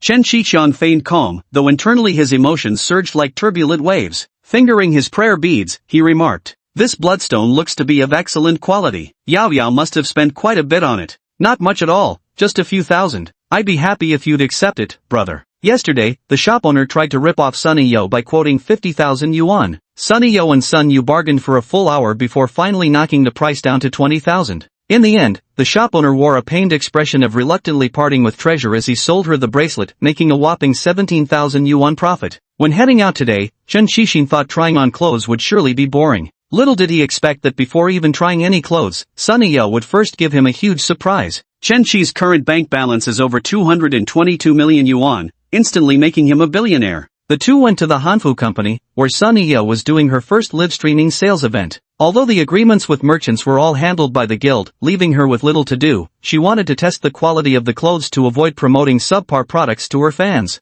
Chen-Shi was in an exceptionally good mood, enthusiastically responding to whatever Sunny Yo said and providing ample emotional support. "Brother, which one looks better, this blue chiffon dress or the pink gilded one from earlier? The cyan one seems more elegant in texture. The belt design feels better, and it makes your skin look even fairer." Chen-Shi usually only says things like it's all good or everything looks nice on you, but now that he's in a good mood, he actually managed to string together more than a few words. Sunny Yao still had several sets of Hanfu to try on, while Chen-Shi glanced out the window. His former workplace was just a 5-minute drive from here, and he'd left a thermos cup at Manager Wang's office. Even after being used for over a decade, it might not even be wanted by scrap collectors, but that was his father's cup. It held a different kind of meaning. "Since it's on the way anyway, I'll just go pick up the cup now. Yao Yao, I'm going out for a bit. I'll be back in about 10 minutes, then I'll take you out for a feast." "Okay, hurry up, big bro." Su Tian wasn't feeling too great about things either. She had no idea who the snitch was, but somehow her mother had found out about her side gig as a gaming companion. Right in the middle of her shift, Su Tian got a call from her mom, who claimed to have seen her with some guy on Douyin.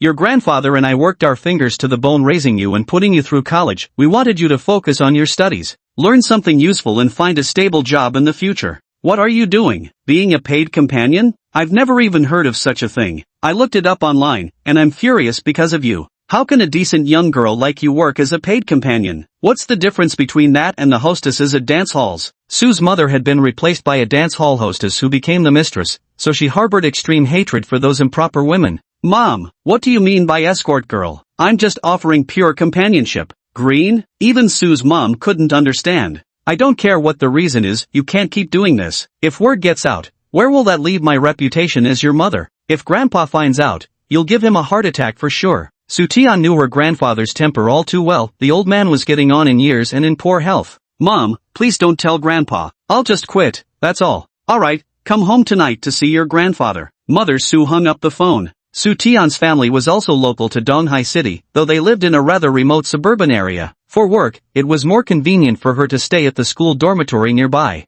Huang Qingyi hid outside the stairwell door, eavesdropping on Soo-tian's phone call. Upon hearing that the goal had been achieved, a cunning smile crept across his face. Huang Qingyi is the son of this company's boss, but he hasn't told Soo-tian yet. A few days ago, he also started working at the company. The reason he didn't tell Soo-tian was precisely to make her believe that securing this internship position had required him to pull every string possible with great difficulty. This way, Soo-tian would be grateful to him, and he would also have a reason to join the company by switching jobs. Actually, Huang Qingyi effortlessly got Soo-tian an internship just by saying a word to his dad, and the benefits were really quite good. Huang Qingyi worked in HR. When Soo-tian joined the company, her emergency contact listed on the paperwork was her mother. He retrieved Sue's mom's number from the onboarding forms, then searched Douyin and privately messaged that viral video to Sue's mother. That's what led to Sue's mom calling in a rage. Soo-tian hesitated for a moment before sending Chen-chi a WeChat message. Brother, sorry, there's something going on at home. I can't be your gaming companion anymore. Chen-chi received the message. Though slightly surprised, it didn't really affect him.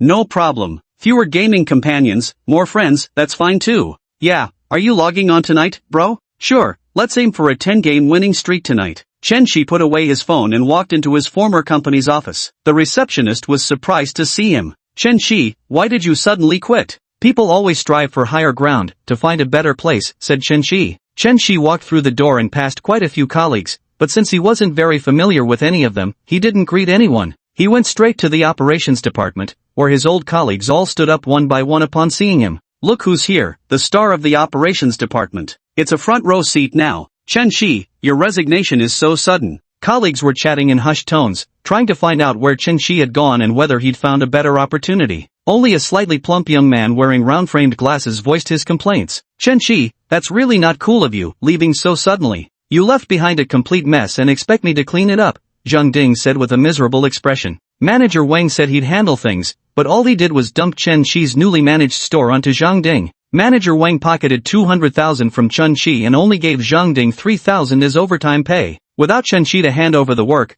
Zhang Ding had to not only manage his own shop these past few days but also sort out all the data from Chen-chi's shop from scratch. He basically worked until after 1 a.m. every day before clocking out. If he knew manager Wang had taken 197,000 yuan, he would definitely refuse to carry on with the job. Thanks for your hard work. I'll treat you to drinks when I'm free, Chen-chi said. Chen-chi entered manager Wang's office and found him watching a TV series at the moment. Who is it? Don't you know how to knock? Manager Wang looked up. It was Chen-chi, that overnight millionaire lucky dog. Chapter 56, what a misunderstanding. Chen-chi, you should have let me know before dropping by like this. Just happened to be passing by, so I came to pick up my things. Manager Wang stood up, walked over to the sofa, and picked up a small cardboard box containing all of Chen-chi's belongings. Just 2 notebooks, 3 pens, a pad of sticky notes, a pair of earphones, a pack of tissues, and a thermos cup. Everything's here, not a single item missing. I packed it all personally for you. Thank you, Manager Wang. Chen-chi didn't take anything else, just picked up that chipped thermos cup.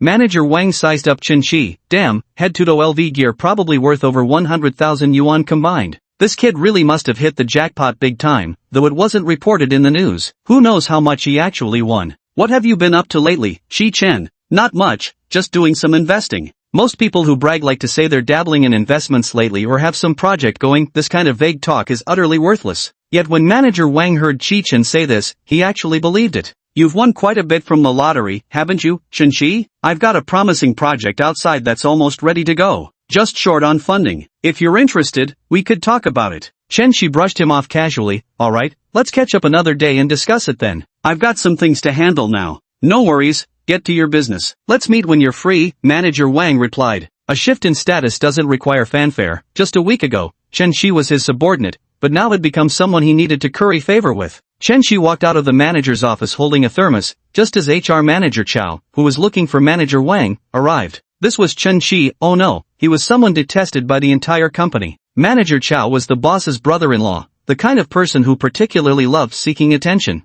How much did we love scrambling around? Anyone who's worked in e-commerce knows, every June 18th or Double 11 shopping festival, we'd basically be swamped half a month in advance, crunching numbers, adjusting prices, launching ads. Manager Chow's most outrageous stunt was calling everyone to a meeting on the morning of last year's June 18th, claiming it was safety training, leaving even customer service unattended. Monthly performance reviews were handled by HR, yet Manager Chow would always find fault without fail. Chen Shi had been troubled by him before, with several hundred yuan deducted from his salary. Manager Chow was quite surprised to see Chen Shi. When Chen Shi resigned, he left without a word, without filling out any forms, handing over tasks, or even notifying HR. Only Manager Wang knew about it. Upon learning of Chen Shi's resignation from Manager Wang, Manager Chow scolded him for lacking any sense of decorum. After this, if he wants to come back for the resignation certificate, he definitely won't approve it for Chen Shi. Manager Wang didn't even mention to Manager Chow that Chen Shi didn't need a resignation certificate at all. He was already financially independent. Chen Shi, what are you doing back at the company? You're not here to collect your wages, are you?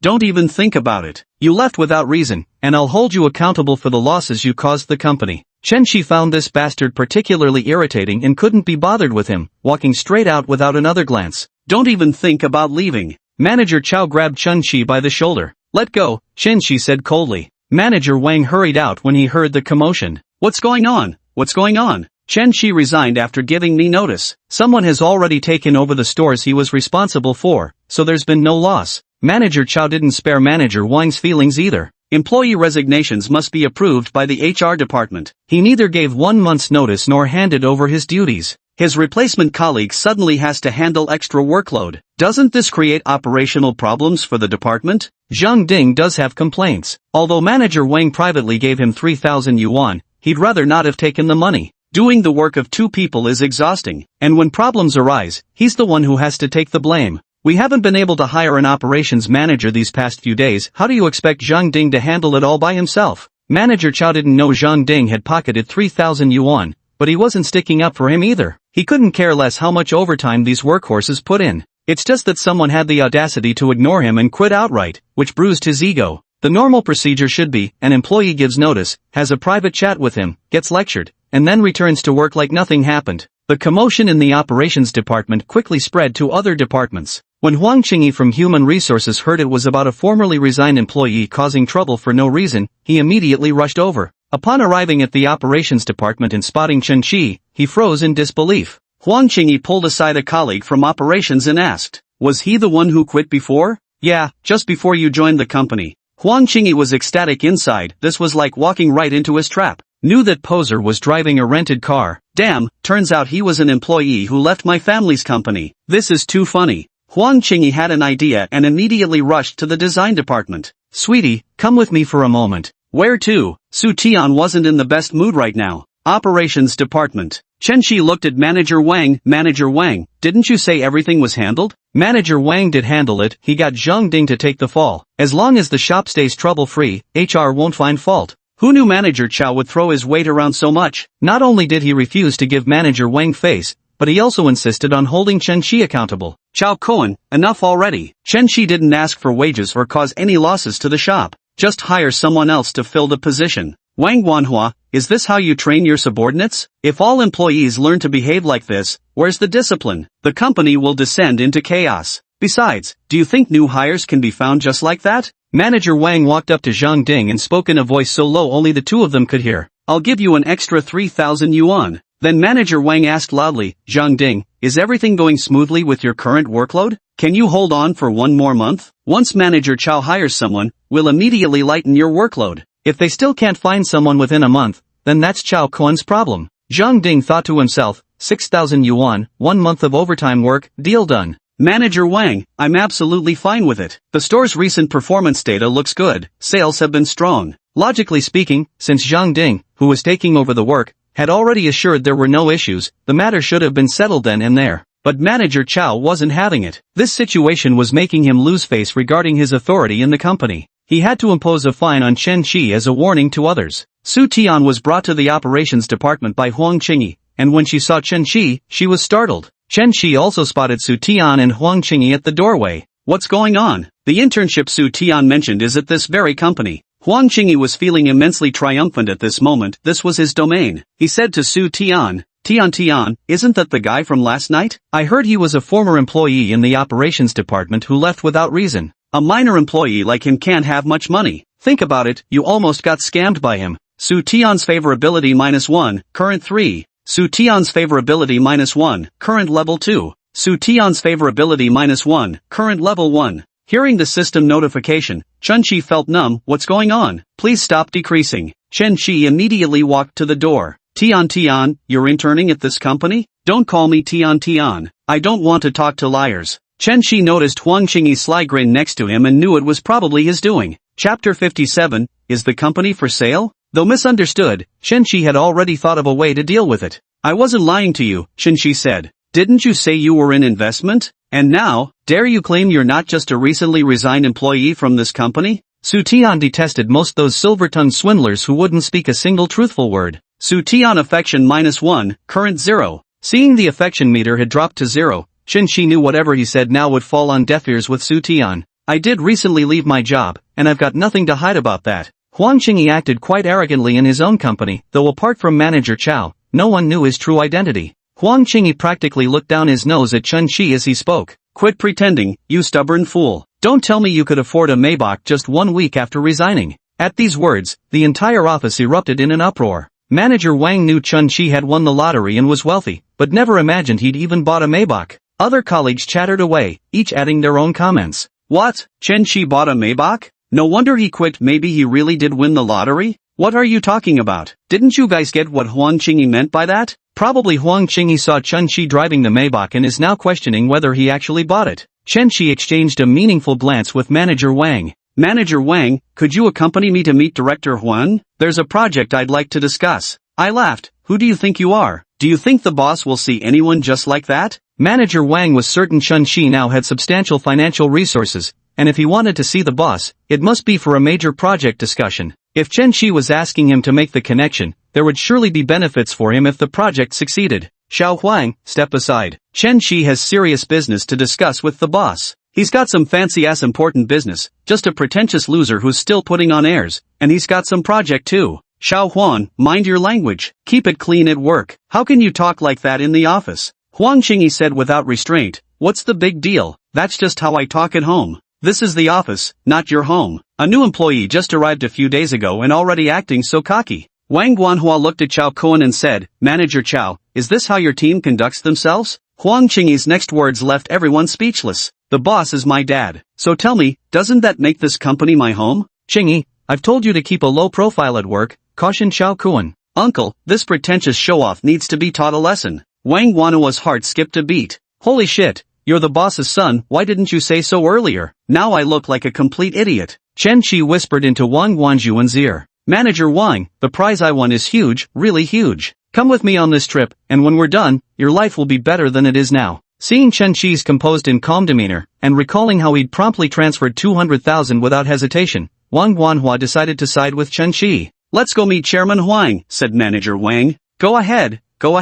I'd love to see how pathetically you'll get scolded by my dad, Huang Qingyi said. Su Tian looked at Chen Shi, feeling deeply unsettled. She had actually thought Chen Shi was a refined, capable elite. Turns out he's just a boastful fraud. Senior, why didn't you tell me this was your family's company? I just didn't want you to overthink it. Huang Qingyi hadn't mentioned it earlier for two reasons. First, he wanted Su Tian to think he'd gone through great trouble to arrange this job for her, making her feel indebted to him. Second, he wanted to conceal his true identity and establish a certain persona, so that when he thrived within the company, Su Tian would believe it was all due to Huang Qingyi's own hard work and efforts. In the chairman's office, Wang Guanhua stood stiffly to the side. Chen Shi stood in front of the desk, surveying the office surroundings. This was his first time here. Huang Guerong cast an unhappy glance at Chen Shi. Wang Guanhua, who have you brought in here? Chairman Huang, this is Chen Shi. He used to work at our company too. He's here today to discuss a project with you. Huang Guerong snapped angrily. Out. Get out. Chen Shi said, Chairman Huang, I'll cut straight to the chase. I want to acquire this company. Ha! Wang Guanhua was stunned. You never said the big project was buying the company, damn it. I'd become the traitor leading the enemy to our doorstep. Get out! Wang Guanhua, throw him out immediately, or you can get out of the company too. Huang Guirong was furious. A former employee of the company had the audacity to come before him and declare he wanted to buy the company. How could anyone not be enraged by this? 60 million, cash. By today, I will be the owner of this company. Pay back 60 million? Do you even have 60,000? Keep causing trouble and I'll call security. Huang Guirong never imagined Chen Qi actually had 60 million. He thought the man was just there to make a scene. Chairman Huang, Chen Qi won the jackpot. The big prize. Wang Guanhua was certain Chen Qi hadn't won millions, but hundreds of millions. How much could the lottery be? It's not polite to say exactly how much, but let's just say I can afford 60 million, Chen Qidao replied. You can contact whatever lawyer you know right now and have them draft the contract. Seeing how composed Chen Qi had remained throughout the entire conversation, Huang Guirong surmised he must have genuinely won a jackpot worth hundreds of millions that would explain the confidence in his tone. Wang Guanhua was a shrewd operator who had worked under Huang Guirong for many years. Since Wang personally brought him here, 9 times out of 10, Chen Qi must be holding a substantial sum of money. Acquiring a company, are you serious? Director Huang, I'm absolutely serious, which is why I hope you'll treat this matter with equal seriousness. If you don't trust me, you can consult any lawyer or accountant you deem reliable. Sometimes business deals at the mall might be settled with just a few words, not as complicated as one might think. As long as the benefits are met, Huang Guirong wouldn't hesitate to sell the company immediately. 100 million, not a penny less. Chen Qi chuckled. Chairman Huang, let's not haggle back and forth. I came from the company, do you think I wouldn't know what's going on there? Manager Wang is from the operations department. The company's lifeline is in their hands. He knows exactly how much profit we make each year. Huang Guirong stared at Wang Guanhua as if looking at a traitor. Wang Guanhua avoided eye contact, not daring to meet Huang Guirong's gaze. A few years ago, e-commerce was doing well, with the company's net profit reaching 8 to 10 million. Now, with the rise of Douyin and Pinduoduo, competition in e-commerce has become cutthroat, and profits have kept declining, especially since the company primarily deals in women's clothing, making it even more competitive within an already fierce market. During the major shopping festivals like 6.18 and Double 11 in the past 2 years, the sales figures have been downright dismal. The company's profits had dropped to 4 to 5 million, nearly halved. Huang Guirong stared at the financial reports, seeing each year worse than the last, and couldn't help feeling troubled. Who knows what the next decade or so will bring, especially with the government recently pushing hard to support new energy. He was already considering switching tracks. If Chen Shizhen had the capability to acquire the company, Huang would be more than happy to sell it to him. The company's valuation is estimated at around 70 million, based on 12 to 15 times its net profit. Huang Guirong's asking price of 100 million is nothing short of daylight robbery. Chairman Huang, you surely know how cutthroat the women's clothing industry has become, and how razor-thin the profit margins are. Having navigated the business world for decades, Huang Guirong could distinctly sense that doing business was becoming increasingly difficult. However, he never expected anyone would come to acquire his company. His company, with about 100 employees, is just one of countless clothing firms of this scale in Donghai. All those acquisition cases involved listed companies valued at billions or tens of billions. Who would ever look twice at an uncompetitive small company like his? 90 million, this company is my life's work. Huang Guirong began telling a story. As long as the tale was compelling and the slides were polished, one could effortlessly reap rewards without spending a penny. Chen Qi wouldn't fall for this. It wasn't like this company was his only option. Chapter 58, Your New Boss, Chairman Chen. Chairman Huang, skip the story, 70 million. After today, I'll lose interest in this company. Tomorrow, I'll just acquire another one. Huang Guirong's bottom line was 60 million, but what businessman wouldn't want to pocket extra profit? 80 million, this represents my life's work. Chen Qi interrupted Huang Guirong. If Chairman Huang isn't sincere about selling, then forget it. I think 70 million should easily buy someone else's life's work. Chairman Huang can just keep his life's work for himself. Huang Guirong cursed inwardly. Why was this kid so damn stubborn? 70 million in cash? Where else could you find such a sweet deal? With this money, he could invest in other projects or simply retire. Chen Qi turned to leave, not in that pretend way people bargain at vegetable markets, but genuinely preparing to find another company for acquisition. Wait, 70 million in cash? Cash. Cash flow is king. The only fear was that Chen Qi might propose something like stock equity mortgages or property collateral. Half an hour later, 3 people entered the chairman's office. They were familiar faces to Huang Guirong, his lawyers, accountants, and the manager of Daxia Bank's Donghai branch. The contract was being drafted on site over there, while Chen Qi gave Sunny Yao a call. Yao Yao, that bracelet you gave me really works wonders. What happened, brother? Just went out to handle some business and ended up signing a contract to buy a company along the way. Sunny Yao was stunned. Did business tycoons really view buying companies with the same nonchalance as purchasing cabbages? Just a casual purchase along the way? Chen Shi hadn't expected his simple errand to retrieve a thermos to escalate into a corporate acquisition. Stay here by yourself for now, we'll have lunch later. It's alright, big brother can come over after he's done work. Sunny Yao was delighted. Chen Shi had just said it was because of the bracelet she gave him that the contract was signed. Didn't that mean she'd brought good fortune to Chen Shi? Chao Cohen stared at the chairman's office. He's been in there for almost an hour now. Why hasn't he come out yet? Could your father have been tricked by that kid? Huang Qingyi said, I'll go check. Huang Qingyi walked to the office door, grabbed the handle, but found it locked. Dad, it's me. Whatever it is, talk later, Huang Guirong said from inside. Huang Guirong was afraid Chen Shi might back out of the deal. No one was allowed to enter the office and disturb them at this moment. The bank manager made a call to the branch president, then nodded reassuringly at Huang Guirong. According to regulations, bank employees cannot arbitrarily inquire about customer deposits. Now the supervisor had obtained Chen Shi's permission and sought approval from the bank manager. After checking the balance, they confirmed that Chen Shi could complete this acquisition. But the supervisor didn't tell Huang Guirong that Chen Shi had over 222 million. According to procedure, multi-million-dollar transactions require an application submitted 1 working day in advance. Now that the bank president has approved it, the transfer can be completed today, the manager said. The lawyer had also drafted the acquisition contract. He was a professional who'd already handled several such merger cases. Seeing the changing of the guard coming, Wang Guanhua began currying favor with Chen Shidao. Chen Shi, oh pardon me, Chairman Chen. You said if I came in with you, life would get better. Chen Shi chuckled. Manager Wang, the contract isn't signed yet. I'm not the boss. You'll be any minute now, Wang Guanhua fawned. Rest assured, you'll still be your manager afterward. Wang Guanhua breathed a sigh of relief upon hearing these words. Isn't it common practice for any company changing ownership to replace batches of executives along the way? Wang Guanhua would be content just to hold on to his position, but he thought that Dong Kuan wouldn't be so lucky. Half an hour later, a few people walked out of the office as if nothing had happened. No one knew that in just over an hour, this company had already changed hands. Huang Guirong was overjoyed. He had sold the company at a price that far exceeded his expectations. It was 10 million yuan higher than anticipated, making him feel like he'd struck gold. Chen Shi also realized he might have slightly overpaid. But it doesn't matter, just 10 million yuan. A fool and his money are soon parted. He simply wanted to acquire a company immediately. Even if it wasn't this particular company, there would have been another lucky business getting acquired at his generous price. Call all the managers here. I have an announcement to make.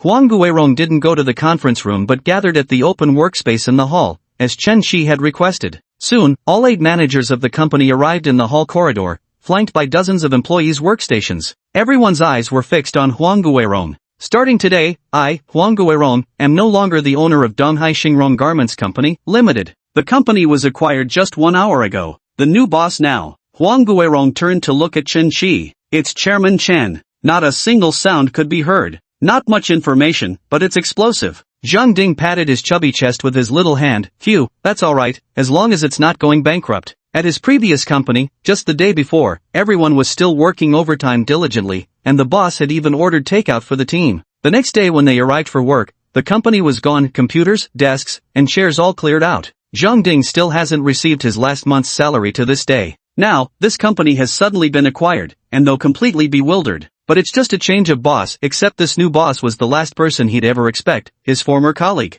Dad, you're joking, right? What did that guy say to you? Huang Qingyi was stunned. How could his family's company suddenly belong to someone else, someone who was just a pretentious jerk? He just claimed the company's owner was his dad, so now, wasn't Chen Shi practically his father? Brother-in-law, what the hell is going on here? Chao Cohen couldn't comprehend it. The junior employee who had just resigned last week had returned today to acquire the company and become his new boss. Wasn't this the kind of plot that only existed in novels? Huang Qingyi stepped forward and grabbed Chen Shi by the collar, growling fiercely. What trick did you use to make my father sell the company? Qingyi, let go. Huang Guirong scolded. Chen Shi smiled faintly. No tricks, just a normal business deal. A normal deal? Bullshit. Although Huang Qingyi was just a spoiled rich kid who always had his hand out for money, after all, his family did own a company. Even someone like him knew roughly how much it cost to buy a company. Just how much could this pretentious jerk possibly have? A few tens of millions? If you don't let go, I can sue you for provocation. Luckily, we have a lawyer right here, Chen Shi replied calmly. The lawyer interjected. Mr. Chen has acquired Donghai Xingrong Garments Company,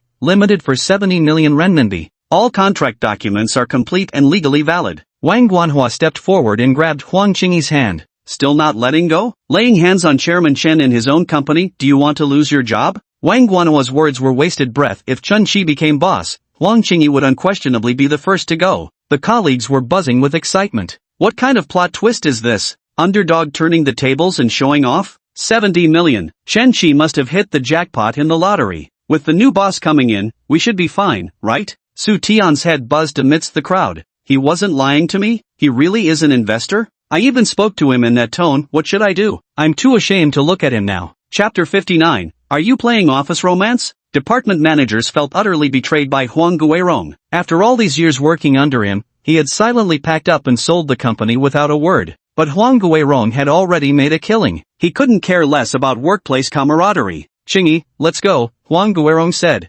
Director Huang, what on earth is going on? You must give us an explanation, said the procurement manager. Wang Guanhua now had the least to worry about. He had backed the right person, and with the new boss in place, he continued living his life as before. Manager Liu, don't you get it? The company has been acquired by Director Chen. Huang Guirong sold everyone out to Director Chen. The Huang father and son just walked away, leaving the company's employees behind. Chao Koan is just a privileged slacker who got the job through connections, and he just offended Chen Qi. There's no place for him here anymore. Only by sticking with Huang Guirong can he manage to scrape by. The remaining managers and employees are all filled with unease. Everyone shares the same understanding. After a company gets acquired, there's always a major overhaul or massive layoffs. Especially in the current economic downturn, being laid off and having to search for a new job is truly miserable. Amidst the eager yet nervous gazes of everyone, Chen Qi finally spoke. Managers to the conference room, everyone else return to your workstations. The company has 8 departments: operations, customer service, design, procurement, administration, human resources, finance, and warehousing.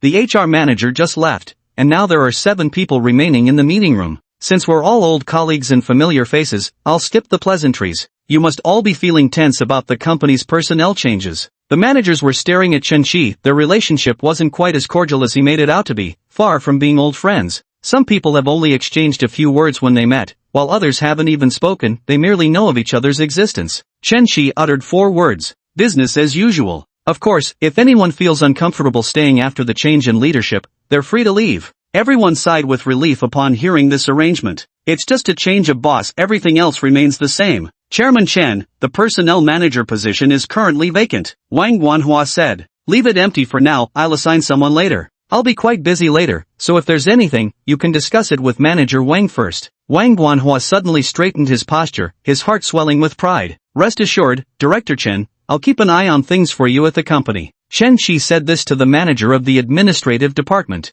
Manager son, the company name needs to be changed. From now on, it'll be called Tianqi Apparel Company, Limited. Though employees sat at their workstations outside, not a single one was actually working. Hundreds of chat groups were exploding with messages. The conference room must be a war zone right now. What should we do? What if they come out and announce layoff lists immediately? Just call it what it is, layoffs. As long as the compensation is fair, that's all that matters. I really don't want to be laid off. Jobs are hard to come by, and adjusting to a new workplace is tough. Su Tian sat at her workstation, lost in thought. Will he fire me? Getting fired is whatever, it was my own doing anyway. After about 10 minutes, the managers came out and returned to their respective departments. Subordinates crowded around their bosses trying to get the scoop. Manager Wang, what kind of outrageous plot twist is this? Chen Qi, who was still sitting across from me last week, is suddenly the new boss. I used to be on decent terms with Chen Qi, so he probably won't lay me off, right? Oh no, last month I took one of Chen Qi's pens and never returned it. Wang Guanhua cleared his throat. What's all this fuss? Get back to work. Everything remains the same. Ha? What are you ing about? It's just a change of bosses. What's that got to do with a small-time employee like you? Wang Guanhua walked up to Zhang Ding and said, Zhang Ding, you're hitting the jackpot. Chairman Chen has promoted you to deputy manager of the operations department. Zhang Ding's mind went blank. Just earlier he had been complaining about how Chen Qi's sudden resignation had left him with a complete mess to handle. He never expected that after Chen Qi became the new boss, he'd actually promote him instead. Manager Liu from the design department felt uneasy as he returned to see Su Tian sitting at her workstation. What connection does this intern have with the new boss that I'm being told to take special care of her? Su Tian, come here for a moment, Manager Liu called out. Su Tian's heart pounded with anxiety. It's over, they're going to fire me. She walked into Manager Liu's office. Manager, are you going to fire me? Manager Lu was taken aback. Fire you? What are you talking about? Let me ask you, what's your relationship with Chairman Chen? He specifically told me to take good care of you. Su Tian pondered for a moment. They were merely a gaming companion and client who'd met once, though yesterday Chen Qi had said they were friends. Just a friend. He didn't fire me after all, and even asked Manager Lu to look after me. Su Tian's favorability plus 10, current 10. Chen Qi received a system notification and was surprised to see the favorability rating had increased so much. Indeed, feeble explanations are no match for proof through action. Chen Qi sat in the chairman's office, where a shabby thermos cup on the desk stood out conspicuously. He picked up the landline phone, called the administrative department, and ordered all the furniture and decorations in the office to be replaced. At that moment, a WeChat notification ping sounded. Boss, it was my fault earlier, I shouldn't have questioned you. Still calling me boss? But now, you're officially my boss for real. Keep calling me boss and I'll dock your paycheck. Big brother, don't dock my pay. I'm just a lowly intern, you can't bully me like this. Chen Qi couldn't help but laugh at Su Tian's pleading. Alright, I won't dock your pay. I'll have Manager Lu personally mentor you. Study hard now, if you perform well, we'll talk about a raise.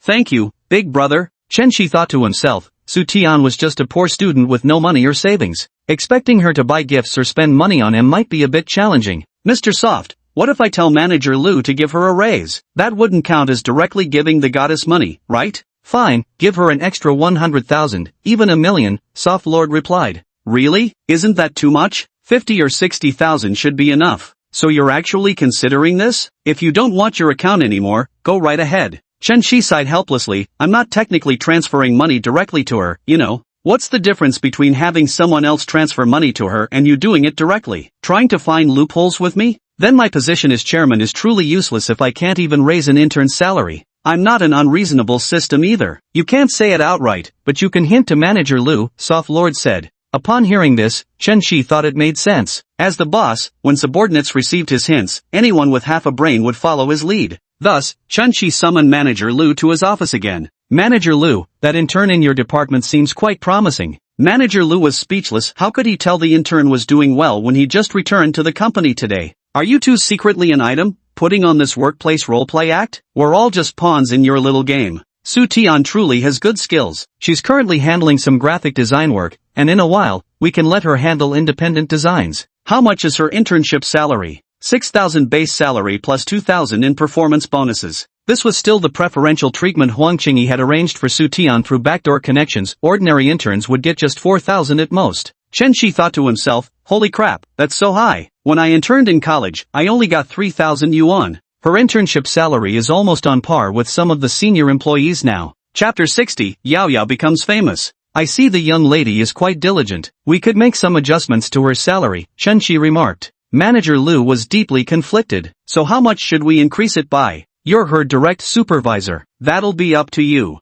Chen Qi couldn't spell it out explicitly, but he had said enough. Manager Lu was at his wit's end, grumbling internally. What do you mean handle it as I see fit? Even 6,000 is too high for an intern. How much more could I possibly add? Maybe I should just let her take my manager position instead. You can casually toss out 70 million, yet play coy over a few thousand in salary? You're putting me in an impossible spot. Manager Lu said, alright, then I'll go back and discuss it with the HR department first. Chen Qi checked the time. It was already 12 o'clock, the end of the workday, and Sunny Yo was still waiting for him. As he went downstairs, several employees saw Chen Qi get into a Maybach. Within minutes, the whole company knew Chen Qi drove a Maybach. This is way more impressive than former chairman Huang Guiron's 2 million yuan Mercedes-Benz S600. It's lunch break now, but Manager Lu is in no mood to eat. If he fails at the first task assigned by the new boss, his future in the company would be in jeopardy. With the HR manager gone, he now has no choice but to discuss Su Tian's salary issue with HR supervisor Feng. Manager Lu, can you give us some insight? What's the relationship between Su Tian and the new boss? Supervisor Feng asked.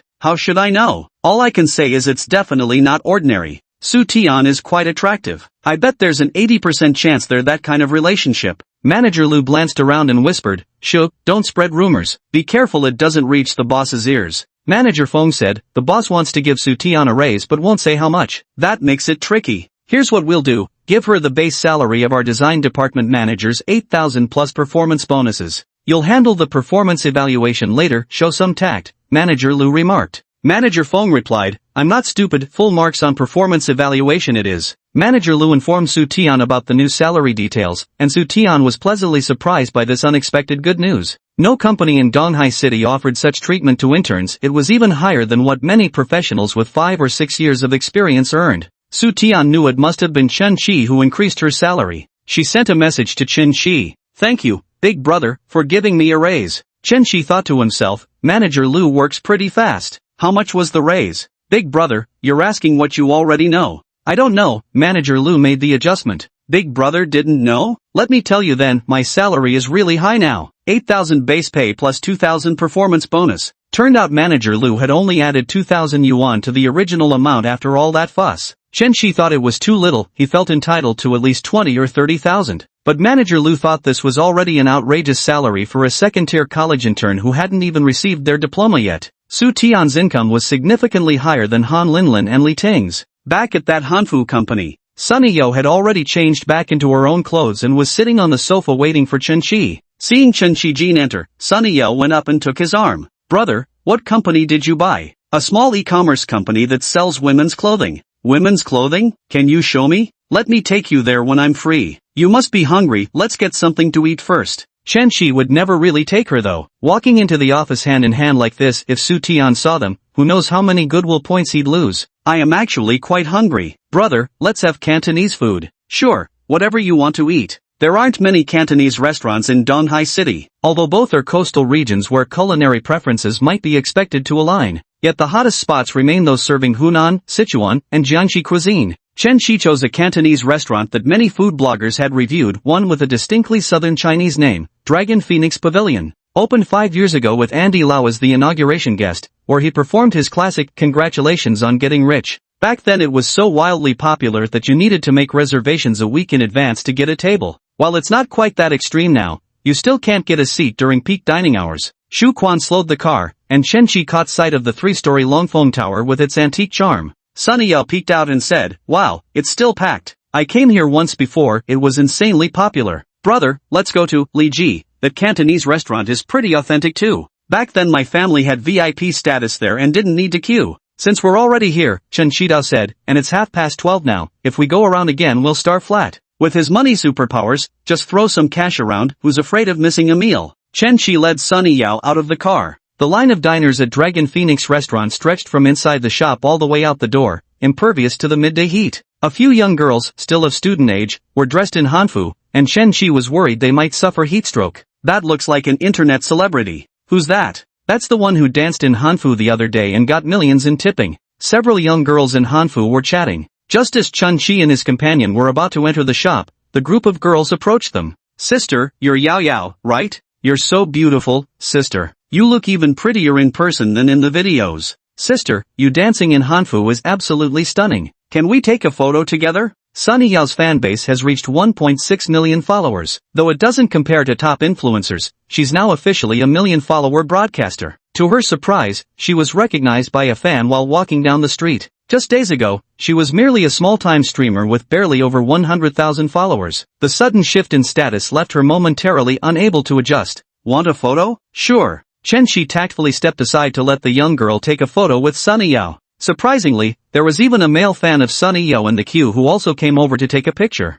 After everyone finished taking photos, Chen Shi teased, "My goodness, I'm standing next to a big celebrity. Big star, you've got to give me an autograph later." Sunny Yao pinched Chen Shi's arm. "Brother, you're always teasing me. What kind of big star am I? If it weren't for you, I'd still be an unknown little streamer." Sunny Yao still knew how to return kindness and didn't let early fame go to her head. "Yao Yao superstar, maybe we should get a private room to eat. I'm afraid your fans might keep asking for photos and we won't even get to enjoy the meal properly." Sunny Yao replied, "But all the private rooms are already full." She had never seen Chen Shi use his cash power to cut in line, that kind of domineering attitude where he didn't even need to queue and went straight to the table. At that moment, a waiter was leading a family of 4 upstairs. Chen Shi stopped them. "Excuse me, are you heading to a private room on the 2nd floor? This family of 4 consists of middle-aged parents with 2 junior high school-aged daughters." The middle-aged man replied, "Yes, it's our turn now. Hello, let me make a proposal. I'll pay you 3,000 yuan if you'll give up your private dining room to us. What do you think?" The prices at Dragon Phoenix Pavilion were slightly higher than at Great Bashu. Last time at Great Bashu, Chun-Chi had offered 2,000 yuan for a table. This time he decided to start with a higher bid.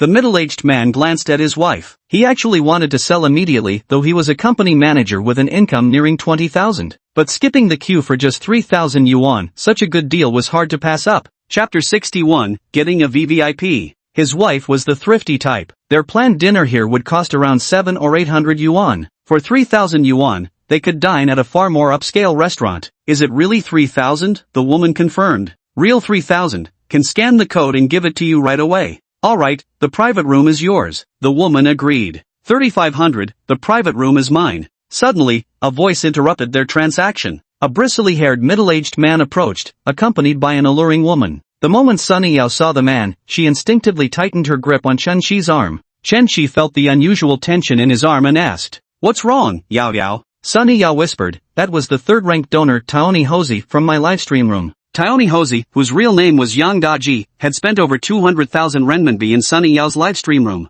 Later, when they met offline, his lust immediately took over. Throughout the meal, he kept ogling Sunny Yao with lecherous eyes. Sunny Yao ran off with an excuse right after finishing dinner, making Yang Daji absolutely furious. So after spending over 200 grand, he didn't even get to hold her hand? The middle-aged woman was ecstatic inside. What a lucky day. Just stepping out for a meal and someone pays to cut in line, even bidding for the privilege. Chen-Chi also found it amusing. It was the first time anyone had competed with him for queue jumping rights. "Miss, I'll pay 4,000. The woman suddenly grabbed her husband's hand, her heart swelling with excitement. The waiter was dumbfounded, thinking, do rich people really need to throw money around just to warm up for a meal? Yang Daji sized up Chun-Chi before turning to Sunny Yao. The streamer's landed herself a rich heir, someone remarked. That must be the roast duck brother who tipped over $1 million, right? Yang Daji still didn't know that Chun-Chi had already tipped a total of 2 million. He had only been online to witness Chun-Chi's initial tipping spree. After that, he hardly used Douyin, instead spending 200,000 on a live streaming platform to hook up with this female streamer now by his side.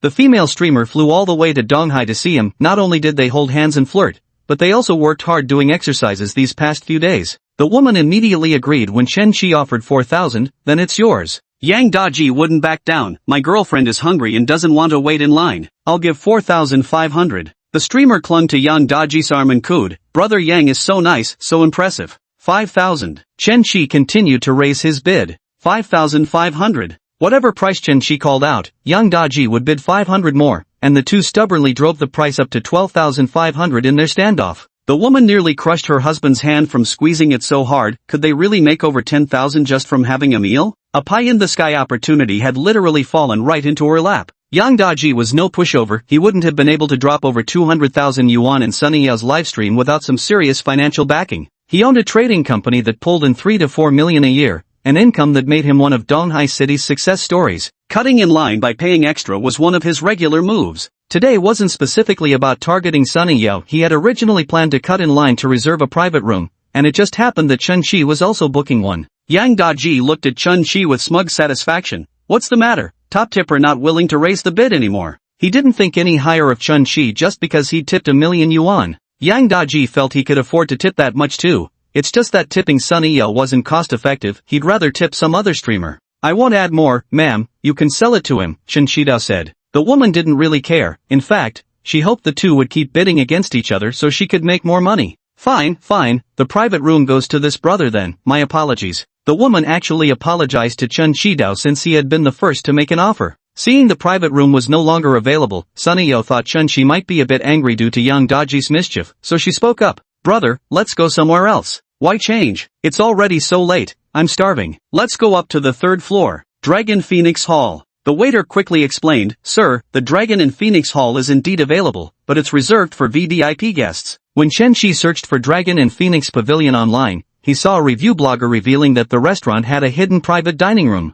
It was exclusively available to VVIP guests, and to become a VVIP, one needed to spend at least 1 million yuan annually at Dragon in Phoenix Pavilion. I know. Can I become a VVIP now to access the Dragon in Phoenix Hall? The waiter's rank wasn't high enough to handle such a premium client, so he immediately called the manager via walkie-talkie. When the manager arrived, the waiter whispered a few words in his ear. Sir, you wish to apply for VVIP membership? Manager Joe inquired. That's correct. Process it now. We're still waiting to have our meal. "Sir, the VVIP membership at Dragon Phoenix Pavilion requires an annual cumulative expenditure of 1 million. Can't we do it all at once? Don't you have prepaid cards?" Chen Qi asked. Manager Zhou was stunned by Chen Qi's words. A one-time card recharge of 1 million yuan was far more impressive than cumulative spending of 1 million. Their store also has over a dozen VIPs who spend hundreds of thousands every time they visit. But paying meal by meal was the norm, and Chen Qi's move of charging 1 million all at once was unprecedented. 1 million in the bank would earn over 10,000 in interest without lifting a finger.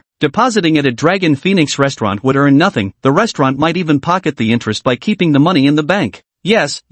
Would you like to proceed now, sir? Right now, just waiting for the meal. Sunny Yao knew Chen Qi was wealthy and extravagant. A single meal at Socrates could easily cost over 100,000. But charging 1 million yuan for dining still caught her off guard. Is he planning to treat this place like his regular cafeteria? Yang Daji's face twisted in annoyance. Is this bastard mocking me? Deliberately bidding against me? Though he made 3 to 4 million a year, spending 1 million on a meal was absolutely out of the question. The tech-enhanced female streamer beside him suddenly had the urge to throw herself at Chen Qi. Young, handsome, and wealthy, Chen Qi was hundreds of times better than that greasy middle-aged man Yang Daji. The middle-aged couple was also left speechless by Chen Qihao's outrageous display of wealth. So spending tens of thousands just to skip the line is just how the rich entertain themselves? Manager Zhou personally escorted Chen Qi to the Dragon and Phoenix Hall on the 3rd floor, where Chen didn't hesitate for a second before signing up for the VVIP membership. The Dragon and Phoenix Hall was enormous, featuring a round table for 22 rows of sofas, and even artificial rock fountains.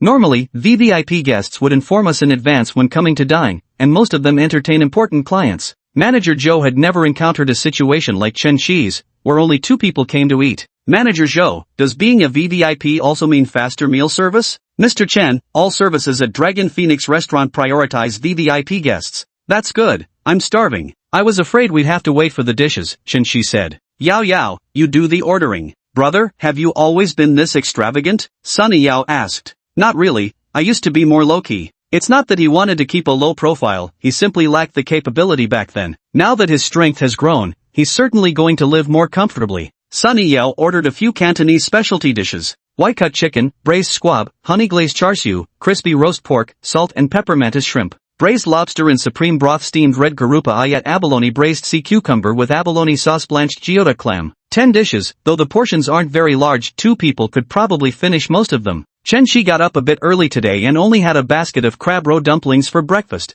which had long since been digested by now. Seeing Chen Qi had a hearty appetite, Sunny Yao ate a few bites herself before helping him peel shrimp and pick fish meat for him. Chapter 62, Yao Yao's Thrifty Ways. It tasted even better than Socrates, that 2 Michelin-starred restaurant, Chen Qi thought to himself, savoring his first bite of the expensive Cantonese cuisine. Perhaps the novelty enhanced the flavor. Big brother, try the shrimp, it's so tender. It's pretty good indeed. You should have some too. The meal was quite affordable, costing only 30,000 yuan. Chen Qi sure couldn't eat anymore, with some dishes still left on the table, probably enough to feed 3 or 4 people for another meal. Throwing it away would be wasteful, so he decided to ask the waiter to pack it up and bring it down for Zhu Quan to eat. Brother, can I pack up the leftovers? Sunny Yao suddenly asked. You want to take them? I think the dishes are quite clean. I'll pack them to take back for my brother and the others. 30,000 yuan worth of food. Even before, her family didn't eat like this often, and now they certainly couldn't afford it. Since it was just the 2 of them eating, and Chen Qi hardly helped himself to the dishes, Sunny Yao had to serve him instead.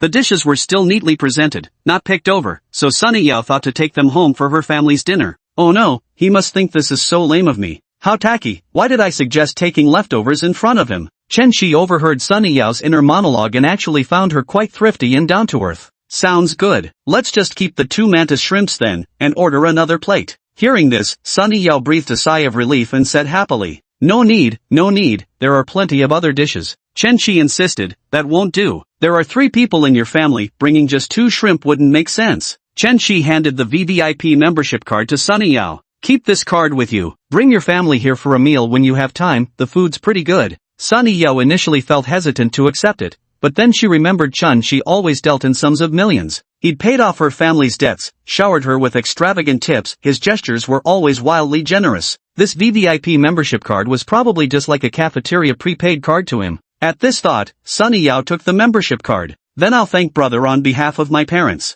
Sunny Yao's favorability +2, current 72. After eating their fill, the 2 sat for a while longer inside the Dragon Phoenix Pavilion. Professional Cantonese opera performers were putting on a show in the restaurant, and with its antique decor, many young girls wearing hanfu came to take check-in photos. Chen Shi was leaning against the window enjoying the opera performance when Hotel Hilltop's butler Lee called him. "Hello Mr. Chen, we noticed you haven't stayed at our hotel these past 2 days. Were you unsatisfied with our service?" "Not at all, your hotel service has been excellent." "Tonight is the last night. Would you like to extend your stay tomorrow evening?" Chen Shi remembered that his 4-day extension would expire tonight. "No extension needed. I'll go to the hotel to check out later." Sunny Yo was quite curious when she heard Chen Shi making the phone call. "Brother, are you staying at a hotel?" "I stayed at a hotel for a few days recently." "Isn't he from Donghai? Why would he need to stay at a hotel? Could it be a mistress he's keeping?" Chen Shi tensed up a little when he heard Sunny Yao's imagination running wild again. This morning, Su Tian's own imagination had caused her to lower her favorability toward Chen Shi. After waiting for a while, the system still didn't notify him of any reduction in Sunny Yao's favorability. Now that Sunny Yao's level of grace real class. "Yao Yao, come with me." I had mentally prepared myself for him to have other women. "But taking me straight to a hotel? What's that about? Isn't he afraid I might run into that woman?" The two got in the car. After his meal, Chen Shi felt drowsy, so he leaned his head on Sunny Yao's lap and had her massage his temples. "Brother, is the pressure okay?" Sunny Yao's delicate, boneless fingers pressed against Chen Shi's head, feeling extremely comfortable. "It's good, now press on the temples." Chen Shi said with his eyes closed. "Master Zhu, how much do you earn per month at Hildo?" Zhu Quan was momentarily at a loss for words when faced with this question. He couldn't discern Chen Shi's intention behind asking this, whether it was just casual conversation after a meal or an attempt to poach him. At Zerdo, Zhu Quan received a fixed salary, a base pay of 12,000, plus various allowances totaling about 500 or 600. After deducting social insurance, housing fund, and taxes, his take-home pay amounted to 11,000. Zhu Quan was a straightforward person who never exaggerated. Whatever amount he earned, he'd say exactly that. After deductions, it comes to around 11,000. "Master Zhu, I notice you're a very steady driver. How about working for me?" Zhu Quan kept his composure on the surface, but inwardly, he felt a flicker of excitement. Zhu Quan had come to understand Chen Shi's financial situation better than those goddesses did over this past week. Moreover, he was generous when spending, though it only happened twice. Zhu Quan felt Chen Shi wasn't the type to be stingy with employees. He now regretted not asking for a higher wage earlier. If he switched jobs, he might secure better treatment. Listening to their conversation, Sunny Yao finally realized Master Zhu wasn't actually Chen Shi's employee. Zhu Quan thought to himself, "You haven't even mentioned the salary, how should I answer you?" After taxes, 30,000 a month, with full social insurance and housing fund, and Sundays off. Holy shit! Zhu Quan's right foot unconsciously pressed down harder, causing the car to accelerate. After tax 30,000, that was basically 3 times his current salary. In Donghai City, what standard does a monthly salary of 30,000 yuan represent? It's solidly at the company's senior management level, upper management, to be precise. Middle management barely makes 10,000 to 20,000. Zhu Quan came from a neighboring city. Since his hometown's economic conditions couldn't compare to Donghai's, he moved here for work. Now in his 40s, his child is only in primary school, even though returning to his hometown would take just 3 hours. But to save money, he only makes the trip back once every 2 months. During the summer vacation, when his son came to Donghai to play, Zhu Quan couldn't bring his wife and child over because he was staying in a company dormitory. So he rented a short-term house for his wife and child, but this expense was still considerable for him. With 30,000 yuan, I could stop living in the dormitory and rent a better place outside to bring my wife and child over. Yet he wondered, since Chen Shi was offering such a high salary, would the demands on him also be much higher than at Hills? "Mr. Chen, will there be any changes to your working hours or job responsibilities?" 9 in the morning. As for evenings, hard to say. Just driving, same as now. Chen Shi rarely left home before 9 in the morning. His evenings tended to get considerably busier. To Zhu Quan, it sounded essentially unchanged. As for uncertain finishing times in the evenings, he was used to that already. Hotel work had never kept fixed hours either. Besides, with such a high salary offered by Chen Shi, he'd be willing to work overtime even if required. "Mr. Chen, I have no problem with that. When do you need me to start?" By noon tomorrow, Chen Shi's presidential suite reservation will expire, along with his private chauffeur service. He definitely wants Zhu Quan to take over seamlessly and continue driving for him tomorrow. "I'll start the onboarding process tomorrow." "Tomorrow?" Zhu Quan hesitated. Having worked at Sheraton for 5 years, morally speaking, he didn't dare suddenly resign and jump ship to another company. Moreover, his contract with Sheraton explicitly stated that an unjustified resignation would require him to compensate the hotel 20,000 yuan. This counts as the hotel's advance payment for his training fees. A qualified private chauffeur for luxury cars requires proper training before being put on duty. Mr. Chen, if I suddenly resign from the Hilton, there'll be compensation involved. That's easily handled, I'll cover your compensation. The compensation for a low-level employee would amount to mere pennies, something Chen Shi couldn't care less about. Thank you, Mr. Chen. Chen Shi planned to transfer Zhu Quan to the newly acquired company, as personally he couldn't provide Zhu Quan with China's standard 5 social insurances and 1 housing fund. Chapter 63 The Emperor of Employment. Sunny Yeo was gradually becoming immune to Chen Shi's extravagant displays. Back when I was live streaming dances, working my ass off for a month would give me 20,000 yuan at best. He hires a driver for 30k, maybe I should just become his driver instead. Chen Shi overheard Sunny Yao's inner monologue and asked, Yao Yao, what's on your mind? I was thinking, Master Zhu must be tired driving alone. How about I take over for you too? I'll work the night shift, and Master Zhu can take days. Chen Shi opened his eyes and looked up at Sunny Yao from below. Are you driving a proper car? Big brother, you're horrible. Returning to the Hildiver Hotel, Chen Shi directly informed the manager about his intention to poach Chef Xu. The hotel manager was somewhat surprised, as such a sudden poaching would inevitably disrupt their staffing arrangements. However, someone who could afford to stay in the presidential suite for 7 consecutive days was clearly no ordinary guest. A mere manager couldn't afford to offend such a person. Mr. Chen, it's Chef Xu's good fortune to have caught your eye, the manager conceded. However, all our hotel employees undergo training before joining. If someone resigns suddenly, there could be minor contractual issues.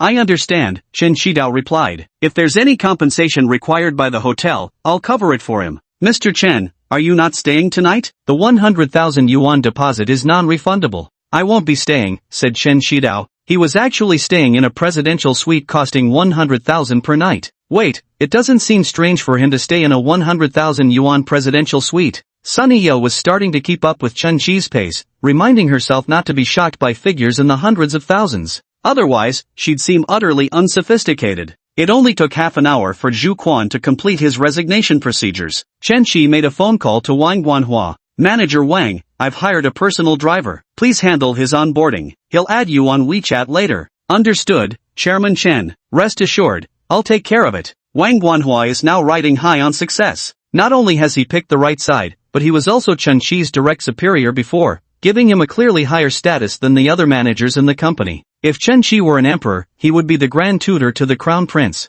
In the afternoon with nothing urgent to do, Sunny Yao suggested going to see a movie, and it turned out to be The Amazing Spider-Man 3 again. Chen Shi quickly said he wanted to watch Stephen Chow's movie, but the cinema didn't have it. So they found a riverside restaurant with a private screening room and watched Kung Fu Hustle together. Big brother likes Stephen Chow's movies, doesn't he? Stephen Chow is brilliant, his films still hold up even when watched today. We had a candlelit dinner by the riverside in the evening, but the weather didn't cooperate. Didn't they say it would be sunny today? It was scorching hot this afternoon. When has the weather forecast ever been accurate? Said Chen Shi. Before they could even finish their drinks, they hurried from the outdoor terrace back inside. At 8 o'clock, Sunny Yao still had a live stream to host, so Chen Shi drove her home first. Returning to Gongyuan number 1, he took a shower and looked at the pile of clothes he'd changed out of. I really should hire a housekeeper to handle the cleaning chores. While hotels provided full service where you didn't need to lift a finger, after all, that could never truly substitute for home. The Chinese people's obsession with home is ingrained in their bones. This particular apartment was Chen Shi's very first purchased property. He reckoned he'd be staying here for quite some time, so hiring a professional cleaner was absolutely necessary. As for a private chef, that wasn't immediately needed. Being idle all day anyway, going out to hunt for different culinary gems seemed rather appealing. At 8 o'clock sharp, Su Tian sent a message asking Chen Shi when he'd be logging online. Chen Shi had said 9 o'clock, and now it was exactly 9. Big bro was online. Sweetie's been waiting for me all this time. As soon as Chen Shi logged in, Su Tian sent him a message in the game. Su Tian had been sitting in the living room with her laptop, keeping her grandfather company while he watched TV. The moment she saw Chen Shi come online, she dashed back to her room. To enjoy her game without interruptions from her mother, she even locked the door. No, I just logged in too, Su Tian replied. Hold on, let me invite one more person. Chen Shi gave Chen Tian a call. Get online, get online. I'm taking a shower, hold your horses. How can you answer the phone while showering? Chen Shi asked. I'm used to it. Lin Xian used to make me answer her calls anytime, even when I was showering, so I started taking my phone into the bathroom. Good habit you've got there. Please keep it up. 10 minutes later, Chen Tian logged on and immediately got interested when he noticed there was a girl in the chat.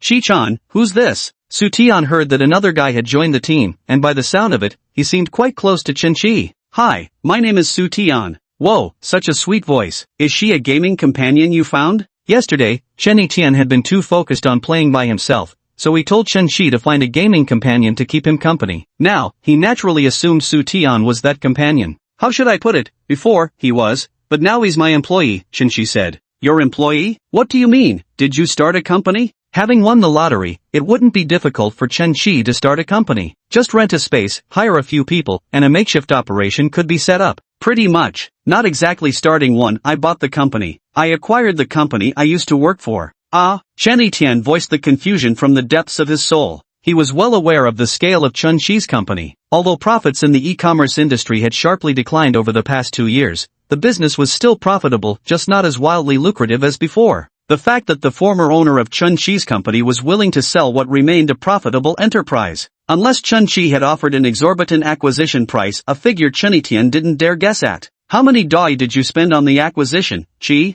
Chen Tian nervously waited for Chen Qi to announce the number. Not much, 70 million. Ah, this exclamation came from Su Tian. Qizi, you've now reached a height where I have to look up to you. Buying a company is just a casual mention for you now, like some tycoon in those billionaire novels. Chen Qi chuckled, you've been reading too many novels. Billionaire? I just got lucky hitting the jackpot. The three of them continued chatting while playing Smash Brothers together. Qizi, you become a boss now, why don't you take me under your wing? I can't stand another day at this crappy company. Chen Qi had actually wanted Chen Tian to join him from the start. Without any trusted allies and his frequent absences, problems were bound to arise eventually, though making money was never the point of this company for him anyway. 4 or 5 million in annual profits, who can live off that? It's not even as much as Su Lu gets in cashback from a single meal. But since we've acquired it, we must take responsibility and not let the company go under. You come run it, I'll be your manager. Upon hearing this, Chen Tian actually started making excuses. I was just joking. Your company makes women's clothing, and I'm in the pet supplies category. Aren't you afraid I'll bankrupt your company?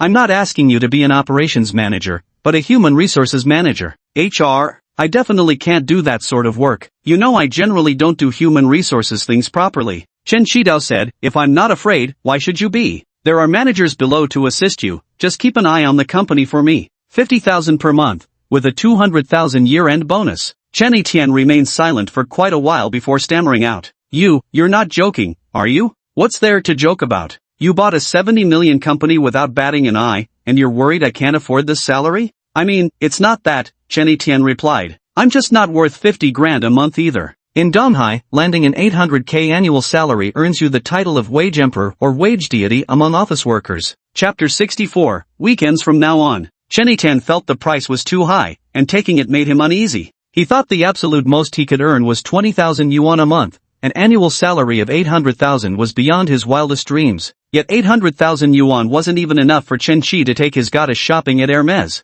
You're worth it because I say you are, said Chen Qidao. The Chen family had supported Tian ever since his parents passed away, a kindness he never forgot. Now offering Tian this modest 800,000 yuan job was just his way of repaying the family's generosity. Report for duty tomorrow, Chen Qidao declared. Chen Twin protested loudly, I have tomorrow off. Chen Qi suddenly remembered that their family business operated on a single-day weekend schedule, while Chen Twin enjoyed 2-day weekends. In Donghai City, landing a job with 2-day weekends was considered impressive, and if it came with the standard 5 social insurances and 1 housing fund, that was even more remarkable. Many factories only offered 1 day off per month, which locals colloquially called single rest day. Chen Qi thought to himself that his company needed some changes too. Come over tomorrow and get acquainted first. Yes, sir, boss, Chen Tian shouted. I'll introduce you to the other managers. Once you're at the company, look out for Su Tian. Su Tian felt warm inside upon hearing Chen Qi instruct the newly appointed HR manager to look after her. Don't worry, boss. Chen Qi continued, Tian, if anything comes up at the company, just go to him.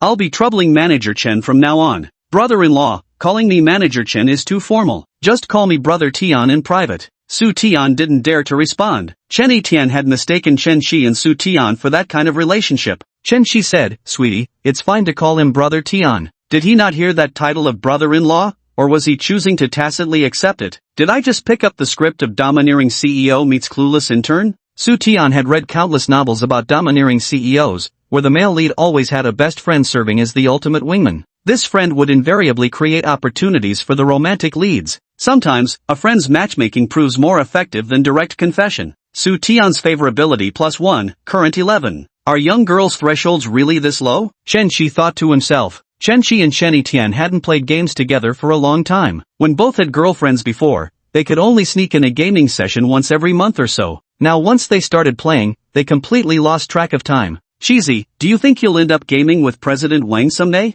That's actually quite likely. As long as Chun Shi's goddesses perform well, his wealth will multiply exponentially. By then, he'd definitely be rubbing shoulders with China's top tycoons. President Wang might even take the initiative to befriend him. I'll put in the work, Chen Shi said. Sure. Will Lingo be joining us for the squad game later? Wang Xiaozhan's celebrity friend Lingo also plays games frequently, but no one knows how good he really is. Su Tian checked the time, it was already midnight, and she was starting to feel sleepy. Guys, go ahead and play without me. I'm logging off now. I have to wake up early tomorrow. Chen Tian said, the boss is right here. What are you afraid of? If we're late, it's on him. No way.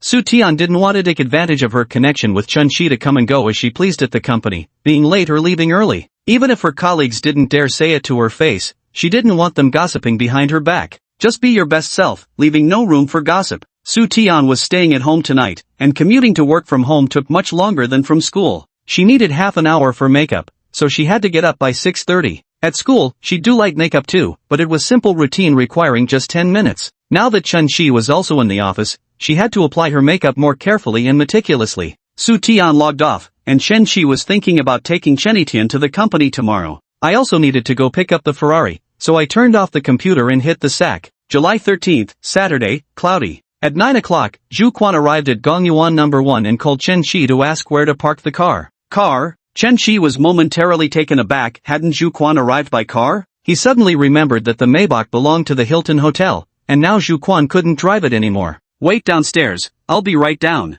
At the entrance of Gongyuan 1, Zhu Quan spotted Chun Shi approaching and immediately went forward to greet him. Boss, Master Zhu, can you drive a Rolls-Royce? Chen Shi asked. Zhu Quan thought, wow, a Rolls-Royce, even more upscale than a Maybach. What kind of business is he in to be so wealthy? I haven't seen him meet any major clients this whole week. Zhu Quan nodded and said, sure, the hotel has a Cullinan, and I've driven it a few times. Alright then, I'll go buy a Rolls-Royce in the next couple of days. Boss, what car are we driving today? Ferrari. 1 minute later, a BMW 5 Series arrived. It was the ride-hailing service Chen Shi had called. Get in. We'll pick up the Ferrari later, he said. At exactly 9:30 when arriving at the company, I happened to meet Chen Tian waiting for the elevator in the first floor lobby. Chen Tian had visited Chun Shi's company before, so he didn't need anyone to show him the way and could find the place himself. You're really punctual, Chen Shi remarked. Of course, he replied. Chen Tian noticed Master Zhu behind Chun Shi, whom he'd seen once before. Is Master Zhu joining the company too? Yes, he's my personal driver now. The three entered the company, where employees nodded greetings to Chun Shi as they passed. Manager Wang, gather all department managers in the meeting room. The managers thought to themselves, another meeting, so much for peace and quiet after the change of leadership. Today, I'll just talk about two things. I won't take up too much of your time. One day, you will rise. Chen Tian stood up, and Chen Shi introduced him to the other managers. This is my friend, Chen Tian. From now on, he will be the HR manager. The other managers simultaneously shared the same thought. Another connection higher. Hello everyone, my name is Chen Tian. We'll be working together from now on. Please take care of me, said Chen Tian. The new boss assigning a trusted confidant, nothing unusual about that. As long as this newcomer isn't the troublemaking type like Chao Kuan from before, all should be fine. And the second matter, from now on, the company will adopt a 2-day weekend policy. At these words, the faces of the other managers lit up with joy. The difference between a 2-day weekend and a single-day rest was substantial. With just 1 day off, time was too tight. Even outings were limited to day trips. However, the managers of operations, customer service, and warehousing seemed to have something to say.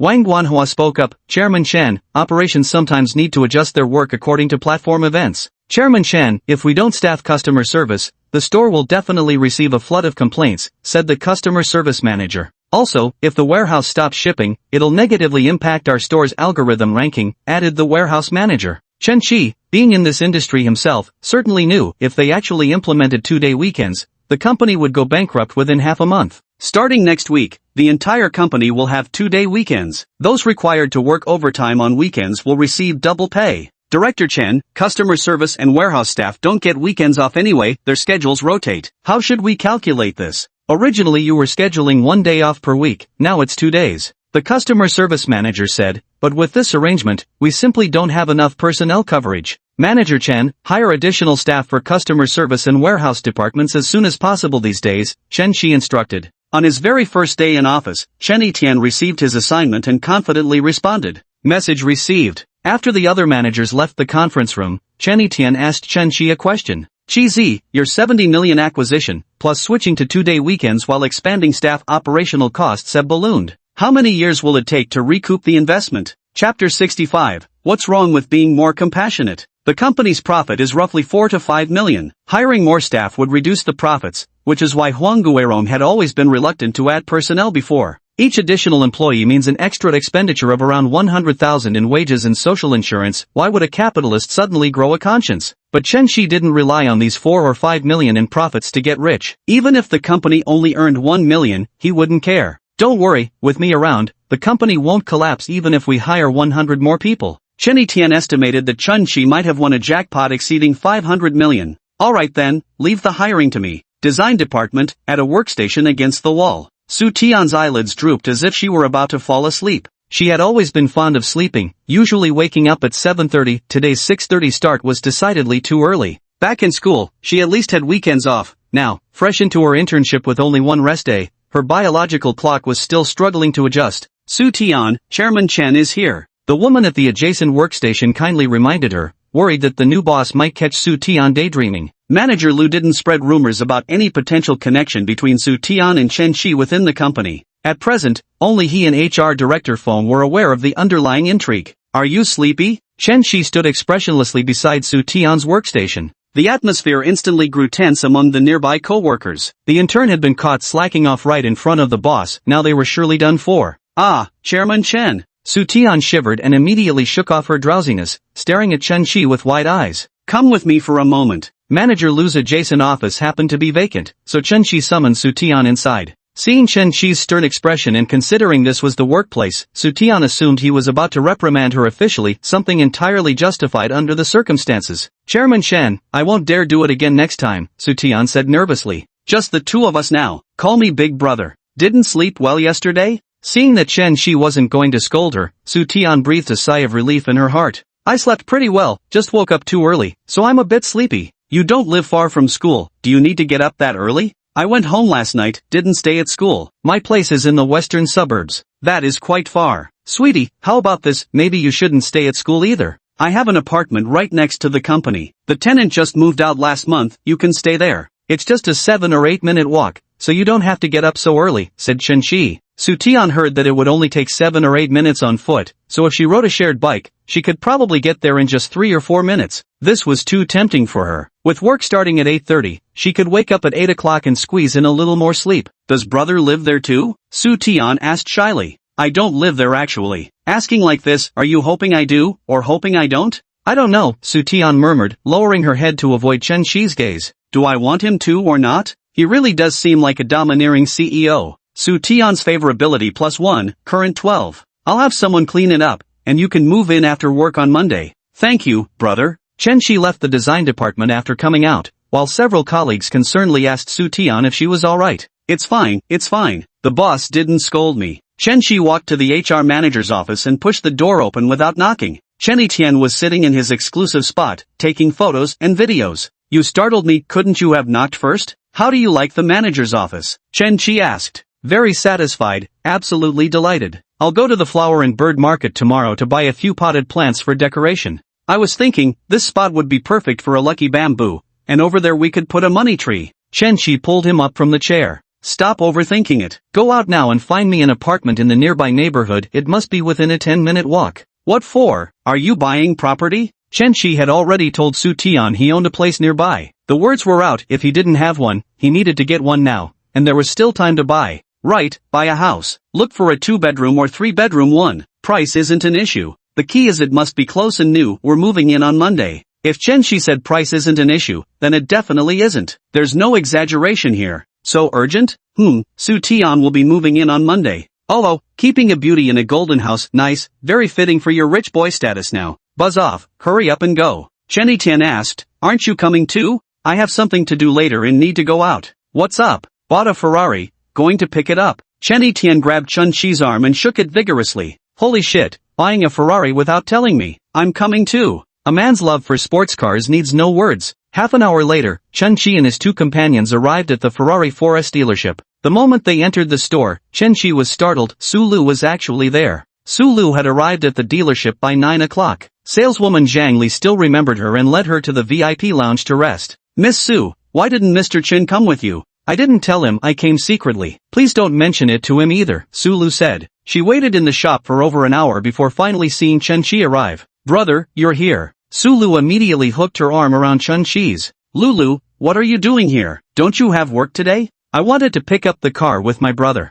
Chenny Tian gaped from the side. Chi, who's this? My girlfriend, Su Lu. Lulu, this is my buddy Chenny Tian, Chen Chi introduced. Hello, Su Lu greeted politely. His friend, this is the first time meeting them. Su Lu was overjoyed that Chun Chi introduced her as his girlfriend. This meant he had acknowledged her in front of his friends. Hello, Chi, your girlfriend is gorgeous. Chen Chi replied, well, of course, not just beautiful, but also an amazing cook. Someday, big brother, bring your friends over to try my cooking. Chenny Tian was full of confusion. If this was his girlfriend, then was Su Tian from the company truly a hidden treasure in a golden house? While Su Lu was looking at the car, Chenny Tian quietly asked Chen Chi, Chi, how many girlfriends do you have? What's wrong with a rich man being a bit more generous? They're all good girls, and I want to give each of them a home. Damn it, Chizi, you've changed, Chenny Tian said. Chen Chi had indeed changed, transformed completely beyond recognition. People always change. Chenny Tian gritted his teeth. You've become the version I envy most. Hate it. Why can't I ever win the lottery? Don't hold grudges, work hard, and I'll raise your salary to $1 million next year. Chenny Tian was a content man. He knew his sudden wealth was entirely thanks to Chen Chi. Forget an annual salary of $1 million, he was perfectly satisfied with his current 800,000. As for how many girlfriends Chun Chi wanted to date, his role as a bro was simply to be a good wingman. The rest wasn't his business. Chi, how much for this car? I forgot. It landed at around 480 or so. Chenny Tian sat in the passenger seat, pulling out his phone and clicking away like crazy. It's so damn cool. Let me drive it. Next time, Chen Chi said, shoving Chenny Tian out of the car with one push. Lulu, come on, let's go for a ride. Chenny Tian asked, what about me? The Ferrari 488 is a two-seater. Once Chen Chi takes Su Lu, there's no room left. You two take a taxi back to the office. Chapter 66, Lulu gives another gift. In the car, Shulu unzips her LV bag and retrieves an exquisitely packaged rectangular gift box bearing the LV logo. Brother, since you bought a new car today, I wasn't sure what to get you. This car diffuser is from our boutique. It has the most wonderful fragrance. You can place it in your car if you like it, brother. Receive 2,835 soft rice coins. Cashback 28,350,000 Huaxia dollars. The original price of this aromatic candle was 4,050 yuan, discounted to 2,835 yuan. Su Lu initially wanted to ask the store manager to help make the purchase, as managers get bigger discounts. But she reconsidered. Saving just over 200 yuan wasn't worth troubling someone else. Chen Chi was inwardly overjoyed but feigned composure on the surface. Our Lulu always delivers. Su Lu had spent just over 8,000 in total, between gifts and meals, yet to Chen Chi it felt like 8 million. Though not as valuable as one of Sunny Yao's bracelets, Su Lu surprised Chen Chi the most frequently. Let me take a whiff. Chen Chi leaned in to take a sniff. The scent was decent, not overpowering, and it wouldn't be a bad idea to use it in the car to freshen up the air. It smells nice, but not as nice as you. The more time you spend sitting in the car, the better the car will smell. The two of them were so close that their heads were almost touching, allowing Chen Chi to distinctly catch the subtle fragrance of Su Lu's body. The confined space of the car made both of them recall the passionate kiss they had shared at the Marriott just 2 days ago. The two drew closer until they could hear each other's breathing. In moments, Chen Chi was about to taste those tempting, cherry-like lips. Can I get reimbursement for taking a taxi back? Having just walked a few steps away, Chenny Tian ran back to ask this idiotic question. Get out of here. Interrupted by Chenny Tian's outburst, Chun Chi and Su Lu exchanged a glance before sharing a brief, butterfly-like kiss. Come on, let's take Lulu for a ride. Let's go, Su Lu cheered, waving her hands excitedly. The roar of the Ferrari's V8 engine announced to the streets that a rich guy had come out to flex. Despite the 36-degree heat outside, the air conditioning was on in the car, yet the windows were still rolled down. Su Lu felt immense satisfaction seeing the envious glances from passers-by. Living in a multi-million-dollar luxury penthouse at Wanhao Plaza, Su Lu had already flaunted every corner of it on Douyin and Zaya Honshu. There are thousands of comments in the comments section. Sis, you're so gorgeous. So jealous of you, sis, living in a luxury mansion. Sis, where did you find such a boyfriend? He treats you so well. Sulu Guang spent the entire evening replying to these messages, and she was thoroughly enjoying herself. Now seated in the Ferrari, she could more vividly sense the envy in the eyes of passers-by. Regardless of age or gender, anyone who saw the combination of a luxury car with a handsome guy and a beautiful girl couldn't help but steal a few glances. Sulu's phone camera had been working overtime today. The moment she got in the car, the photo-taking never stopped. Brother, let's take a picture together. Sulu thought to herself that they were already boyfriend and girlfriend, yet they didn't even have a single photo together. She had seen on Xiaohongshu how other girls would take pictures with their boyfriends beside their new cars, complete with car pickup ceremonies. They hadn't taken any photos at the dealership earlier. There was no way she was leaving without snapping at least one picture inside the car to post online. And you must make sure to capture the car logo on the steering wheel, but not too obviously, making it look intentional. Keep it natural, as if it's accidentally included in the shot. Alright, go ahead and take it. Chen Shi drove the car, tilting his head slightly toward the passenger seat as Sulu leaned closer. The camera switched to burst mode, taking photos in sets of 10, quickly snapping 100 shots in no time. Brother, can I post our group photo on Douyin? Sulu asked while selecting photos. Both of them were naturally good-looking, so any casual photo looked great, and with a filter applied, the pictures were ready to post directly. Share it on WeChat Moments. It's better not to post it on other platforms. You know I prefer to keep a low profile. Only friends on Sulu's social media can see her posts. If shared publicly online, there's a risk other popular influencers might come across it. It seems wealthy people value privacy more. Posting it on social media would work too. Let those girlfriends burn with envy. Got it. I'll pick the most flattering one, Sulu replied. Sulu picked out a group photo and added a caption. Boyfriend got a new car, going for a spin, so happy. The moment the post went up on Moments, Zhou Yali, Sulu's arch-rival and a salesgirl at La Mer, saw it. Zhou Yali immediately zoomed in on the photo. The man behind the wheel was the same one who'd come to the store last time. Damn, a Ferrari. That bitch really hooked herself a sugar daddy. Zhou Yali was green with envy. Seeing her rival living so well was worse than death itself. Gnashing her teeth, she left a comment under Sulu's post. Lulu, your boyfriend is so rich, I'm so jealous. Sulu felt extremely smug when she saw Zhou Yali's comment. Without replying, she turned off her screen. Brother, can you accompany me to get my hair done this afternoon? Chen Shi used to hate accompanying Li Ting for manicures or haircuts, waiting around idly while also having to provide emotional support. When asked if her new hairstyle looked good, he couldn't just say, it looks nice. He had to specify what looked good about it and how it looked good. But now he had both money and free time, so accompanying her was no big deal. After all, Lulu was a major client. Is Lulu planning to dye her hair or get a perm? I want to dye it again, the color's fading a bit. Sulu's hair was brown. Among Chen Shi's current 5 goddesses, she was the only one who dyed her hair. Sunny Yo and Li Ting have big curls and water wave perms respectively, while Han Linlin and Su Tian both have long straight black hair, though Han Linlin's is slightly longer. Brother, what hair color do you think would suit me? Chen Shi thought this brown shade looked quite nice and matched Sulu well. Let's go with this color then, it looks really good. Alright, then let's dye it brown again. Brother, let's eat first. We can go after we're done. What would Lulu like to eat? Sulu's beautiful eyes sparkled as she replied mischievously. Kaifeng Kai. Chen Shi quickly ran through his mind whether there were any high-end Kaifeng cuisine restaurants in Donghai City. Lulu, are you talking about KFC? Sulu laughed. Yes, don't tell me Big Brother doesn't know that? I didn't react right away. Whenever Chen Shi talks about food nowadays, his mind automatically goes to high-end, expensive restaurants. Fast food joints are the last thing that would cross his mind. Why the sudden craving for KFC? Just suddenly felt like eating junk food, hee hee. The rich indulge in fried chicken and barbecue just the same. What matters is satisfying their cravings, health be damned. I haven't had this in a long time either. It's nice to change things up occasionally. Chen Shi was wealthy now and hadn't even considered eating at KFC. In the past, he couldn't bear to spend the money. After all, KFC was still more expensive than Shaxian or Lancehao noodles. The two found a KFC and ordered a combo meal for 2,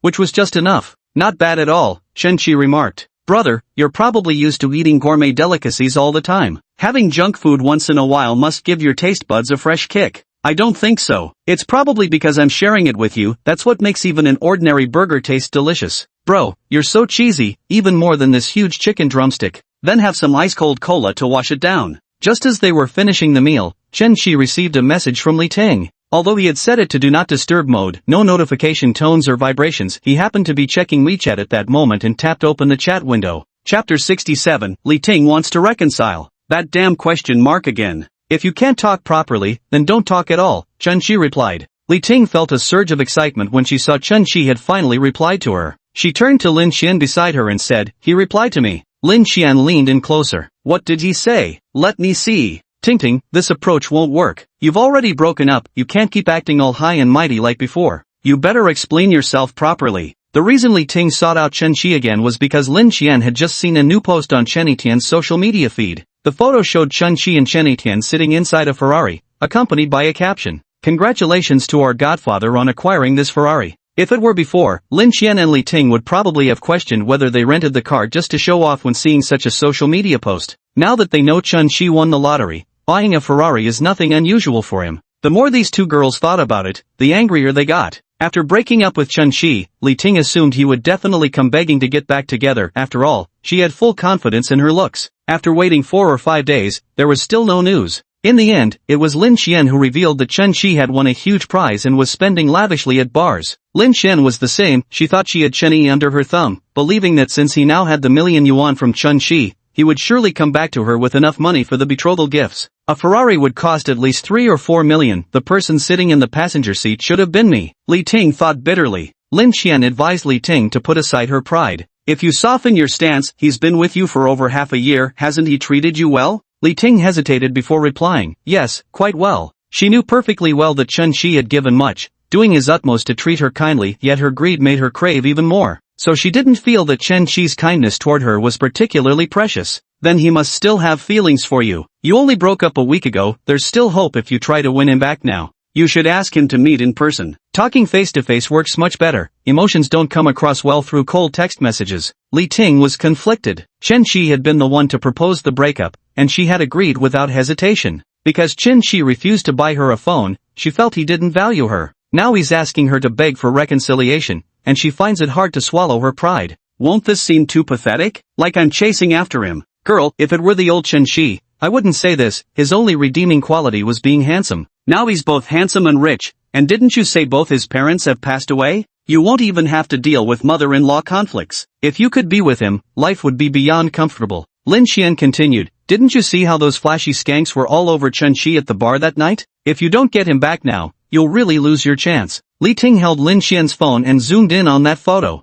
In the photo, Chen Shi was dressed in LV, gripping a Ferrari steering wheel, his expression brimming with confidence. His face remained the same, yet in just 7 short days, it was as if he had become a different person, his entire aura had changed. Li Ting composed a message in her mind, then typed and sent it out. "Baby, it's my fault. I shouldn't have lost my temper like that. I'll learn to understand you better from now on, and I won't be unreasonable anymore. Let's meet up and talk things through properly." Li Ting typed these words with tremendous resolve. In all her past arguments with Chen Shi, she had never been the one to back down, she'd always waited for him to come and coax her. Chen Shi snorted coldly in his heart when he saw Li Ting's message. "Don't I know you well enough? If it weren't for my newfound wealth, would you be speaking to me in such a humble tone?" If Li Ting hadn't held the position of campus goddess in their past, Chen Shi wouldn't have wanted any further entanglement with people from his former life. Now look at Su Lu, Han Linlin, Sunny Yao, and Su Tian. Wasn't every single one of them better than her? But now I had no choice but to keep interacting with her, and I needed to raise the favorability to 100 before I could lift the goddess status. "Too busy lately. I'll let you know when I have time," Chen Shi replied. Staring at this indifferent response, Li Ting felt utterly humiliated. "See, he didn't reject you," Lin Xian said. "I told you he must still have feelings for you." "Really? But look how coldly he's speaking, he never used to talk like that before." "Sis, you guys have already broken up. It's actually pretty good that he still replies to you. I think you still have a chance to get back together. Otherwise, why wouldn't he just reject you outright or block you?" Li Ting reminisced about the time she spent with Chen Shi, her willfulness, her little tantrums, all of which she had endured every single time. Chen Shi once said he would marry her. "He must still have feelings for me." Li Ting's favorability +3, current -7. "Okay, contact me when you're free," Li Ting typed in reply. Lin Xian, acting as the strategist, saw that Li Ting had already taken action and wanted to reunite with Chen Etienne herself, so she sent a message. But Chen Etienne had completely given up on her, she was destined not to have the same good fortune as Li Ting. On Chen Shi's end, he received a system notification and wore a puzzled look. Why is the favorability increasing again? Chen Shi and Su Lu finished their meal at KFC and headed to Apollo Hair Salon, Su Lu's regular haircut spot. This salon is a mid to high-end chain brand, where membership cards require a minimum recharge of 10,000 yuan. Su Lu could absolutely ask Chen Shi to take her to an even more upscale salon now. But sometimes, when it comes to haircuts, women stick to their trusted stylist, no matter if it's the art director or the shop manager, no one else will do. Chen-Chi parked the car and followed Su-Lu into the hair salon. This mid to high-end salon had quite a few beauties frequenting it. Chen-Chi glanced around, the quality was decent, with both young girls and married women present. Brother, it might take a while. No problem. Go ahead. I'll sit here and play with my phone. The waiter brought a fruit platter, a glass of lemon water, and some small snacks. Chen-Chi sat down an open tomato novel, continuing to read his current obsession. The goddess gives me 1 yuan. The system returns 10,000 times. Su-Lu went inside to wash her hair. Just then, 2 young women wearing sports bras and yoga pants entered the shop, one with long hair, the other with short. The pair noticed Chen-Chi sitting on the sofa. That's the handsome guy with the Ferrari from the parking lot, the long-haired girl said. The 2 girls entered the parking lot behind Chen-Chi, taking a bit longer to park. Come on, let's go say hi. The short-haired girl chimed in. His girlfriend was with him earlier, must be getting her hair washed now. What's the big deal about a girlfriend? I've slept with married men before. The long-haired girl walked to the rest area holding a drink, then said in a deliberately sweet voice. Handsome, could you help me twist the cap off? It's a bit tight, I can't open it. Chen-Chi remained seated while the 2 girls stood there in yoga pants, their figures perfectly outlined by the tight-fitting fabric. Chen-Chi is neither Miao Renfeng nor Doraemon. At first glance, these 2 girls were indeed beautiful, with first-rate looks and figures. Even Chen-Chi himself thought they must score over 90 points. But Soft Master remarked, you still need practice, can't you see the slight facial adjustments and liposuction on their thighs and abdomen? How am I supposed to tell if it's liposuction? Chen-Chi sighed helplessly. But these weren't the key points. The 2 girls' development counts were 42 and 51 respectively. With numbers like these, did Chen-Chi even dare to keep looking? He immediately raised his gaze to focus on their faces instead. Sure, I'll open it for you. Chapter 68, would you mind having 2 more girlfriends? Chen-Chi took the sea salt soda from the long-haired girl and effortlessly twisted it open with a flick of his wrist. Thanks, handsome. The short-haired girl sat down next to Chen-Chi. Handsome, are you here alone to get your hair done? Though Chen-Chi wasn't particularly interested in these 2, it passed the time, so he chatted casually with them for a bit. I'm here with my girlfriend. Still want to keep talking? The long-haired girl scooted closer to Chen-Chi. Why not chat? That LV piece you're wearing is this year's new collection, right? Must cost over 30 grand. Can't remember. My girlfriend picked it for me. Wow, big spender over here. I don't have money, I just live off women. The short-haired girl giggled coquettishly. Handsome, you're such a joker. They didn't believe for a second that Chen-Chi was actually sponging off Su-Lu. If Su-Lu had that kind of money to afford a Ferrari, why would she come to Apollo for a haircut? Apollo was just a chain brand riding on its reputation. Its prices were way cheaper than those private styling studios. Real wealthy women went to those places. Handsome, do you mind having 2 more girlfriends? The long-haired girl was straightforward, cutting straight to the chase. I don't mind myself, but I'm not sure if my girlfriend would mind. Chen-Chi could easily have 20 more girlfriends if he wanted, but only if they met his standards. These 2 rotten cabbages clearly didn't make the cut. Long-haired girl and short-haired girl exchanged a knowing glance. Men really are all the same, always eyeing what's in the pot while eating from their bowl. None can resist cheating. As long as your girlfriend doesn't find out, handsome. Us sisters can keep you company. The long-haired girl's tone was full of teasing, her gaze tantalizing as she looked at Chen-Chi. The short-haired girl added, 1 dragon with 2 phoenixes, double the fun, double the ride. Any ordinary man would have been hooked by now, not just his lips twitching upwards, but his little brother standing at attention too. Chen-Chi replied calmly, how fun are we talking? How about coming with us to try it out now, handsome? Your girlfriend's hair appointment will take a while. At that moment, Su-Lu came out after washing her hair and noticed 2 little hussies sitting on either side of Chen-Chi. Her expression darkened slightly. Brother, who are they? Hey, don't get the wrong idea, I just asked this handsome guy to help me twist off a bottle cap, the long-haired girl said. Seeing the person in question arrive, the 2 girls stopped chatting and stood up to speak. Thank you, handsome. This bottle of soda is for you. The long-haired girl handed the soda to Chen-Chi, with a tissue neatly placed beneath the bottle. After the 2 had left, Su-Lu asked, Big brother, can I have this bottle of water? I'll open it for you, Chen-Chi said. Su-Lu mimicked the tone of long-haired girl Cha-Cha as she took the soda water. Thanks, handsome. Chen-Chi laughed, you little rascal, so this was your plan all along. Did you take the wrong medicine or something? Su-Lu unfolded the tissue, surprised to find a phone number written on it with an eyebrow pencil. It's not like I made a mistake, big brother. Are you gonna add them? Su-Lu placed the number in front of Chen-Chi. Chen-Chi didn't even glance at it, he crumpled the tissue into a ball and tossed it straight into the trash. They're not even worthy of a single strand of your hair, not even fit for dogs. Su-Lu's favorability +1, current 72. That's more like it, Su-Lu said. Go get your hair done, I'll just sit here and watch you. I'm off. Sulu had only taken 2 steps when she suddenly turned back, grabbed the soda from Chun-Chi's hand, and gulped it all down in one go. Fortunately, it was just a small 300 milliliters bottle. She probably couldn't have handled a 500 milliliters one. Chun-Chi was amused by Sulu's antics. He knew exactly what she was thinking, she just didn't want him drinking water given by that little flirt. Are you Wang Bao Bao? Thank you for the water, brother. It's really delicious, Sulu said. Sulu spent 3 hours dyeing her hair. Chun-Chi was so engrossed in reading his novel that he didn't feel like he had waited too long.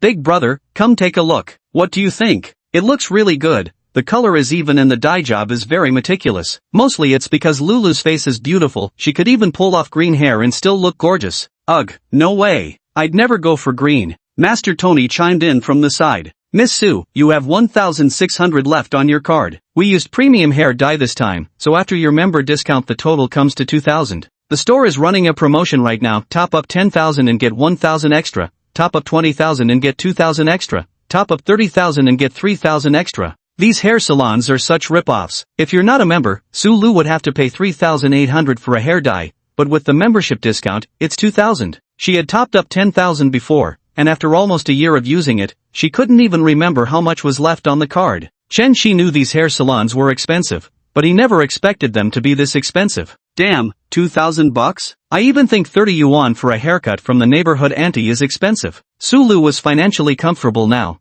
earning about 20,000 yuan a month without needing to spend on meals, fruits, milk tea, or commuting. Even the house she used to live in was rented out for 2,100 yuan, covering half of her mortgage. Spending 10,000 yuan on a prepaid card averages out to just around 900 yuan per month. Sulu was prepared to pay this amount herself after all. Chen-Shi had spent hundreds of thousands on meals and designer bags for her. With him gifting multi-million-dollar properties, this 10,000 yuan was practically pocket change. She'd feel embarrassed even asking Chen-Shi for it. How much extra do I get for recharging 300,000? Chen-Shi suddenly asked. The stylist Tony looked stunned. Sir, did you say 300,000? Yes, you heard it right, 300,000? Please hold on, I'll call the store manager. Sulu was already accustomed to Chen-Shi's extravagant habits and simply remarked, Big brother, don't waste money like this. 300,000 could last me until I'm 50. Plus, dyeing hair too often damages its quality. Don't dye too much, but come for some treatments to make your hair softer. Chen-Shi reached out and touched Sulu's hair. The saying that beautiful women are lovely down to every strand of their hair wasn't wrong at all.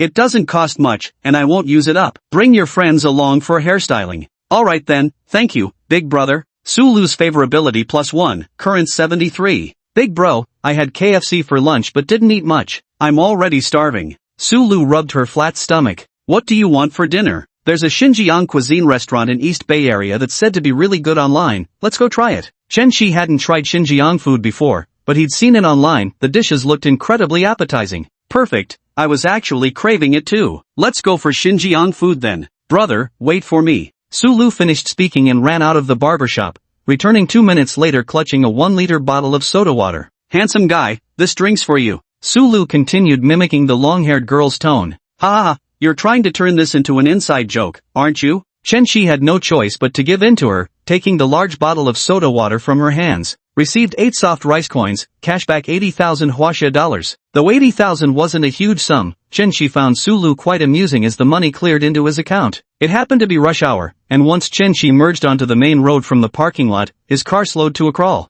Who said luxury cars don't get stuck in traffic? They clog up just as badly. At the intersection ahead, the green light had 2 seconds left. Chen-Shi stepped on the gas. With the Ferrari 488's horsepower, he could definitely make it through. But he held back. There were too many e-bikes on the road during rush hour, and you never knew when some reckless rider might dart out. This Ferrari had just been picked up today, no license plate, no insurance. Damaging the car would be a minor issue, but causing an accident would definitely make headlines. Unlicensed, Ferrari, pickup day, mysterious rich kid. These keywords alone are enough for the media to write several reports. Chapter 69. How about I show you wearing Balenciaga? Chen-Shi stopped at the crosswalk when he suddenly heard the loud roar of an engine approaching from behind. He glanced in the rearview mirror and saw a sports car speeding up to overtake, passing 3 cars in a row before pulling up alongside Chen-Shi. As it drew closer, Chen-Shi recognized it as a Lamborghini Gallardo, slightly more expensive than his Ferrari 488, probably costing around 5.5 million yuan after taxes.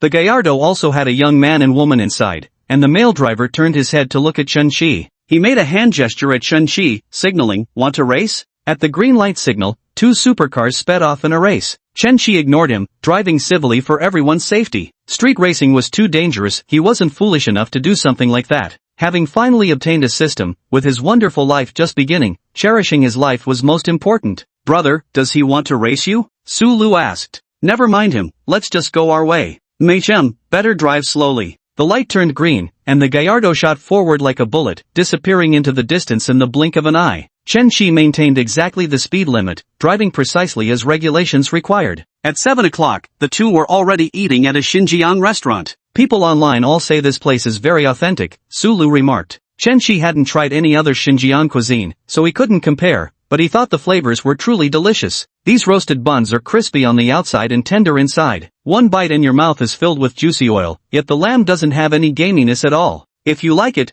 big brother, I can make it for you. You even know how to make baked buns? Chen Qi asked. I can learn. The kitchen in the apartment you bought me is so big it'd be a waste not to use it. Su Lu was already quite skilled at stir-frying, but she'd never made flour-based dishes like steamed buns, stuffed buns, or hand-pulled noodles. However, Su Lu's father has been a chef for decades and can cook anything. If he consulted Su's dad, even if it wouldn't be a perfect replica, it should come pretty close. Brother, this morning you asked Chen Tian to take a taxi back to the company. What does your company do? Now Chen Qi is a proper businessman with a legitimate career in company, so there's no need to beat around the bush. It's a clothing company, small scale, just for fun. I know quite a few small business owners myself, but none of them would dare treat buying mansions like buying cabbage. How many listed clothing companies are there in Donghai? Could his family be one of them? Brother is so low-key, truly modest. Just live well for yourself, no need for flashy displays of extravagance. He's so steady, unlike some trust fund kids who flaunt their money like they're afraid people won't know they're rich. Having eaten a bit too much meat for dinner, the two went shopping at the mall. They walked off their meal while picking up some makeup, lip gloss, foundation, eyebrow pencils. They didn't buy much makeup. These things aren't expensive anyway, even high-end brands only cost a few thousand. The total cost wasn't much, just 20 grand, it was more about the time spent. Chen Qi accompanied Su Lu, discussing lip gloss shades and foundation color codes. Only someone like him, with both money and leisure time and whose goddess happened to be his client, could patiently offer such sincere advice. Su Lu wasn't just casually asking which looked better or suited her more. She genuinely needed Chen Qi's discerning eye to help make the selection. After all, women dress up for those who appreciate them. Whatever makeup Chen Qi liked, she would wear it. Brother, let's go check out Balenciaga. Balenciaga is great, Balenciaga. Su Lu gave a sly smile. Brother, do you like black stockings or nude ones? Black stockings are nice, though occasionally sheer pantyhose can be quite appealing too. Then should I wear them for you tonight, big brother? Su Lu whispered softly into Chen Qi's ear. This was blatant temptation, wasn't it? Not that he minded, but being alone together in a room, especially after their passionate kiss last time, combined with her current 73 favorability rating. If Su Lu wore black stockings tonight, their relationship would undoubtedly progress. According to Jenny's previous experience, after Chen Qi's growth phase, the goddess's favorability would increase by at least 5 points. This seems a bit too fast. The 80 million plus in wealth that Su Lu brought to Chen Qi still feels slightly insufficient. No rush. Prepare more styles first. I'll take another look next time. Is he seriously not tempted? Do I lack charm? Or has he cultivated extraordinary self-control like someone who's quit drugs? I'll buy some more then, said Su Lu. A little after 10, after seeing Su Lu home, Chen Qi also returned to Gongyuan. Accompanying a girl shopping isn't exactly easy either. After a whole day of it, he felt more exhausted than after a regular workday. Fortunately, he wasn't your average guy who'd have to worry about money. For ordinary men, coming back after a day out and calculating how much they'd spent would only add to their exhaustion. Chen Qi took a shower, leaned back on the sofa, and watched several videos sent by Chen Tian. All were footage of properties Chen Tian and the real estate agent had inspected on site. Viewed 6 places today, have 5 more lined up for tomorrow, all within a 10-minute walk to the office. There are plenty of other well-listed units with good layouts, but they all exceed the 10-minute threshold. Chen Qi replied, these look quite old today. Let's check again tomorrow. Just then, Han Linlin's voice call came through. Hey Linlin, what brings you to call so late? Big brother hasn't contacted me for 3 days. Can't I even call you now? Han Linlin's voice was full of grievance, as if she was about to cry. She always looked like the type who could burst into tears easily. Chen Qi quickly responded, how could that be? You can call me anytime, Linlin. Truth be told, Chen Qi had been busy interacting with other goddesses these past 3 days and hadn't sent a single message to Han Linlin. Don't you miss me at all, brother? Of course I do. Then why haven't you contacted me? It's been busy recently after acquiring a company, Chen Qi explained. There's a pile of things to deal with, and I just got caught up in it all. Upon hearing about Chun-Chi's company acquisition, Han Linlin thought this was the kind of thing that only happened in TV dramas and novels. I never expected someone she knew in real life would actually do such a thing. Acquiring a company sounds like an extremely meticulous and tedious process, so it's understandable that Chun-Chi didn't have time to look for her. But little did she know, sometimes acquisitions can be that simple and ruthless. Just transfer the money, sign the contract, and the company changes hands. What kind of company did Big Brother acquire? A small clothing company with not too many employees, around 90-something, but there's still a lot that needs to be fixed after taking over. To Han Linlin, over 90 people already seemed quite a lot. Will Big Brother be very busy lately? What's wrong? I have something to ask of you tomorrow, brother. I wonder if you'll have time. If Linlin has something going on, I'll make time no matter what. Tell me what it is. Han Linlin walked to the bedroom door and locked it from the inside. In the living room outside, Father Han wore a grim expression as he complained to Mother Han about their disobedient daughter who was going to be the death of them. Directly from the Education Bureau comes from a family of scholars, and his son is also a promising young talent in the Bureau. Such a family is the most suitable match for ours, yet your daughter keeps finding faults and rejecting them. This is enough to drive me mad. Initially, Mother Han was on the same side as Father Han. She, too, believed that Linlin would have a good life marrying into Director Lee's family. But seeing the over 1 million yuan worth of luxury goods in Han Linlin's room, she changed sides and stood with her daughter. Our daughter is grown up now, she has her own ideas. We can't force our views on her. Why are you taking her side all of a sudden? Chapter 70, The Beautiful Landlady.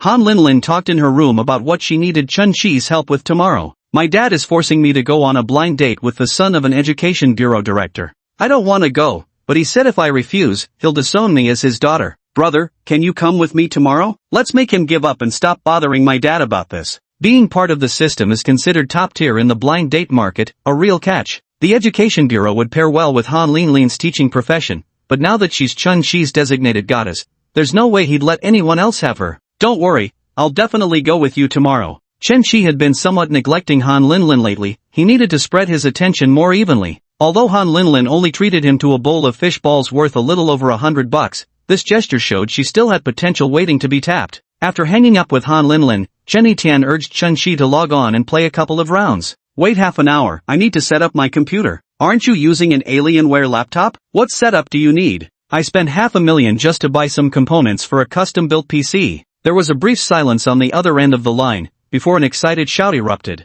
Holy shit, Godfather, let me try it, let me play with it. Chun-Chi thought to himself that assembling it alone would be tiring anyway, so he sent Chen Yitian the address to come help with the setup together. Half an hour later, Chen Yitian rushed to Chun-Chi's home in a frantic hurry. You never mentioned you live in Park 1. This place must cost 7 or 8 million, right? Well, you've already bought a 70 million company and picked up a 4 million Ferrari. I wouldn't even be surprised if you lived in a 10 million mansion. This must be over 200 square meters. Isn't it too lonely living in such a huge space? How about I move in to keep you company? Get lost, Chen-Chi said disdainfully. If you want to live here, buy your own place. How could I afford a house? Wait, actually maybe I can. Chen Yitian still hadn't adjusted to his current transformation, even without the 1 million yuan from Chun-Chi. Now, earning an annual salary of 800,000 yuan at Chun-Chi's company, he could buy a 2-bedroom apartment in 2 years and a spacious 3-bedroom in 3. Cheesy, check out this $500,000 yuan computer. Chen-Chi led him to the secondary bedroom, which served as his gaming room. 9 unopened Alienware laptops were piled up in the corner. Holy shit, you got so many Alienwares. Hook me up with one to play with. Chen Yitian could easily afford an Alienware now, but he still stuck to his old desktop computer. Take one with you when you leave, Chun-Chi said. It wasn't anything valuable, just about 10,000 yuan, and they were all freebies from buying mattresses anyway. He had originally planned to bring them to the company as incentive prizes for employees. Your computer specs might even rival that of President Wang's rig. Chen-Chi was well aware of President Wang's $1 million computer setup, which had even trended online back then. It was said its benchmark scores could rank in the world's top 5 that year. Not really, that model has many configurations that aren't even available domestically, they're all special orders from overseas. It's been so many years, computer specs have upgraded rapidly. I reckon yours wouldn't be much worse than his. Working together, they assembled the machine in just over 10 minutes. Chen started using the new computer, while Chen Yitian played on the Alienware. They immediately kicked off a match, and later, Chen Yitian tried out the new computer for a few rounds. It's almost 1 o'clock, let's call it a night. I've got an appointment with the agent to view a place at 8:30 tomorrow morning. We're buying it tomorrow, Chen-Chi declared. Price isn't an issue. The prices in the neighborhoods near their company weren't high, just over 2 million. Chen Tian didn't think Chen Shi's claim that price isn't an issue was boasting at all. He had the means to back it up. A night without dreams. July 14th, Sunday, moderate rain. Chen Shi slept soundly. The raindrops pattering against the floor-to-ceiling windows provided a natural lullaby. Having slept until 9:30 a.m., he got up, washed, and had breakfast. He had just finished the takeout when Chen Tian called at 10 o'clock. "Chizi, we've finished viewing all the suitable houses. There's one at Shanghai Jinyuan that's the most ideal. It's close to the neighborhood gate, so less walking, and the interior is nicely decorated." Chen Shi said, "I saw the video. It's good. What's the price? Let's buy it directly." 2.4 million yuan fair for the surrounding area, but the owner is still living there. She wants an extra 200,000 if we ask her to move out today. Chen Shi thought to himself that 200,000 wasn't much at all. Asking someone to move out urgently was indeed quite a rush, consider it as paying for the owner's hotel stay. 2.6 million, no problem. Alright, I'll inform the owner. Come sign the contract then. Zhu Quan was already waiting in the underground parking lot. Seeing Chen Shi approach, he immediately opened the passenger door for him. "The Ferrari is still too small, Master Zhu, isn't it uncomfortable for you to sit in?" Quite alright, quite alright. Even if it was uncomfortable, Zhu Quan couldn't say so. "If you're free these days, go buy a Rolls-Royce instead, much more comfortable to ride in." Chen Shi arrived at Shanghai Jinyuan, Building 6, Unit 801, where Chen Tian, the real estate agent, and the homeowner were all present. "Chi, this is the homeowner. Soft master, rate it, rate it." The property video Chen Tian had sent Chen Shi didn't show the homeowner, so he had assumed it would just be some ordinary middle-aged guy. To my surprise, she turned out to be a stunning beauty, wearing a modern high-slit cheongsam that accentuated her curvaceous figure, exuding an air of elegance. Name, Zhu Yaqing. Age, 33. Height, 166 centimeters. Charm value, 90. Occupation, print model. Number of relationships, 10. Affection level, 5. This time Chen Shi's judgment wasn't off. The beauty did score a solid 90, though he genuinely couldn't tell she was 33. Zhu Yaqing sat with her hair elegantly styled, her makeup immaculately done, especially the eye makeup, which was strikingly vivid. Chen Shi observed her and thought she looked no more than 25 or 26. "The buyer's actually quite handsome. Hello, my name is Zhu Yaqing, I'm the homeowner. My surname is Chen, Miss Xu. I understand the situation, and the 2.6 million price is acceptable." What Zhu Yaqing said next made Chen Tian and the real estate agent feel it was rather unreasonable. "Mr. Chen, I think 2.6 million is still a bit low. We originally bought it for 2.7 million. I'm not trying to make profit off you, I'll let it go for exactly 2.7 million. He's willing to offer 200k extra just to have us move out today, clearly someone urgent to buy and flush with cash. The realtor was speechless, cursing inwardly at such shameless audacity. "Ms. Zhu, property values have plummeted badly. Selling at your original purchase price simply isn't realistic anymore." The listing price for this apartment was 2.4 million, having already dropped by 300,000. Chen Shi was eager to buy, so he offered an extra 200,000 to get the owner to move out quickly. But Zhu Yaqing wanted to sell at the original price, either greedy or foolish. Hearing Zhu Yaqing's internal voice, Chen Shi realized his urgency had made her think he couldn't do without this particular apartment. "Ms. Zhu, didn't we agree on 2.6 million just an hour ago?" Chen Tian was somewhat annoyed. This last-minute rush behavior reminded him of his ex-girlfriend Lin Xian. 2.7 million versus 2.6 million, it's just a difference of 100,000. Judging by Mr. Chen's designer outfit and distinguished demeanor, you don't seem like someone who'd balk at 100,000 yuan. "Ms. Zhu, other units in this floor plan all sell for 2.4 million. We offered 2.6 precisely because we're eager buyers," Chen Tian countered. Chen Shi waved his hand, signaling Chen Tian to drop the argument. "Miss Xu, you've clearly noticed how urgently I want to buy, so you're raising the price at the last minute, aren't you? I am quite anxious to purchase, but if you think this tactic will work on me, you're mistaken. There's another unit with the same layout in this complex, and it's vacant. Want to bet the owner would sell immediately if I offered 2.4 million? Chapter 71, Blame It on Your Striking Beauty. The other apartment is at the back of the complex, and it takes another 4 or 5 minutes to walk to the main gate. Chen Shi thought it was a bit too far and didn't want to exert himself with extra steps, so he opted for Zhu Yaqing's place, which was closer to the gate, just a 5-minute walk straight out the door to his company. That won't do. The property market's slow right now. It's been listed for 2 months before anyone even came to view it. Zhu Yaqing quickly backtracked. Alright, let's settle at 2.6 million, as you said. At that moment, a man entered through the door, sunny and handsome in appearance, tall and robust in stature, the very picture of a perfect hunk. "Qingqing, how did the talk go?" Zhang Wentao asked.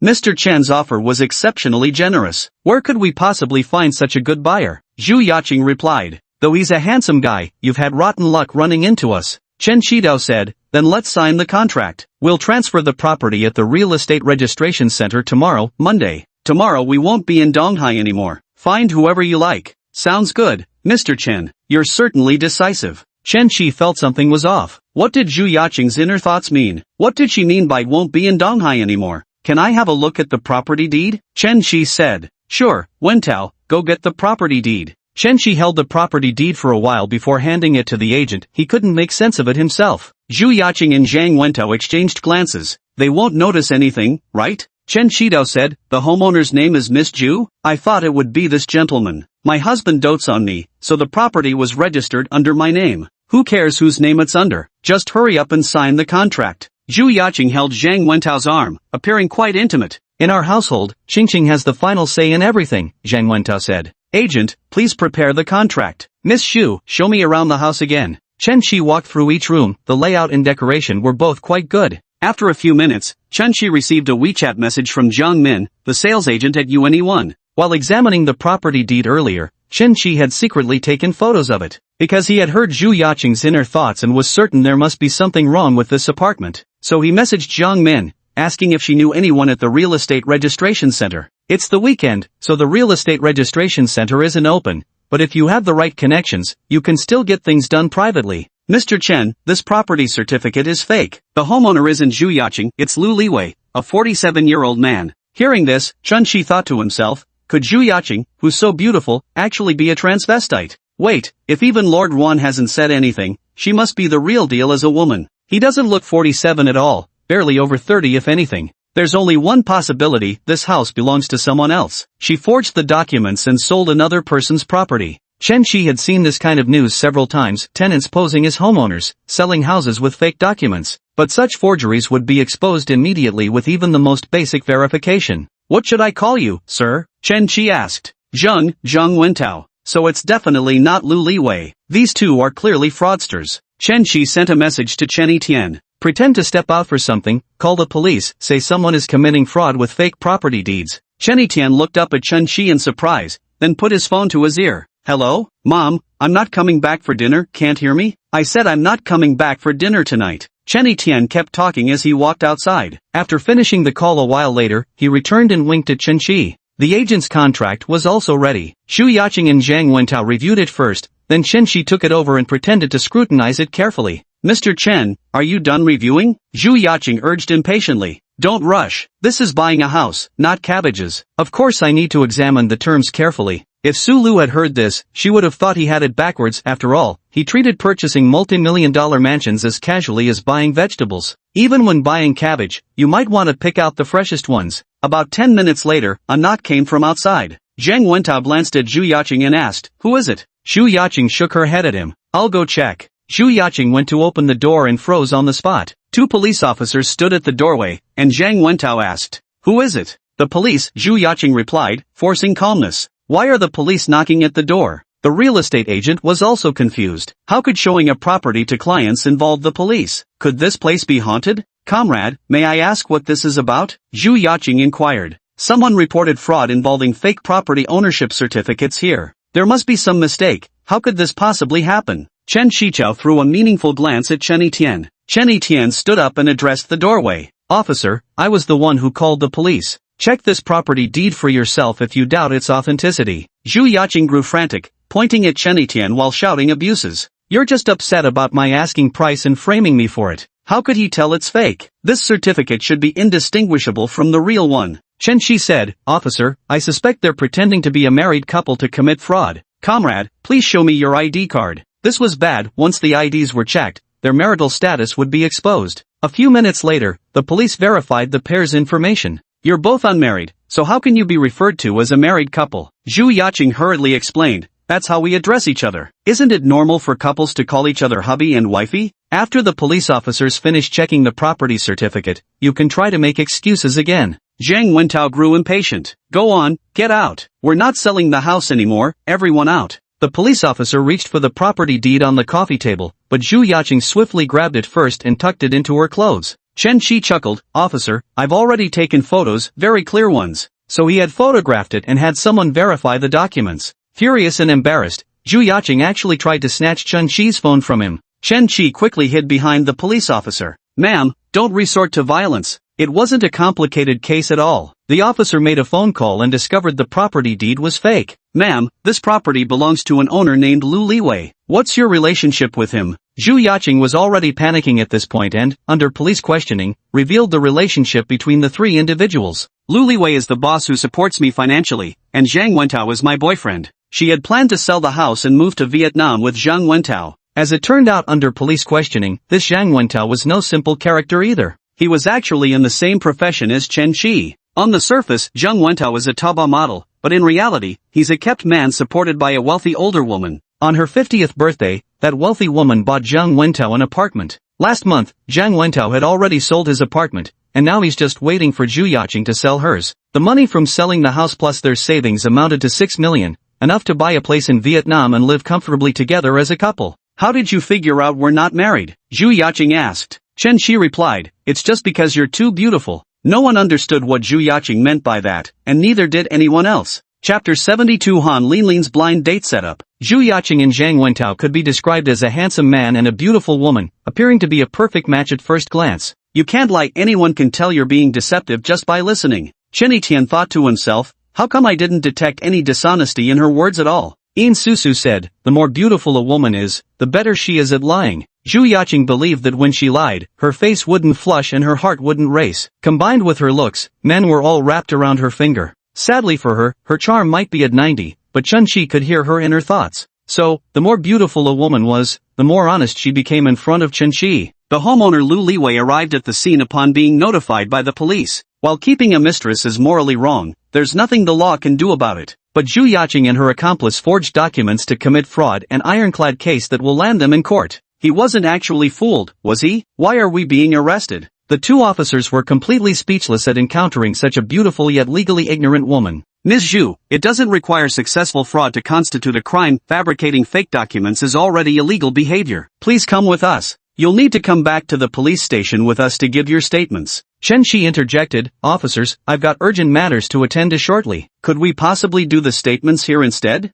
Generally, the person who files a report needs to go to the police station to give a statement. Other assisting individuals can give their statements on the spot with two police officers present. Chen Etian was the one who filed the report, and there were no victims involved in the case, so only Chen Etian needed to follow them to the police station to give a statement. The police officers took statements from Chen Qi, the property agent, and Lu Liwei. He brought Chen Etian, Zhu Yaqing, and Zhang Wentao downstairs with him. Mr. Chen, are you looking to buy a house? Lu Liwei asked. Yes, I wonder if Mr. Lu would be willing to sell. Lu Liwei originally bought this apartment to keep his mistress. The mistress nearly sold it off, but luckily Chen Qi saw through Zhu Yaqing's scheme. 2.2 million, as a token of gratitude to Mr. Chen for helping me keep the house. Lu Liwei gave Chen Qi a discount of 200,000. Then I won't stand on ceremony with Mr. Lu. Done, let's sign the contract. In the end, the house was purchased, and at a much lower price than expected, though Chen Qi didn't care much about the money. Fortunately, no deception occurred. Losing 2.6 million was trivial, but being scammed would have truly upset Chen Qi. Mr. Lu, what about these items in the house? If Mr. Chen wants the furniture and appliances, they'll stay. I'll have people remove everything else. The place contained numerous luxury bags, designer clothes, and streetwear accessories that Lu Liwei had bought for Zhu Yaqing. He's taking all of these with him, no way he's letting that wretched couple sell them off. Chen Etian didn't return until midnight. Chen Qi said cheerfully, Lu Liwei sold the house to me for 2.2 million. Whoa, that's 200 grand cheaper. That old guy knows what's up. Saved 200,000, let me think how to spend it. Got it. I'll buy another apartment. Chen Etian's phone dinged with a text message. He stared at Chen Qi in disbelief. Qi, why did you transfer money again? 2.4 million. I haven't even figured out how to spend the previous 1 million yet. Buy another unit at the back row. Saves you from renting. Chen Etian was practically ready to kneel and kowtow to Chen Qi. Honored foster father above, please accept this child's bow. If Chen Qi could see Chen Etian's favorability meter, it would have maxed out by now. Friendship between guys is simple. Buy your girlfriend a 3-yen soda, and she might call you stingy. But treating your bro to a drink will always earn you genuine gratitude. Let alone gifting an entire apartment. Chen Etian now deeply regrets not being a woman, or he'd marry Chen Qi on the spot. Cut the crap. Just make time to bring your parents over to stay more often. Han Linlin had already met her blind date Li Mingda at the Bashu restaurant. Why hasn't brother arrived yet? Han Linlin had just messaged Chen Qi, who replied he'd be there soon, but now nearly half an hour had passed. Li Mingda had ordinary looks, neither handsome nor ugly, wearing half-rimmed glasses, standing at 175 centimeters with a lean build. For today's meeting with Han Linlin, he'd even gone to get a haircut in the morning. Lingling, you really like hot pot, don't you? Just okay, Han Lingling replied indifferently. The reason she chose to Bushu was because eating there didn't cost her anything. To be precise, it didn't cost Li Mingda anything, nor did it cost her anything. There was 100,000 yuan on the membership card, more than she could ever spend on meals. After dinner, she'll pay the bill directly. She doesn't want to owe Li Mingda anything. Do you have any hobbies? Shopping, dining out, traveling. I quite enjoy traveling too. I heard from your dad that you like reading. What kind of books do you usually read? Just casual reading. Li Mingda tried all sorts of topics, carrying on an awkward small talk that lasted over half an hour. Anyone could tell the girl wasn't interested in him. But Li Mingda found Han Linlin even more beautiful in person than in photos and was completely enchanted. He promised me, said he'd definitely come back. Liar. Han Linlin's favorability -1, current 56. Chen Shi, who had already reached the shop entrance, received the system notification and cursed inwardly. Damn, must be pissed about being late. The manager of Debashu recognized Han Linlin the moment he saw her. Isn't she that rich second generation's girlfriend? Why's she bringing some other guy for hot pot now? The thought flashed through his mind the instant he saw Chen Shi walk in. Oh no, could the rich second generation be here to catch us in the act? Han Linlin had nearly finished her meal by now and didn't want to spend another second with Li Mingda. Check please, Han Linlin called out. Let me get it. There's no way I'm letting you pay, someone responded. Use my membership card. Seeing Han Linlin fighting to pay the bill with him, Li Mingda thought to himself, she must be interested in me. We've met as agreed. If my dad asks, just tell him we're not compatible, Han Linlin said. Ha, I think we're quite compatible, he replied. I'm a civil servant at the Education Bureau with an annual salary of 200,000 yuan, plus excellent benefits. You're just a school teacher. When it comes to professional titles later, my family can pull some strings for you. Li Mingda was very confident about his qualifications. Being from the Education Bureau, he knew the salary standards of every school in Donghai City. At the elementary school where Han Linlin was interning, the internship pay was 4,000 yuan. Even if she secured a permanent position later, her annual salary would only be around 100,000 yuan. Whether in terms of salary or benefits, Li Mingda was one level higher than Han Linlin. Han Linlin asked, is 200,000 a lot? It wouldn't even cover the cost of one Hermes bag for her. Isn't 200,000 already a huge amount? Li Mingda wondered. I'm all about material things. I want to live in a $1 million mansion, drive a sports car, and carry designer bags. Li Mingda said, Linlin, stop browsing Zaya Honshu and Douyin so much. Those platforms are corrupting your values. How are my values corrupted? Han Linlin felt a pang of irritation. Mingda had barely greeted her, and now he was preaching at her. It's alright, I can correct your values later. Thanks, but no need. I'm fine as I am. See, you're just saying that out of anger. At this point, Han Linlin was truly infuriated by Li Mingda's shamelessness. What a typical shrimp head man. I'll be honest with you, I have a boyfriend. The only reason I met you today is because my father forced me to. You're lying. It must be because I didn't rush to pay the bill earlier, and now you're upset. Han Linlin was speechless. Was his train of thought really this bizarre? She had made it perfectly clear she had zero interest in him, yet he kept inventing his own drama. What's so great about me? You're shamelessly forcing this awkward conversation with me. You look pure and sweet at first glance, clearly someone with a good personality who knows how to live life well, Li Mingda replied. Chapter 73, Beautiful Lady, can I add your WeChat? Han Linlin checked the time, 12:40 p.m., but Chen Shi still hadn't arrived. Han Linlin's favorability -1, current 55. Suddenly, Chen Shi appeared behind Han Linlin and wordlessly sat down beside her. Han Linlin was startled, her beautiful eyes widening as she looked at him with undisguised grievance. You're so late, I've been dealing with this annoying creep the whole time because of you. Miss, you look so pure and innocent, a bit like Yuna from Girls' Generation. Would you like to get to know each other? Chen Shi pretended not to know Han Linlin and started playing along with the roleplay. Li Mingda wasn't pleased. This was his blind date setup. What was some random bystander doing interfering? Hey buddy, what's your deal? Can't you see we're on a blind date here? Are you two on a blind date? Sorry.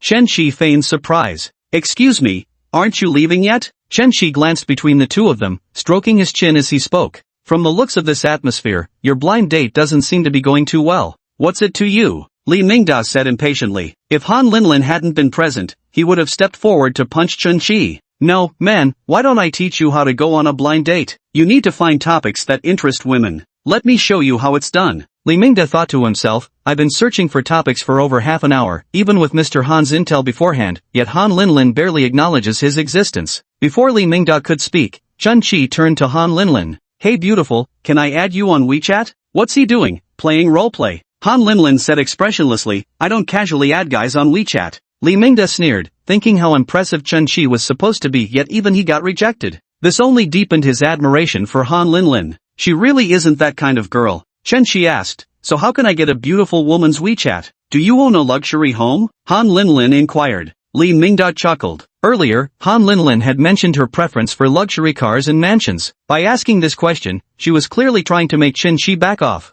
Sure, 210 square meters, 8.6 million yuan. Li Mingda thought to himself, made up story? Do you have a luxury car? Yeah, just picked up a Ferrari 488. Ah, I thought he would say Mercedes. Chun Chi got his new car. Sulu and Chen Tian were the first to post about it on their social media, but he himself didn't share it, and Han Linlin had no idea he'd bought a new vehicle. The car keys were with Xu Quan, otherwise Chun Chi would definitely have taken them out and tossed them on the table right then. Then you can add me on WeChat, Han Linlin said. Li Mingda spoke up to stop them. Wait a minute, Linlin, how can you just casually add a guy on WeChat? What's it to you? Are we that close? Han Linlin's words, icy cold from her 37-degree lips, pierced Li Mingda's heart. No, what I mean is, you can't just believe everything he says. Darling, look into my eyes, see how sincere they are. Chen Chi declared with theatrical exaggeration. I trust him. He has a mansion and luxury cars, just my type. Li Mingda was seething with impotent rage, suppressing his anger as he said, how can you be so money-minded? Vulgar. Materialistic.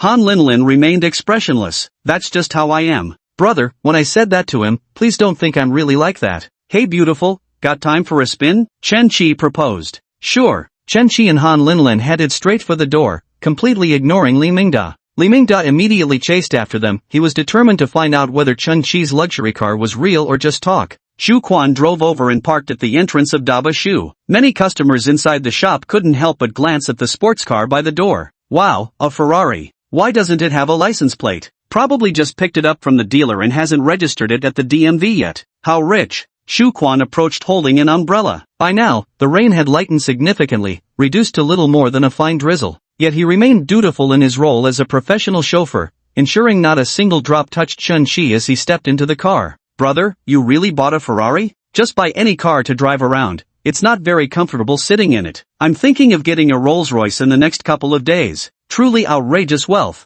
Han Linlin's favorability +1, current 56. Master Zhu, you can go have lunch now. Consider yourself off duty. I'll drive myself this afternoon. Xu Quan thought to himself, I really chose the right boss, great pay and occasional breaks too. That afternoon, he could finally visit a real estate agent to rent an apartment, taking advantage of the summer break to bring his wife and kids for a visit. Xu Quan handed the umbrella to Chen Chi, saying, alright, boss, I'm clocking out then. Call me anytime if you need anything. Go on. If only the Ferrari 488 could seat more than two, Chun Chi wouldn't have driven himself. How much more comfortable it'd be sitting in the back. Chen Chi and the other person got into the car. Han Linlin, riding in a Ferrari for the first time, was a bit excited, looking left and right. Finally, her gaze landed on the car diffuser in front of the passenger seat. This diffuser smells quite nice. Keeping a straight face, Chen Chi said, it was a gift from the 4S shop. The fragrance is okay. Han Linlin adjusted the angle of the seat back. Sulu was 165 centimeters tall, while Han Linlin was 164 centimeters, their heights were nearly identical. The front-to-back distance of the seat didn't need adjusting, but Han Linlin felt the seat back was slightly too forward,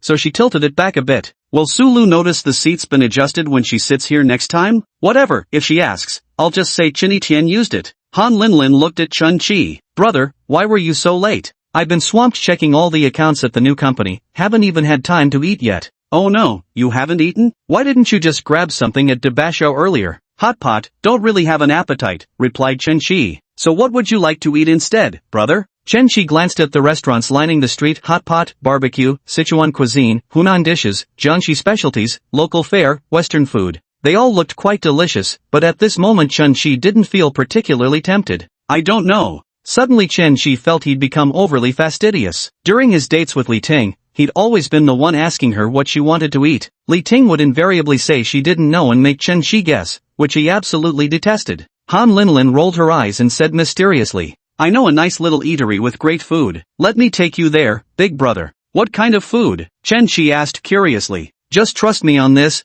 big brother. I'll show you the way, it's not far at all and we'll be there in no time. Han Linlin had indeed piqued Chen Qi's curiosity, who knew what delicious treats awaited them. Previously, Han Linlin enjoyed exploring new eateries with Ling Yuan and their circle, so she was quite familiar with the city's dining scene. The place she was taking Chen Qi to was called Taipei Story, specializing in Taiwanese street food. The moment Chen Qi saw the restaurant, his appetite suddenly roared to life. Lin, the place you picked is great. Oyster omelette, I've actually been craving some lately. Not only do they make authentic oyster omelets here, but they also serve various other Taiwanese street food specialties. 2 years ago when Wu Bai came to Donghai for an event, he even ate at this spot and said the flavors were legit. Chen Qi parked by the roadside as the two of them, hand in hand, dashed through the drizzling rain and scurried into the shop. The decor was nostalgically retro, with vinyl records and CDs by Taiwanese actors and singers adorning the walls. Boss, still got any small tables? Han Linlin asked. Miss, you've come at just the right time, a table just became available upstairs after some guests left. Listening to the owner's accent, Chen Qi thought it sounded very Jiche, must be an authentic Taipei native indeed. Chapter 74 Linlin treats you to a meal. Han Linlin pulled Chen Qi up to the second floor, just as the shop's background music switched to nocturnal. Order whatever you like, my treat, Linlin said grandly as she handed the menu to Chen Qi. She couldn't afford a lavish feast, but snacks were definitely within her budget. Wow, Linlin's treating? Then I gotta eat my fill. Ruan Ye's voice suddenly echoed in his mind, hand the menu back, got it? Last time when Sulu treated them to midnight barbecue, Chen Qi wanted to order a whole table to cash in on rebates. Ruan Ye immediately stopped him, telling him not to try gaming the system. Got it instantly, Chen Qi replied. Chen Qi handed the menu back to Han Linlin. Linlin, you order. I don't know what's good here. Having dined here before, Han Linlin was confident about ordering. Brother doesn't eat spicy food, right? A little bit is acceptable. Then we'll get the large oyster omelette without chili. The oyster vermicelli with pig intestines is also good, along with rice tube pudding, fish crisp thick soup, and 3-cup chicken. Brother, can you handle stinky tofu? It smells pungent but tastes delicious, actually quite tasty.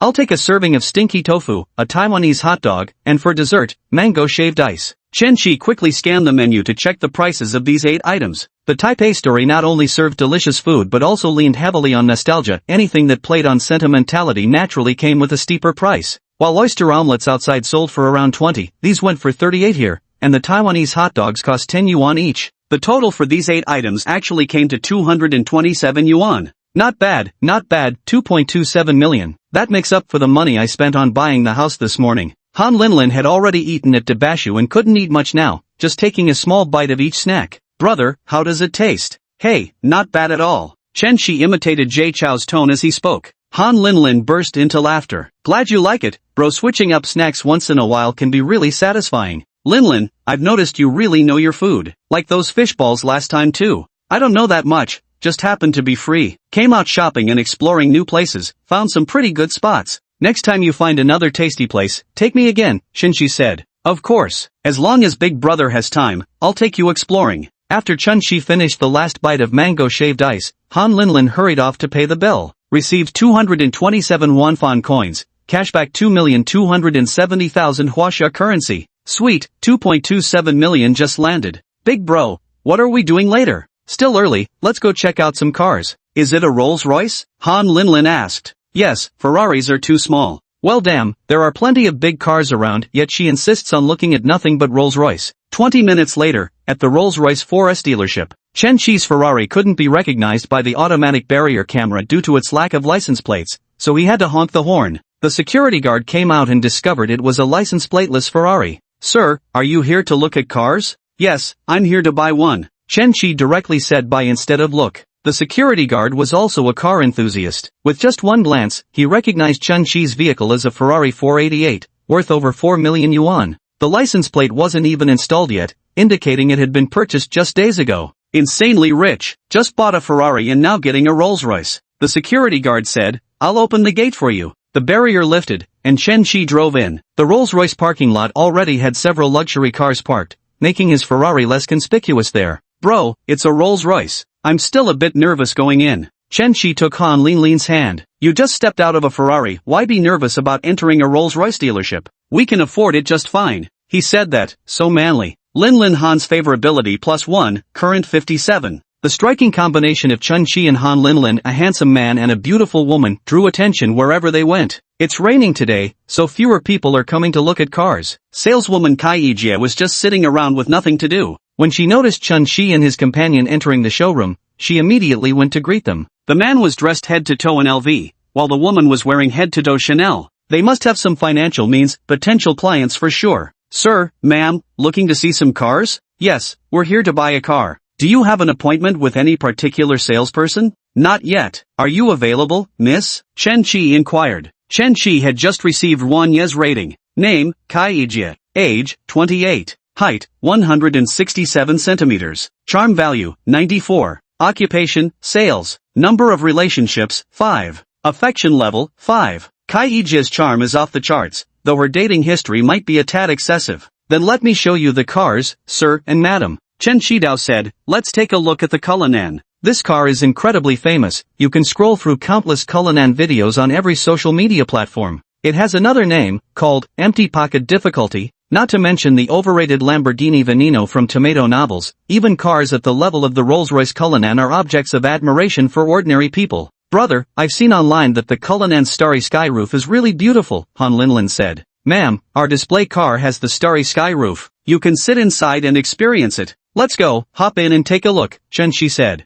It was raining outside, and the light was rather dim. Plus, with the tinted windows, even during the day in the showroom, the starlight roof was clearly visible. The countless dazzling lights on the ceiling resembled a vast galaxy, giving it a genuinely dreamy appearance. Han Linlin adored this feature, finding it incredibly romantic. Chen Shi directly inquired about the price. Mr. Chen, the price range for the Cullinan varies from 7 million to 10 million, depending on the configuration you choose. The configuration selection process arrived again, and Chen Shi wanted Han Linlin to make the choices. If Mr. Chen decides to place an order, I'd recommend doing so soon. Currently, production capacities in the UK are tight, and delivery would take about a year. Rolls-Royce is a British brand, and since they're fully imported vehicles, besides waiting for production, you also have to wait for shipping by sea. Hearing this, Chun Chi immediately lost interest in buying. Damn it, buying a car means waiting for a whole year? Aren't there any vehicles available domestically? For new cars, none are available, but we also deal in pre-owned vehicles. If you're interested, Mr. Chen, we could arrange an introduction for you.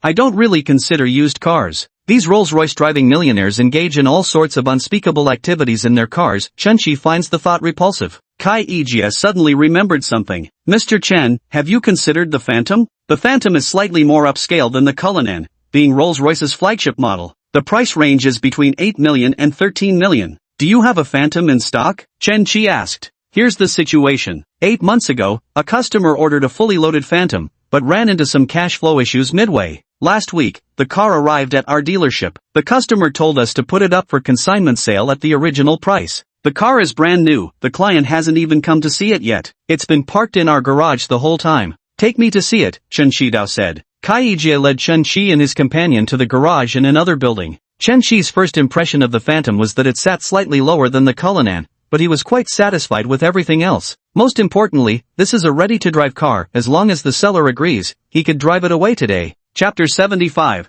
Picking Up a Rolls-Royce Phantom. Since it was brand new, the protective films on the interior were still intact, and the seats were covered with paper. Chen Shi only took a look from the outside. How much for this one? Chen Shi asked. Kai Ijie didn't immediately quote a price but instead handed Chen Shi a tablet. Mr. Chen, these are the customizations chosen by previous clients. Take a look. The previous client was quite well off. They selected nearly every available option. This Phantom model is currently the top configuration. The price is 13 million. Chen Shi had a rough estimate in mind. With all the top configurations, the price would approximately be this much. 13 million? That's basically driving a villa down the street. Han Linlin came from an ordinary teacher's family. Combined together, her parents' housing provident funds barely covered buying an apartment in the city. Though her family owned 2 cars, one gas-fueled and one electric, both were domestic brands costing just over 100,000 yuan. Han's dad wanted to buy a decent car for 200,000 yuan but got scolded by Han's mom. Chen Shixin just bought a Ferrari without even getting plates for it, and now he's purchasing a Rolls-Royce worth millions. This made Han Linlin feel like she was in some surreal fantasy. Does his money just fall from the sky? Linlin, how about the Phantom? Han Linlin snapped back to attention. It's gorgeous, super impressive. If Big Brother drives it out, who knows how many girls he'll charm to death. Chen Shi laughed. Silly, have you ever seen a Phantom owner drive themselves? They all have chauffeurs. Manager Kai, is the car owner in Donghai City? I'd like to negotiate today. Kai Yijia replied, yes, absolutely. The owner, Mr. Deng, lives nearby. I'll contact him right away. Kai Yijia stepped aside to make the call. Han Linlin whispered, brother, what's your target price? We should try to bargain harder later. When buying an apartment at Gongyuan No. 1 earlier, Han Linlin proactively helped Chen Qi negotiate a discount of over 400,000 yuan. As for this 13 million yuan car, selling it at the original price seemed unrealistic to her. Moreover, she had just heard from the salesperson that the previous owner faced some financial chain issues. That definitely meant it was a rushed sale, making it even easier to bargain down the price.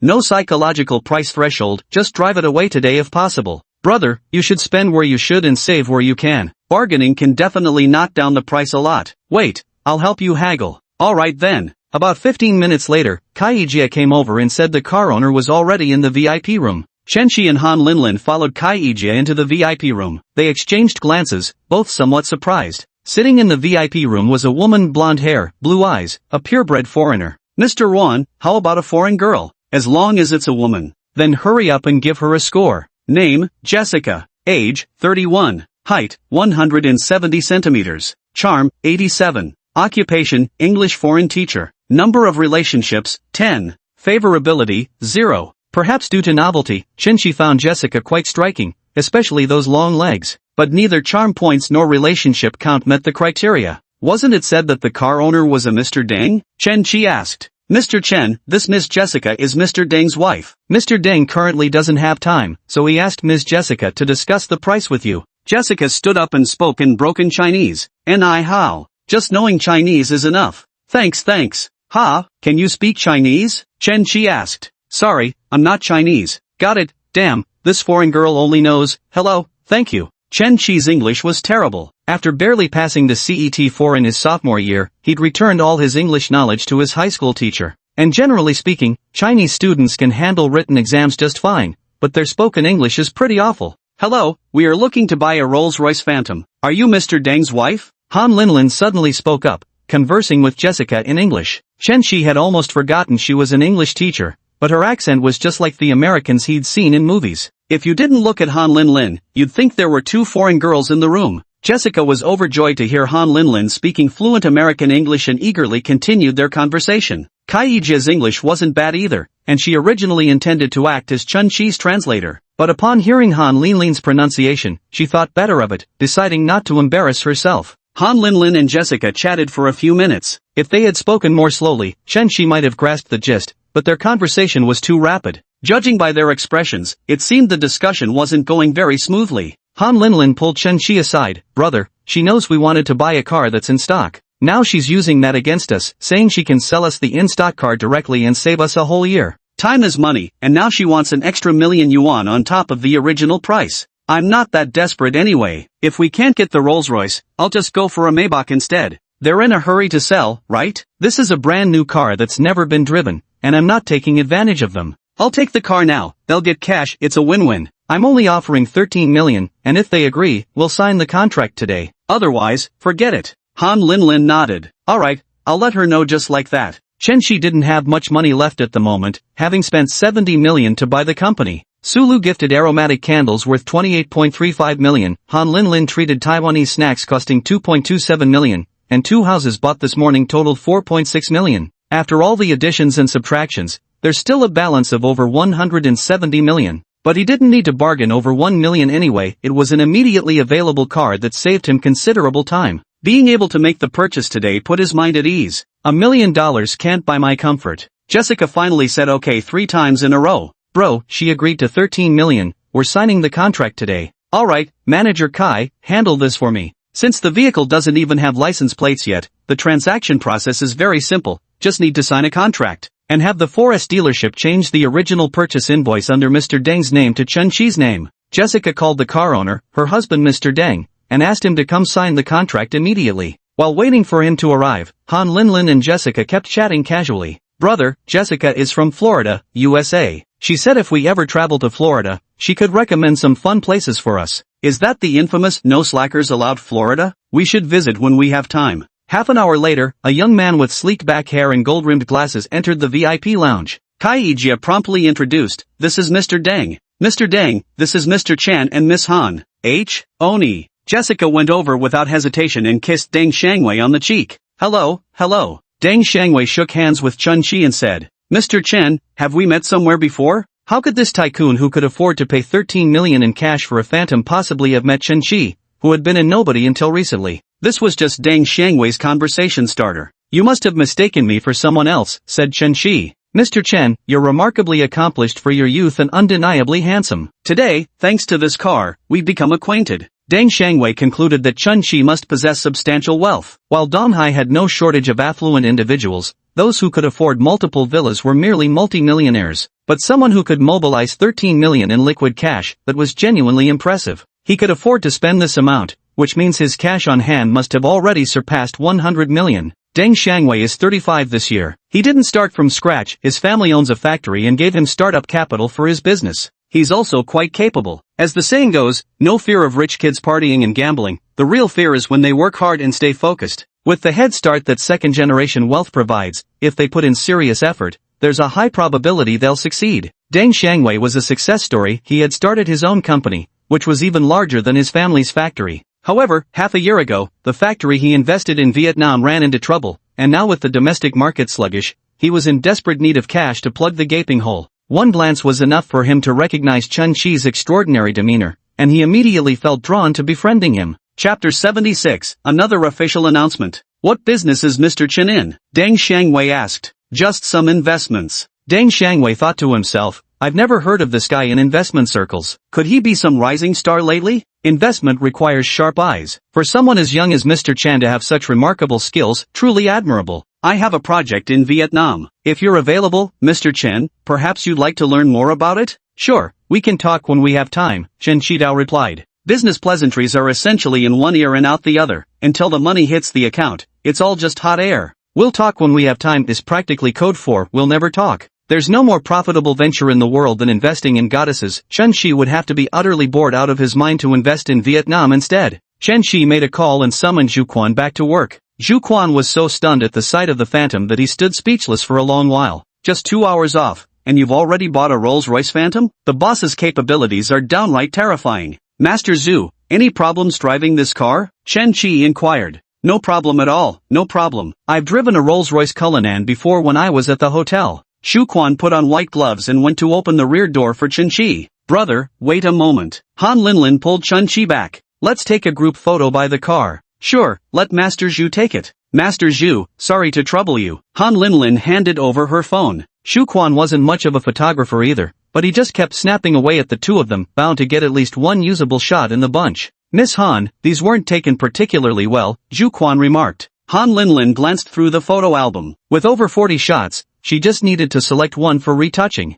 It's fine, they're acceptable. The two got into the car. Having finished photographing the exterior, Han Linlin now turned to capturing the interior. She took another dozen photos in quick succession with Chen Shi clicking away. Boss, where to now? Zhu Quan asked. Chen Shi checked the time. It was already 3:30, but still too early for dinner. Linlin, where would you like to go? Han Linlin was intently selecting photos when she heard Chen Shi's question, so she thought for a moment. She hadn't even visited Era 1, the place she accompanied Chen Shi to buy before, so the words slipped out without thinking. Let's go to your place. As soon as she said it, Han Linlin felt she had spoken wrong. Oh no, why did I say such a frivolous thing? He wouldn't misunderstand, would he? She quickly explained, I haven't seen your new place yet, brother. That's right, he said. All the furniture and appliances are installed now, and you helped pick out so many of them. Master Zhu, let's go home. On the way, Han Linlin was meticulously retouching photos. Though there wasn't much to tweak, both of them were naturally good-looking. Overdoing it would only make them look unnatural and less attractive. Bro, can I post our pictures together on Douyin?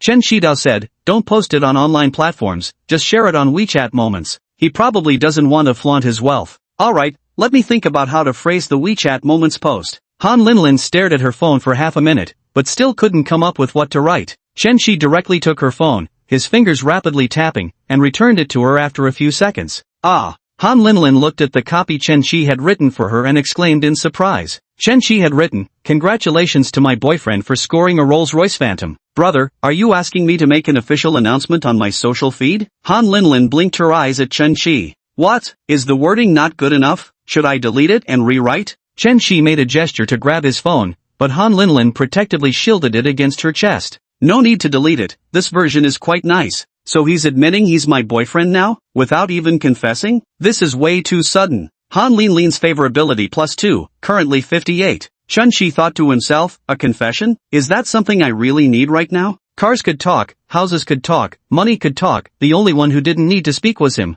The two returned home, and Han Linlin curiously wandered around the house. Brother, your esports room has so many computers. Brother, is that DS-style mattress comfortable to sleep on? The kitchen is huge. The bathroom is so spacious too. Oh, brother, you haven't washed your clothes yet. Last night, after taking a shower and changing clothes, he completely forgot about them. For the past few days, Chen-Chi had been thinking about hiring a housekeeper to help with cleaning and laundry. I forgot about it. I'll wash it tonight, and get a housekeeper tomorrow, Chen Shidao said. Han Linlin tossed the clothes directly into the sink, turned on the faucet, and said, Brother, where's the laundry detergent? I'll wash them for you now. Han Linlin washing his clothes unexpectedly boosted Chun-Chi's favorability toward her. This small gesture from Han Linlin slightly elevated her standing just a little bit. After all, the competition among these goddess-like clients is quite intense. Whoever can offer Chun-Chi more cashback will get more of his time. The two sat on the sofa watching a gargantuan 98-inch TV, where Chen-Chi played a Korean variety show featuring guests like Im Yuna. Linlin, how did you end up on TV? Han Linlin, clutching Chun-Chi's arm, gave him a playful smack. Brother, you didn't get together with me just because you like Im Yuna, did you? Im Yuna only got attention because of you, otherwise I wouldn't even watch her. Smooth talker. Chen-Chi asked, Linlin, how come your spoken English is so good? My dad was an English teacher, while my mom taught Chinese and was also a homeroom teacher with a busier schedule, so when I was little, my dad took care of me more. He loved watching European and American films, and before I even started kindergarten, I was watching them with him. He would also teach me movie lines as we watched together. Over time, I practiced so much that my spoken English sounded just like a native speaker's. Chen-Chi laughed. I also enjoy watching European and American movies and TV shows, but my spoken English is still terrible. Brother, you probably only watch them. If you practiced speaking along, the effect would be different. Teacher Han, could you teach me to practice speaking? Han Linlin replied, then you'll have to listen to your teacher. Okay, teacher. Are you hungry? Let me treat you to dinner. It was nearly 6 o'clock, and the lunch had already been digested. Han Linlin nodded. Let's go. I've reserved a table at Socrates. Han Linlin had never been to Socrates before. Chen-Chi had only taken Su Lu and Sunny Yao there. It's not that it's particularly delicious or expensive, I just want to evenly distribute my patronage. Great. I've been wanting to go. That aquarium has quite an interesting style. When the two arrived at Socrates, the waiter was already used to the sight. This rich guy has swapped his beauty again. He changes girlfriends even more frequently than President Wang. Linlin, what else would you like to add? Chen-Chi handed over the menu. Tonight Chun-Chi ordered the dishes himself. Damn it, since I'm treating, Soft Master can't have anything to complain about. Han Linlin was slightly surprised when she heard about the 25,000 yuan jar of caviar and the 43,500 yuan bottle of white wine he had just ordered. That's enough, that's enough. Brother, you've ordered way too much. This meal is going to wipe out the entire recharge card of Great Bashu. Han Linlin's favorability +1, current 59. The final price exceeded the 100,000 on the recharge card by another 30,000. Han Linlin was gradually getting accustomed to Chun-Chi's spending habits. Big brother, can you help me take a photo? Of course, my photography skills are far better than Master Zhu's. Anyway, it was shot for Su Lu, and she seemed quite pleased with it. This upscale restaurant had a wonderful atmosphere. The two of them listened to the live piano music while elegantly savoring fine wine and cuisine. Han Linlin clinked glasses with Chun-Chi, her gaze lingering on him with palpable attraction. Han Linlin's favorability +1, current 60. The atmosphere is right. The feeling comes naturally. We should create more romantic moments, Chun-Chi thought to himself. The two stayed at the restaurant until past 9 o'clock, after which Chun-Chi drove Han Linlin home. The Rolls-Royce Phantom came to a stop at the entrance of a modest residential complex that seemed mismatched with its elite status. Brother, wait a moment, I'm going upstairs to grab something. What thing? You'll know in a minute. Han Linlin got out of the car and hurried home at a brisk pace. Chapter 77, Old Man, my Rolls-Royce is parked right under your building. Han Linlin's afternoon WeChat moment had exploded with comments. In her social circle, the most impressive people might drive a BMW, Benz or Audi, who would dare dream of riding in a Rolls-Royce. Sis, you weren't kidding? Is this a confession gift? Holy shit, a Rolls-Royce Phantom, a luxury car worth tens of millions. Whose young master is this? Lin, your boyfriend is so handsome. Messages came pouring in from the sister group chat, along with private texts from some less familiar classmates. Han Linlin only responded briefly in the sister group, telling Lin Yuan and the others they'd video call that evening. When Han's mom saw her daughter had returned, she asked, "So, how was director Lee's son?" "Mom, I'm just going to deal with Dad's arrangement. That guy was so cringe, he started lecturing me right after we met." Han Linlin abruptly changed the subject. "Mom, guess what Chun-Chi bought today?" Mrs. Han replied, "So you spent the afternoon with Chun-Chi." Han's mom didn't see Han Linlin's WeChat Moments post because Linlin had blocked her parents. "In the afternoon, I accompanied him to buy a 13 million renminbi Rolls-Royce Phantom. The original owner's wife was an American, really funny, she only knew 2 phrases in Chinese, and I ended up being their translator. In the evening, we dined at Socrates and spent 130,000 renminbi.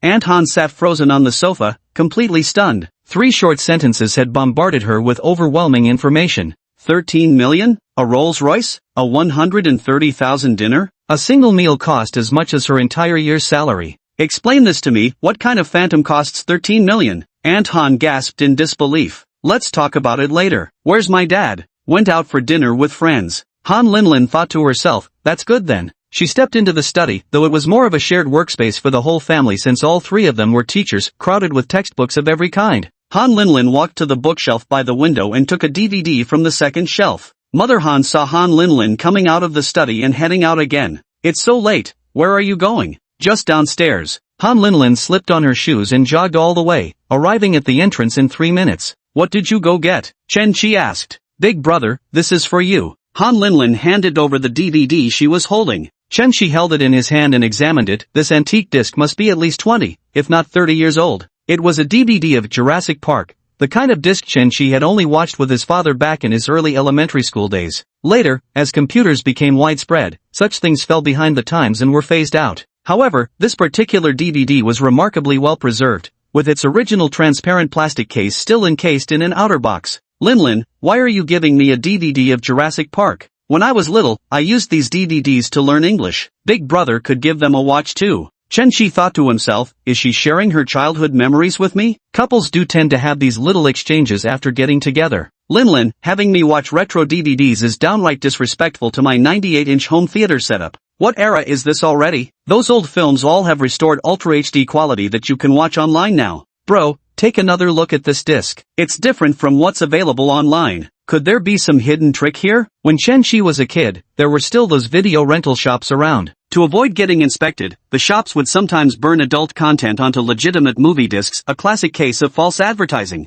Could she be wanting to study growth knowledge with me tonight? Chen-Chi flipped the disc over and noticed some hastily scribbled English letters in the bottom right corner of the back. What's this? S something? Han Linlin replied, it's short for Steven Spielberg. Chen-Chi repeated the English name Han Linlin had mentioned, Steven Spielberg? This is Spielberg's autograph? Yeah, must have been about 7 or 8 years ago when he came to the capital to promote his new film. My dad's a diehard fan of his, spent days staking out the venues in Beijing just to get this signature. Steven Spielberg is a world-famous director, and he has directed too many films to count. Jaws Jurassic Park Indiana Jones Saving Private Ryan Ready Player One and so on and so forth. Chen-Chi wouldn't claim to have seen all of them, but he's watched at least 80%, mostly during his student years. Didn't you say you liked watching Hollywood films too? I figured since Spielberg is so famous, you must have seen quite a few of his movies. This signed CD is for you, big brother. Dad Han was outside enjoying street food with friends when suddenly he sneezed. Ah, a grown daughter truly can't be kept at home forever.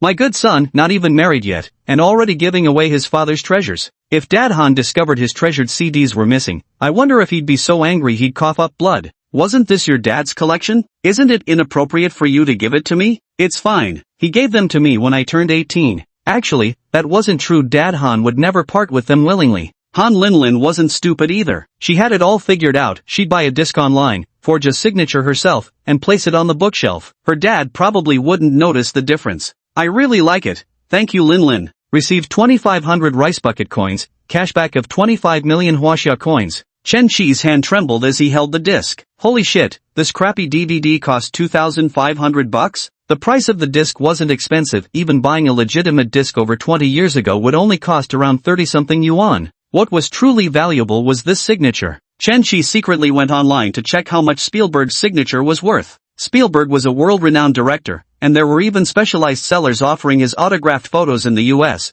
though the prices weren't steep, just 70 or 80 bucks. Of course, there's no shortage of brain-dead fans everywhere. Rare autographed photos actually sold for $40,000. He's just a talented old man with real substance. If he were a trendy celebrity, one can only imagine how much crazier the fans would be. Chen Shi had seen domestic crazed fans buying chopsticks used by their idols or cookies bitten during filming. The prices could reach thousands, utterly absurd. $2,500 should be considered a fair price. Soft Master said, "You're actually evaluating me now? Would I cheat you?" Soft Master is absolutely fair. If Chen Shi had enough money on hand, he'd seriously consider hiring this old man to star in a movie. Han Linlin had been worried that this signed CD might seem too insignificant a gift. Since it wasn't worth much monetarily, its value lay purely in sentimental appeal. But seeing Chen Shi so delighted made her smile along with him. As long as you like it, Gidge. By now, Han Linlin was already mentally cataloging what other signed memorabilia her father might have in his collection. "I'll head back first then." Chen Shi grabbed Han Linlin's arm.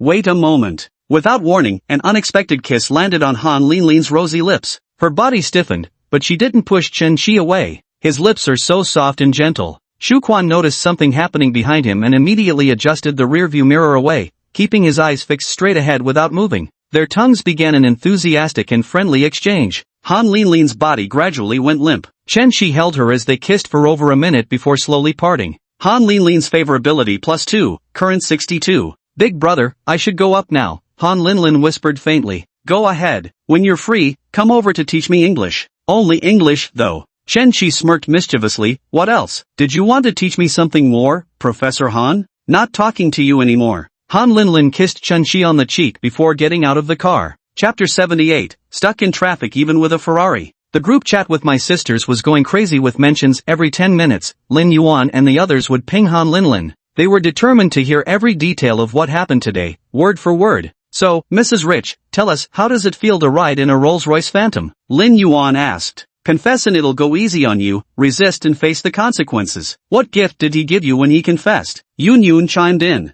Han Linlin said, "He didn't give me a present, we just had dinner at Socrates." "How much? Tell us, so we can give up hope," Xiaoxua said. "About 130,000, I think." "My heart is dead." "Me too." Lin Yuan said, "I think I can still be saved." "Girl, treat us to the bashu tomorrow, it's gonna cost you $2,000. Alright, I'll cover all the hot pot from now on." Such big talk, but I like it. Dad Han came home looking somewhat upset. During the evening gathering, he had received a phone call from Director Li of the Education Bureau. After returning home, Li Mingda told his family about how the blind date went. The Li family felt Han Linlin wasn't appreciative enough. All 3 members of the Li family were civil servants, with such favorable conditions. Han Linlin still didn't think them good enough. In the end, she ran off with some rich second-generation heir who popped up out of nowhere. It's truly a sign of moral decline, people are just not as virtuous as they used to be. Father Han probably guessed who Director Li was referring to when mentioning that rich second-generation kid, the one who had previously bought designer bags for Han Linlin.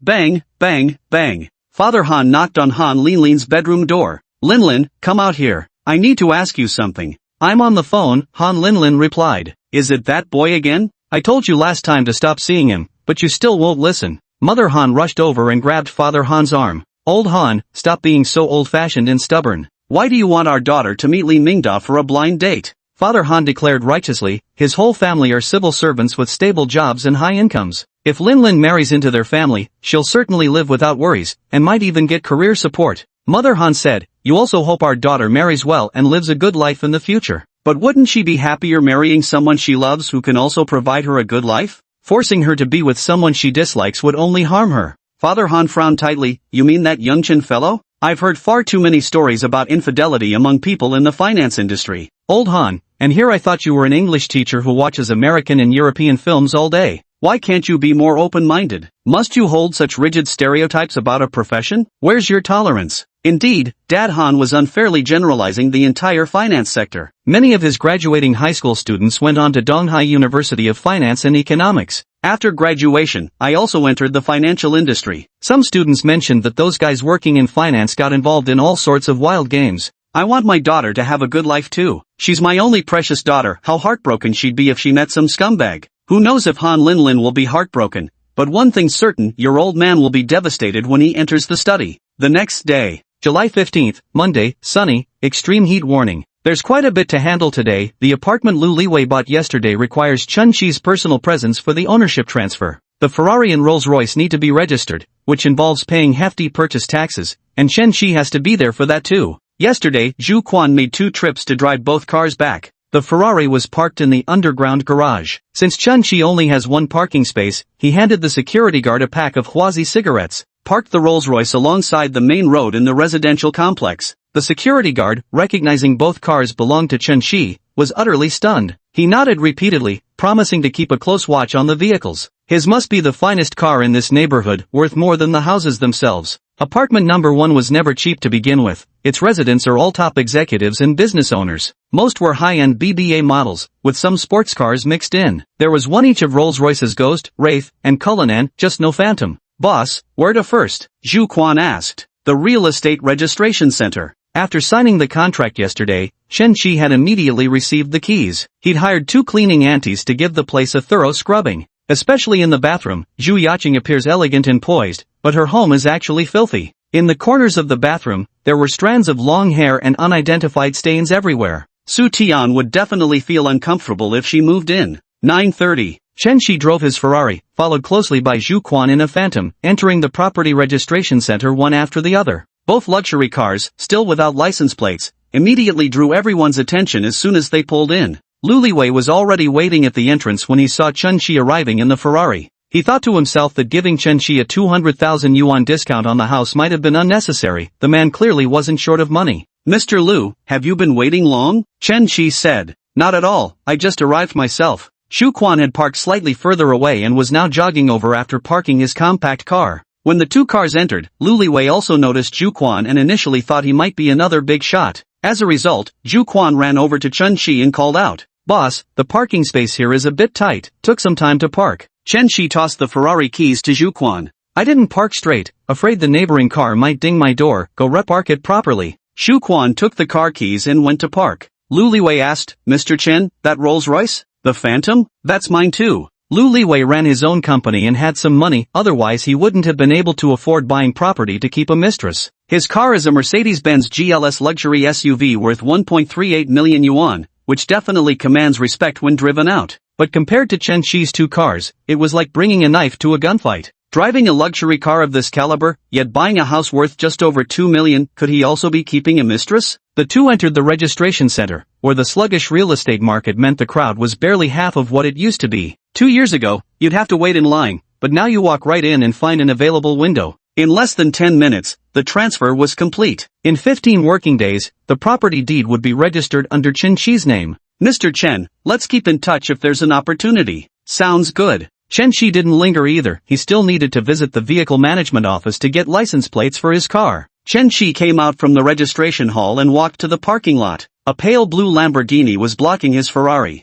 Zhu Quan was arguing with the Lamborghini's owner by the car. "Sir, how am I supposed to get my car out with you parked like this?" The young man in the car wore sunglasses and spoke in a cocky tone. "Is this your car?" "This is my boss's car. He'll be out soon. Could you move aside? After we leave, you can park here." "Alright, I'll wait for your boss then." "Sir, you can't be unreasonable. There are still spots inside. Why don't you park there?" "I just feel like parking here. What's it to you?" Chen Shi walked over. "What's going on here?" "Boss, he insists on parking here. He won't move until you show up." The young man in the Lamborghini stepped out and lowered his sunglasses slightly, sizing up Chen Shi. "So it is you," said the sunglasses-wearing youth. Chen Shi stared at him, not recognizing the guy at all. Chapter 79, The Supercar Squadron. "Who are you?" Chen Shi asked. The young man in sunglasses said, "Yesterday afternoon, traffic lights, buzz buzz." With those words, Chen Shi suddenly remembered. This Lamborghini was yesterday's Gallardo after all. "Did it come back to you?" Luo Kaiyang asked. "It's you. Why are you blocking my car?" Luo Kaiyang smiled. "Nothing serious, just wanted to get to know you. This 488 of yours, just bought it, right? Still no plates. It's brand new, what about it?" Just looking at this guy, Chen Shi could tell he was a spoiled rich kid, though he had no clue what he actually wanted. "Hey man, relax, I just want to be friends. I'm crazy about sports cars. Besides this Huracan, we've also got an Aventador back home. I started a group chat where whenever I spot an eye-catching sports car on the road, I chase it down to get to know the owner. Hey man, want to join the group? It's all supercar enthusiasts, we could cruise together sometime." Chen Shi had zero interest in street racing, way too dangerous. He still wanted to enjoy life, after all. But then it occurred to him, these wealthy kids playing with supercars basically represented the upper class of Donghai City. These people come from families with extensive connections. To exaggerate a bit, their reach in Donghai City stretches to the heavens. Chen Shi isn't short on money now, but some things can't be achieved with money alone. You still need connections and influence. If the authorities decide to target you, even someone at Jack Ma's level would have to flee overseas. Chen Shi could be considered a nouveau riche, lacking accumulated prestige and deep roots. Getting to know more upper-class figures certainly wouldn't hurt him. How many girls are in your group? Bro, so that's your thing. Luo Kaiyan laughed. There are some, but you know how these spoiled rich girls are, high maintenance and full of drama. If you're looking for a good time, I've got another sister-only group, all top tier. I'll add you in a bit. The little sister squad held no interest for Chen Shi. With his qualifications, was he really lacking for little sisters? What he needed was a qualified goddess. If she happened to be a wealthy woman, even better, generous with her spending, the thought of that 10,000-fold rebate would be unbelievably sweet. Chen Shi figured any girl who could afford a supercar must come from a rich family. In his stereotypical view, wealthy young ladies were invariably good-looking. If he played his cards right, he might just manage to latch onto one. Chen Shi and Luo Kaiyang added each other on WeChat, and Luo Kaiyang added him to 2 group chats. One was called Donghai Team. The other was called Spider Cave. Chen Shi, change your nickname in the team group chat to your car model. Chen Shi changed the group nickname to Ferrari 488. He glanced around. The group wasn't large, just 28 members, all personally recruited by Luo Kaiyang during his travels. Luo Kaiyang sent a message in the group. Welcome our new member, the distinguished owner of a Ferrari 488. Welcome bro, another Ferrari joins the group. Another Ferrari again? Luo Xiao, can't you catch a Lamborghini for once? Lamborghini? Luo Xiao already owns 2, plus the 4 in the group. We're practically running a cattle ranch here. Luo Kaiyan remarked to Chen Shi, right now the group's mostly filled with Ferraris, Lamborghinis, and Porsches. All the cars worth over 3 million. I wouldn't bother bringing in anything cheaper. Chen Shi thought about it and realized it wasn't that impressive after all. This was just a third-tier city. In supercar circles from Shanghai or Beijing, there'd probably be no shortage of hypercars worth tens of millions. The most impressive one here should be your Lambo, Chen Shi remarked. To be honest, without boasting or downplaying, my Lambo is seriously impressive, worth 9.5 million yuan. I can't bear to drive it. It just sits in my garage for admiration. The Lamborghini Aventador is Lamborghini's flagship supercar, priced roughly between 6 to over 9 million yuan. But the Real King isn't the Aventador, it's the Porsche Carrera GT, owned by one of Donghai's top second-generation elite. The Porsche Carrera GT costs between $3 to $3.5 million USD, but at least it has relatively higher production numbers. Limited to just 1,270 units worldwide, unlike those rare editions with only a handful or dozens produced. Shipped from America to China, after all the import duties, VAT, consumption tax, and freight costs, the owner spent $4.5 million just to get his hands on it. Young Master Yang rarely speaks in the group chat. We're simply not on his level. Honestly, I had to shamelessly beg to get him to join in the first place. Doing the math, this young Master Yang really went all out, dropping over 32 million yuan on a Porsche Carrera GT. Now that's what you call luxury. Chen Shi flipped through the group members. There were only 5 girls, and damn, they all had their WeChat moments set to 3-day visibility. Any stunners among these girls? Luo Kaiyang had added people to the group in person, so he'd met everyone face to face. They're all decent. I'll organize a gathering when I have time and get everyone together. Alright, call me when it's time. After leaving the property registration center, I went to the vehicle management office to get license plates for my car. Just the purchase tax on these 2 cars alone amounts to over 1.5 million yuan, 1.15 million for the Phantom and 390,000 for the Ferrari. The folks at the DMV process license plates for all kinds of vehicles every day, and luxury cars costing around 1 million yuan are a common sight. But multi-million-dollar cars are far less common. Mr. Chen, are both the Phantom and 488 yours? Even the staff processing the registration documents couldn't help stealing extra glances at Chen Shi. Supercars like the Ferrari 488 appear at their vehicle management office perhaps once every month or 2 for registration. A luxury car worth tens of millions might only be encountered once every 6 months. Now, both types of these cars have crossed my path, and they belong to the same person. What's even more impressive is that they're registered under his personal name, not a company account. Typically, those who buy luxury cars come from families that own factories or businesses. 7-figure vehicles are usually registered under company names, which can also be used for tax deductions. Yes, why do you ask? Is there a problem? No problem, no problem. I'm just confirming. Many people in the lobby were watching the 2 luxury cars parking outside, discussing how much they cost and guessing which tycoon owned them. Nearby, a girl wearing sun protective face gear overheard Chen Shi's conversation with the staff member. She could barely contain her excitement. So young and handsome, with 2 brand new luxury cars to his name, he's clearly one of the most formidable second-generation heirs in Donghai. Zhang Yu is a professional mistress, expertly navigating between successful middle-aged men. The second-hand Panamera she came to transfer today was bought for her by a married man who spent 600,000 yuan. Driving this little sports car out for afternoon tea with her girlfriends would definitely turn heads. But compared to the 2 luxury cars at the entrance, it was nothing. Chen Shi had already completed the registration and was holding the documents, ready to leave. Handsome, are those 2 cars outside yours? Zhang Yu walked over. Chen Shi glanced at the woman wearing sun-protective clothing and a face covering. Her voice was gentle and pleasant, and her eyes were quite large, likely a beauty. Soft Master, give us a rating. Rating my ass, why don't you ask her to show her face first, retorted Soft Master. Chen Shi nodded at Zhang Yu. Indeed, miss, was there something you needed? Zhang Yu removed her sun-protective face mask, revealing a fair and delicate face. If not for technological enhancements, her looks would definitely score above 90 points. She wasn't inferior to the other girls Chen Shi knew. Name, Zhang Yu. Age, 26.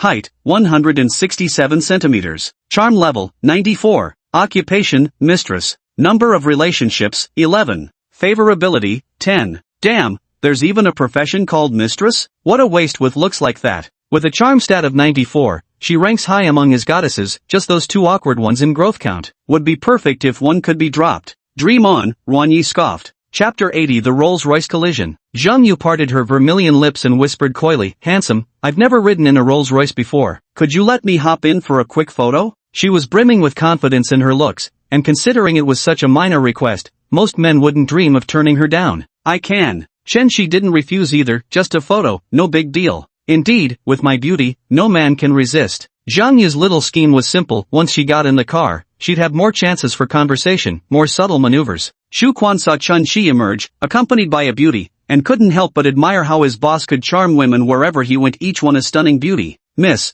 would you like to take the shot from the front or the back? Chen Shi asked. In the back. Shu Quan immediately opened the rear door for Zhang Yu. Zhang Yu got into the car, and the spacious rear compartment with its luxurious interior of the Phantom instantly made her lose interest in riding in the Panamera. Now this is what you call a luxury car. If I can win him over, who knows how great life could be. Handsome, aren't you getting in? Zhang Yu sat in the car for a few seconds before realizing Chen Shi was standing nearby playing with his phone, showing no intention of boarding. Aren't you going to take photos? I won't get in then. Is he a blockhead? Or just pretending to be chivalrous? Zhang Yu took photos in various poses in the car for 2 or 3 minutes. At this moment, a girl passing by not far away gazed thoughtfully at Chen Shi's profile. He looks somewhat familiar. That hairstyle, head to toe LV, can't be mistaken. It's that nouveau riche for sure, she mused. Zhang Fangyue had watched for several consecutive days as Chen Shi passed by Hermes before entering LV. Eventually, that LV salesgirl Su Lu even became his girlfriend. Last time Chen Shi even told her he was allergic to mop high shoes, which pissed Zhang Fangyue off for quite a while. Is that his Rolls Royce? Su Lu's got damn good luck, hooking up with that kind of rich guy. Just a couple days ago, she'd overheard Su Lu and sister Zhang from the LV next door chatting about how Su Lu's boyfriend bought a Ferrari 488. Zhang Fangyue's boyfriend drives a Porsche 911. Whenever he picks her up after work occasionally, all the other salesgirls are green with envy. Su Lu used to feel envious too, but later when she accompanied Chen Shi to buy a Ferrari, her envy vanished. This one car could buy 3 or 4 911s. Zhang Fangyue's boyfriend bought a used Mercedes-Benz G-Wagon today. Since she happened to be off work, she accompanied him to transfer the ownership, never expecting to run into Chen Shi. A Ferrari and a Rolls-Royce, that must cost over 10 million. Damn, that's outrageous. Zhang Fangyue didn't know much about cars. She recognized the Ferrari and Rolls-Royce logos, but when it came to specific models and prices, she could only guess. She estimated that the combined value of the 2 cars would easily exceed 10 million. Su Lu was still too naive. How could someone like this nouveau riche ever be serious about dating? Who knows if Su Lu was the other woman or if she herself got cheated on. Seeing a beautiful woman get into Chen Shi's car, Zhang Fangyue couldn't help but form an idea in her mind. She took out her phone and snapped a photo of Chen Shi. Just as Zhang Yu stepped out of the car, he decided to put on a show too. Seeing that Chen Shi hadn't acknowledged him, he pretended to lose his balance while getting out and steadied himself by grabbing Chen Shi. This moment was perfectly captured by Zhang Fangyue's camera. Sorry, handsome, lost my balance there. Chen Shi stared at his phone and said, it's fine, Luban is dead. The team fight can be lost, but Luban must die. He's actually playing games here? Am I less attractive than a game? Zhang Yu began to doubt her charm for the first time. Is he gay? Chen Shi thought to himself with exasperation, just because I ignored you, that makes me gay? Handsome, thank you for letting me get on the train to take photos. No problem, it's nothing. Let's exchange WeChat contacts. Without even looking up, Chen Shi said, I'm in a team fight. Then he got in the car, closed the door, done in one fluid motion. The moment he sat down, he secured a pentakill playing his daddy Kale. Zhang Yu stood rooted to the spot, stupefied. This was the Waterloo of her career. Never before had a man failed to catch her when she was about to fall. Even if it were just an ordinary girl, any decent guy would have extended a helping hand in such a situation. Yet all he cared about was playing that damn stupid game. Is my face not pretty enough, or my figure not tempting enough? Boss, where to now? Zhu Quan asked. Back to the company first. Later you'll need to come again to drive the Ferrari to the office. They had just left the vehicle management office and driven less than 50 meters when Zhu Quan suddenly slammed the brakes and swerved, crashing into the car on their left. Fortunately, the speed wasn't high, otherwise Chen Shi would have flown from the back seat to the front. Boss, are you okay? Zhu Quan asked nervously, turning his head. It's over. I just crashed my brand new car. My life is ruined. Chen Shi was fine, just his shoulder knocked against the passenger seat. What's going on? Even though the air conditioning was on full blast, sweat was already beading on Zhu Quan's forehead. Before Zhu Quan could speak, Chen Shi spotted a little girl about 4 or 5 years old walking past the front of the car. Boss, the child dashed out suddenly. I couldn't avoid her no matter what. I had to swerve, and that's when I hit the car next to me. Chen Shi and Zhu Quan got out of the car. The little girl stood frozen in place, clutching a small yellow rubber ball in her hands, clearly frightened. Are you okay, little one? Chen Shi asked. Zhu Quan felt his mouth go dry as he nervously responded. She suddenly ran out to grab her ball. She's so petite that I completely didn't see her. Don't worry about it. Just a bumper tap. The important thing is nobody's hurt. Let's call insurance. This really can't be blamed on Zhu Quan. Drivers always encounter unexpected incidents, like tree branches suddenly breaking from the roadside and falling onto vehicles, or wheels coming loose from cargo trucks and smashing into trailing cars. These ghost pedestrians darting out from roadside blind spots are also frequent traffic accidents. The car hit by Zhu Quan was a Camry parked in a roadside parking space, with the passenger side door already slightly dented.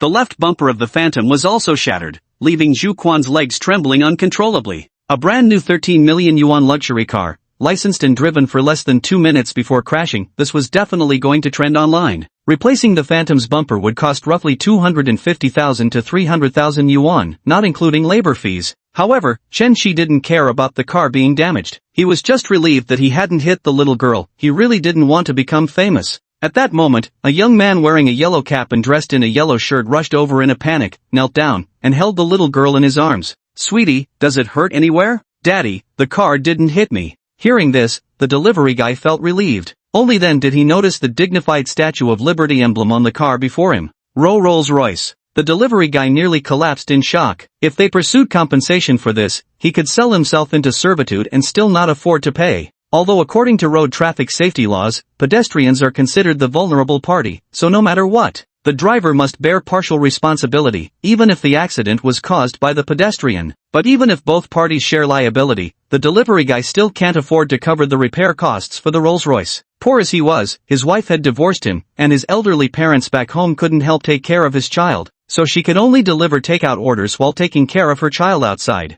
Just now, she parked by the roadside to deliver food to a street-side merchant when her daughter got out of the car to play with a rubber ball. The ball rolled from the sidewalk into the road, and without understanding the danger, the little girl ran straight after it. Parked cars along the roadside happened to block Zhu Quan's line of sight, causing him to swerve too late. Sir, my daughter doesn't understand things. The delivery guy's voice even trembled. Chapter 81. The beautiful traffic policewoman. The delivery guy was already choked up, unable to speak. Working deliveries in Donghai, he barely made 6,000 or 7,000 a month. He still had to support his daughter and elderly parents, scrimping and saving every month, living like a beast of burden. All he could do now was pray that heaven would show some mercy and spare him from having to compensate the car owner. As long as you're unharmed, that's what matters. Don't worry about the car, take your child and go. The road isn't safe. Heaven showed no mercy, but the car owner, Chen Shi, did. It was never a matter of much money, just some car repairs, or a treat of bubble tea from any goddess would have covered the cost. The delivery guy didn't lose his temper with him either. He didn't rush over to blindly accuse Chen Shi of hitting the child without understanding the situation. Then Chen Shi wouldn't be acting this way now. We're all just working folks, no need to give each other a hard time. Chen Shinan could understand the enormous pressure the delivery guy had just been under. Making him shoulder partial responsibility would probably have reduced him to tears. The delivery worker stood up and bowed deeply at a 90-degree angle to Chen Qinan 3 times in succession. Thank you, boss. Good people like you live 100 years. Sweetheart, say thank you to the uncle. The little girl didn't know why she needed to thank Chen Qi either, but since her father said so, she obediently followed his instructions. Thank you, uncle, the little girl said in a sweet, childish voice. The delivery guy left with his daughter, but Chen Qi still couldn't go. The owner of the crashed Camry hadn't arrived yet, but the traffic police showed up first. 2 traffic police officers on motorcycles were patrolling when they happened upon a crashed Rolls-Royce. What happened? The female officer stopped her bike and asked Chen Qi. Han Jian? Chen Qi muttered involuntarily. I'm asking how the accident happened. The male traffic officer walked over. Xiao Jiang, I'll take this.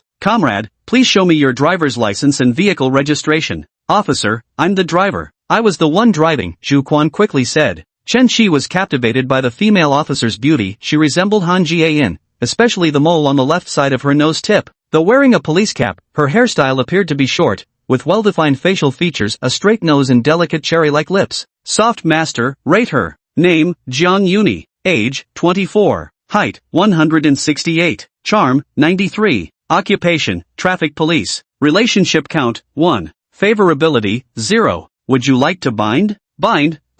Why even ask? Chen Qi was ecstatic, thanking the delivery guy's daughter. If she hadn't gotten hit by that car, now I wouldn't even meet the qualified goddess Jiang Yuni. The Camry owner worked nearby and rushed over quickly. Seeing his car had been hit by a Rolls-Royce, he thought wealth itself had knocked on his door. Surely he could get compensation of 10 or 20,000 out of this. Xiao Jiang, call sisterly over to give a report, said the male traffic officer. Hearing this, Chen Qi suddenly had some recollection of Jiang Yuni. Recently, news reports have been featuring titles like Most Beautiful Traffic Officer and Most Handsome SWAT Officer from various regions, especially in Linan City. The Traffic Police Department of Donghai City did something similar, selecting the most attractive officer from their team. I've opened an account on Douyin specifically for traffic law education. Chen Qi had come across it before on Douyin, but back then he didn't own a car. He had zero interest in these traffic rule explanations back then. A quick flick of his finger and he'd swipe past them. This is turning into an official traffic police account. Better leave fast, Chen Qi thought to himself. The Camry owner was arguing with Zhu Quan.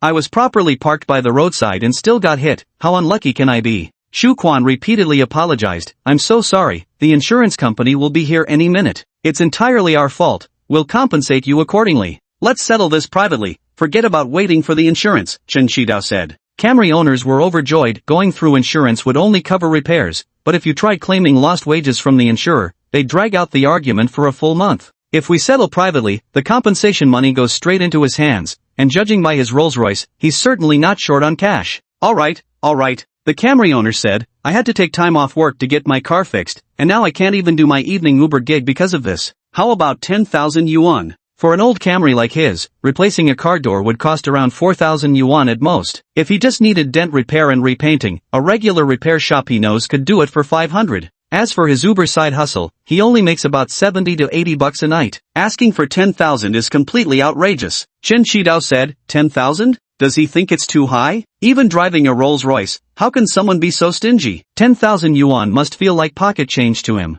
Camry owners secretly feel uneasy too. If the insurance company got involved, they'd probably only cough up around 4,000, barely enough for a new door. But he had no intention of changing the door. If he could get cash compensation, he'd just do a simple repair and spend the rest on a nice, relaxing foot bath. Jiang Yuni and the male traffic officer frowned at the quoted price. This guy was clearly trying to take advantage. Having handled numerous traffic accidents, they knew such cases typically settled for around 4 or 5,000 yuan at most. Comrade, you should be reasonable. Jiang Yuni was just about to explain things properly to the Camry owner. Then let's make it 8. Just as he was about to lower the price and say 8,000, Chen Qi's response completely silenced him. 30 grand, my apologies for hitting your car and delaying your work. Zhu Quan knew his boss well. When it came to spending, the man was never shy about flaunting his wealth. The Camry owner and the 2 traffic cops froze for a moment. When someone says 10,000, you counter with 30,000? Who negotiates like that? I was ready to stand up for him, but fine, rich folks don't care about money. If not for the parked cars lining the street, Zhu Quan might have swerved to avoid the collision, sparing the traffic cops any involvement, and Chen Qi would never have met Jiang Yuni. Fine, thank you boss, what a great crash, truly a great crash. After receiving 30,000 yuan, the Camry owner didn't even care about his car anymore and happily scurried to the nearest foot massage parlor.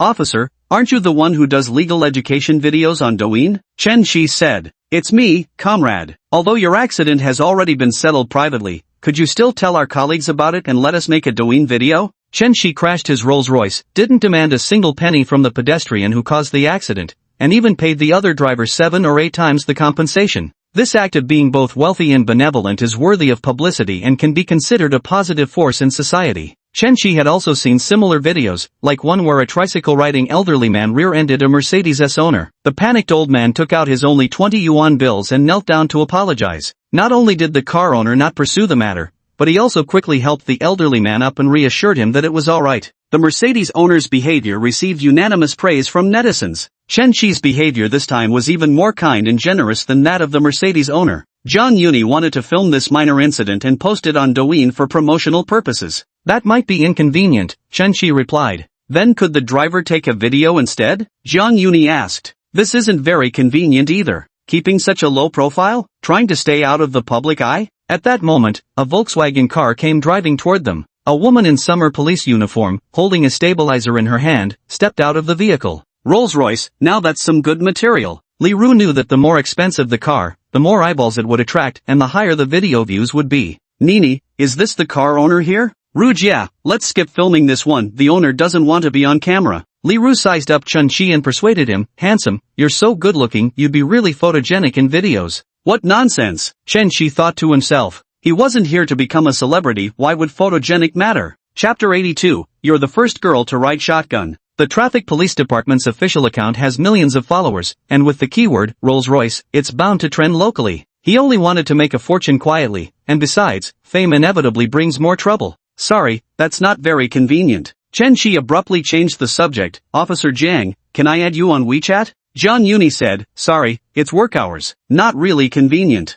Damn it, Chen Shi suspected she was doing it on purpose. These were exactly the same words he'd used before, thrown right back at him. Right then, their walkie-talkies crackled to life with a call. There'd been a traffic accident nearby. Zhang Yuni and her partner mounted their motorcycles and sped off toward the scene. This was a first. The person disappeared before I could even get their WeChat. But since she's been assigned as my goddess, occupying a goddess slot, I have to make Zhang Yuni mine no matter what, Li Ru said with a smile on her face. Comrade, what do you want Officer Zhang's WeChat for? She's the prettiest traffic cop, isn't she? It's only natural to want a beautiful woman's WeChat, said Chen Shidao. Are you married? Do you have a girlfriend? She must be single, otherwise why would I ask Officer Jiang for her WeChat? Chen Shidao replied. Li Ru laughed. I'll send you her WeChat contact. Thanks a lot, but why are you helping me? I'm not just her colleague, I'm also her cousin. She's been stuck in this breakup for 3 months and still hasn't moved on. Someone who used to laugh all the time now just keeps a straight face all day, Li Ru said. I'm hoping she can move on soon. Starting a new relationship would be really good for her. Chen Shi couldn't contain his curiosity. Mind if I ask how she broke up? According to Mr. Rawan's data, Zhang Yuni had only been in one relationship. What could possibly make a girl like her break up? Li Ru replied, she used to date a rich second-generation guy for 2 years. They seemed quite sweet together, but 3 months ago, the guy suddenly called it off. A week later, he got engaged to another woman, and 2 months after that, they were married. The reason for the breakup, as I heard from her,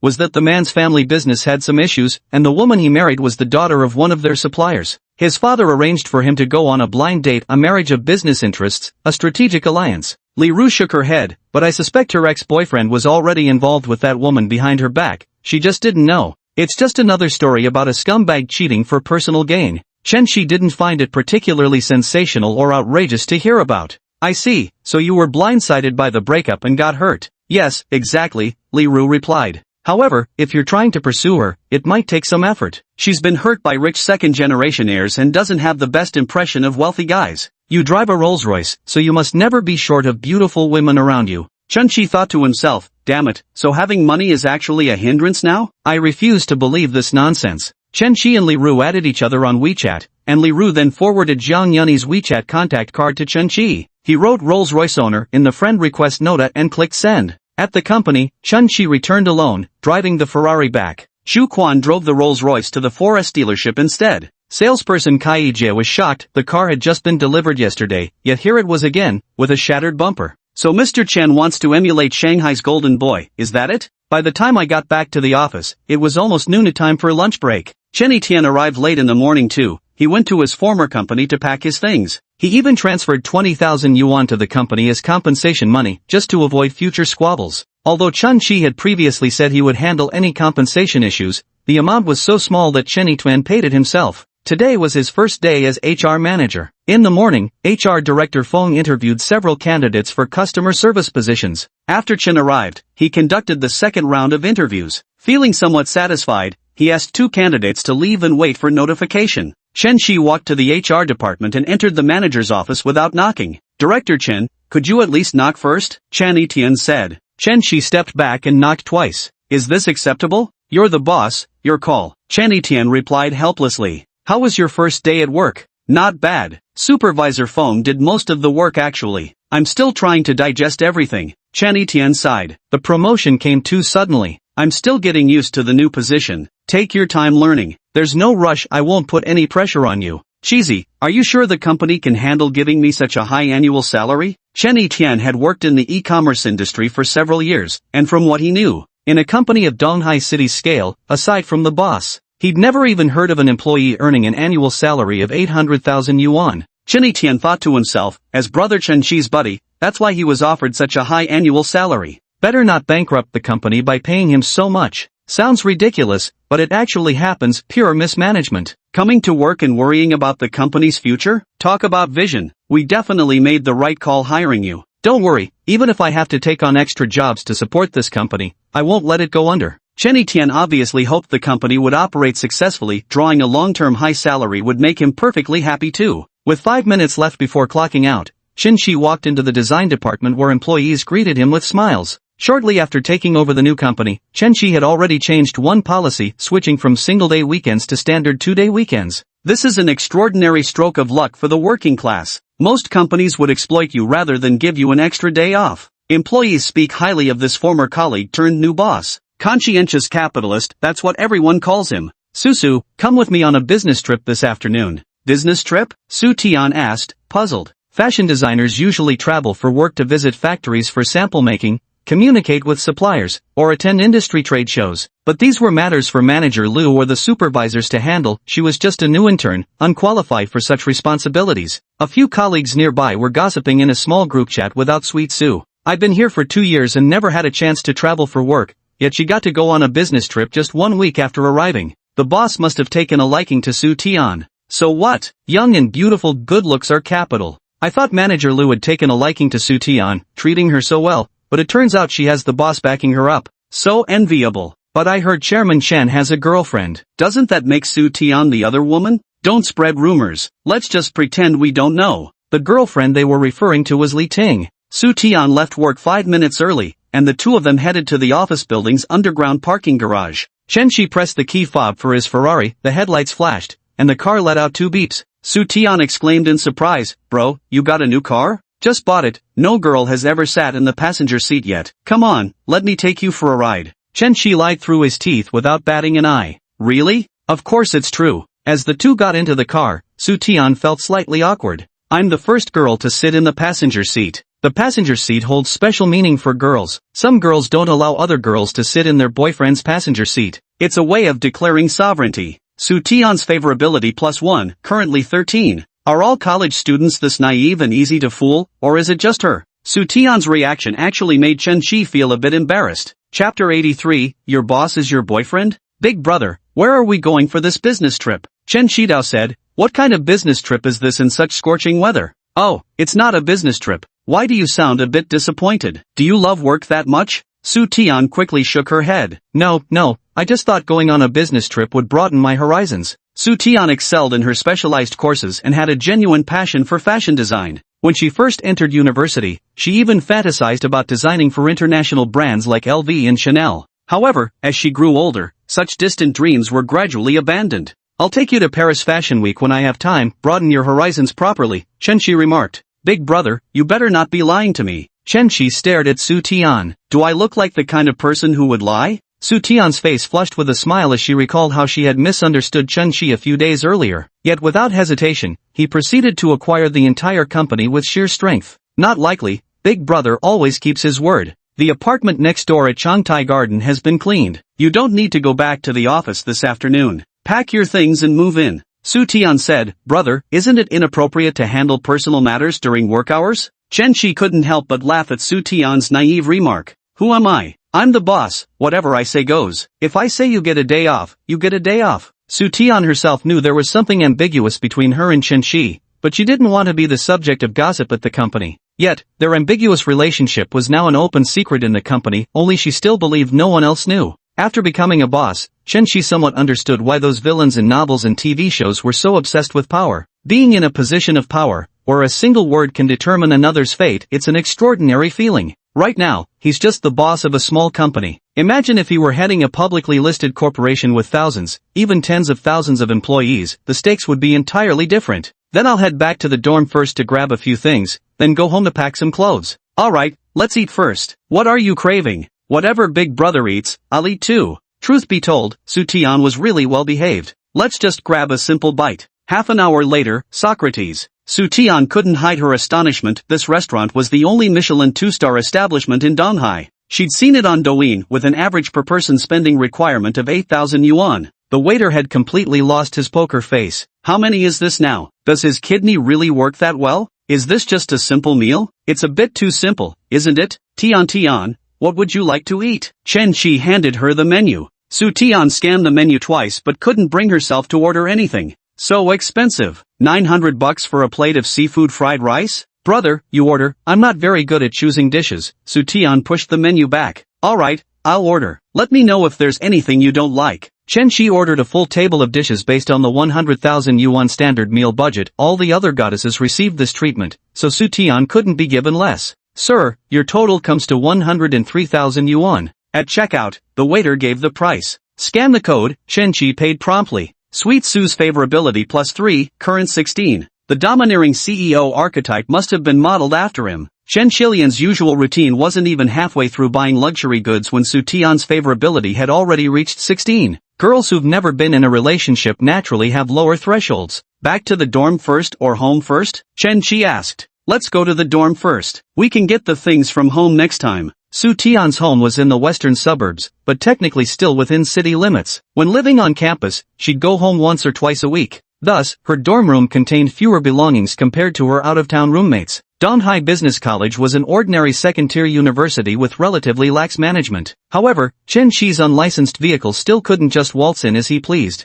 Social vehicles entering required registration of the owner's ID information. Unfortunately, Chen Shi hadn't brought his identification card. Uncle, we'll just go in for a little while and come out very soon, Su Tian said. Can't help it, those are the school administration's rules. All external vehicles and personnel entering campus must register their identification. Chen Shi unbuckled his seatbelt, turned around, and fished out a pack of soft China cigarettes from behind the seat. Since it was a two-seater supercar, the space behind the seats was pitifully small. Chen Shi barely managed to squeeze in just over a dozen packs of Huazi cigarettes for emergencies. Uncle, could you make an exception? I'll be out in no time. With that, Chen Shi handed over the Huazi cigarettes. This trick had never failed him before, and today was no exception. The security guard uncle's face immediately broke into a wide grin as he accepted the entire pack of Huazi. Alright, but hurry up. Zhou Ningning had taken several gaming companion orders in the morning and was so busy she missed lunch. She had just grabbed a takeout box of chicken leg rice from the cafeteria and was heading back to her dorm. A sleek red Ferrari zoomed past her and came to a stop right at the dormitory's main entrance. Such a handsome Ferrari. If only I could find a boyfriend who drives one. She saw a girl getting out of the passenger seat of a Ferrari, her silhouette somewhat resembling her roommate Su Tian. That is Tian. Zhou Ningning raised her voice and shouted, Tian. Hearing the familiar voice, Su Tian turned around and saw her good friend. Is that your classmate? Chen Shi glanced at Zhou Ningning. Yeah, it's my roommate. Zhou Ningning trotted over, holding a sun umbrella. Tian, why did you get out of a Ferrari? Who's he? Su Tian said, he's my boss. Your gaming buddy boss? Of course not, my internship company's boss. Wow, your boss is so young and handsome, Zhou Ningning remarked with surprise. Sweetie, go pack your things. I'll wait for you in the car. Chen Shi settled back into the car. Outside was too hot, and the car interior felt much more comfortable. Su Tian and the other person entered the dormitory building, Zhou Ningning's curiosity exploding as she clutched Su Tian's hand, her eyes brimming with hope. Sweetie, don't tell me your boss is actually your boyfriend. How could that be? We've only just met a few days ago. So he drove you to school? A boss and an intern, there couldn't possibly be any connection between you two, right? It's because Su Tian couldn't come up with a reason either. From a normal perspective, Chen Shi really had no reason to give her a ride. Apart from the boss-employee relationship, what's left can only be a romantic relationship. Tian, you never do things by halves. When you finally make a move, it's spectacular. Your first boyfriend turns out to be a tall, rich, handsome guy who owns a company and drives a supercar. I'm so jealous. It's not that fast, Su Tian murmured softly. She felt Chen Shi had feelings for her, from being her gaming companion at their first meeting to when she misunderstood him recently with her terrible attitude, yet he never blamed her. Now he was providing her with free accommodation and personally helping her move. Couples didn't do much more than this. What's the big deal? Plenty of campus couples get together within 3 days. When dopamine hits, infatuation happens fast. By the way, why did he ask you to pack your things earlier? You're not moving in together already, are you? Su Tian quickly explained, No, he just happened to have an empty apartment near the office and let me move in for easier commuting. Ugh, kill me with envy, that's way too rich. Could you ask if his vacant place is available for me? Su Tian thought it over. Chen Shi had said the 3-bedroom place was just for her use, and with that much space, it would sit empty anyway. I'll ask. If he agrees, you can come keep me company. Good sister. Zhou Ningning happily held Su Tian's hand as they went upstairs. Chapter 84, 50,000 renminbi is also consideration. Su Tian didn't have many belongings. Since she often went home, she only kept about a week's worth of clothes in the dormitory. Now it's all summer clothes, light and short, all fitting into just one suitcase. After organizing for over 10 minutes, the two of them had everything packed up. A small suitcase, a handbag, along with a bamboo mat and a summer quilt. The two carried their luggage downstairs to the lobby, where Su Tian spotted the vending machine and called out to Zhou Ningning. Wait for me. She wanted to buy Chen Shi a bottle of soda. Su Tian had never been in a relationship before, but she'd seen other girls buy drinks for their boyfriends during basketball games. She decided to follow their example. After all, it was a scorching day, and a cold drink would help quench his thirst. Su Tian pressed the button on the vending machine for 2 bottles of Genki Forest, 5 yuan each. Seeing Su Tian come out, Chen Shi got out of the car and opened the Ferrari's front trunk. Fortunately, the suitcase was small enough to fit just right, but nothing else would go in. You even brought a bamboo mat and a summer blanket? I forgot to tell you, those are already bought new and set up. Ningning, could you take this back for me? Zhou Ningning replied, you don't need it anyway, so I'll give it to the dorm supervisor. Alright then. Chen Shi and Su Tian got into the car after standing outside for just a short while, both already feeling unbearably hot. Big brother, which flavor do you want? Su Tian took out 2 bottles of Genki Forest from her handbag, one in white peach flavor and the other in cherry blossom grape flavor. Chen Shi secretly felt delighted. The girl was quite thoughtful, remembering to buy drinks. He casually picked one, knowing they were the same price, unlike last time when Su Lu bought him coffee and got mocked by Ruan Yi for it. The white peach one, Chen Shi said. Su Tian handed the white peach bottle to Chen Shi. Obtained 5 soft rice coins, cashback 50,000 huaxia coins. Every little helps, it's a good start. Chen Shi noticed Su Tian's handbag was somewhat unusual, with leather in different colors, as if it were pieced together. The printed pattern resembles both peonies and Chinese herbaceous peonies. The embossed logo didn't reveal what brand it was either. Tian, your bag is quite stylish, Chen Shi remarked. Su Tian immediately brightened up at this and asked with a smile. Do you think it looks nice, big brother? Chen Shi had been frequenting luxury stores lately and had seen many bags, but this particular style was new to him. It's quite unique. I made it myself, using scraps of leather stitched together. Chen Shi pointed at the logo and asked, is this TT? Yep, it's short for Tian. Chen Shi gave a thumbs up and praised, nice, turns out Tian's also a great designer. Oh please, I just made it randomly while killing time. Su Tian modestly dismissed the praise with her words, but truly cherished Chen Shi's compliments in her heart. What design student wouldn't want to become a renowned designer, having more people recognize their work? It looks great, very distinctive and more stylish than those big brands, Chen Shi remarked. Oh no, how could I dare compare with famous brands? Those designer bags are quite nice looking. If I had the money, I'd buy one too. Su Tian's food, clothes, and daily necessities were all ordinary, budget-friendly items. Among her 3 handbags, all were affordable ones like Charles and Keith or Noazelin, each costing just a few hundred yuan. Hearing her inner thoughts, Chen Shi spoke up. Let's go to the mall to buy some daily necessities. Su Tian's shower gel, shampoo, and conditioner were all nearly used up, so she didn't bring them downstairs, planning to buy new ones at the supermarket that evening. The two went to Qianjia Plaza near the school, which was crowded with students since it was close to the university district. Pedestrians on the street couldn't help but take a few extra glances when they spotted the Ferrari supercar. When entering the mall's parking garage, since there was no license plate and even the temporary plate couldn't be recognized, Chen Shi had no choice but to call for a security guard. Hey buddy, lift the barrier for me. The portly security guard checked the time, 2:40 p.m., then pressed the remote to raise the barrier, allowing the Ferrari to drive in. Chen Chi and his companion first went to the Walmart supermarket on the first floor. Su Tian looked left and right in the personal care products section. Seems a bit more expensive than online. Hearing her inner thoughts, Chen Chi directly placed the bottles of shower gel and shampoo she had been eyeing into the shopping cart. Hey, I don't need that much. Su Tian stared at the 7 or 8 bottles of shower gel in the shopping cart, wondering how long it would take to use them all. Buying so much is such a waste. I don't have much left in my account. She actually wants to pay for it herself. Wow, she's really something else. Su Tian thought these were all items for her personal use and felt embarrassed asking Chen Chi to pay for them.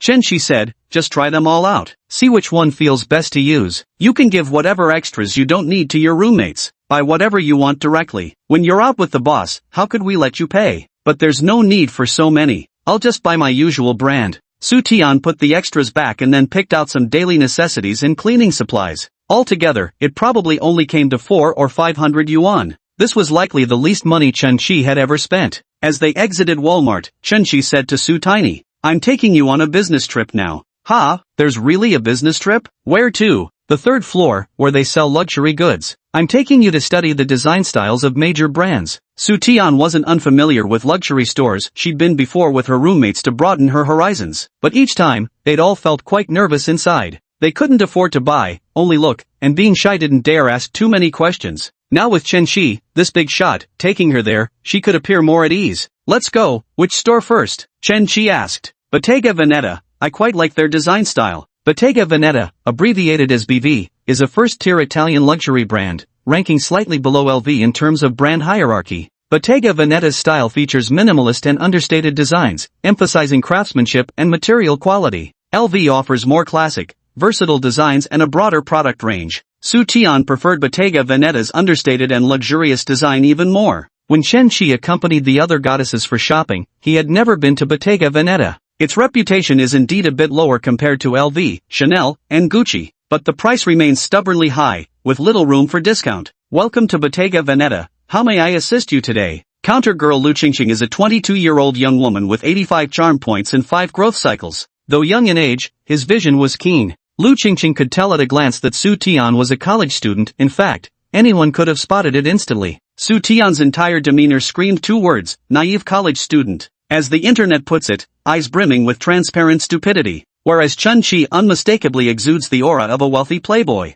Lu Qingqing surmised that either Su Tian was Chen Chi's girlfriend, or she was a college student he was grooming. Hey gorgeous, shopping for bags? Just browsing, Su Tian said. She was genuinely here to see the bags, to admire the craftsmanship and design of the understated yet luxurious Bottega Veneta pieces. Let's take a look ourselves, said Chen Shidao. Since they didn't need service, Lu Qingqing stopped attending to them and let them browse on their own. Su Tian held a deep blue handbag in her hand, which Chen Chi thought resembled the weaving style of a bamboo basket. Brother, did you know? Bottega Veneta's leather can rival Hermes. Both use exceptionally high-quality genuine leather. Moreover, the leather weaving technique stands out as truly unique among numerous luxury brands. Chen Shidao, not bad looking. That little clutch is so exquisite too, Su Tian remarked. Chapter 85 She's a keeper. Bottega Veneta's bags are extremely understated, with very discreet logos. Some don't even have a logo, just a tag inside the bag. Su Tian loved their weaving craftsmanship. It was exquisite and full of intricate artistry. The two browsed for over half an hour before Su Tian decided to visit the Gucci store next door. Tian, wait a second, Chen Chi said. He waved at Lu Qingqing. Excuse me, miss, could you come here for a moment? Brother, what's up? Su Tian asked. Chen Chi didn't answer her, instead speaking to Lu Qingqing. Miss, please wrap up all 6 of these and ring them up. Chen Chi pointed at the 6 bags Su Tian had just been looking at. Su Tian's head was buzzing. I've seen this scene in TV dramas, but is it really happening to me now? How much would this cost? Lu Qingqing had worked in the store for a year and had seen her fair share of the world. Wealthy wives and second-generation rich kids came to the store quite often. They usually paid without hesitation, but this was the first time in her year as a sales associate that she encountered someone buying bags wholesale like this. Sir, 6 of them? Lu Qingqing confirmed. Lu Qingqing calculated the price of the 6 bags in just a few seconds. 2 large totes, 3 crossbody bags, and 1 small clutch, total price of 157,000. Sir, the total for these 6 bags is 157,000. Chen Chi thought to himself that the price was cheaper than LV or Chanel when he heard it. The large handbag seemed to be just over 40,000, and the small clutch was only a little over 8,000. Wrap it up, Chen Chi said. Brother, what's this about? I bought it for you, don't you like it? I was just looking around,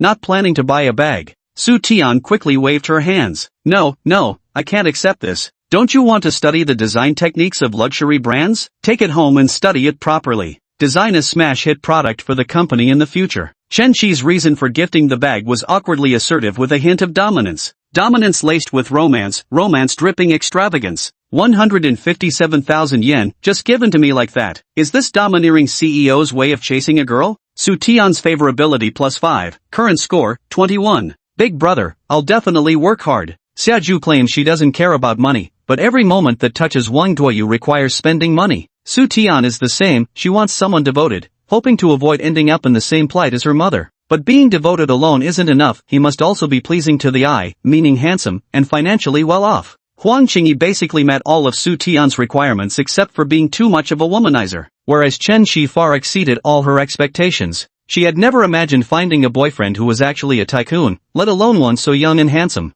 Such a small amount of money boosted her favorability by 5 points. Her affection must be easy to grind. The two walked out of Bottega Veneta and continued strolling aimlessly. When reaching the second floor, Su Tian suddenly spotted a shop called Ice Snow Princess. Big brother, would you like some ice cream? Let me treat you. Su Tian didn't know whether she was simply naive or just slow on the uptake. She simply thought that ice cream tasted really good, and wanted to share it with Chen Shi. People like Su Lu and Sunny Yao would agonize over and deliberate about their gift choices before presenting them. Because Chen Shi was simply too wealthy, splurging millions or even tens of millions without batting an eye. They would wonder, would someone this rich even appreciate an ordinary gift from them? Yet Su Tian never entertained such thoughts, she simply regarded Chen Shi as nothing more than an ordinary college boy. Alright, that'll help cool us down. The two walked up to the Ice Snow Princess shopfront where a small queue still lingered. Brother, which one would you like to eat? Chen Shi glanced at the price list, quite impressive, quite expensive, quite luxurious. The cheapest cone starts at 14 yuan, while ice cream cups begin at 18 yuan. Sundae cups and milkshakes are priced from 33 yuan upwards. The ice cream cake ranges from 138 to 358 yuan, yet it's only 4 inches in size, just outrageously expensive. If you choose the 358 option, wouldn't that directly cost 3.58 million? I'll click it, she probably won't refuse anyway. Stop imagining things, got it? Better late than never, soft master. Chen Shi sighed helplessly and spoke to Su Tian. Sweetie, could you order one for me? Sure, I saw some recommendations online, Su Tian said while flipping through her phone. In the end, they priced the Peacock Cup chocolate almond flavor at 35 for Chen Shi. She ordered an avocado yogurt smoothie for 29 yuan. Su Tian is really thoughtful, even ordering me the expensive one. They waited for about 7 or 8 minutes before their meal number was finally called. Receive 35 soft rice coins, cashback 350,000 Huaxia dollars, 35,000 in hand, plus the drinks she treated at school, it already amounts to 400,000. This exceeded both the dinner Chen Shi treated her to at Socrates and the 150,000 purse he bought her. Brother, taste mine. Su Tian actually scooped the first spoonful of her milkshake and brought it to Chen Shi's lips. This girl is genuine. Really genuine. Because Chen Shi didn't give Li Ting the first bite of the ice cream cone last time, her face instantly fell and she angrily demanded to know if he didn't love her anymore. It left him utterly speechless. When Chen Shi took the first bite, it didn't taste as good as the $520 dessert at Socrates, but he gave exceptionally high praise. Delicious, fucking amazing. Don't flatter me like that, Su Tian smiled. Here, try mine too. Chen Shi also gave the first scoop to Su Tian. The peacock cup is also really delicious. We look just like a couple like this. Su Tian affection +1, current 22. Tian, do you like ice cream? Chen Shi asked. Su Tian nodded. I'm not particularly fond of other sweets, but I do like ice cream. Then I'll get you a rechargeable card for it. Thank you, brother. Chen Shi walked up to the counter and said to the attendant, Hello, I'd like to sign up for a prepaid card. Sir, just scan the QR code to register. After registration, report the verification code to me, and I'll give you your card. The Snow Princess prepaid card can be used both online and offline with a physical card. Tian, what's your birthday? Chen Shi asked. For the final step of registration, he needed to set a password for the prepaid card. Chen Shi thought he might as well use Su Tian's birthday. May 16th. All set. The prepaid card password is your birthday. Chen Shi tried to top up a prepaid card in the mini program, only to find there were only 3 fixed amounts available, 200, 500, and 1000. Moreover, each top-up required a separate click. Chen Shi stubbornly went through the process of topping up 1,000 renminbi 20 times before finally giving up out of sheer annoyance. With 20,000 renminbi to spend on ice cream, that would last her nearly 2 years. The waiter at the counter saw the amount displayed in the system, a whopping 20,000 renminbi. He looked up at Chen Shi. It would take eating the food every single day all year round to finish 20,000 yuan worth.